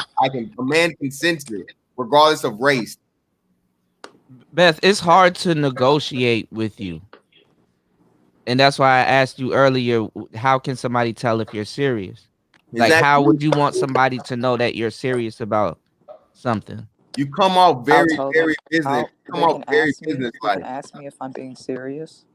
But yeah, I'm saying, like, that in itself is awkward, Beth. Do you understand? Can we talk right. about that? Do you know when to cut the joke off? Like, that fucks the mood up. Hey, can we talk about the young chicks, please, today? Can we talk about some young women? Yeah, because both both of you guys were baptizing niggas in the chat room. Really, I do want to get to that. When you talk about old women, I mean, it's like really, it's Beth ain't old, man. Beth is 28. She's very old. I have you blocked, Marco. She's very old. Why I have you blocked. She's extremely old. According to Marco, extremely old. Is 3 years overdue. That shit is nasty, man. That's fucking disgusting, man. Let's talk about some young. Disgusting. Fucking Did gross, I was man. ever going to give you this to begin with? That's disgusting shit, man. God damn. Wait. So, Oh, Marco, let me ask you this, Marco. If Yes. the pussy expires at 25, at what age should the ass expires? Should the what expire? Do the booty expires? Oh God, we're auctioning holes now. No, if you get down to it, the ass comes riding already. So that'll tell you something. Oh damn. Well, so would you take 29-year-old head? Like when does the third hole expire? No, I don't entertain it at all. No, I don't need to. I just the expiration date for him is the expiration date. Yeah, no, I mean, I do not entertain it. I'm not interested in listening to them. I'm not interested in what the fuck they got to say. It's just they're really horrible people. Majority of them, they have a real fucked up look on life. They're horrible people. Oh my God. Hey, Marco, so do you take it out? Like, if you were fucking a bitch on the day before her birthday and then 11:59, you stop. You just chill out. It's like, that's a good question, Marco. Yeah, it's a good one. Like Cinderella and shit. Like Cinderella. That shit just goes the clock strikes 12. Mice. You disgust me, Punta. Get out. Yeah, exacto. Perras asquerosa. That's what I would say, man. Because it's like, I mean, really, it's like, and it's not that, it's not just, I mean, it's the age, but they get fucking bitter. They get so bitter. They get bitter on their birthday.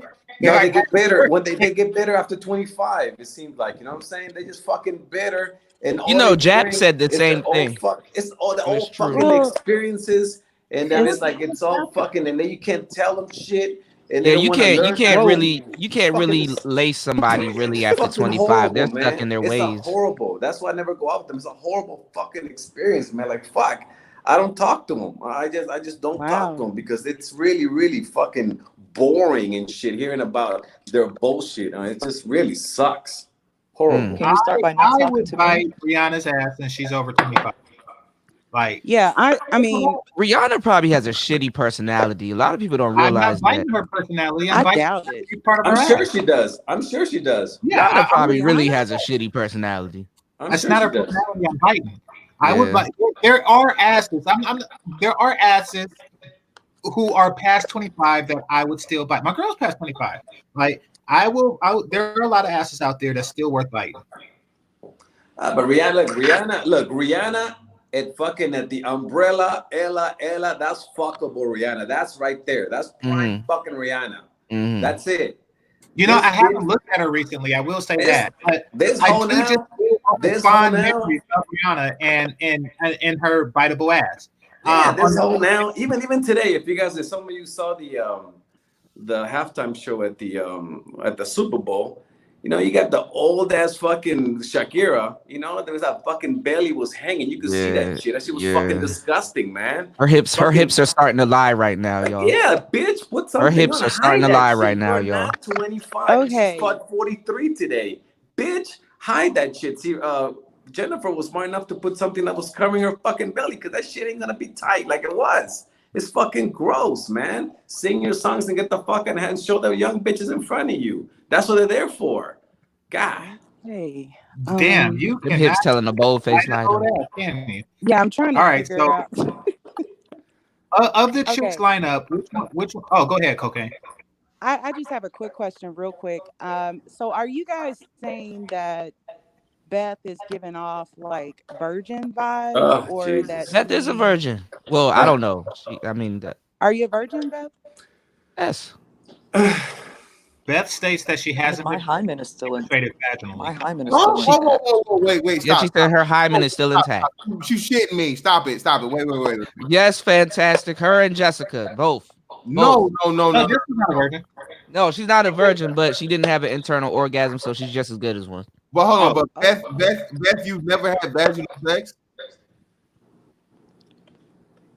He said vaginal sex. I plead the fifth. Wow, Beth, that's it. You can smell it, Beth. You can smell it. He said vaginal sex. Beth, you can smell it, Beth. That's the whole thing. Okay, so wow. My bad, Kane. Go ahead. My bad. I was on a date with a 27-year-old virgin when I was 32, and I couldn't smell it, but it was a lot of bad energy, and I did do most. Nigga, you can smell it then, nigga. Don't try to repackage it, nigga. No. I'm saying like the chemistry off, but I didn't. I smelled something different, but I can't say it was virgin. I just smelled, and then she told me, and she's really religious. And then you knew what it was. You felt it, but you just didn't know what it was until she told you. All right, fair enough. Yeah. I mean, Beth, do you please yourself? I guess that's oh God. Sorry. Yes. Marco, yes. But externally, Beth. Externally only. Yes. Oh God. Yeah, you sound like Jessica now. Look, well, I'm just trying to figure out. Well, look. I'll put it this way. I'm not some like little miss. Oh my gosh, I'm just so innocent. I'm just. Damn. I mean, I used to. So, but you when I do was like anal, though, right? Well, when I was in middle school, I used to. When I was in Middle seventh school. grade, I would. Well, when I was in seventh grade, I used to masturbate in class. Now I put a jacket over myself so nobody knew. Oh, you're a social weirdo. Okay, you okay. stuff in public. No, that She's in aisle 10 whacking off, and you don't know. Yeah, but yeah, no, that's she's like, flicking the bean in the movie theaters. that's low self-control, and I never like jacked it in the middle of like biology class. So yeah, it is a little. I mean, I don't not all the. I mean, that wasn't. I don't do that just now. Yeah. But hold on, Beth. So that was just one side. Beth is a weirdo. No. Just for context. So Beth, is this religious purposes? Is it just personal purposes? What's the purpose? Yeah, I mean, I was very sheltered.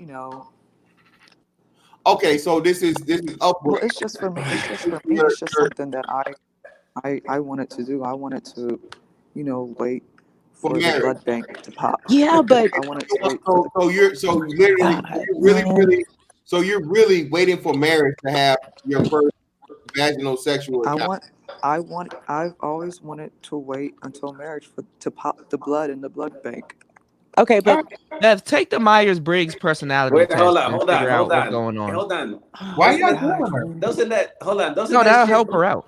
Leg, doesn't that shit bleed monthly? It's just fucking bloody all the fucking time. What the fuck are you talking about? Yeah, but you saying her hymen is still intact. So Beth, you know what's up, Beth? You know what's up? And I'm not trying to be funny by any means.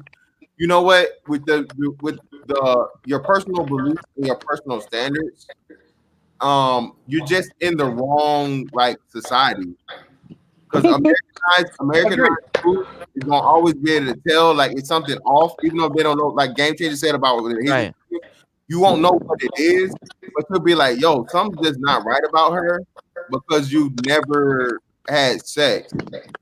Well, I said she got the vibe. She got that I vibe, didn't man. say I already sex. I called just it. said my hymen is intact.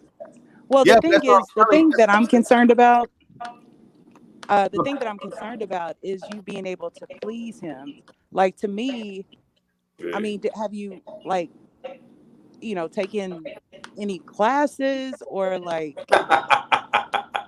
you know what I mean? My game. Because Well, Beth, let's start at the beginning. Beth, do you watch pornos? Do you watch pornographic movies? Well, yes. Do you watch pornographic movies? I'm sorry, but don't they have classes and everything? And this is how you give up classes like that. Yeah. I don't know. I think if they did, then the class would probably break the hymen. So, like dick sucking classes. Oh Yeah, shit, they Kane, what you talking about, Kane? Whoa, what's going on here? Whoa, wait a minute. But hold on, listen, this is what I'm telling you. Hold on, Beth, listen. Beth, you there? Can you hear me? Yes. All right, cool. So listen. This is what I'm gonna tell you. Head is cool. Anal is kind of weird. Every dude don't get down with anal because anal is kind of weird. If you offer me anal first before you offer me your vagina, that's a red flag. That's a red. That's a transformer flag. Yeah, that's a red flag. Okay, that's a shitty deal. Yeah. Appreciate that, alley-oop, Marco. So head is cool, but a lot of dudes can't, finish off of head. Okay. Yeah, I can't. I'm not worried. Yeah, very few women can do that for me. And most guys see it's like when you talk about submission and things. When a guy enters you in your through your vagina, it's a totally different thing. It's like the ultimate form of submission. Head is cool, you know what I mean? Like I said, anal is kind of weird for some dudes, but the vagina itself, being able to, you know what I mean, pretty much enforce your will upon a woman, and especially like I said, in your case, like a dude can tell like you've never had dick. That's pretty much your deal. You know what I mean? Wait, hold on, Beth. Have you ever came off of anal sex? Because women do come off of anal sex. Have you ever came off anal sex? It's a weird question, but no. Yeah. And I'm telling you, regardless of race, I can't really speak for white dudes or Indian dudes, or Asian dudes, or one or something. But that's why you don't like. Hold up, real quick question: do you not like black guys at all, or do you just find out you don't vibe with black guys? No, she was just joking earlier. Well, I missed that, so that's what I'm asking. So, do you not like black guys at all, or do you typically not vibe with black guys? I mean, I usually don't vibe with guys in general. But specifically black guys. But black guys. Okay, say what now? Say it again. What do you guys? Oh my god. Okay. So you don't vibe with black guys, right? Particularly, that's why you don't entertain them as much. You vibe with black guys at least. I don't have much in common with them. But that's what I'm telling you. Even though you don't, it's plenty of chicks that don't have shit in common with dudes, but they want to fuck.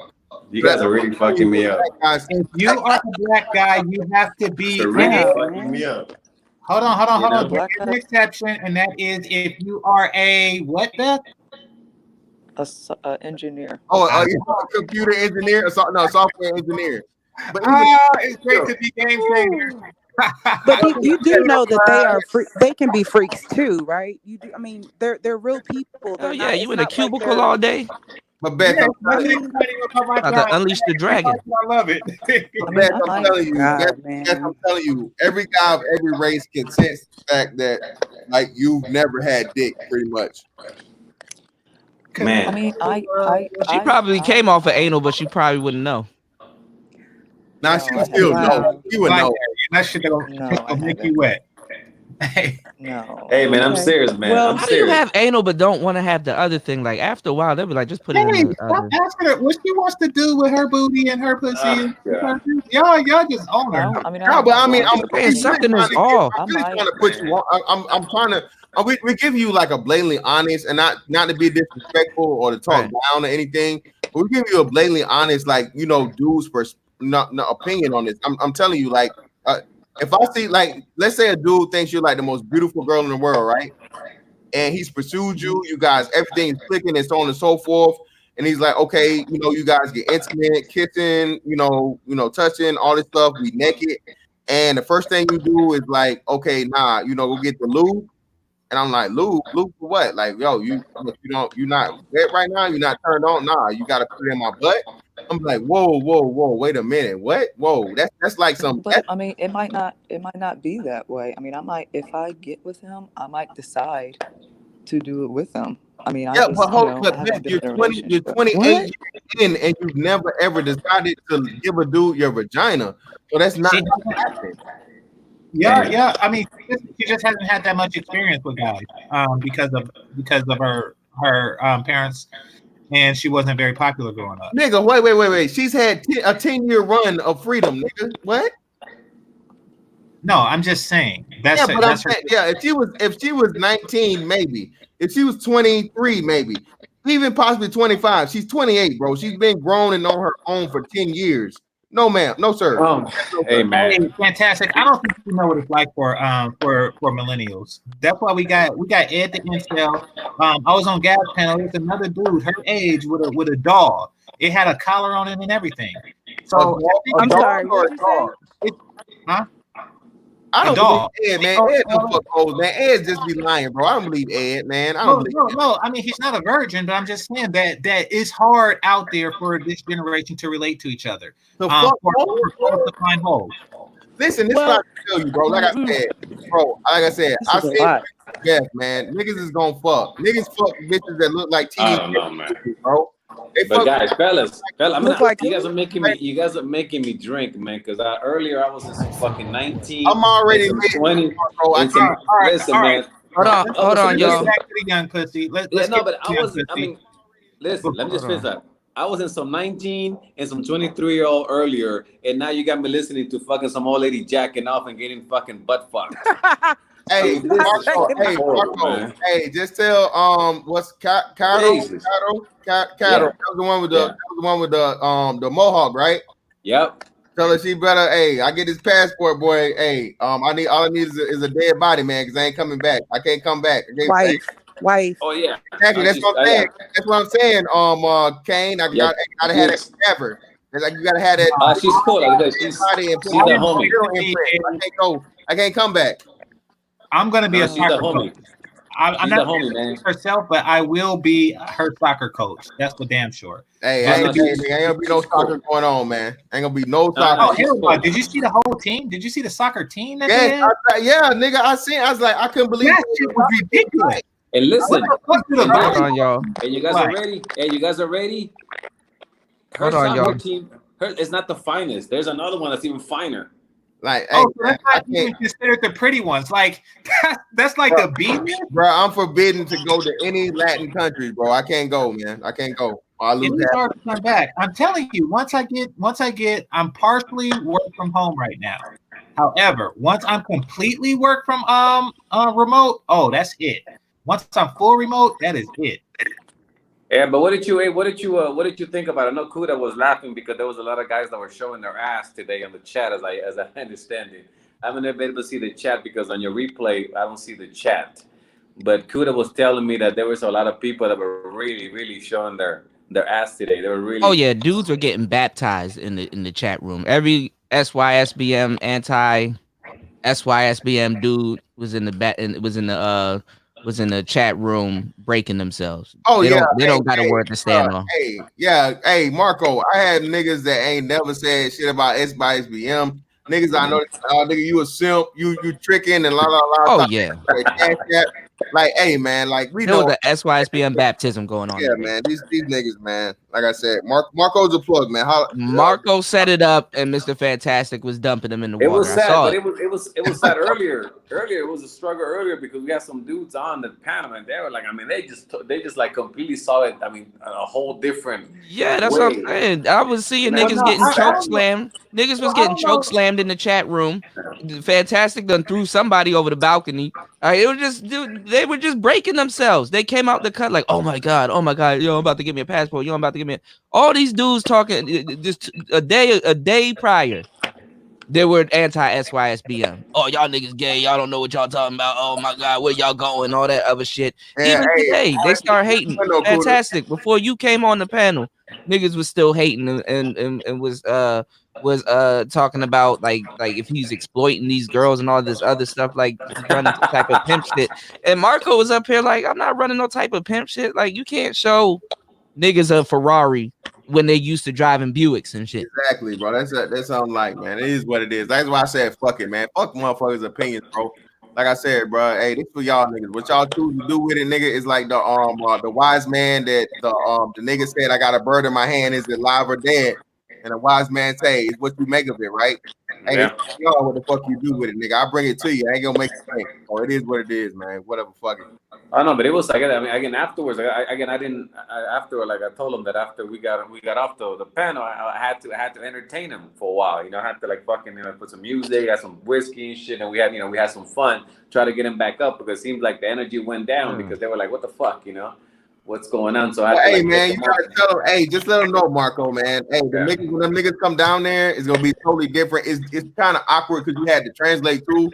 So you can't. We don't speak the language. There's a language barrier. We gotta have a translator. And but you said that. Yeah, but you said it with good sports. I mean, you said I'm not trying to hear no more anti-SYSBM shit from these dudes anymore. I'm not trying to hear no more of that anti-SYSBM. Them dudes were geeked and was getting broken over the internet.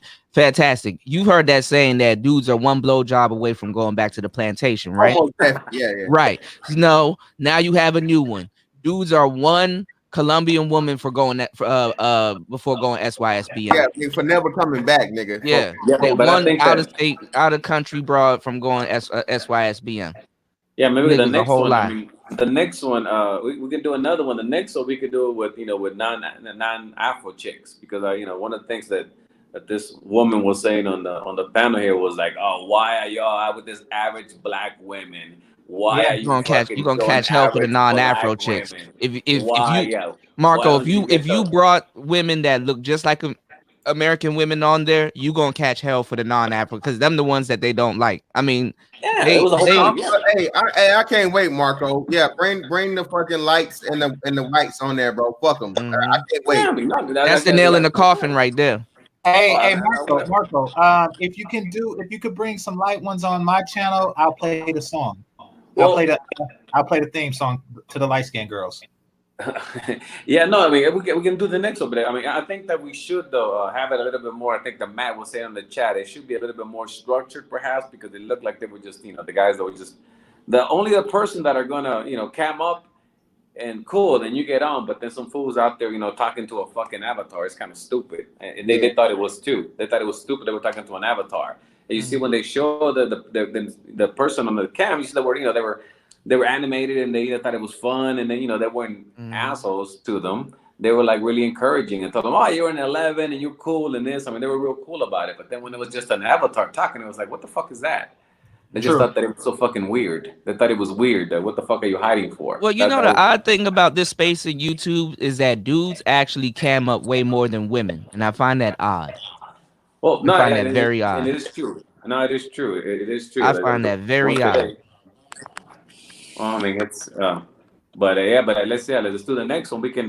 We can pick, like I said, we pick chicks like the one that is on the picture with Marco, me, the avatar. Hey, the next one's gonna be all adult shit. Goddamn it, ain't gonna be no motherfucking, ain't gonna be no light moments and shit. We'll do that late night or some shit. You're talking. Oh yeah, as long as I can play the light skinned song, and I hope Rashida Strober hears it, I'm happy.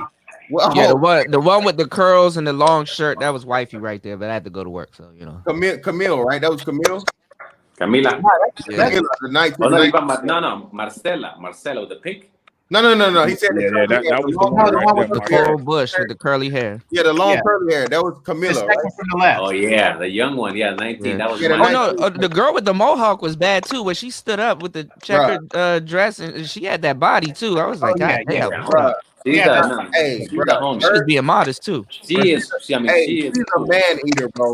She's a. I can tell. Yeah. No. She, like I said, I was lucky. I said, she's the homie. I known her for 12 years. Yeah. She's a man eater. See, I go after the curly haired one, but then I end up getting stuck with the one with the mohawk. So Hey, that happens all the sound time. like a win to me. Either way. Right. I ain't complaining. I like the one on the far right though. The wobblies. He had those wobblies. No, man, that one with that pink shirt on with the I think I you like just that said in there one with the pink Yeah, shirt on the far Marcella. right. Everybody On point. was drinking Marcella, bro. Yeah, and the one man, with the he was cheetah the joint, cutest, man. You My had homie- everybody. You the had MAGA. every flavor. Yeah, the Yeah, MAGA. exactly. I like her wobblies, and I like that. I like how she went in front of the camera to wobble them. You know, I And the did one like with the that. braids was pretty too. Like Yeah, the only them, thing that she fucked up, she showed up with the braids because she had the afro last week. No, she's good. Them SYSB, them anti-SYSBM dudes had no choice. No, but that I would have preferred the afro. So for like me, obviously the one that I enjoyed the most was Camila. Oh, the one with the curly hair. With all the hair. Yeah, exactly. that's wifey right there. Yeah. No, fuck she's that. Fuck 19? the wifey shit. I ain't wifing shit. No, I'm not saying. Yeah, No, I'm not saying she's like. I'm saying that's. You said what? I was just no. Marco, Marco, you Mhm. speaking from a level of fucking of experience of privilege, bro. You get to see this every day. American niggas don't see that type shit, bro. I did a show about that because the thing is that a lot of American dudes that we do have an air of thirst around us. So like the first thing that treats us right, we try to wife it up. Oh, and I try to exactly. tell dudes that's not what you do. You have to be around that for like a good 5 to 10 years before you make a decision because you're so used to not getting treated like a decent human being here. It's like once one woman starts treating you good like you deserve, you feel like you work for it when that should have been standard. But game changer. Hold on, everybody. He's been playing that light skin song. I want to hear it. I never heard it before. The light skin. No, he's trying to see where that popping was coming from. Somebody was making like a lot of. Who's that? That's not me. DJ, is that you? No. It's not me. But all right. Game changer. Can you tell Mr. Fantastic? I don't know if RJ was on earlier. How you doing, RJ? It was. Hey, what's going on? What's going on, Marco? How you doing, bud? How are you, brother? RJ, what's good, bro? We're just saying that when everybody? we first. It's good to hear you. When we got on the panel earlier, Mr. Fantastic and RJ, we were told that we can't believe we had these average-looking chicks on here. Wasn't that what they were telling us earlier, Game Changer and Kuda? Yeah. Wait. You talking about the average-looking chicks you had, or the so-called average-looking chicks you had over there at Fantastics? Yeah, exactly. So yeah, today they were telling us right now earlier. No, what the fuck? Why would you have those average-looking chicks? It's cool. Okay, cool. Let's go down there. Let's go down that rabbit hole. Let's stay right there. We ain't even got to refute it, right? Let's stay right there. I think y'all know where I'm going with it. Let's stay right there. Go ahead. Talk to him, RJ. Bet. So we're gonna leave them at average. Okay. And if they're bringing that one thing that's making people say "fuck the bullshit" over here, you know, and if you can't supply that, then be quiet. And my thing is, like I said, coming from the pro-black sector, man, that shit was never off code, man. I don't know who changed that and made it something else. You know what I mean? Now that's a problem. So yeah, it's somebody's moving the goalpost, man. Somebody just they just keep changing this shit up, man. Right.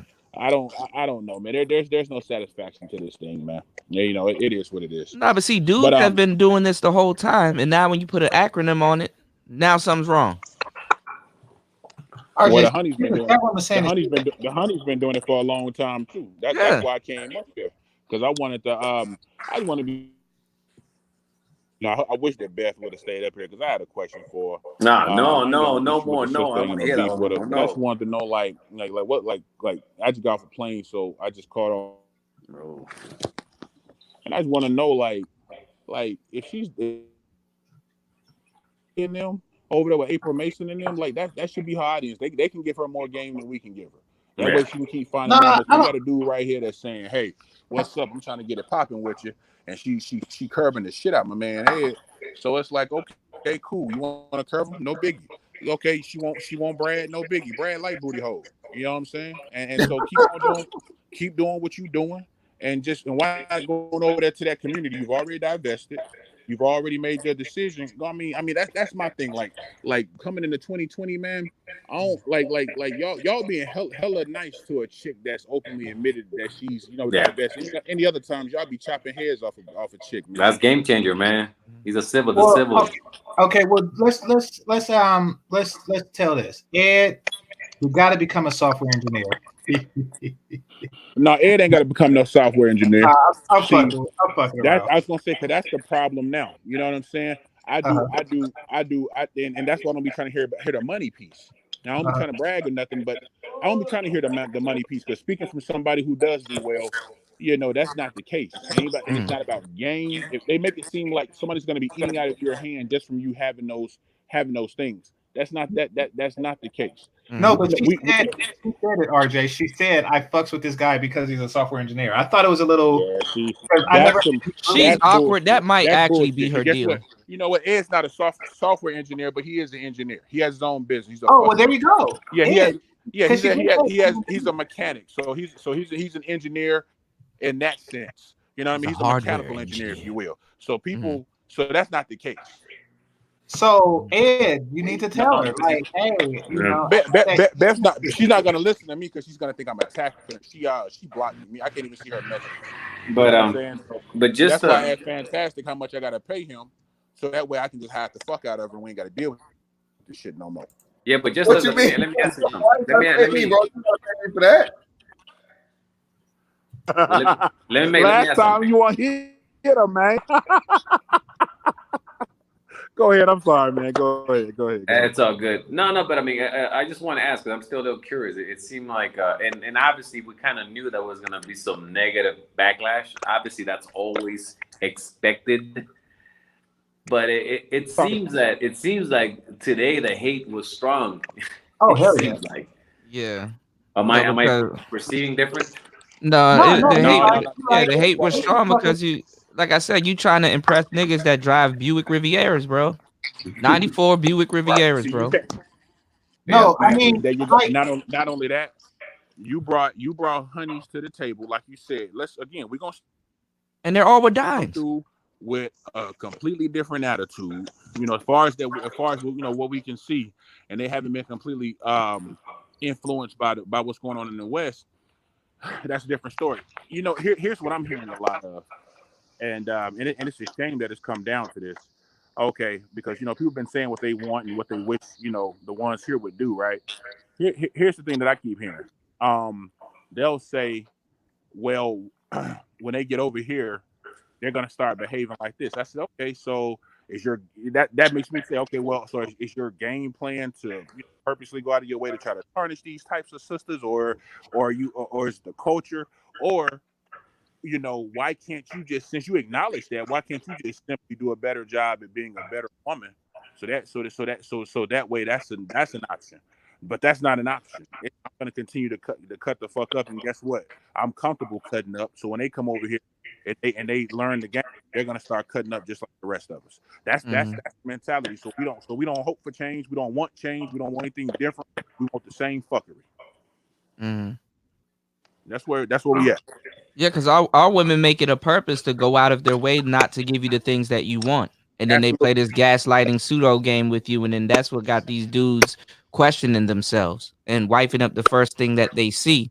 But the thing is that, you've already earned the right to be treated like a decent human being. And now all of a sudden, you're wrong for wanting that.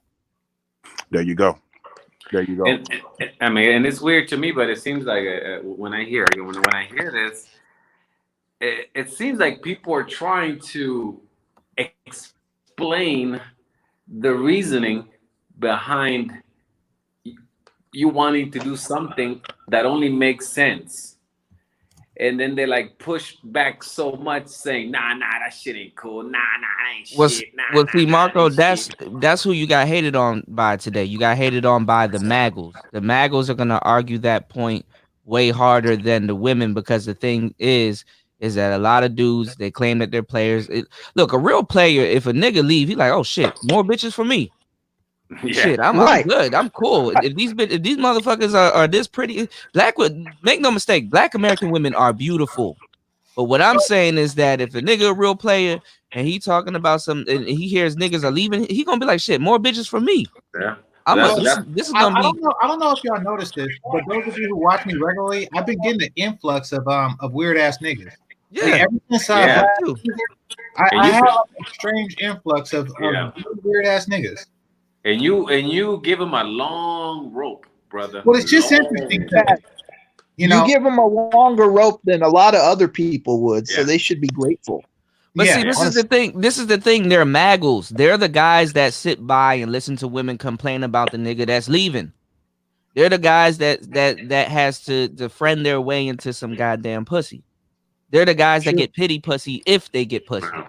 You understand what I'm saying? That's the only pussy they would ever get. Right. So when you leave, all right, look, niggas that got the game, we already know these motherfuckers are gonna try to turn us in for like sugar daddies or get us locked up or have us in a subservient position or whatever your pie is for why you leaving, right? When the maggles are left, they're sitting up here defending these women. After a while, women are gonna sit back and look and be like, what type of man are you to let another man that I'm attracted to leave and you can't even be half the man? You know, this is the pride before the fall. They're gonna burn right along with the broads when we leave. Yeah. Sure. And that's why you gotta call their bluff when they basically say all this shit, dude. Yeah. Like whenever a chick that's coming from somewhere else comes to America, all these American chicks always gotta say, well, what if she starts acting like this chick or whatever? And I'm like, look, I already got chicks that act like that here anyway, so I'll basically just take my chances and call you bluff. That's how I play. I don't give a fuck. And the thing is even if she start acting like the other chick, you have enough game because you done dealt with that dysfunction. You're like, look, I already know 4 moves ahead. Stop it. There was a point where I did what Kuda said when do you remember when they were saying that it seems like sometimes some guys pick the lighter ones? Remember when they were saying that? And I said, great, more chocolate for me. Right. That's how I look at it. Right.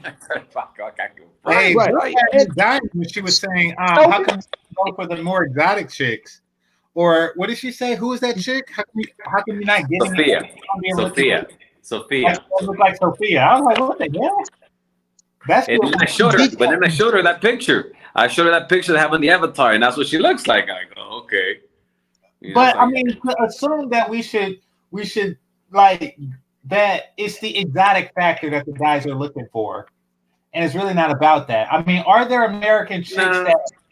But it was. I mean, I'm sorry, but I think that that comment was just bullshit. That was just something to really throw a monkey wrench in what we did today. It's like, yeah, but you guys talk to just black chicks. There's black chicks here. If you're over there, why don't you talk to, and she was saying some Hispanic Colombians or some Colombian, like, what the fuck are you talking about? We talked to Colombians today. You want us to talk to blondies? Is that what you're saying? Well, to tell you the truth, a lot of people aren't cultured and they haven't really left the States. That shows you the ignorance that these people got. See, like a lot of these guys that were on the panel earlier were on some like $100 shit. Drunk as fuck too. And the biggest thing that they don't understand is when you go out of America and you see the way that women treat their men, you don't want to come back here and basically deal with this shit. The reason that they're on some $100 hoe shit is because they've been dealing with it for so long that they don't know nothing. They don't know nothing, dude. And they're out here basically selling shit like they know shit. Yeah, and that's the thing, and I think that sometimes I know the thing I do like about GameChanger's venue is that he gives them a longer rope to hang themselves. He does give them a chance to like, okay, well, tell me your fuckery. Pretty much, that's what he says. GameChanger confirms the hanging. Yeah, and it's like hang yourself, and then he lets them, and then he gives them more. They hang themselves, then he gives them more rope. GameChanger's the type of guy like, let me close her eyes. Like she would die with her eyes open. He comes across and just closes it. Okay, it's confirmed. But he enjoys it, and he gives them more rope. Okay, do it again. Okay, here you go. Do it again. Hang yourself one more time, just. Yeah, but I'm glad you guys saw it, and it seems like. Well, I mean, come on. If I didn't do that shit, we wouldn't have heard a lot of interesting.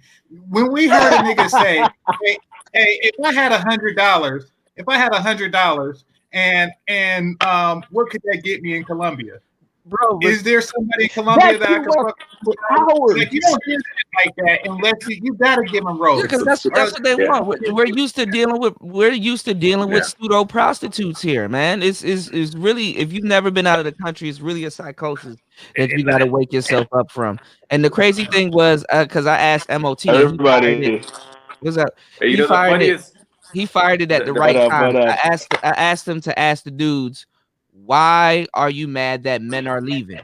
The dude sat up there and made this whole thing. No, I'm not mad. I'm not mad. Men are leaving. I'm definitely not mad. And then proceeded to explain why they're mad. Men are leaving. The front end and the back end, and why they were actually mad. Men are leaving. That's why I was asking Marco. I was like, Marco, ask them again. Why are you mad? Men are not leaving. Right after they got done explaining why they're mad. Men are leaving. You know, so men are leaving, and these niggas are mad because it exposes them. But you, I mean, us guys who travel, really, we don't know shit because we don't pay taxes where we're going, so we don't know shit. Right. Remember that one? Right. You don't pay taxes. You don't pay taxes. It really bothered me.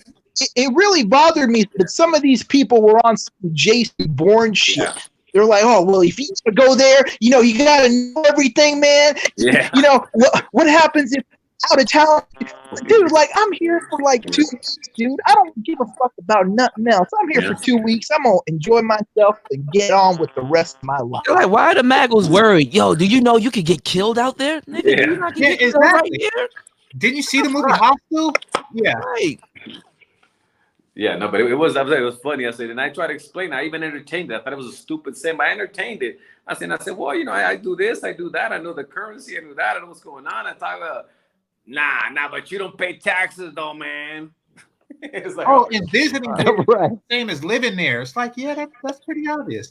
Oh, by the way, Zero Hate and Harold, I appreciate the cash out. But it was, but it's like, you know, I said, I'm not discouraged. I think that we can do another one. We can do it on this channel. If you want Game Changer, we can do it here. And we can change it up. Just, you know, we just change up the format or whatever. But that's, you know, we should do another one. Marco, be careful though. You're gonna become public enemy #1, bro. I'm not. Fantastic has a bigger venue. Like if you can't find the time to match, then by all means do it there. But he has a bigger venue, so you know, so the ladies would be happier and have more people to interact with. They're probably better there. Oh yeah, man. Break some, Marco. Please, you're doing the Lord's work. Break some more anti-SYSBM dudes, bro. He won't become the enemy, man. What's gonna happen is eventually they're gonna go away. Look, the anti-SYSBM dudes. Yeah, I even said that I have a video where I said if they made a simp specific channel, they would get more views than every YouTube channel that's in the black manosphere in existence. And the reason why is because everyone loves a minstrel show. Them niggas is so entertaining. I would love to sit around and watch a bunch of Maggles and Daggles discuss how to be Maggles and Daggles. Like, what else are they fucking gonna talk about? Like, when the motherfuckers talk, you know what they remind me of? You remember the Hamburglar? Who's old enough to remember the Hamburglar? The motherfuckers talk. It sounds like they said Maggle, Daggle, Baggle, Faggle, Waggle. Just like the fucking Hamburglar, man. That's what they sound like. It's just fucking stupid. Oh Lord, have mercy. Yeah, but I was saying, I mean, again, just looking at it from the outside, stepping a little bit outside of myself, and then, you know, I was looking at the replay. All of those girls were cute, though, bro. Well, all of them. Yeah, forget that. But I'm just stepping back, and then again, just looking at the replay that Fantastic put up. He put it up. Yeah, bro. Look at how the dudes were dancing in the chat room. Please. Yeah, but what's unfortunate the chat's not up, but what's there not to like? I mean, what's there not to like? Because they're mad because we're attaching. The nail in the coffin was niggas attaching an acronym to it. Right. Niggas been traveling and getting pussy and marrying bitches outside of state. And now all of a sudden you attach an acronym to it. Oh, we got to save the boys. Yo, this is not a good rhetoric to teach the boys. What's going on? We just trying to save the youth. What's going on? I don't understand. Yo, like, don't do this to us, like, what the fuck did that got to do with it? Yeah, it is weird. I mean, they were such good sports. And like, you ask them, you know, and they were like, dance here, walk here, come here. I was like, let me pull your hair. I mean, they were just fucking fun. They were fun, and they were like, yeah. I mean, it's like, oh yeah, we don't like this. This sucks. They're horrible. Yeah, but it's like, what the fuck? I mean, why would you not enjoy this? I really don't get it. That's what I was saying, man. That's what I said to the trolls earlier. By the way, pardon me if my voice is dragging because the Grey Goose is in effect. But you drank that McDonald's Sprite. You're good. You're good, bro. Nigga, please. Grey Goose is top shelf. What are you talking about? No, that's the McDonald's Sprite. You know how Sprite is like real crisp. You ever drank some like fresh McDonald's Sprite? Yes. That shit got a bite to it. Like, god it damn. Does. Yeah, it tastes so smooth. Sprite from the tap. Yeah, I like 7-Up way better than Sprite though. 7-Up can cure cancer. Sprite just sweet as fuck. Sprite from the tap at McDonald's is Grey Goose. Shit. Bitches put Grey Goose in the goddamn machine. That Sprite crispy as hell, man. But go ahead, Zero Hate. My bad, bro. No, man. You was killing me in the chat. What did you say earlier? Hold on. I had to stop, man. Oh, my God. Yeah, I don't remember, man. I was drinking and typing. Holy shit. Yeah, man, it was funny. It was funny, man. That Zero Hate always brings it, man. It's funny. We always bring it in the chat, brother. Oh, man. Shit. I was saying like earlier, dude, I was like, okay, you got, and my main argument is you guys are not going to lose anything. If anything, if male empowerment happens overall, you get the women that you want. They have to acquiesce at that point. But these dudes, they don't care. They're resistant for no but you know what I would like? reason. I'm sorry, Zero Hate. You know what I would like? You good, man. About it. Maybe you can throw this challenge out. What I would like now is one of these guys that are thinking, do not go, do not save yourself, do not go, stay here. I would like them to put a show like this and get 5 of the local American women and say, this is where you want to stay. Look how cool these women are. Why the fuck would you want to get away from these beautiful women? Look how great. No, better yet, Marco. You're talking about the Mag Olympics. Hold on, Marco. Why in the hell did you not say that shit earlier? I would have. That was perfect, bro. Right. It's like but you know what you're describing though. We want them to show their white men. Have them cam up and show their white men. Olympics. Thank you, cool. Exactly. Yeah, but this have them cam up and show all of their white men. Show all of their white men sitting down on the couch. No, get all them together, sitting down on the couch, happy, listening to POD. Listening to some rock music and shit. It could be It could be SYA-W. Show your those women. No. What you're describing is called the Mag Olympics. That's what you're describing. It's you get a bunch of the motherfuckers in there. I know. And each one of their events is just pure 100% failure. That shit that we was hearing a minute ago. I actually heard something like that earlier of live, of a sister, needing a shoulder to lean on because some brag, got rid of him, man. And I'm talking about what can I do and all this so good stuff. Man, this what happened earlier kind of reminded me of it. I think it just says a lot. To really just again, I keep saying it, saying where people's true heart is and where they really want to be, where they truly desire. Someone mentioned Kevin Samuels earlier. Kevin Samuels says, we're not admired, we're not adored, we're not respected, but yet and still, you need to, Ayanla says we should stay over here and just stand in it, and there's no incentive to just stand. No, seriously, she said that. No, I heard. Yeah, I saw that. Yeah. Well, like I said, but I gotta get. That would be a good challenge to put out there. Okay, show your white man. Show your awesome fucking 5'8" those women that make me go, you know what? What the fuck am I thinking? Why the fuck would I want to fly out to Colombia when I got all these beautiful 5 great chicks here? What the fuck would That's why I told you, Marco. I could not do that here in DC. My girls will get to fighting. One of them will ask, "Did I fuck the other one?" and all kinds of shit. They will not be able to sit there. They'll be on their phones, all kinds of shit. Then I might have to get a fake reaction out of them. It's like, come on, bro. We already talked about this. Why are you acting like this right now? Because the camera on. Like, that's because most of the girls here have joined the UBB, the Ugly Bitch Brigade. They have taken over most of the United States. Their membership is hella large. And then they started enlisting dudes into the UBB as fucking concubines. And they live like ants. You know, it's just one. It's a hive mindset. It's just like a fat queen bitch and a bunch of maggots around there, and they all work for her. But it's several queens. Like that's the problem. They have too many queens, so their fucking ant farm is dying because they're not doing it the right way. Right.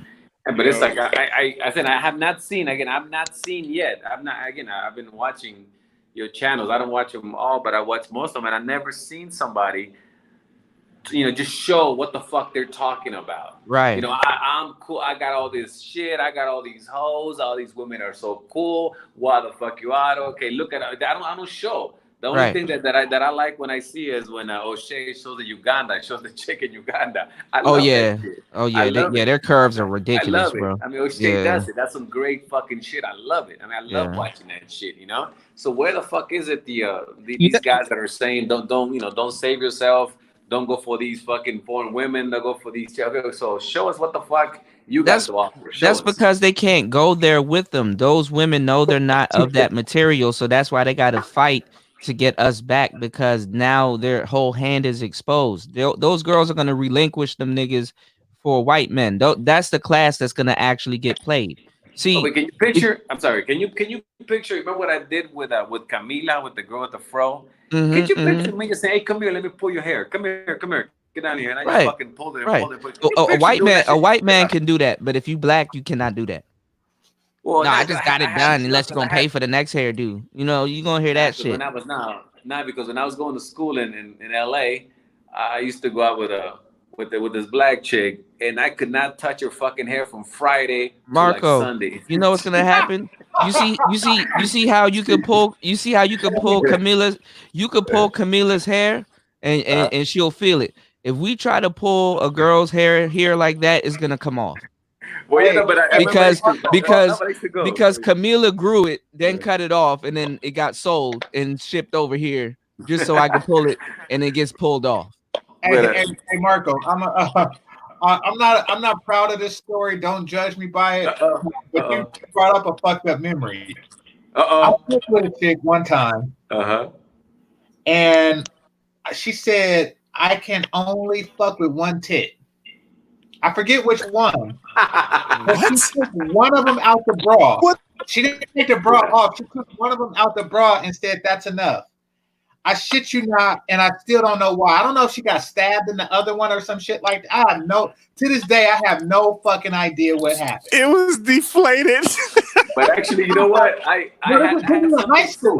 This was in high school, so she was way too young, and these were like regular B cups. She was way too young to have went under the knife, shit like that. And these were just regular B cups. So I was like, what in the hell? But the shit was awkward as hell. And when you said to pull the hair at Friday and shit like that, it just brought up that fucked up memory. Like, damn. Well, no, it was funny, but it was like, because I remember, because she used to go get her hair done on Fridays. And she used to go to the fucking beauty salon from like 2 to like about 7 and shit. And she used to come out. It was her hair. And it used to smell fucking beautiful, like roses and berries and shit like that. I mean, it was fine. I mean, she was like, so she'd be like, "Marco, I know we're gonna fuck tonight, but do not touch my fucking hair. Do not touch it. This has got to look like this like the next 8 days. So don't touch me. But that's my hair." And I'd be like, "So what the fuck am I to do?" She's like, "Okay, what I'm gonna do is, she used to position herself on top of her head on the fucking pillow. She used to sleep with the pillow under her chin, and then I used to just have to fucking hit a doggy style the whole fucking time." What if it was because areola looked like a map? Do not fuck around with chicks like that. Hold on right quick. Do not fuck around with chicks like that. When they trying to hide their pussy like that, they might have something. No. It was a hair. No, it was only from Friday. She got her hair done. Look, Zone writes. I think she's insecure about her body. I had sex with a girl who had to have her skirt on. Oh no, I didn't have that. No. Sure. Now I'm saying that's different. Like you gotta see the pussy. Yeah. No. This is only when they got her hair done. That's only when she got her hair done. I'm sorry. No, I'm talking. No, I get your story, Mark. I'm telling Zone this because I'm concerned. Okay. Zone, you're gonna be a doctor soon, so be careful because they might be hiding something under that. That's right. I've seen it. Shirt, not skirt. Oh wait. Wait, my bad. Yeah, he does. Shirt. Okay, right. My bad. You did. Zone. She was hiding her oversized areolas. So I knew, and she used to tell me. You talking about Zone's chick or my chick? Because she let me have one, both, and that was normal. Oh yeah, zone. Yeah, I don't know. Yeah, my bad. It said shirt. Well, I had one similar to yours, Game Changer, but it was because she had her nipple pierced, so I couldn't fuck with the right one because that shit was Maybe too that's it. sensitive. Maybe she had a, Had to yeah, fuck with the maybe left that's one. it. Yeah, Okay, so. that makes sense. Well, she should have said something. I wouldn't have tripped. Like she could have had one piercing and got infected or something like that. Ew. No, with this one I saw, but it was one pierce, so it was so sensitive. I had to just fuck with the right one. Yeah, I was cool with it. okay, that makes sense. So, and that was like a big ass mystery to me. Like I just thought about it. I just forgot about it after a year until you said that shit. I was like, damn, I did have like an experience like that. Just having any restrictions during fucking is a turnoff. Yeah. Well, again, it was only when she got her hair did. That's what she said. I'm gonna get my hair did. Only when she got her hair did, she used to act like that. Friday, after that, like on Monday, or like on Tuesday, Wednesday, Thursday, all right, fine, we could just go at it. But I could just pull the shit out of it. But on Friday, after she got it done, because she spent fucking whatever the fuck amount of time and all that money getting it all fucking beautiful, I couldn't touch it. Yeah. I don't like restrictions. Like I like to knock on wood. Yeah. Wait, Marco, you hit all of them? Yeah. Oh wow. So when they had when they were talking on the couch, did they kind of say anything about it? Like, oh, you know, Marco, oh, blah blah blah blah blah. Did they kind of talk about it? About what? Like just about you. Did they talk about me? Like, could they tell that you hit the other ones? They're friends, man. I mean, they're friends, man. We're friends. Damn, I don't hide it. you done took out a hive. Yeah, but Caro, in Latin America, I don't think that girl. I think that the West is unique. Yeah, and the way women try to put a taboo around sex, and I think no, it's not. It's not a big. But Caro, it's been a while. I guess she should expired a while back. You know what I mean? And Camila too. So, but I'm serious about that shit. Once I turn 25, I don't fuck them. Or, I don't. I do not. I do not. That's a strict rule. So, I haven't been with Caro in a long ass time, obviously. Which one's Camila again? No, Caro, the Mohawk. Okay. Oh yeah, the thick one. So Marco, who had the best pussy? Like, who had like the skills out of all of them? Well, they're all different. I mean, they're all different. They'll have their, little. Because there's nothing like for example with the afro. I mean, there's nothing like pulling on a nice fucking afro. I mean, cool shit. That young face. You know what I mean? I mean, making all those sounds and shit. And I mean, that's nothing like it. Everything is where it's supposed to be. Then the other ones, obviously, since they're like 23, then obviously they have more motion and more passion and shit like that. And that's so they're all different, man. That's like I never ever say this was better than the other one. I never do. So also, Mark, they're under 25. Your battle strategy is to just go in and destroy. Well, I mean, I don't know. You like what you like, man. I like what I like. I can't stand. I can even talk to old bitches. I just don't do it because again, all they have is this bitter shit about their ex-man, and they're this and they're that, and they've been hurt before, and this bullshit. I don't want to hear that shit. Is it like a change? Right. What's the noticeable change at 25? Is it like the eye color or like? They like just like change outfits or some shit. No. But I mean, you again, if I meet her, if they tell me I'm gonna introduce you to a friend, really, how old is she? She's like 25. Nah, fuck it, I want to meet her. The twinkle in their eye goes away. That's you know what, to women that's actually attractive. Like, yo, I don't talk to girls that's over 25. When they see it, my friends the ones who are over 25. I mean, no, they'll still try to even prove themselves. Like, I'm good. I'm not that type of girl. But they know it. I mean, they know it, and like they know my friends. They know it, and they know amongst themselves, and they talk. And so Marco don't fuck with. He don't like fat bitches. He does not like old bitches. And he doesn't like obviously ugly bitches. They know it. So when they're gonna introduce me to a friend, they say, "Oh, I'm gonna introduce you to a friend. She's cool. All right, let me see her picture. All right, how old is she? She's 25. Now I pass." Or he goes, "Oh, but she's a little thick. Fuck it, no, I don't want to see the bitch. It's probably fat." That's what I typed in the chat. It's like, it's my 25th birthday. Marco be like, guards, remove her. I saw that. Uber, get your ass over here.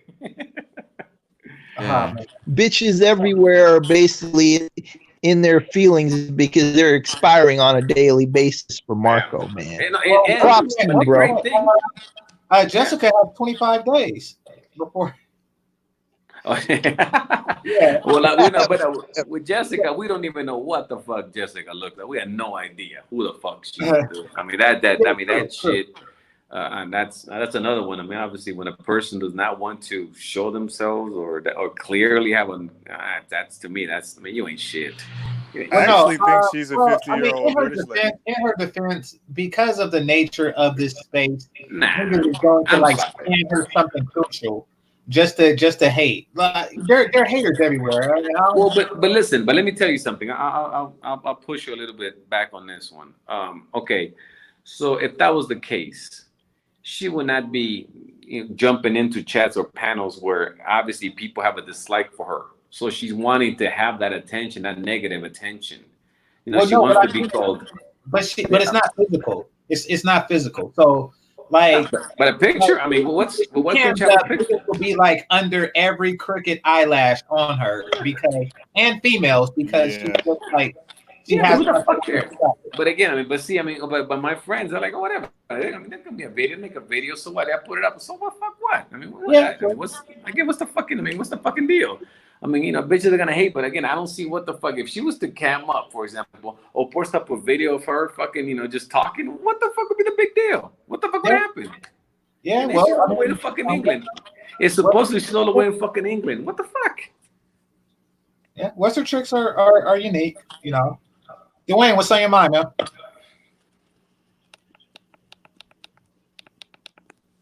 Dwayne.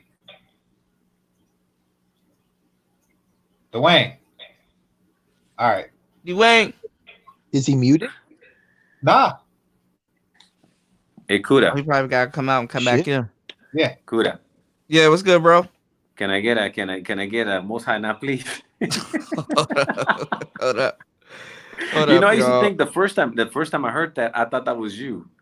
No, bro. I thought it was you fucking around. Hold on. And then I actually heard the stream. I gotta pull it up. My shit is acting stupid right now. People commenting on my my post. Dwayne, you Yeah. there? Is it good? What's good, Dwayne? What's going on with you, bro? Hey, good, bro. Mike Moore, your setup was giving a little trouble. Yeah. As I was going in and out. So is it good, everybody? Yeah, what's up, man? What's on your mind, fam? Yeah, we're good, bro. Not much. Just taking in the cipher. Just taking in what's going on. Mm-hmm. I like how Marco has a strict standards as Triple X. No, just no. Oh yeah, for sure. Marco got strict standards, and Triple X pointed it out. Where you from, man? I'm from Trinidad. Oh yeah, okay, that's cool. Yeah, Trinidad and Tobago. Yeah, I've been there. Yeah. I've been there. I've been to Barbados too. It's right there. Cool shit. Mm-hmm. Yeah. Hey, what's the best carnival to people? So to people that have been to multiple carnivals, like from Mardi Gras to Trinidad to Rio de Janeiro. Not Rio, man. Rio hands down. Rio hands down, bro. Okay. Just making sure because that was the only one I've been to. Yeah, hands down. No, because hands down. Because in islands like in Trinidad and Aruba and in St. Croix, they have real small and they do them like all the time, often. Try to get people like riled up. So yeah. Rio, it is a yearly thing, and it's like the Super Bowl, like that. Mm. Yeah, it was people. When I tell you, it was a lot of float. They kept playing the same two songs, or the same song, and it was kind of annoying. But they had like so many floats, and the floats were like mansions on wheels. And you not, and it had like all kind of like dragons, like all of them were unique, and they had like a little marching band that went out. All the costumes were just like on point. Like they take all year making the costumes alone, and then they got their engineers and shit, just making the floats. I'm telling you, this shit was dope. So are you saying it's commercialized though? Has it became commercialized? Oh yeah. Nah. Yeah. What do you mean commercialized? They're not. Like I'm saying, like they're playing the same songs. It's kind of like a build up to it. like the Super Bowl. Super Bowl is commercialized a little bit. No, I think that's like that song has cultural significance, like a national anthem or something. But also because these are different groups creating different flows, so I think that they're giving all of them the same music to present it. So, but yeah, they're just going by and presenting it to us. So, but yeah, the shit's dope. And I found out that that's just part of it. Like they're competing for the best of Rio de Janeiro, and then they're gonna take that and compete with other cities. Make it national. National competition. I'm about to eat some roti tomorrow, man. I need some roti in my life. Yeah, I say I like your roti. I like it. I say blast roti. Every time you blast, you gotta eat it to your yard. You gotta eat it to the yard. But yeah, and the street parties were dope too. So yeah, I gotta see. I don't know what Trinidad is like. I was gonna try it one year, but ask Boogie, but Boogie go bring it on. Yeah. See Boogie, he goes down to Trinidad. But yeah, Boogie was out here. Yeah. Oh shit. I know Boogie was walking around the carpet. Every time I hear this man talk, I just want to say, don't worry, you must say straight. Straight. You want to talk about woman and thing, you know? The guy in my yard. Yeah. There's a Caribbean thing too, you know. All of we connected there. Yeah. We understand all the slang. I like how America speaks different like versions of English. Then you got patois, and then you got the UK, which is like patois, but it's like it's weird. Like it's just separated by the same language. UK does like Canada too. Oh yeah, Canada too. Yep. Shit. Yeah. I don't think Canada, because like when Classic Ruby come out, I know she says stuff like beggage and about. Yeah. About. Yeah, she's from Canada. Yeah, Canadian. But it's not like really thick. Like every now and then she'll say, "I was like, wait, what was that?" And she say, "Begging."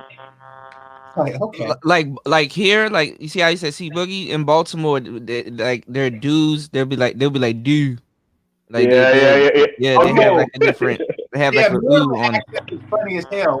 Like I make fun of niggas who do that because they sound like The Wire. You remember that scene? Well, yeah, because it's Baltimore. Yeah. But you remember that scene when dude had to go to the bathroom? He said, "I gotta go too." Yeah. I was laughing my ass off. Hey, but you know they go different places and they're exotic. Like women love it, but then a lot of times they get made fun of. Like dog instead of hot dog, they be like hot dog. Yeah, there's so many dialects in there. That's it. Yeah. That's weird about English is funny because I think that even in America sometimes or some words, when you think about it, it should be. Oat sounds, it makes more sense because of the letters. It shouldn't be out. It should be oat because it is an O. It is an O. You know, so it should America, yeah. Won't you try telling that to Plies, man? Well, Plies, he speaks proper. He just playing. There's enough more Plies, man. Oh, come on, man. Who the fuck? This nigga don't say bike. He don't say bike. He said bike. Yeah, bike. I ain't gonna call you bike. Well, he knows how to say back. Like, listen to how he speaks on the interview. He'd be like, "Hey, you know, bro, I just think he sounds that." Regular. Well, what about my boy? Well, I mean, what's his name? E40. He just makes shit up, and it still makes sense. What about my boy? E40 got his own language. But he's a pedestrian. That's why. What about my boy that says? Feminine? Yeah, I'd say feminine. Oh, yeah. That's you. And you know what? I'm gonna coin that. I'm gonna coin that though. I'm gonna coin that though. So Marco, I got another acronym. I got GOTGF, like got girlfriend, right? But the acronym is get out the game fine. And some of the girls that you had today is what I would a lot of guys would consider get out the game fine. So have you ever met a woman that said that you will be like, okay, I get out the game for her? What woman would you get out the game for? Nah, one that don't turn 25. Yeah, exactly. What's up with Zero said there's no get out the game fine girl. Like the one that don't turn 25 or the one that's like 24, like the year before he dies, like that. So Marco's marriage got a 5-year window shelf before you hit the divorce. Yeah, it's like you got to get the prenup back. It's not happening. No, but I still don't know. But seriously, I mean, I really don't see the point in getting married. I mean, I don't see that. I cannot be with a woman like a whole week straight. Like a whole week straight, for example, a whole week straight. It's really like that's a stretch. I can go like on a weekend, a 3-day trip, whatever, 4-day. But then a week, it's like, what the fuck? I mean, I just run out of what the fuck I'm gonna say. I mean, again, I hit all the holes already. Right. And it's like, what the fuck? What am I doing with this bitch? Aside from sex, though, men have a blind spot when it comes to marriage and stuff like that. It's like, I mean, it's common knowledge that when you get married in America, you marry the state. I mean, you literally marry the state. So that's just extra dumb right there. You shouldn't even bother. Yeah, marriage is a business. Yeah, and it's the only government contract in the United States that is amendable. Any contract that you sign in any business that you do in the United States is non-amendable. You sign it, you're fucked. Look at what P. Diddy does to his artists. You know what I mean? But marriage is the only one that can be amended on the fly. Well, and the whole thing. Florida has some real incoherent motherfuckers if I ever heard it before in my life. Like I'm not talking about like Miami or the major areas. Like the real swampers, the black ones, they have some shit that I cannot decipher for the fucking life of me. And like Georgia is bad, but Florida. If the news articles start off with "man in Florida," it's gonna be some wild shit. Oh, you seen that on ATL? I was laughing my ass off. Florida people aren't even real people anyway. There's something strange. But can you do? I'm from there, and he told me about not Miami, Florida. He tells me all kind of weird shit. Like niggas on there stretching twigs next to their skin to see how light skinned they are. I'm like, I hear shit. I'm not fucking with Florida. Swampers. A game changer. Can you do one time? I still have the belief that in a hidden way, when a man gets married, he becomes. I don't know, but somebody told me this. An OG told me this, that if you put a marble in a jar or a coin in a jar, every time you have sex with a woman before marriage, and then you marry her, and every time you have sex with her, from then you take a coin out. It's a great. You'll never empty the jar. That's what they were saying.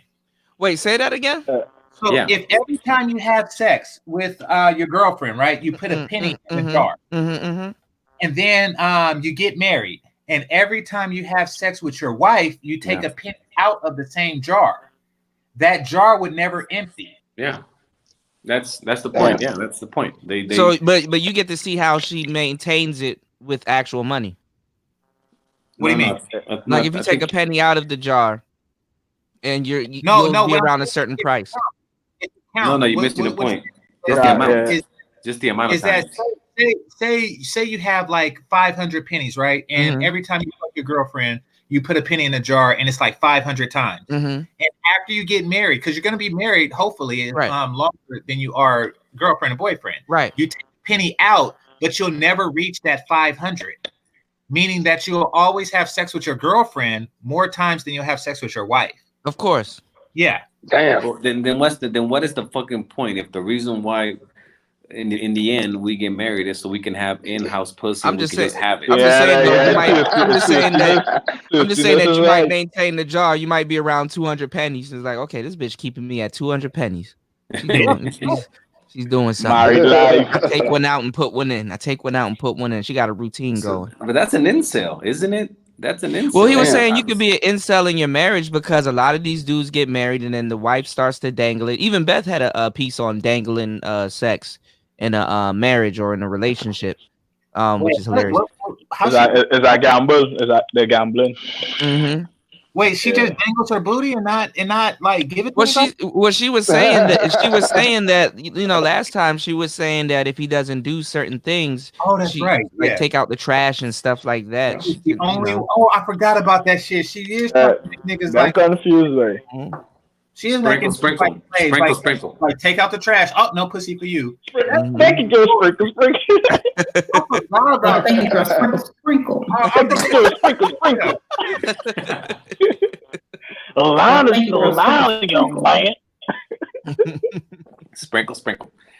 Yeah, Man. Yeah, but what's happening again? So, like so that, in the end, what's who in the fuck want to be enslaved? Like knowing that they just monopolize your dick, you can't fuck anybody else, and then and now they making demands and gonna close up shop. And especially somebody that's been a virgin for hella long, she could close up the shit forever. He's lying, man. They're doing it for love, boy. They're doing it for love. Shout out to finding love in the DR, though. They do it for love, nigga. Mm-hmm. Yeah. But see, that's because when you're married, it's like an exhale. It's like a okay, I don't have to. I can relax now. I can get fat. I'm about to walk out of here with something. I can wear my cool. I can wear my coolers. I can wear my coolers. Oh, and then like in front of you, like wearing their fucking beauty routine in front of you when before you only seen the last result. Yeah, well, you know what Marco did when the girls were eating today? They had pizza and stuff. You know, he took them off of camera. But even those girls too, they really won't eat like that in front of you. Not unless you're like taking them out on a dinner and stuff like that. Them girls, they go in the other room. They don't really eat in front of you. A lot of these girls here, they belching, they farting and shit beside you. Yeah, boy. Yeah, boy. Cardi B, they learn that from Cardi B. They learn that from Cardi B. Chewing with their mouth open. These girls don't give a fuck. They going live sitting on the toilet and you hearing piss and shit like, bitch. Oh, hey, you know what? I'm going there. Yeah, can y'all hear me? Can y'all hear me? Going in for it. Yeah. What's up, GC? What's up, GameChanger? How you feeling, man? Marco, shout out to Marco, man. About the little young ladies too, you know. What's going on, brother? What's going on, man? Chilling, man. I took my kids to a birthday party at Chuck E. Cheese, but I'm watching this shit, and you know, DJ was right, man. The chat was going crazy. These dudes, I don't understand this shit, bro. But you know what, though? They was real laid back and cool. You know what I'm saying? I done kicked it around black women. They wouldn't have never been that cool, bro. They would have been doing all type of other unpredictable shit. But man, no way around the world. Don't be cool anywhere around the world. And that was the whole point of showing that. And then even if somebody was to ask us if it was a thought, I didn't pay them. They're my homies. I said we came and had pizza, we had some beer and shit. We chilled. You can tell it was mutual. Man, Marco, these dudes woke up this morning, swearing to God that they were anti-SYSBM until they came on Mr. Fantastic's panel and saw that shit and was like, oh my God. They were Marco, you're making this hard for us, bro. Oh my God. That's it. They're gonna like the crazy stuff. Right. Them boys came on Mr. Fantastic shit like, boy, oh boy, oh boy. Hey, no, but I'm glad you enjoyed it, man. I'm really happy to hear that because that was the whole point, for you guys to see something and then, just to see the other side. I'm glad that you looked at it that way. I'd lost respect. Of course. I'd have lost respect for some niggas. I was like, oh, you SYSB now, bro. Yeah, me too, bro. Me too, bro. Hold on. They their whole life, DJ. They came around. So respect that, because some niggas would just double down on. No, GameChanger an hour before they was not SYSBM. No, what I'm saying is respect them for flipping because some niggas will just double down. People today was doubling down and. No, but GameChanger. I respect that shit. But that's where the backlash came from because once he stopped showing the women, then they came to their senses. Well, they're not this. These were the same not that. Yeah, it was the same. You know what? Damn. You know what? I think that they had to see it first, and seeing is believing, man. As soon as you do it, they want to do it right after you, but they just don't got the balls to really be like, you know what? I see where these brothers coming from, but they will disagree and do all that extra shit. So Yeah, but at the same time, I would say, okay, fine. If you got something better, well, let's see the fucker. Let's see it. Look, they ain't gonna do it. They can't do that. Even the player, I can't do that. My bitch is gonna start fighting and shit. Yeah, what happened? It's gonna be a to be continue. On camera, they started yanking it right away. Because I was in there for like a good hour. I watched these dudes. They started yanking it, and that's what made them come to their senses. They just had to get that off real quick, and then they was like, "Wait a minute, what did I just do?" And then I had impure thoughts of a non-AOS. Right. Which is, Hey, I and you mean, know what? but really, I mean, and what the hell is that all about? Again, I mean, these women are black, man. What the fuck are we? Exactly, they all black. Exactly, they all black. So man. They're it's black, culture, dude. man. It's I the mean, culture. really. I mean, what the fuck? Pro-blacks Yeah, don't believe in foreign black. But yeah, but they're black, dude. I mean, what the fuck? You know what I No, mean? Marco, let me tell you something. 90% of the guys that come over here that's talking shit about SYSBM are SYSBM themselves. True. Yeah, put that on me. What I say? Yeah. Because if I would have Who had, married the Cuban? let's say you see, I could put any of these women in a black neighborhood in Los Angeles or Detroit or Miami or fucking Atlanta, and you want, I mean, they're just black. Yeah, You nobody know would what I'm know. saying? I mean, Yeah. it's not like, wait a minute, you're fucking, you know, you're not, you know, what is it? You're not, you don't have slave and you know, chop. What's it called? Yeah, Sharecroppers. I want a Marlon Negra. What the fuck is I want a Marlon Negra. Right. No, I mean the both got their ancestors off in one place and ours in another. It is the same. It is the same. And again, and I told you guys, and I want you to. I told you, I want you to do a show on the Palenques Game Changer. I want you to look at that and show that that's some real shit. Like I said, that they're the slave towns, and they kept their customs. Yeah. You know, you can go to the Philippines and see a nigga that look just like me. There's a twin of you everywhere. Yeah. Wait a minute. Yeah. You in Maryland? You don't sound like a Maryland dude. Like I could slightly hear it on C Boogie, but I can't hear it at all. Well, that's what I was talking about earlier. It's kind of like two different like where I am in PG, but I'm from the DMV. I'm always in DC. So where I am in PG, Baltimore is like another state, damn near. Baltimore is like 40. Baltimore's like 40 minutes from me. We share the same state, but I mean, there used to be a beef between all. Oh no! I don't know. Somebody in the chat I seen on the thing. Yeah, but Baltimore, yeah, they're like in a whole different. Baltimore is like you can go to certain parts in Baltimore. It's like a third world country, bro.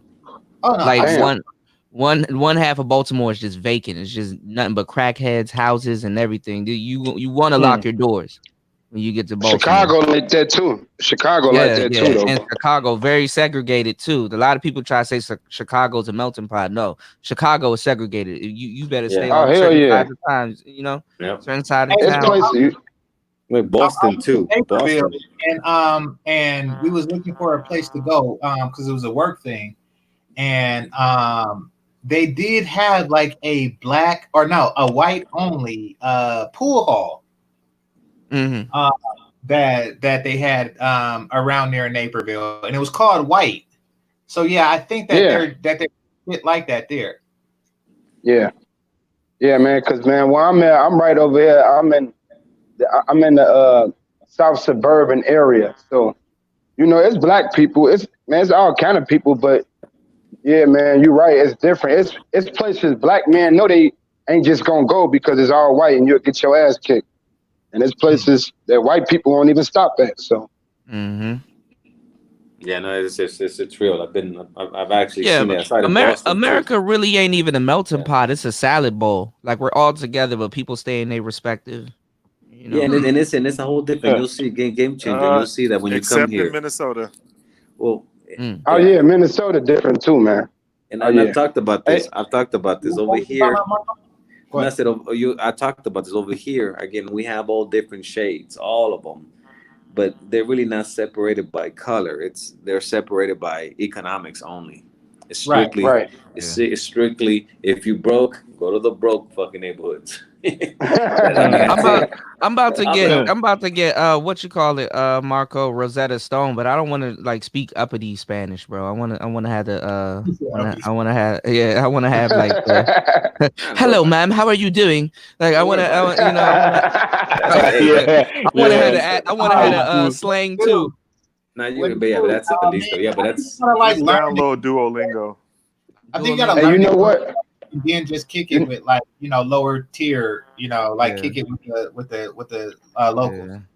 I might just kick it with some. I mean, I got some friends that are Cuban, so I might just learn the language and then. Well, okay, cool. I mean, the thing is that if Kuda, I never seen obviously Game Changer, and I've never seen the other brothers in the panel.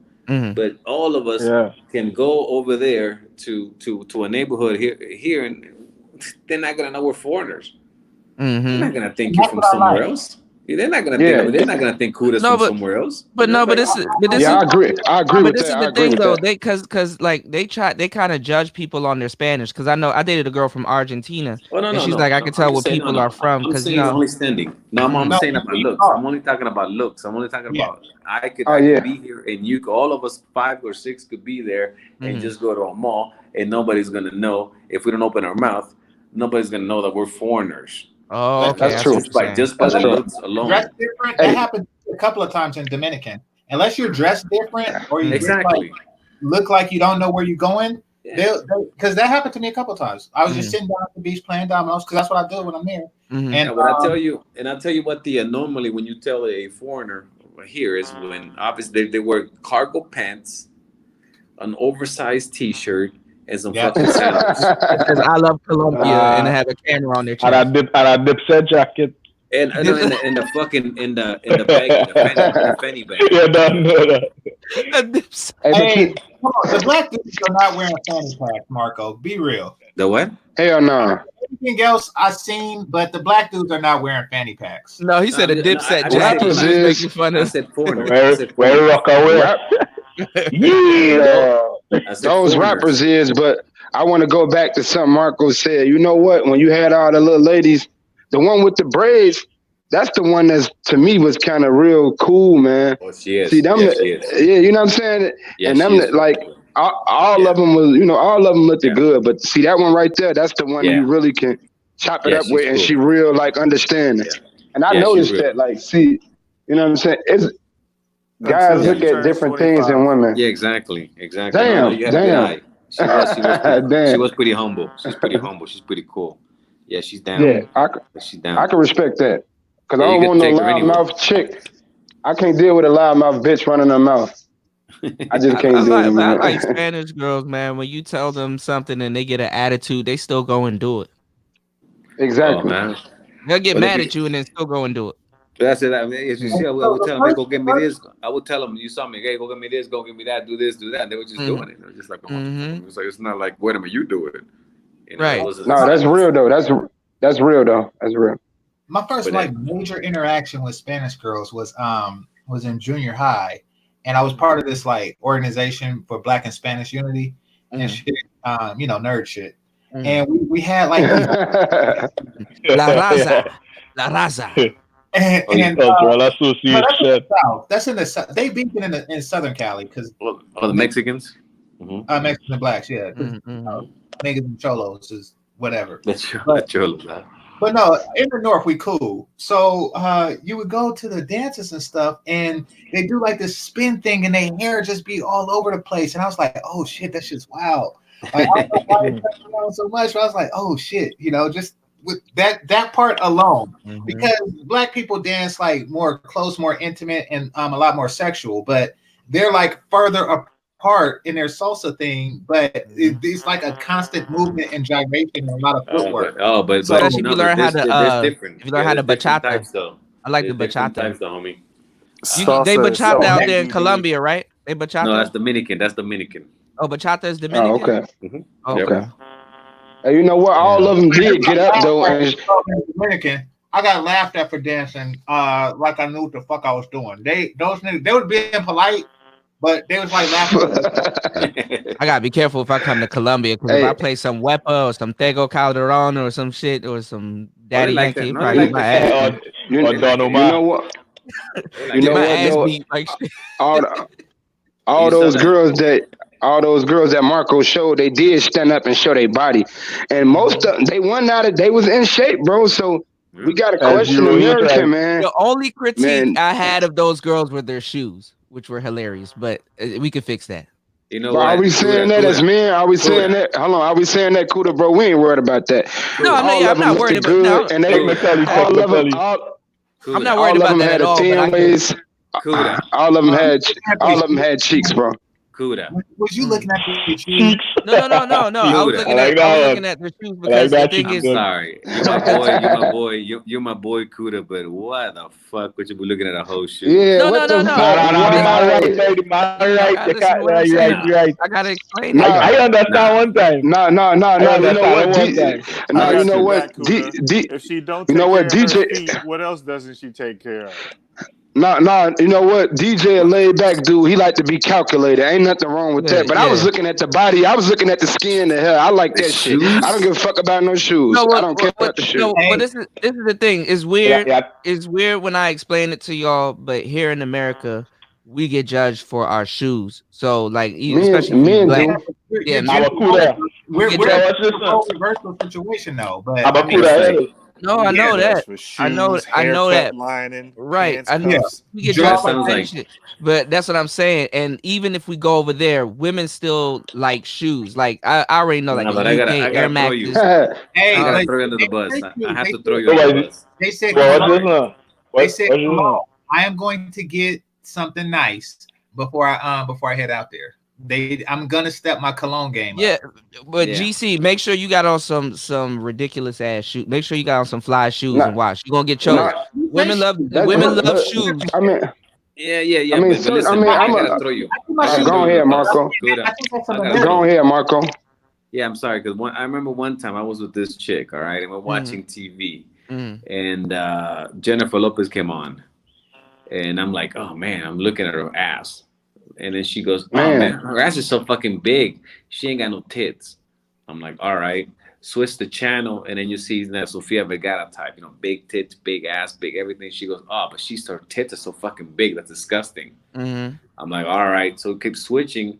And then I think it was that time Britney Spears just come on. So she looking right, and she's like, but look at those fucking shoes.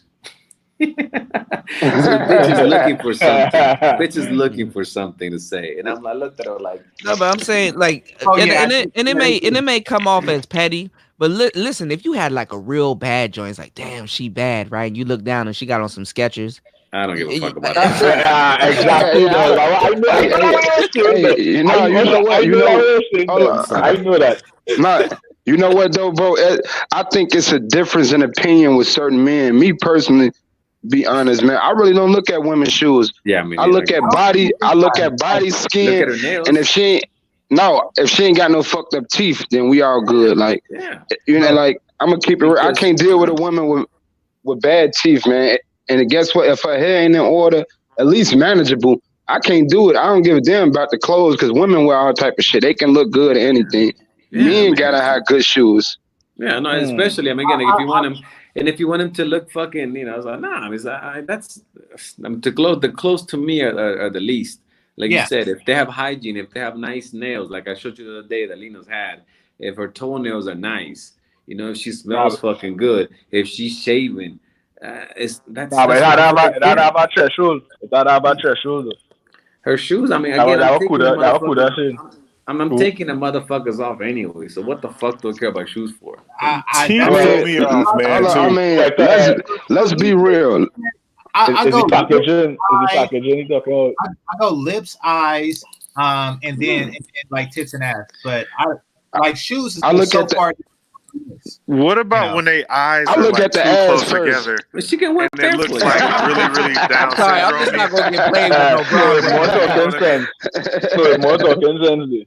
I'm not trying to get played with no bra and wear no chucks on. Man, I look at the ass first. I'm sorry, man. I look at the ass first. Of course. If she got and you know what? Because a lot of niggas, you all this talk about certain men say, "Oh, I'm an ass man. I'm a this man." That shit don't mean nothing. You know what? If she got a good body, she's fuckable, and it's all good. It's green light. Face first. Check it out. You know what I was missing? You know what I noticed? I'm sorry, guys, but Game Changer, do me a favor.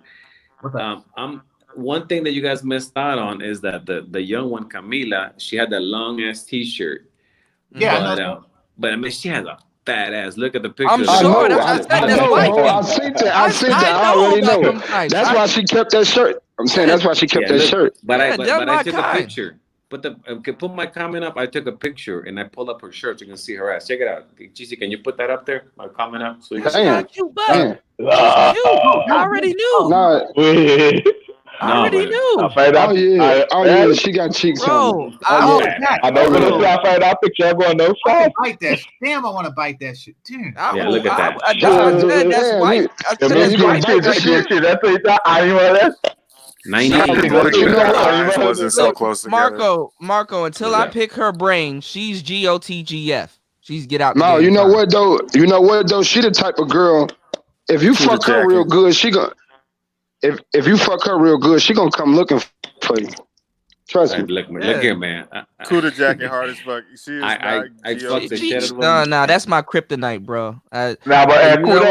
You know what got me in the game and it let me down hard. There's a whole bunch of girls out here in America that looks just like that, and they're called bohemian. We call them bohos. There's a whole bunch of them that be on that spiritual hotep shit. Them the ones that are the biggest freaks, but they are fucking trash. I'm telling you, if I get me one that's out of the country with that joint, shit. It'll take me a good week to figure her out. I'm not gonna like wife the joint, but I'm saying she gonna be around. But you know what? Here's why you should. No, I'm shutting down in 15 minutes because you're right. This shit did take like a lot longer than I. Oh, look, Keith showed up. Oh, my boy Keith. I'm stop doing these long ass streams. I just meant to do like a quick Super Bowl after show, but I got roped in by y'all. But yeah, just so you know. Yo, Keith wrote that. Let Keith. I want to know what Keith thought. Keith, I need to be more like y'all. Seriously, Keith is real. Keith is real, so we ain't gonna bullshit. Hey, you know what though? I'll be too busy looking for Down syndrome features and shit. I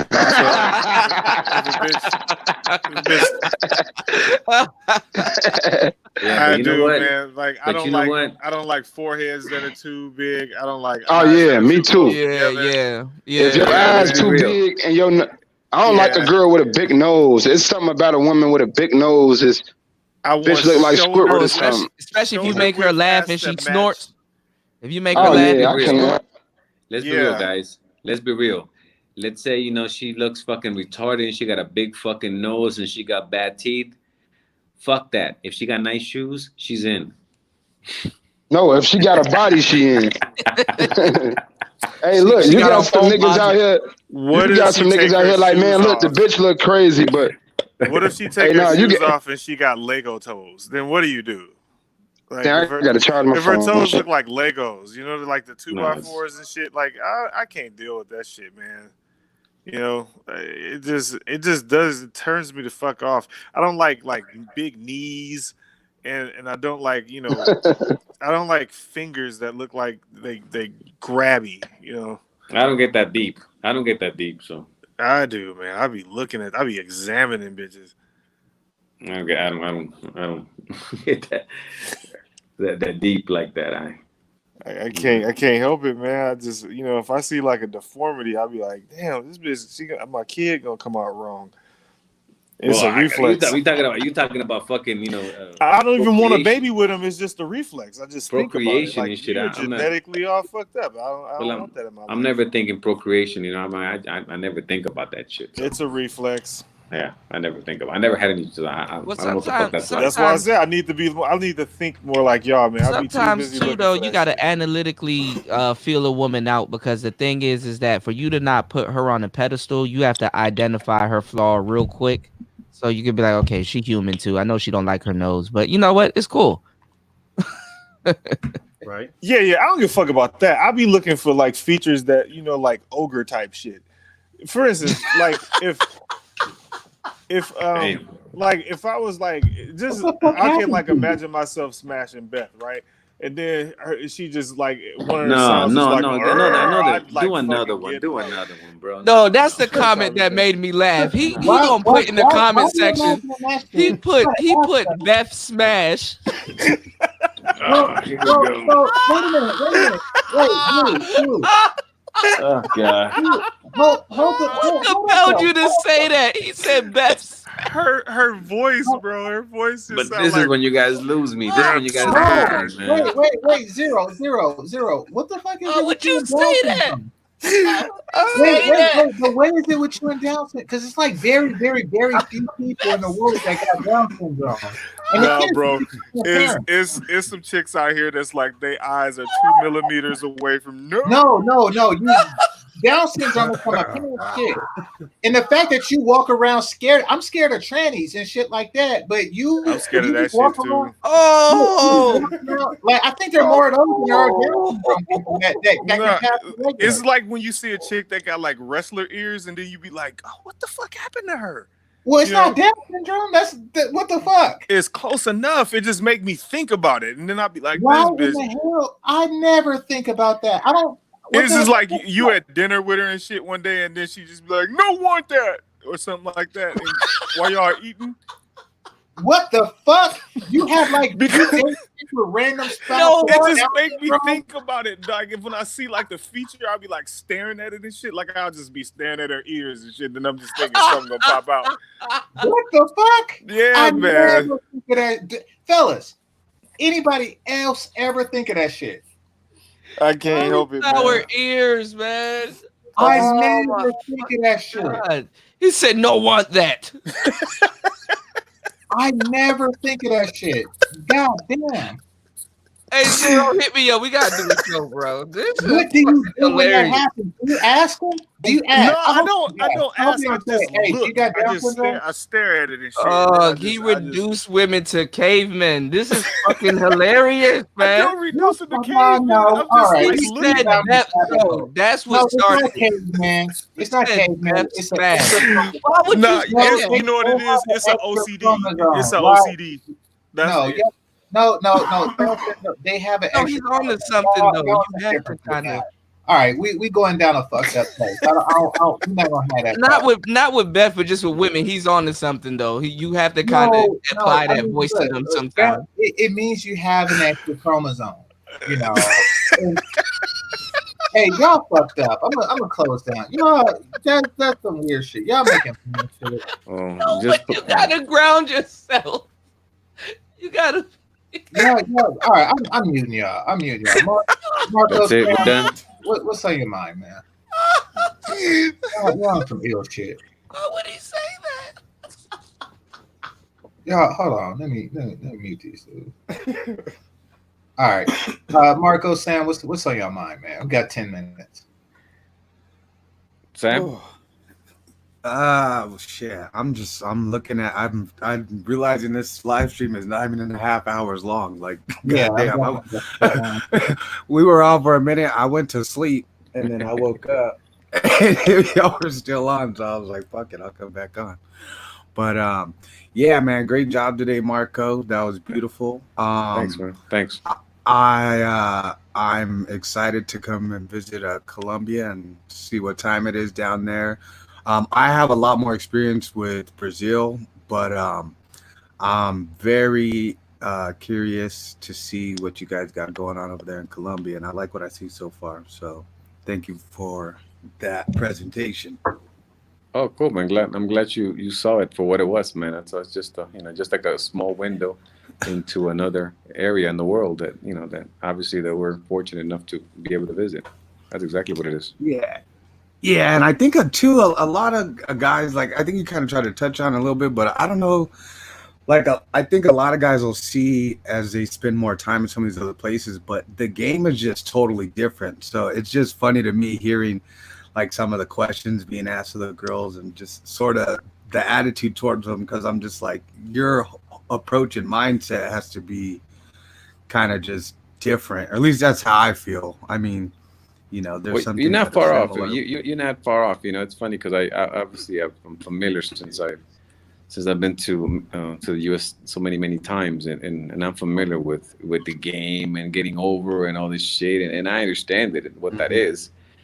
And obviously, if you want to deceive a woman, if you want to tell her what the fuck she wants to hear, if you bullshit her, you can get her to do just about anything, and that's true for pretty much anywhere. The difference that I see from the States to here is that here it's really, you don't have to be a great talker per se. You don't have to have a devil's tongue, as we call it, to really get yourself into a fine woman. Really, what you have to do is get yourself together, and you will be desirable, because they do look for those things first. And But I that goes think for young and old, and I'm telling you that because I see it, that all the time my friends tell me, listen, Mark, I want you to meet a friend of mine, I want you to do to a friend.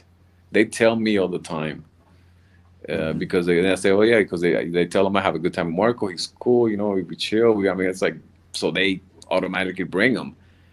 And it's not, I don't have to try to swab them and shit and tell them, hey, listen, oh my goodness, I've been looking for a girl like you. I'm trying to have babies, but I'm settle down because I just never met the right person. But with you, I'm looking at you, looking in your eyes, and I'm just seeing my whole future. That's some bullshit.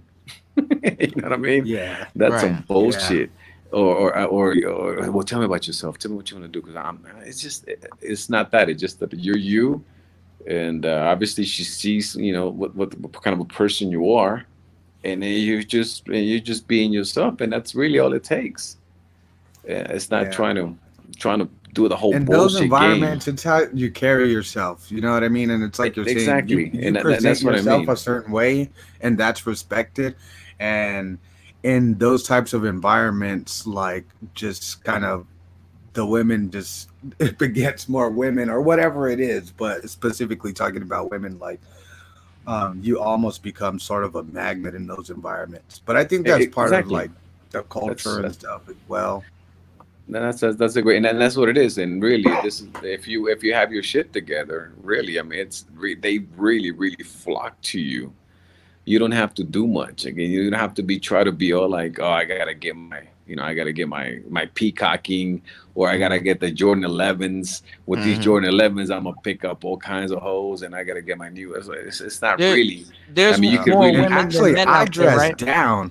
Yes, you could really. There's more women than men out there, right? Yes. Oh, they are. Oh, okay. Yes. So let me ask you this, Marco. What kind of car do you drive? I have an Elka. Remember having an El Camino? Yeah, El Camino. So do you think you would do better if you had a Ferrari?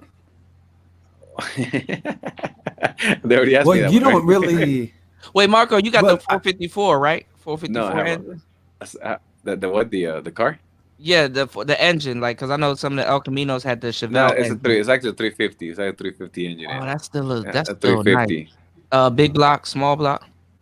No, it's a small block. Small block. Oh, okay. It's a small block. That's still a nice. But I only like the old cars. Yeah, I like old cars too. Yeah, so that's that's funny you said it. I also have a Buick Riviera, but it's a 69. Okay, you have the one with the lights where they kind of slide up. Yeah, I like round. Yeah, Exactly. I like old cars. Barracuda, 1971, 446. Yeah, I wish I had one. I wish I had one. So that's what I drive, and it's like it's funny because it obviously stands out because there is not a culture of old vehicles here. And your driver, is it on the right, like American? Yeah, it's just an American car. It was brought by the state. See, that's the pussy getter right there. Oh yeah, I mean, but it's not. Again, you're right. It catches attention, but what I'm saying is that's not really what. And you don't really have to be about that in those types of environments. To be honest with you, you could be on foot. I drive my car maybe once every like 3 weeks. Yeah, you just start it up just to make sure it starts. Yeah, I mean, I really don't drive it that much. I just if an American was to come out there and just get like a regular job, they can live comfortably. Sure. It's because it's that things aren't that expensive. It's still livable, but yeah, you could do well. So like a regular grocery store job would be okay.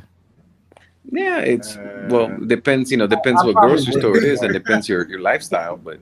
Yeah, I probably you would have to take a severe step down on lifestyle. But the thing, but then you kind of want to come with your American dollar down there. Yeah. No, I was just saying that. Ideal way. No, of course. If I was to move out, I would have a business here that just feeds my bank account. And then well, I'll tell you, but for example, if you were to work at a grocery store, and then you were to DJ at night, you do just fine, bro. Yeah, you have like 2 or 3 gigs a week. You'll be golden. You'll be golden. because I mean that's Marco, you running a hard deal, brother. God damn. No, that's being straight up, because it's like I said, God damn. if you got a regular job, like I said, and it's a DJ, 2-3, if you get real good, and shit, I mean, you can do really, really, really well. Shit. Because that's Hey, obviously Marco. Yep. Yeah, my bad. You're in Medellin? Yes, sir. Okay, and that place that you guys are in today, is that a place that you own or rent, perhaps? No, this one I rent.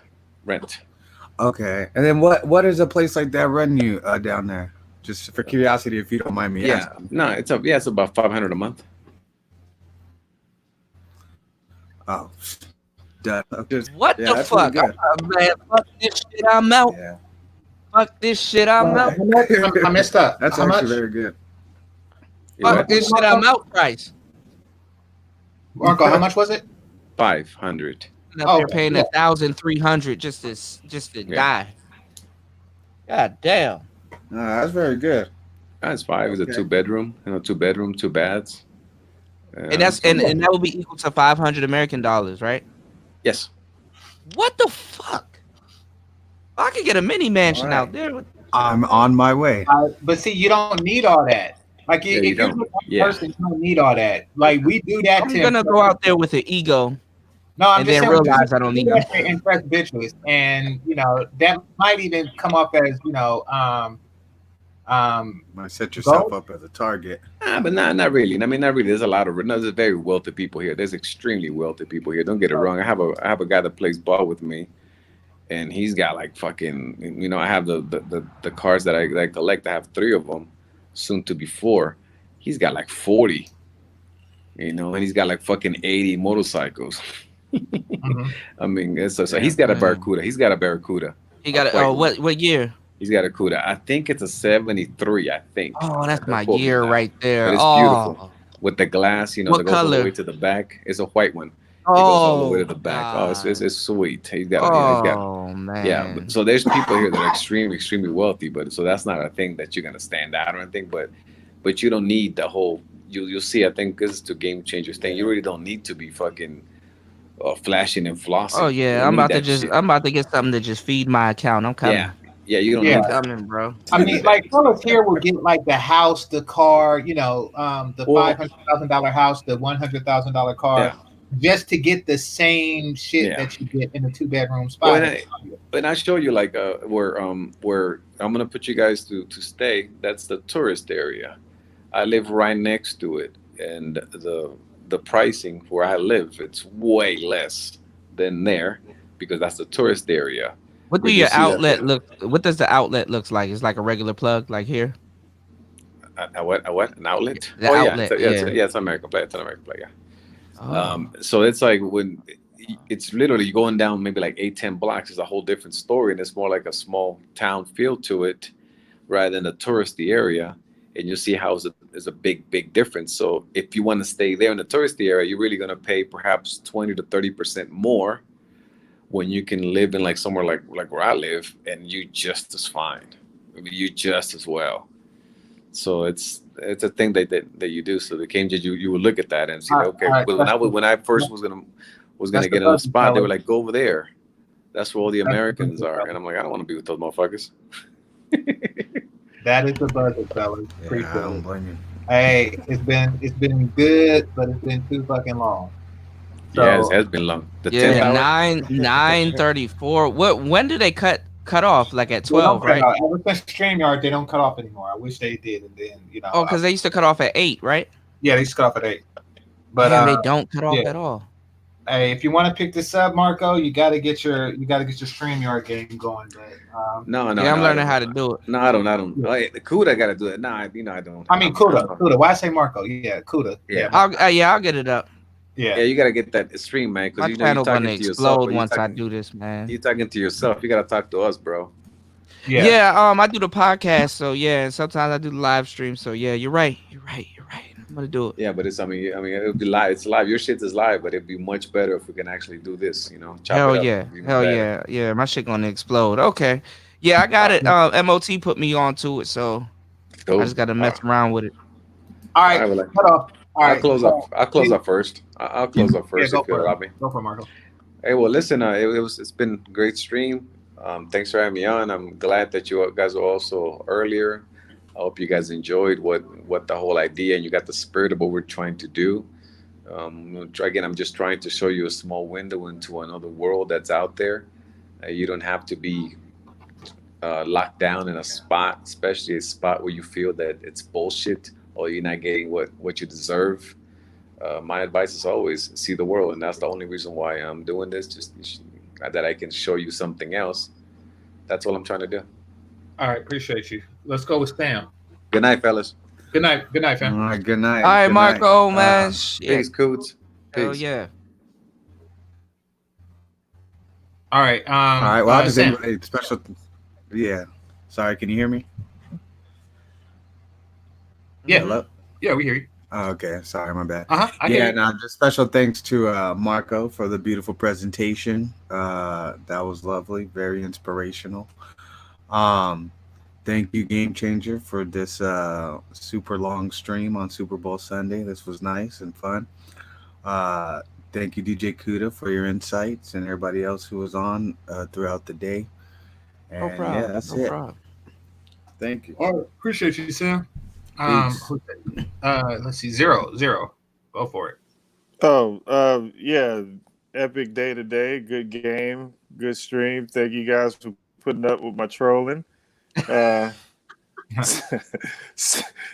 I guess parting words: stay away from chicks with Down syndrome. Hey, come on, man. And have a good night. That, man. All right. Yeah, that shit. You laugh at the wrong shit. You know. Go ahead, DJ.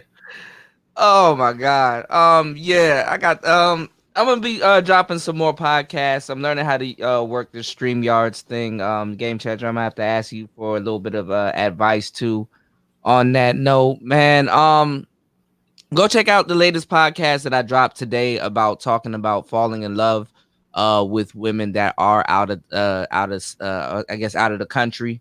Basically, just a guy just being treated right, because a lot of times that's your birthright to actually be treated right. And then, because dating is like a process where you learn how to find yourself. And a lot of guys would just jump at the first thing to treat them right because America makes you thirsty by default. So, just basically, go check out that show. I got a lot of good games. So check out the last podcast that I did. Real good shit. Appreciate you, fam. All right. Thanks, bro. Yeah, no worries. So go ahead and hit the subscribe button if you haven't already. Hit that like button on your way out. I like to thank the panel. I like to thank the moderators. I like to thank the guests. Most importantly, I like to thank the Cash App peoples. And once again, this is GameChanger 00100. Game over. Peace.